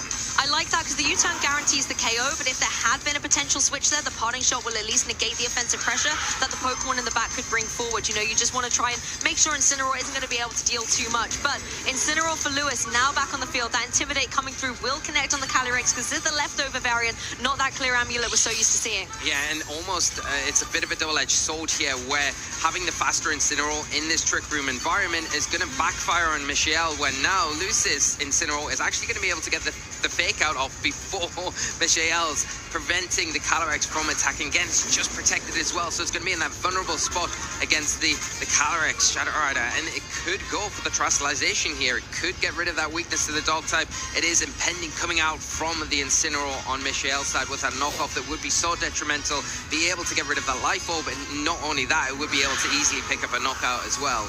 There's a lot of potential threats on the field right now, and I think that Calyrex, as you said, has to watch out for the potential knockoff from the Incineroar, so it's going to need its partner to go for the fake out and shut that potential down. Calyrex not going on the offensive, instead setting up another Leech Seed to try and gain as much HP back, combined with this grassy terrain on the field as well, and combined with its leftovers.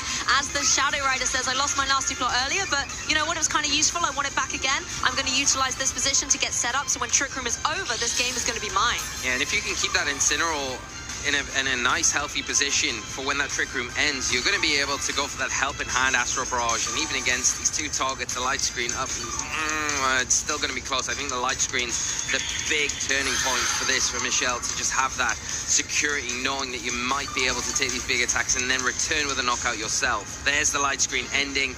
Now you're going to be more vulnerable to that Astro Barrage. Of course, you've still got the Trick Room to contend with though, so you are the fastest thing on the field if you're Michelle, but you have to guarantee, if you're attacking, you have to guarantee taking down that Calyrex. If you don't, if you miss the knockout, 2 nasty plots under its belt, it is going to be able to do some significant damage, and it might be enough to sway the tide.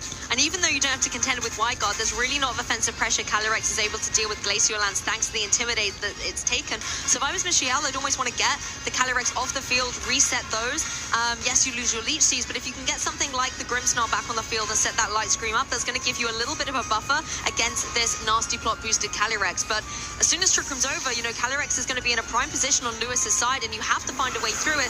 A Assault Vest Incineroar is a great way, but you need to be able to land that knockoff. Yeah, we're just going to see the Protect here from the Calyrex to try and stall out these remaining turns of the Trick Room here. There's going to be a Parting Shot from the Incineroar, so going to pivot out once again. It'll free up the way for the Rillaboom to come back onto the field. It'll be interesting to see Michelle goes for a Parting Shot themselves into that slot to get their own Calyrex back onto the field. And there's still the Terastallization to be utilized on Lewis's side as well, so that could be a nice way for Calyrex to get around this by going for that Dark Terror type. But right now, it can safely go for the Protect. No need to utilize that and reveal it at this point in time. Obviously, having the Rillaboom on the field, very nice to have that fake-up potential, but you have to watch out for this Grimmsnarl because it's going to be able to take the Leech Seeds now that were left behind by that opposing Calyrex. And even though Reflect's gone off, you can set up that light screen.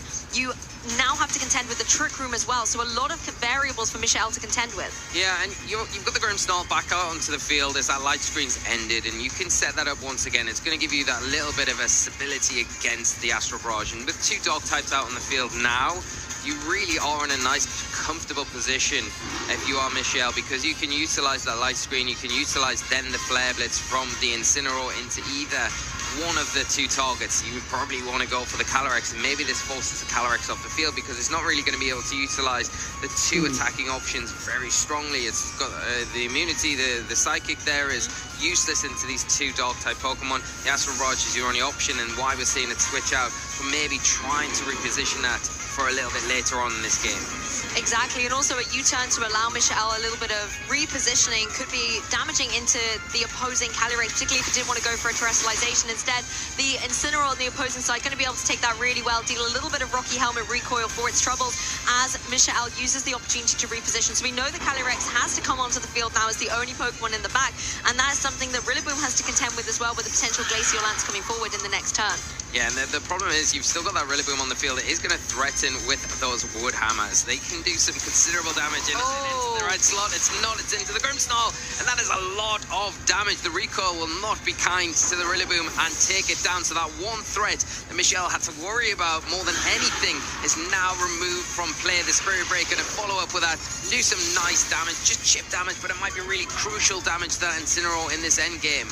I like this play, though, coming through from Michael, because you were kind of doubling up into what was the Calyrex Shadow Rider, and either you get the knockout there or it terrestrializes and you guarantee the KO, but at the cost of your Grimmsnarl here as well. You know, the Rocky Helmet has been able to get the KO. The Rillaboom has gone down to its own recoil. It's a lot of passive damage that's being dealt in recoil, and whether or not now Incineroar and the Calyrex is going to be enough for Michael versus the Calyrex and Incineroar on Lewis's side, time is going to tell. But Trick Room's over now, so possibly the speed could be with Lewis. Yeah, but the way that Michael's woven this bold position and set it up to have this active fake out to slow down this Incineroar and open up a Glacial Lance into the opposing Calyrex. You're in a position as well, you're so healthy, you're going to be able to take an Astro Barrage from the incoming Calyrex. You just have to be worried about that play of Helping Hand Astro Barrage, but will it be enough to take down this full health Calyrex? I don't know if it will, but we'll soon find out. That's the play, and it's one way to go around the fake out, as Helping Hand will have that priority. The Astro Barrage comes through, it will connect on both of Michael's Pokemon here. It's not going to be able to get the KO on either of them. Too much HP on Calyrex's side to contend with, meaning that the Incineroar can just go straight for the Flare Blitz, get the knockout, and allow the Calyrex to clean up the Incineroar in the next turn. Yeah, unless it goes for the Leech Seed, and it'll be wearing it down slowly, slow and steady. But we'll see what we go for. Is it going to be that Glacial Lance? Just to cover bases in case anything happens to the Incineroar. It is not quite enough, but it looks like Michael has put themselves in a position to sew this one up, and what a really well executed, intricate game plan they've had to play to get around the big threats on Lewis's side of the field. So many twists and turns from both of these trainers in this game one of our grand finals. I have to say, Michael bringing the Grimmsnarl, I know a Pokemon that he had a few doubts about, but the way that it was able to come in with those light screens and the reflects really paid off, particularly in the face of Pokemon like the Calyrex. We saw that the longevity was giving Michael the opportunity to keep Pokemon in the game, to be able to reposition and facilitate this end game situation. Yeah, and I think Lewis here just taking as much time as they can just to think about how they've approached this match, what has went wrong for them here to come away from this first game with a loss, and how they can reevaluate approaching the second game to try and tie this up so we can go to that game 3. But Michael doing everything right here. I think the way that they used their Miraidon just to whittle down the Zamazenta on Lewis's side, remove that restrictor first. That was the big problem. Get rid of that first, and then we can go from there. We are seeing Lewis finally lock in with that terrestrialization just to give themselves a little bit extra time, and this is really key. I think any extra time you can get in between now and that next team lock for the team preview going into game 2 is going to be valuable in helping decide how you go into this next game into the Helping Hand coming out. Damage there, just Helping Hand into nothing as the knockoff comes out, and able to clean this up. Michael taking game 1 here in the finals. Amazing to be able to see Michael come through with such a commanding start, but it was very difficult. Treacherous traps set out by Lewis the whole way through this game, particularly with that wide guard. And I think he made a great observation that Michael had said previously. Wide guard Zamazenta is a really difficult Pokemon for my team, and he just made sure to remove that as quickly as possible to allow Calyrex to start going for those Glacial Lances, because it's the only way for that physical damage to really come through on the board. Yeah, and how well he dealt with the Rillaboom, because that is an immediate threat. You decide you have to go down the terrestrialization route with your Calyrex Ice Rider. Yeah, you open yourself up to becoming weak to these grass type attacks, and when they're boosted by the grassy terrain, I mean, Grimmsnarl not one of those Pokemon that's weak to grass type attacks, but you saw how powerful that Wood Hammer was into that Pokemon. Eu não voltei de nenhum lugar não, eu tava aqui só vendo o que você está falando. Ninguém perguntou, foi o Saturno perguntar. Opa, bom dia, Eric, como é que você tá? Salve pra você, cara, desejar um bom domingo. Pra tu também, ô Saturno, como é que você tá?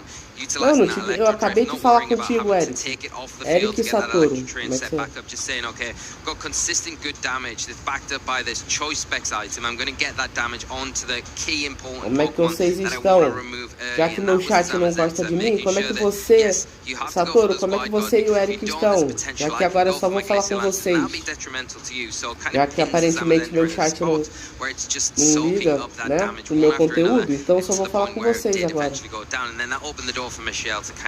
Unlock a few other pieces of the puzzle there, Ninguém utilizing, se like you said, lembrava the do Grimstone with that então, screen né? support. So pivotal, especially when there was that one Aparentemente sim. opportunity for the Astral Barrage, which was boosted to get that attack off.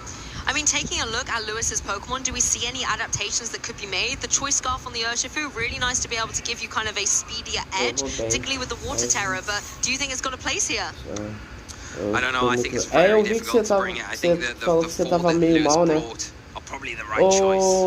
Melhoras aí, o Satoru. Inclusive, vê se tá se medicando direitinho, Satoru. It's going to be that Landorus that we've seen be so formidable in top 4. Paired up with that Grimmsnarl, you can just see it poking over the graphic there. Yeah, you can, and the Landorus is a nice adaptation here because behind the light screen that you can potentially get set up here with the Grimmsnarl, it can take attacks pretty well from the Calyrex. The only issue is you've got to contend with this fake out for the first turn, and the Grimmsnarl going to be a bit of a sitting target for that.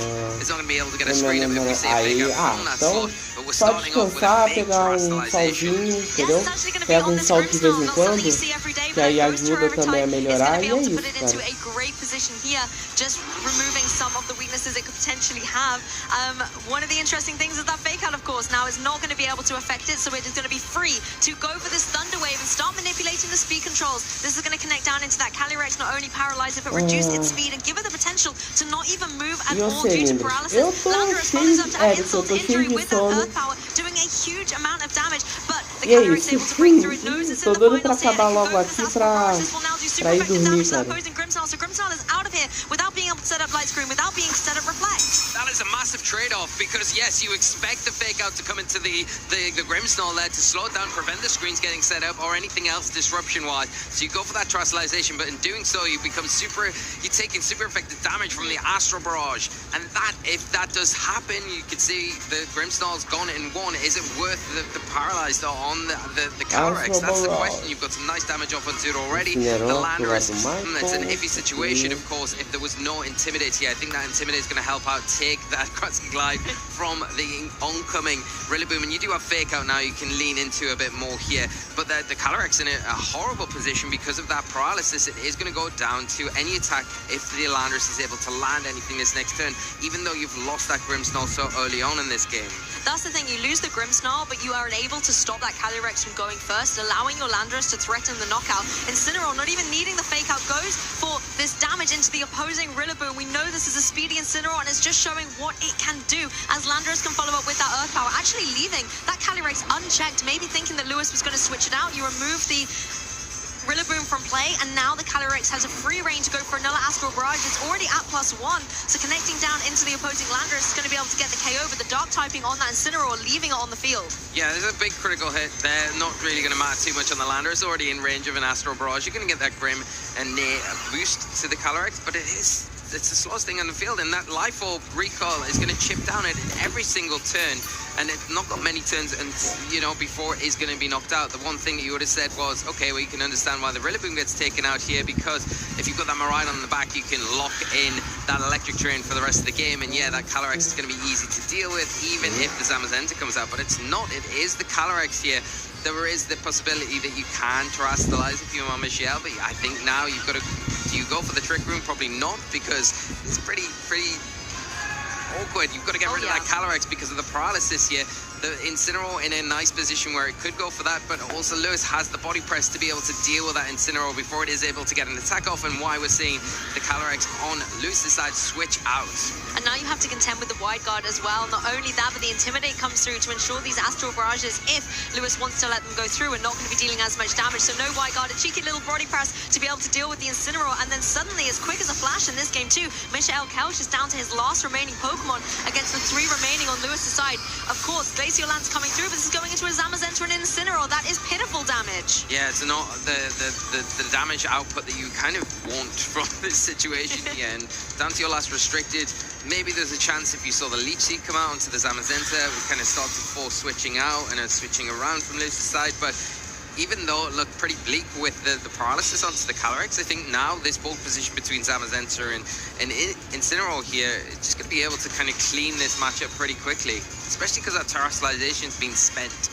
Yes, and I think it might be back to the drawing board for Michael here going into a potential Game 3, but this is exactly the Lewis that we saw in top 4, coming out in such commanding fashion and just going through this team of 6 that Michael and the top 4 opponent had utilized here. Body press coming through, just chipping away at Calyrex as knockoff comes through to put it into the range of a KO in the following turn. Leftovers are gone. You can use the grassy terrain to get a bit of recovery. You can use the Leech Seed, but the fact that Calyrex is also slower than the opposing Pokemon means as soon as they're both able to break through a potential protect, then they're going to be able to get the knockout. Yeah, and you're not going to be able to recover enough damage in time, especially without that leftovers. It's not going to stack up as quickly to get outpaced by the damage that's coming from Lewis's side of the field. And now it is just a matter of time before we do see this set tied up, and we are going to be going to Game 3 because I think the way that Lewis is able to command this and really catching Michael off guard there, going for that terrestrialization, was it worth it? Well, you would say on the back of that game, probably not. The terrestrialization on the Grimmsnarl was really detrimental. Yes, you got the Thunder Wave off, but really, did it get you anywhere in the end? No, it's tied you up, and now you've got all the work to do to get your hands on that trophy to lift that championship. I mean, I like the strategy. The Thunder Wave coming through, slowing down that opposing Calyrex, and hoping that there would maybe be a paralysis there. But I think the issue was you then left it unchecked. Maybe thinking Lewis was going to switch it out, and you targeted down into that Rillaboom, and as soon as the Astral Barrage could come through again, the damage was just monumental. So even if you slow it down, you can't count it out, let's say, because you can break through that paralysis, you can steamroll through with these Grim Nay boosts. I think the danger there is, of course, if you kind of get in that situation where you're up against that Rillaboom and the Calyrex, there's always the potential of the fake out into the Grimmsnarl to stop the screens, and then the Calyrex goes for a nasty plot, and then the next turn you're in that really awkward position where you're staring down at a +2 Calyrex with a Life Orb, and it's going to be doing instrumental damage to the Landorus. It can't terrestrialize out of that weakness. The Grimmsnarl, yes, you can get the light screen up, but you can go for a Thunder Wave there, but you've got to be careful. Again, we've talked about that dark typing on Lewis's Calyrex. In that situation, it would probably be really preferable to go for it. So it's a really tricky situation. I don't know if that was the right lead out, the Landorus, if that was the play, because if you can take advantage of that Thunder Wave a little bit better in that scenario, where you can go for it and then pick up the knockout onto the Calyrex, things turn a little bit better for you because you still keep your Pokemon numbers and you've got the ability to switch around when those last 2 Pokemon come in on Lewis's side. I mean, sometimes when we are a game up, we see trainers go for something a little bit spicier, maybe throw a rogue choice in, perhaps, and that's maybe what Michael was doing here. So if you go back to maybe a more tried and tested slow and steady strategy we were seeing in Game 1, where you were utilizing all the opportunities for some damage potential, that could give us a more of a thriller of a Game 3. But Pokemon trainers, if you're just joining in, there is one game between these trainers and the champion title. Rillaboom and Calyrex Shadow Rider out for Lewis against the Miraidon and the Incineroar for Michael. Yeah, this feels a little bit better, a bit more stable than that Landorus. It did offer that great offense, but so does the Miraidon as well. We see the electric terrain set up. It'll be undone by the grassy terrain from the Rillaboom, but there is active fake out here. The predominant fake out is going to be on Michael's side. It's going to be the fastest thing on the field in regards to it and the Rillaboom, so it will get the jump to be able to stop that Rillaboom going for the fake out onto the Miraidon, and leaves that Miraidon in a position where it can go for a Volt Switch. It will be going after the Calyrex, but it should be bulky enough to be able to take an Astral Barrage. It's not going to activate that Grim Nay ability. You don't have the help in hand this turn if you are Lewis. Why we're seeing the Rillaboom switch out? Probably to try and preserve that grassy terrain to later if the Miraidon leaves the field. And I think it knows that it will have the slower fake out, so there's no point trying to utilize that at this point. Let's just bring the Incineroar in, but it's actually going to be a defensive play from the Calyrex here, just going straight for a protect, maybe seeing what this Miraidon is going to lock into, as the fake out was indeed going down into that Rillaboom slot to try and slow it down. Going to take a little bit of Rocky Helmet damage here, as Miraidon reveals that it was the Draco Meteor, but it was going into that protect, so no damage on the Incineroar as the switch in. Wow, a huge Draco Meteor as the option there into the Calyrex, which probably would have been enough with that choice, Bex. You think may be very close without the electric train to pick up the knockout there. Now the Incineroar is back on the field for Lewis. You've got active fake out, can slow down either the Miraidon or this Incineroar on the next turn, or you've got the option to go for that helping hand, or even pivot out, keep your board momentum going with a parting shot into something like the Miraidon. It is forced off the field, of course. It doesn't really want to contend with taking a free Astro Barrage. Grimmsnarl going to be able to take something like that a lot better. And it's a nice way to bring the Hadron engine back online if you can reset the terrain a little bit later on. But the terrestrialization coming out here on this Calyrex is going to be turning itself into a dark type here. So this is actually a little bit dangerous in the face of a Grimmsnarl that can go for something like a Spirit Break. But first things first, we're going to see the fake out come through into that Grimmsnarl, and it goes for a nasty plot on the opposing side. So actually the terrestrialization nice here to be able to give it a little bit of breathing room. Not going to have to worry about a knockoff coming through from the potential Incineroar, but instead it's that U-turn dealing super effective damage actually. Yeah, super effective damage, and the little bit of chip is going to be very useful in this game. Now you've got the Grimmsnarl positioned onto the field. It's going to have access to be able to go for those light screens this next turn, which is going to give that layer of security against this Miraidon. It has to take an Astro Barrage this next turn. It probably will, with the light screen, be able to take this pretty comfortably, but you've got to worry about, again, that help and hand combination with the Astro Barrage. With that +2 that it's sitting on now, it's still going to be touch and go. The Grimmsnarl going to be in a position where it can take that, and you can return, like you said. Now that Spirit Break is going to be super effective into the Calyrex, but rather than go for a Spirit Break here, you've got to kind of spend that turn going for the light screen. We don't see anything. Just commit the 2 yet. Lewis want to take their time with things and just get that Protect off. I think you know, because of the priority light screens going up anyway, but this way you scout out what the Miraidon is going to lock into, and once again it is just going to be that Draco Meteor trying to remove the opposing restricted from the field. The Incineroar on Lewis's side now able to go for the parting shot. Will find its mark down onto the Grimmsnarl, just in case maybe in the following turn, if it's able to get that Spirit Break in, or in case there was a switch adjustment, you can now negate some of the offensive pressure that can be dealt out there. I think as well this is a nice opportunity for Lewis to bring the Rillaboom in from the back, because not only do you then reset the terrain to turn off the Hadron engine and allow a little bit of that chip damage from the U-turn to be recuperated, but you now have the fake out as well in that following turn. Yeah, and you've got the fake out into the Grimmsnarl. You might want to go for it into the Miraidon, but I think without the electric terrain, knowing your calc, so you're going to be able to take that attack pretty comfortably. And what's better in this situation, taking a Spirit Break or taking a Draco Meteor? I think probably the option's going to be down to Lewis here. Maybe stopping that Miraidon is the better option in this scenario, and then getting that Astro Barrage off and potentially picking up a knockout. But because of that, we are seeing the pressure there that Michelle is switching it out. He's going to keep that for later on and try and keep control of that terrain, bringing the Incineroar back onto the field, dropping another Intimidate. Going to be important into that physical attacker and the Rillaboom as the fake out comes out into that slot. Yeah, it was trying to shut down the Miraidon as another nasty plot comes through. All eyes are on this Calyrex, and Lewis really banking on to be able to pull through. Spirit Break will come through thanks to the parting shot earlier. Even though it's super effective, it's going to be able to hang on, and thanks to the 2 nasty plots, it's still going to be there at +3. Yeah, +3 is still very, very strong in a position, and I think now if you are Lewis, you're going to have to try and weave in that Zamazenta. It's the one thing that you can put next to that Calyrex, and then pressure things like this Incineroar and the Grimmsnarl that are proving so difficult for Lewis to take any sort of momentum swing with, even though you've got that +3 Astro Barrage kind of sitting ready to be fired off. The issue is, though, obviously you've got this potential fake out that can go through, so you might need to protect on the opposing Calyrex, but then that could give Michelle the opportunity to bring in the Miraidon from the back and try and apply pressure that way. There's going to be a lot of moves and counter moves, so particularly with Incineroars and Rillabooms in our finals. Incineroar does come in for Lewis here as the Protect does indeed come through, not wanting to take that fake out on another Spirit Break from the Grimmsnarl here. But Michelle could read into this.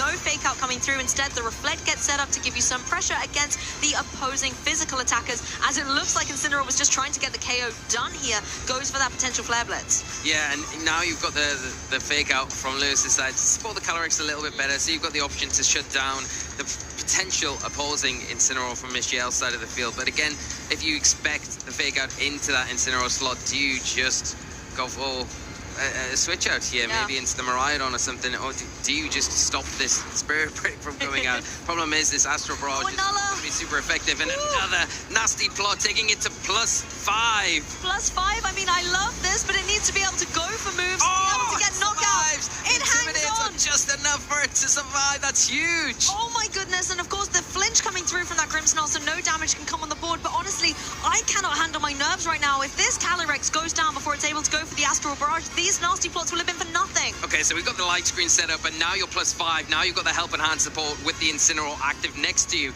Got to think, even though there are 2 resisted Pokemon on the opposite side of the field, it might be enough to take these Pokemon down, depending on how they're trained. But they're giving Lewis the best opportunity to do this, and there it is. There's the helping hand. Is it going to be enough to take these 2 dog types down? Let's have a look. Astral Barrage will come through. It's going to connect. Can it do it? Can Calyrex get the double knockout? It gets 1, but it's not enough on the Incineroar. It's not enough, and the recall damage coming in, and it's going to have a slither of health left with another Grimnir boost to get to +6 now.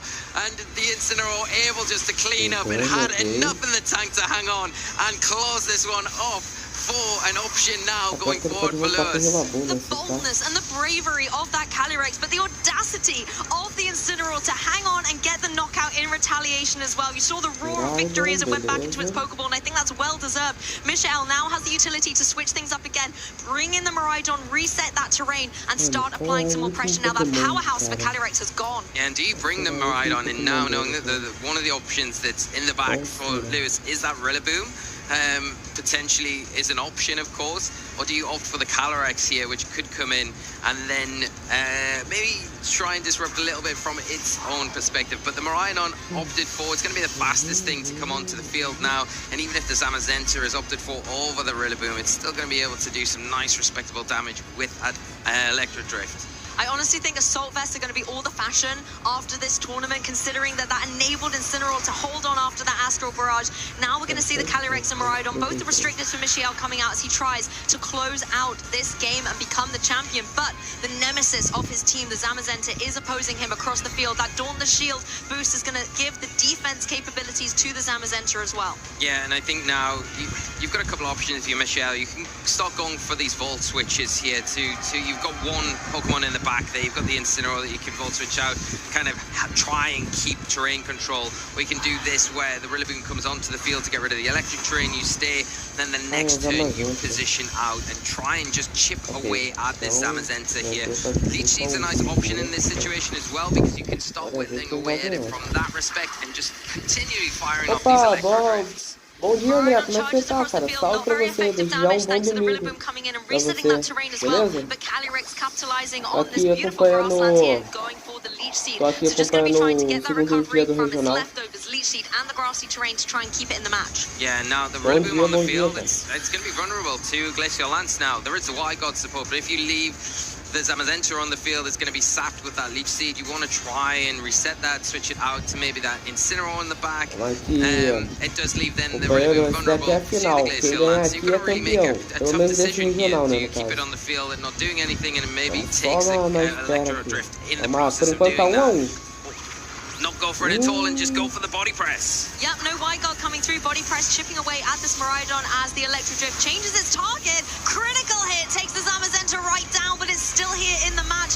Rillaboom not able to get the KO, but of course there's Calyrex still to move. No White Guard. If it has indeed gone for the Glacial Lance, that's going to be able to get the knockout on the Zamazenta and do some damage to the opposing Incineroar that comes in. But if it's gone for the Leech Seed, then it can keep this slow and steady creep of health regeneration. Yeah, and even if it doesn't go for the Glacial Lance, the Leech Seed will be enough to get the Zamazenta after this turn. And that's exactly what it's when the slow and steady way of winning this race, and it's the Leech Seed into the Incineroar now. We'll see a little bit of grassy rain recovery. Is it going to be enough to allow the Zamazenta to hang on? I don't know. I question this. It will be very, very tight. No, it's not at all. Zamazenta going down. That critical hit being crucial at this turn of the match. And the grass take it away with the Leech Seed and grassy terrain respectively. Looks like this Calyrex showing exactly why Leech Seed is an interesting tech for Michael to bring into this team. Rillaboom now joins the fray for Lewis here, but both are restricted to down. You've got your Incineroar, you've got your Rillaboom, but can they contend with the powerhouses left on Michael's side? It doesn't appear so, with 3 Pokemon to 2, and 2 of those Pokemon that Michelle still has access to. Eu acho que esse Michael vai ganhar, tá? Porque o cara arrebentou. Se bem que o Lois também não joga mal, cara. the most popular non-restricted Pokemon in the Rillaboom and the Incineroar, so don't count them out just yet. But Michelle has the option to reposition that Calyrex, get it off the field, or even the Miraidon if you want, to bring back and activate that electric train once again, and that is exactly what we're going to see. The Incineroar coming in, going to be great, going to drop and intimidate onto these two physical attackers and make life so much easier for this Calyrex as well. Doesn't have to contend or worry about these big physical attacks as much as it once did. It's almost like you're pushing them further down the hill that they have to climb by throwing that Intimidate across the field. The Incineroar on Lewis's side, not an offensive variant either. The Wood Hammer, interestingly enough, gets a knockout into an Incineroar, not something you see every day. But the issue is the Incineroar on Lewis's side is not necessarily going to be able to follow it up. It does have the knockoff though, and actually that going down into the opposing Calyrex, if it was able to connect, would be able to do a significant chunk of damage. But with all the recovery options this Calyrex has, I just do not see how Lewis is able to get it off the field. No, and without any active fake out now to slow the Miraidon, coming back onto the field, activating that electric train, and it's going to be in a position to drop either an Electro Drift into that Incineroar to remove it quite easily from play, or lock in with even a Draco Meteor at this stage. I think the Electro Drift is the more reliable choice. It's going to be able to pick up the Incineroar. Once you've done that with Miraidon, Glaceoland's going to be more than enough to deal with that Rillaboom. Exactly, and Michelle actually still has the utility to go for terrestrialization there, adding a little bit of flair to the end of this grand finals. I mean, it's nice to have both restricted, applying so much pressure both on the special and physical side. It's so difficult for Lewis to come back into this. Yeah, completely. It feels at this point that there is just a match lock, but you don't want to give up at any point. You never know what's going to happen. You never know. Electro Drift coming out from the Miraidon, and it will be into that Incineroar. Is it enough? Of course it's enough. Picking up a huge knockout, leaving that Rillaboom against these two behemoths on Michelle's side of the field. You know what, Miraidon has tried the whole way through the set to get into electric terrain, and Rillaboom has always been there, stopping at every track of the way, and it's able to finally get the KO. But that electric drift, really critical, removing the Incineroar from play. But now you have the Calyrex versus the Rillaboom, and the Glaceoland single target is going to be able to connect down into this opposing Rillaboom. It's been KO'd. Michelle Couch takes the title here at the Utrecht Special Championship. Michelle Couch is your champion. Phenomenal play from Michelle from start to finish. Everything was against them going into this match. The matchup was tough. Everything felt like it was not in their favor, but we said it, if there was one player to do it, it would be Michelle. Performed extremely well throughout this entire weekend and coming out on top. What a deserving champion, getting that golden ticket, and will be winging their way to the World Championships later this year. Not only that, but it's his third title at this level of tournament. Stockholm champion, back to back, and then now we're able to crown him a special champion as well. I mean, what an incredible match, and commiserations to Lewis. But I have to say thank you so much to Lewis as well, because what an incredible set, an incredible finals that was to witness. It was incredible, and went right down to the wire. It was so intricate, you know, throughout there was just those micro decisions every single step of the way. You can see it could go this way, could go that way. Fortunately enough for Michelle, it went away from them, and just really testament to how they were able to manage a really tough position. Of course, we can take a look at some of the highlights from this match. Miraidon not getting very much use for Michelle in that first game, and it's looking not too great for them, but things turned around, obviously. Going forward and then tying it up. The second game came out, the terrestrialization from the Grimmsnarl was not really favorable for Michelle. You felt like Lewis had that momentum swing there, but then reset again going into game 3, came back stronger and went back to that slow, methodical play style, utilizing the Miraidon in exactly the right positions, utilizing the Grimmsnarl and the Incineroar so well against that Calyrex. They got to +5 in the end, boosted by the Life Orb, boosted by the Helping Hand, but it was in fact the Assault Vest choice on the Incineroar that came in that was the winning formula for Michelle in the end. I'm so glad to have you by my side here, because after that +5, that moment, the adrenaline for me absolutely took over, and now I'm just kind of calming down at the end of the match, absolutely speechless, lost for words at how incredible this match was. Lewis, I think, had taken the knowledge that the Astral Barrage, just I think the one boost wasn't going to be enough to be able to deal with both these Dark-type Pokemon. And so being able to go for the +5, banking everything, because that was so risky. At any point, you could possibly have been KO'd, and then all of that effort, all of that time invested would have been for nothing. Yeah. And actually being able to connect the Helping Hand Astral Barrage was such a beautiful hype moment. It just wasn't to be with Incineroar. It's #1 in the usage stats for a reason, and particularly with that fashionable Assault Vest, I think it's going to be all the range going forward. Yeah, I agree with you completely, and I think, you know, if it just been one more, if it got to +6, it would have been just enough for that Helping Hand. But I mean, yeah, you couldn't have went much more, and boosting the power of that damage. I mean, just testament to how well Michelle's trained this Pokemon. We know how fast it is. So when you train something so fast and you still want a bit of an offensive presence, you've got to take it out of those defensive stats, so you're not as stable, you know, as you would normally be. So to be able to weave in the training that they've been able to do on that Incineroar to take that attack from the range that it was at the time is just phenomenal. And I did say got their golden. This is their second golden ticket that they've got this season, which is incredible. Obviously, picking one up in Stockholm. They're just collecting. And yeah, just 2 golden tickets. But here we can go. We can celebrate our champions here. Champion Michelle Kelsch and our finalist Lewis, who's performed incredibly well throughout this whole weekend. And yeah, they just need to be so proud of their performance on the route to this final, and even that performance in the final, because you took Michelle right down to the wire. It was so close, so many twists and turns, and what I liked from both our trainers is you could see how they were really thinking through every move, not trying to lock in too quickly, staying calm, staying composed, and that really was testament to both these players, because in game 2, Lewis came out not holding back at all, and Michelle had to go right back to the drawing board and think, okay, hey, my opponent's not messing around, I need to adapt going into this game 3 or I'm going to lose this final. One of my favorite things I have to say, though, is that Michelle, before this final, when he was talking for his interview, was kind of really talking down the Grimmsnarl, saying it's kind of bad. I wish I kind of hadn't brought it. But then if it wasn't for Grimmsnarl, you wouldn't be a champion right now. So really great to be able to see that in play. Yeah, it was, you know, one of the MVPs in that match for Michelle, because of the screen support that it offered, because of the threat that it offered with that Spirit Break.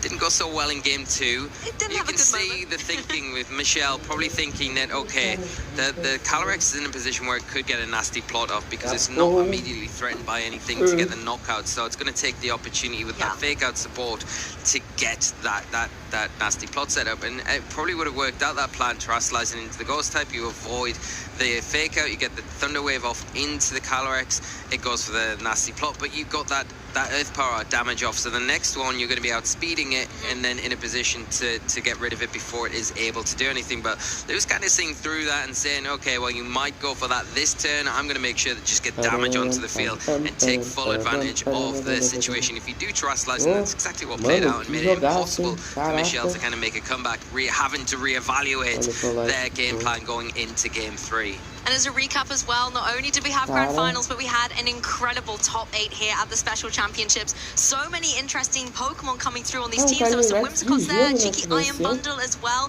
that we got to see in Milwaukee, has made his way over the pond, you know, swimming across and getting here. Paddling. And doing well, you know, getting a top 8 finish. Yeah, incredible. And there was a holo in there as well. So. There was one, little holo, yeah. I got that there, so that's good. But Terrapagos as well making it was also an appearance. So no Groudon. No Groudon. Sometimes.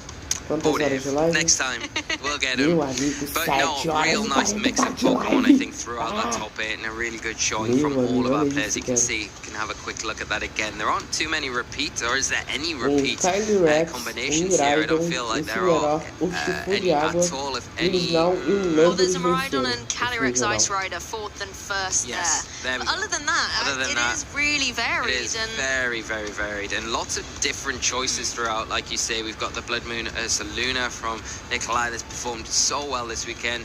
Lewis with that Ogapon, the Hearth Flame. It's not so often used in this format so far, but there we've got the Entei, we've got the Terrapagos we've already mentioned, and even the Ogapon Cornerstone, as well as that Sneasler. Have to give that a mention as well. Also Zacian, you know, shout out to Eric with the Zacian there. We know we talk a lot about Zamazenta. Zacian seems to be a thing of the 2022 season, let's say, but it's still making, you know, efforts here in the 2025 season and showing that it can contend to be top dog, but looks like Zamazenta was kind of the one more in the finals, let's say. Yeah, Zacian, a lot of people have a lot of belief in that Pokemon, and we'll see how it performs for the rest of the Regulation I format. format. We've got a lot of events to go before we say goodbye to it, of course. So plenty of time for Zacian to come to the forefront and make its mark in this format. But of course, next to that Kyogre, it's normally quite potent, quite strong. So yeah, just a really great mix. I am just, yeah, that final is, that's what a final should be, right? When you come to these events, you expect we had explosive top 4 games, which were absolutely incredible, and the final did not disappoint by any means. It went right down to the wire. It had everything in it as well, which was just, just really strategic. There was fast-paced moments in there. There was clawing moments, trying to get the power to a stage where it could knock out those threatening Pokemon, just not quite enough. So yeah, it was just an incredible showing for both players. Honestly, it's just been the most incredible day of competitive action. Our top 8, our top 4, our finalists, our champion have all absolutely delivered. And I think it's time to award those medals and crown our champions. So let's kick it over to the stage.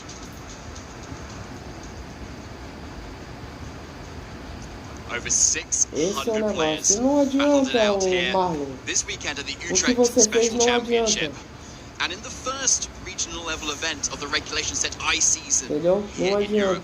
And that brings more restricted Pokemon, more power, and we had a final that did not disappoint. A German showdown. Não, o Zuli, o Satoru, o Eric e o André foram os últimos que chegaram depois.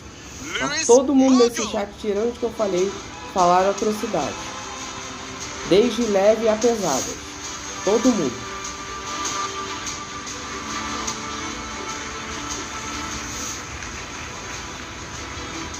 Lewis, congratulations. You are our Utrecht Special Championship finalist. Então, an incredible pensem bem achievement antes do que vocês one falam that is, e o que vocês again, so much escrevem, tá? better than all the other Porque achievements that se you've had as well. antes desse canal aqui ser pra vocês, ele é meu e ele é um canal ele é um canal de família, entendeu? Então pensem bem o que vocês falam. Eu não tô falando pra vocês deixarem de falar, eu tô dizendo pra vocês pensarem bem o que vocês estão falando. Esse é o negócio, entendeu? Eles têm que começar a se comportar aqui. Senão, infelizmente, eu vou ter que começar a banir todo mundo daqui.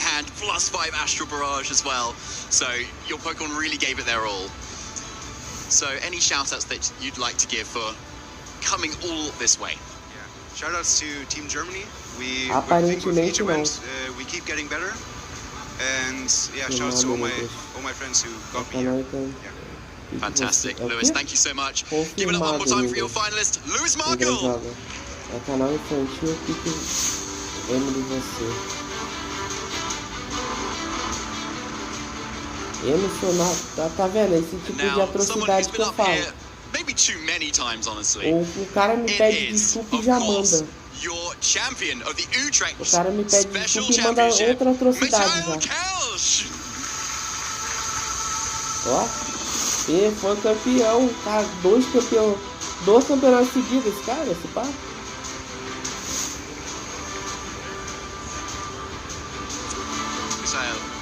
Welcome again. How are you feeling? I'm feeling amazing, especially after yesterday. I had so many issues, and I already thought yesterday that I was not being able to play today, but luckily I felt way better today morning, but I still didn't think that I could make it all the way, but yeah, I got a little lucky in the final, but yeah, that's Pokemon. I'm just really happy that I won another week, so it feels amazing. Yeah, and it should do. You played so well. Yeah, and despite all of those struggles along the way this entire weekend, congratulations again.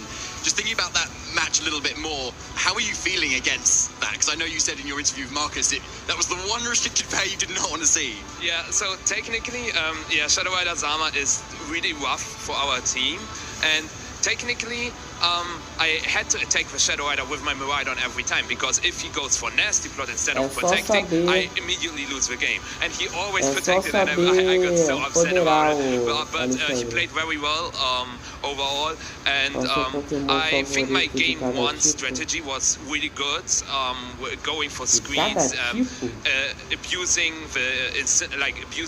using my Incineroar the best with U-turn, and then also with the screens, and then Terra Water Calyrex Ice. Overall, the game plan was very good. And then in game 2, I thought, okay, maybe I can go for a very quick game plan with Landorus Grimmsnarl, and the Terra Ghost Thunder Wave at least connected. But since I didn't get any full paras, which I cannot complain about, I lost to just a short rush. And then in game 3, it was really tight. The crit in the end, obviously, was a game changer. But yeah, overall, it's just really cool to see that I was able to play a friend in the finals, and a friend against a friend in the semifinals as well. Like Alexander against Lewis was in the semifinals. Just incredible weekend overall. I'm so glad you had such incredible time. We had an incredible time watching you, Michael. Any shout-outs you'd like to give here? I really want to shout out my gang again. Thank you so much, and my family. My head is really hurting a little, so really happy that I can go to sleep as well. But yeah, thanks for all the support to everyone who's been supporting me. Really appreciate it, and yeah, maybe Worlds this time will be even better. Wow, even better than the finalist that you got before? That's something to say there. Michael Kelch, congratulations again. Give it up one more time, everybody, for your special championship champion, Michael Kelch!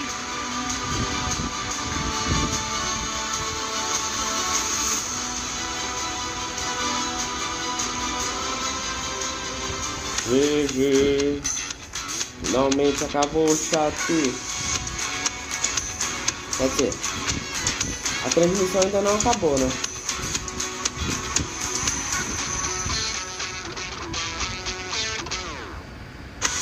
Tem 53. Tá quase na hora da live do... Meu Deus do céu.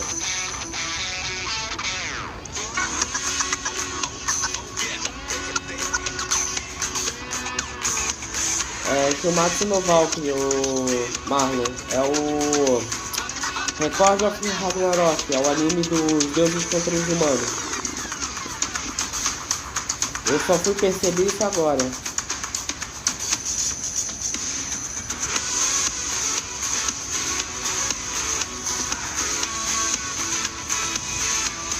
Exatamente.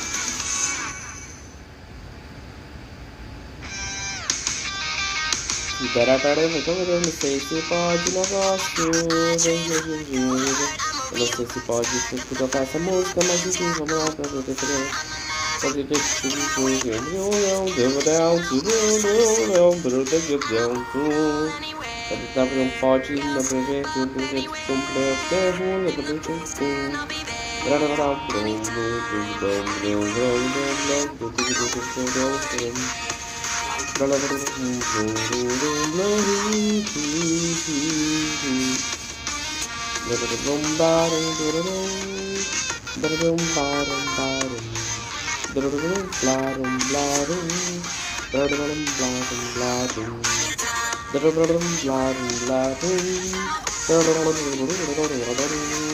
Gostou da musiquinha, Satoru?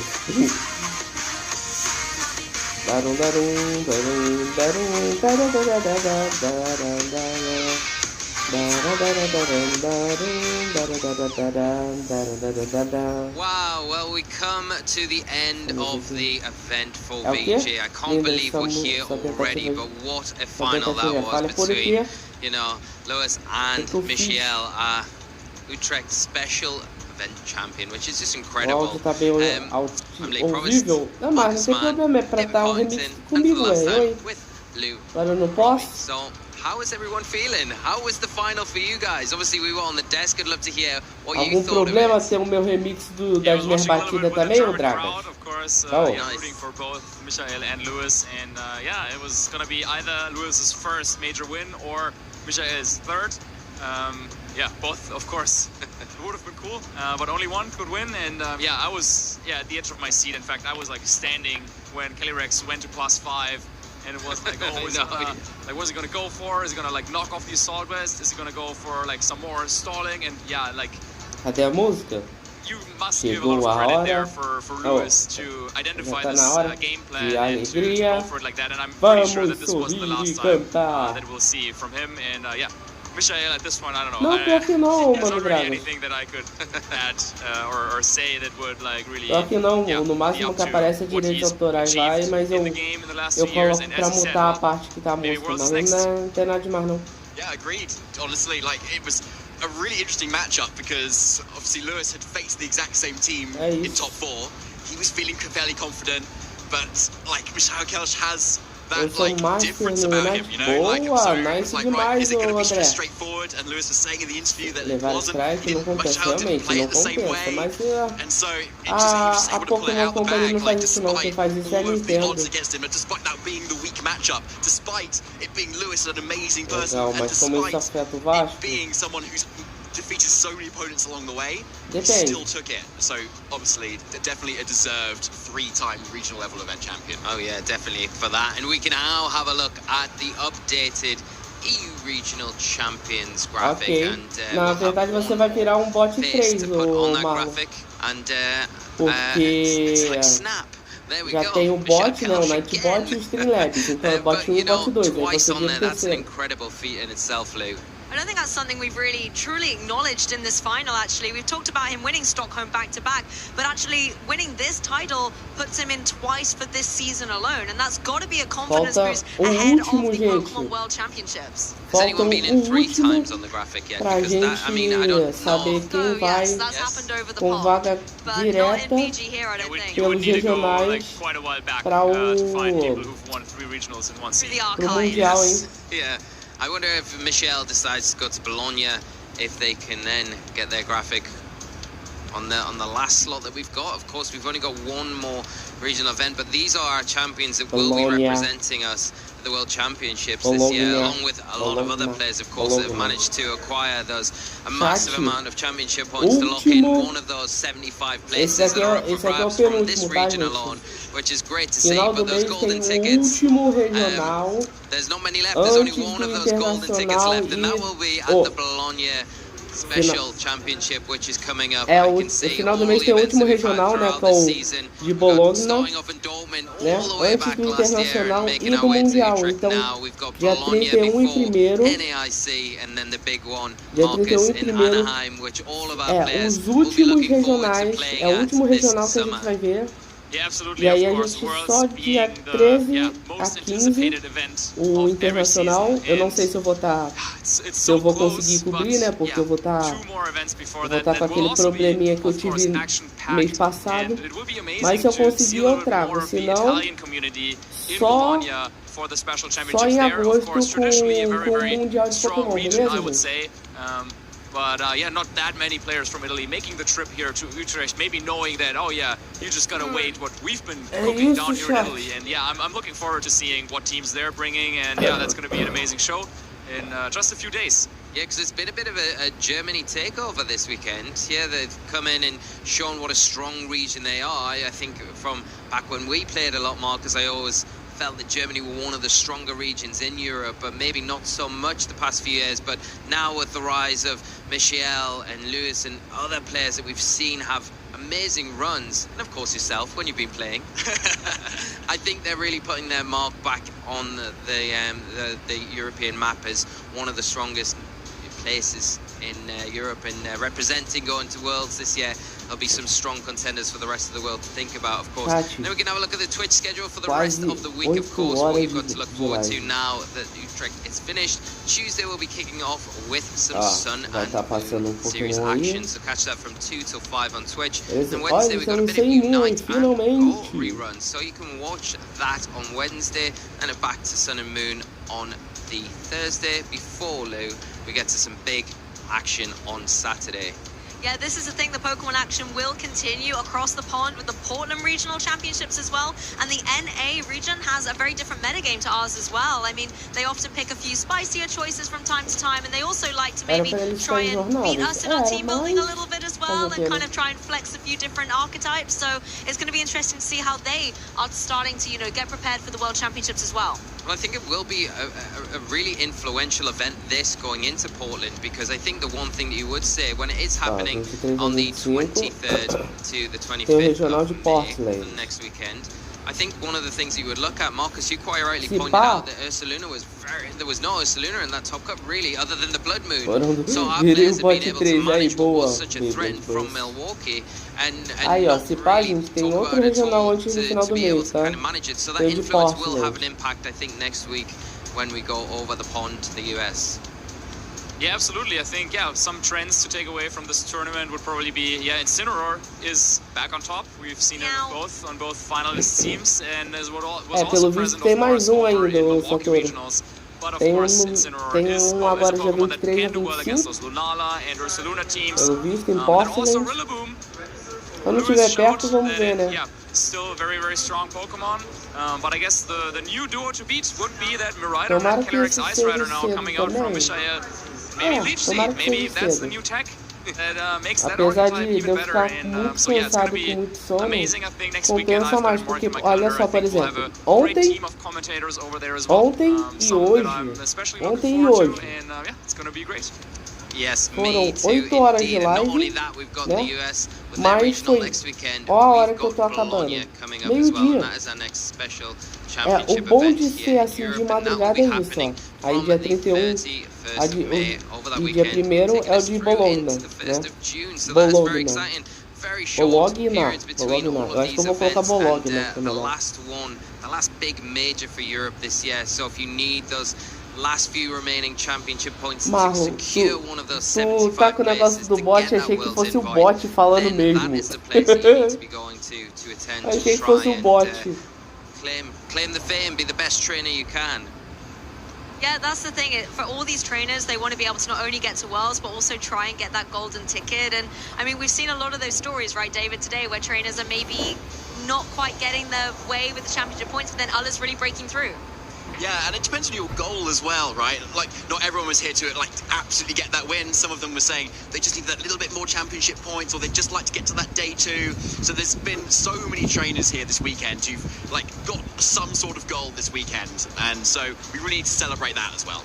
Definitely do. Well, you can keep up with all the action from Twitch, the broadcast through the week, and then that live broadcast of the weekend by visiting Pokemon.com/broadcast. That will give you all the information, all the places where you can watch all of the action from all of these events. That's including VG, TCG and Pokemon Go, but all the action's always with VG, so that's the place that you want it to be, I guarantee it. And then you've got the @PlayPokemon YouTube channel where all the action will be happening, /Pokemon over on Twitch as well, and all of our socials from X @PlayPokemon.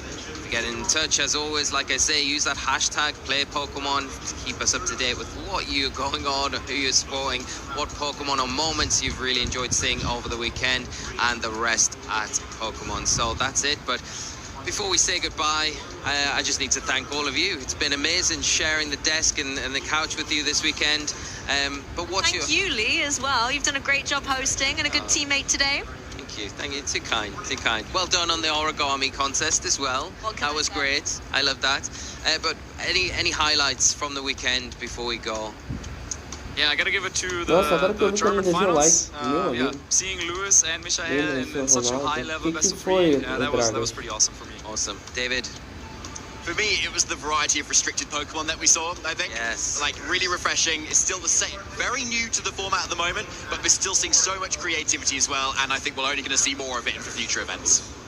I'm going to have to copy Marcus, I'm not going to lie. I fully agree with you. That final was one for the history books. It was great to see the German VGC community doing so well. And honestly, I've just been inspired. It's been a really incredible tournament from start to finish, and I couldn't think of a better way to end the weekend. Yeah, I will echo both of your comments and yours, David, because I agree with all of you.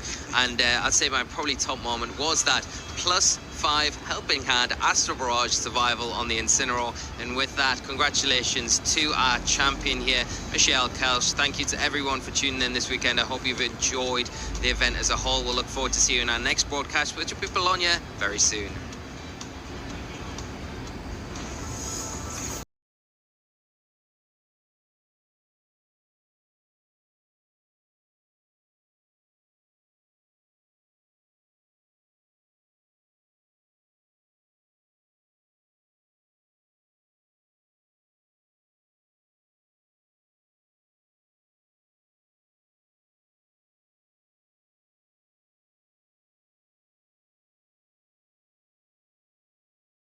Vou trocar aqui os negócios da live. Só ver uma coisa aqui rapidinho.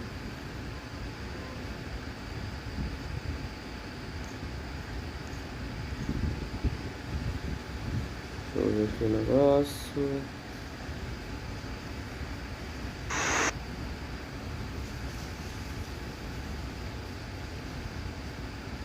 Vou ver o negócio aqui.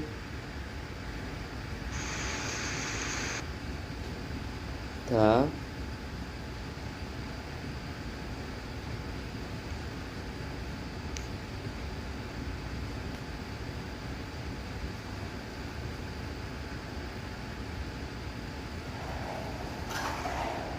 Deixa eu trocar o... Deixa eu trocar aqui o negócio pra falar com vocês aqui rapidinho. Cadê? Não, peraí. Oh, meu Deus do céu. Sai do negócio aqui. Oh. Pronto. Deixa eu trocar a cena aqui pra falar com vocês. Aí. Mas é isso, chat. Brigadão todo mundo que colou aí. Valeu, Mano Dragas. Valeu, Marlon. Valeu, Satoru. Valeu, Zurlin. Valeu, Anônima. Valeu... Deixa eu ver quem mais colou. O Eric. Deixa eu ver aqui. Meu Deus, as flores estão tudo dobrando aqui. Gente, tá ventando tanto que, meu amigo. Enfim. Mano, Draga, esse pá não vai nem... Não vai nem como ter abrir agora. Mas enfim. Chat, mais tarde aí, ó. O Mano Dragas vai conseguir... Vai abrir live aí, né? Então, daqui a pouco eu apareço aí. Então, valeu todo mundo. Brigadão. Brigadão, bot do Marlon. Brigadão a todo mundo aí. Ô, Marlon, não esquece aí de... Mais tarde aí mandar um parabéns aí pra Helena, beleza? Fala que eu mandei um parabéns pra ela. Bom, chat, brigadão a todo mundo que colou. Uma ótima tarde, um ótimo restinho de domingo pra todos. Nos vemos amanhã. E é isso, chat. Falou e fui. Não esqueçam de beber água. Falou, chat.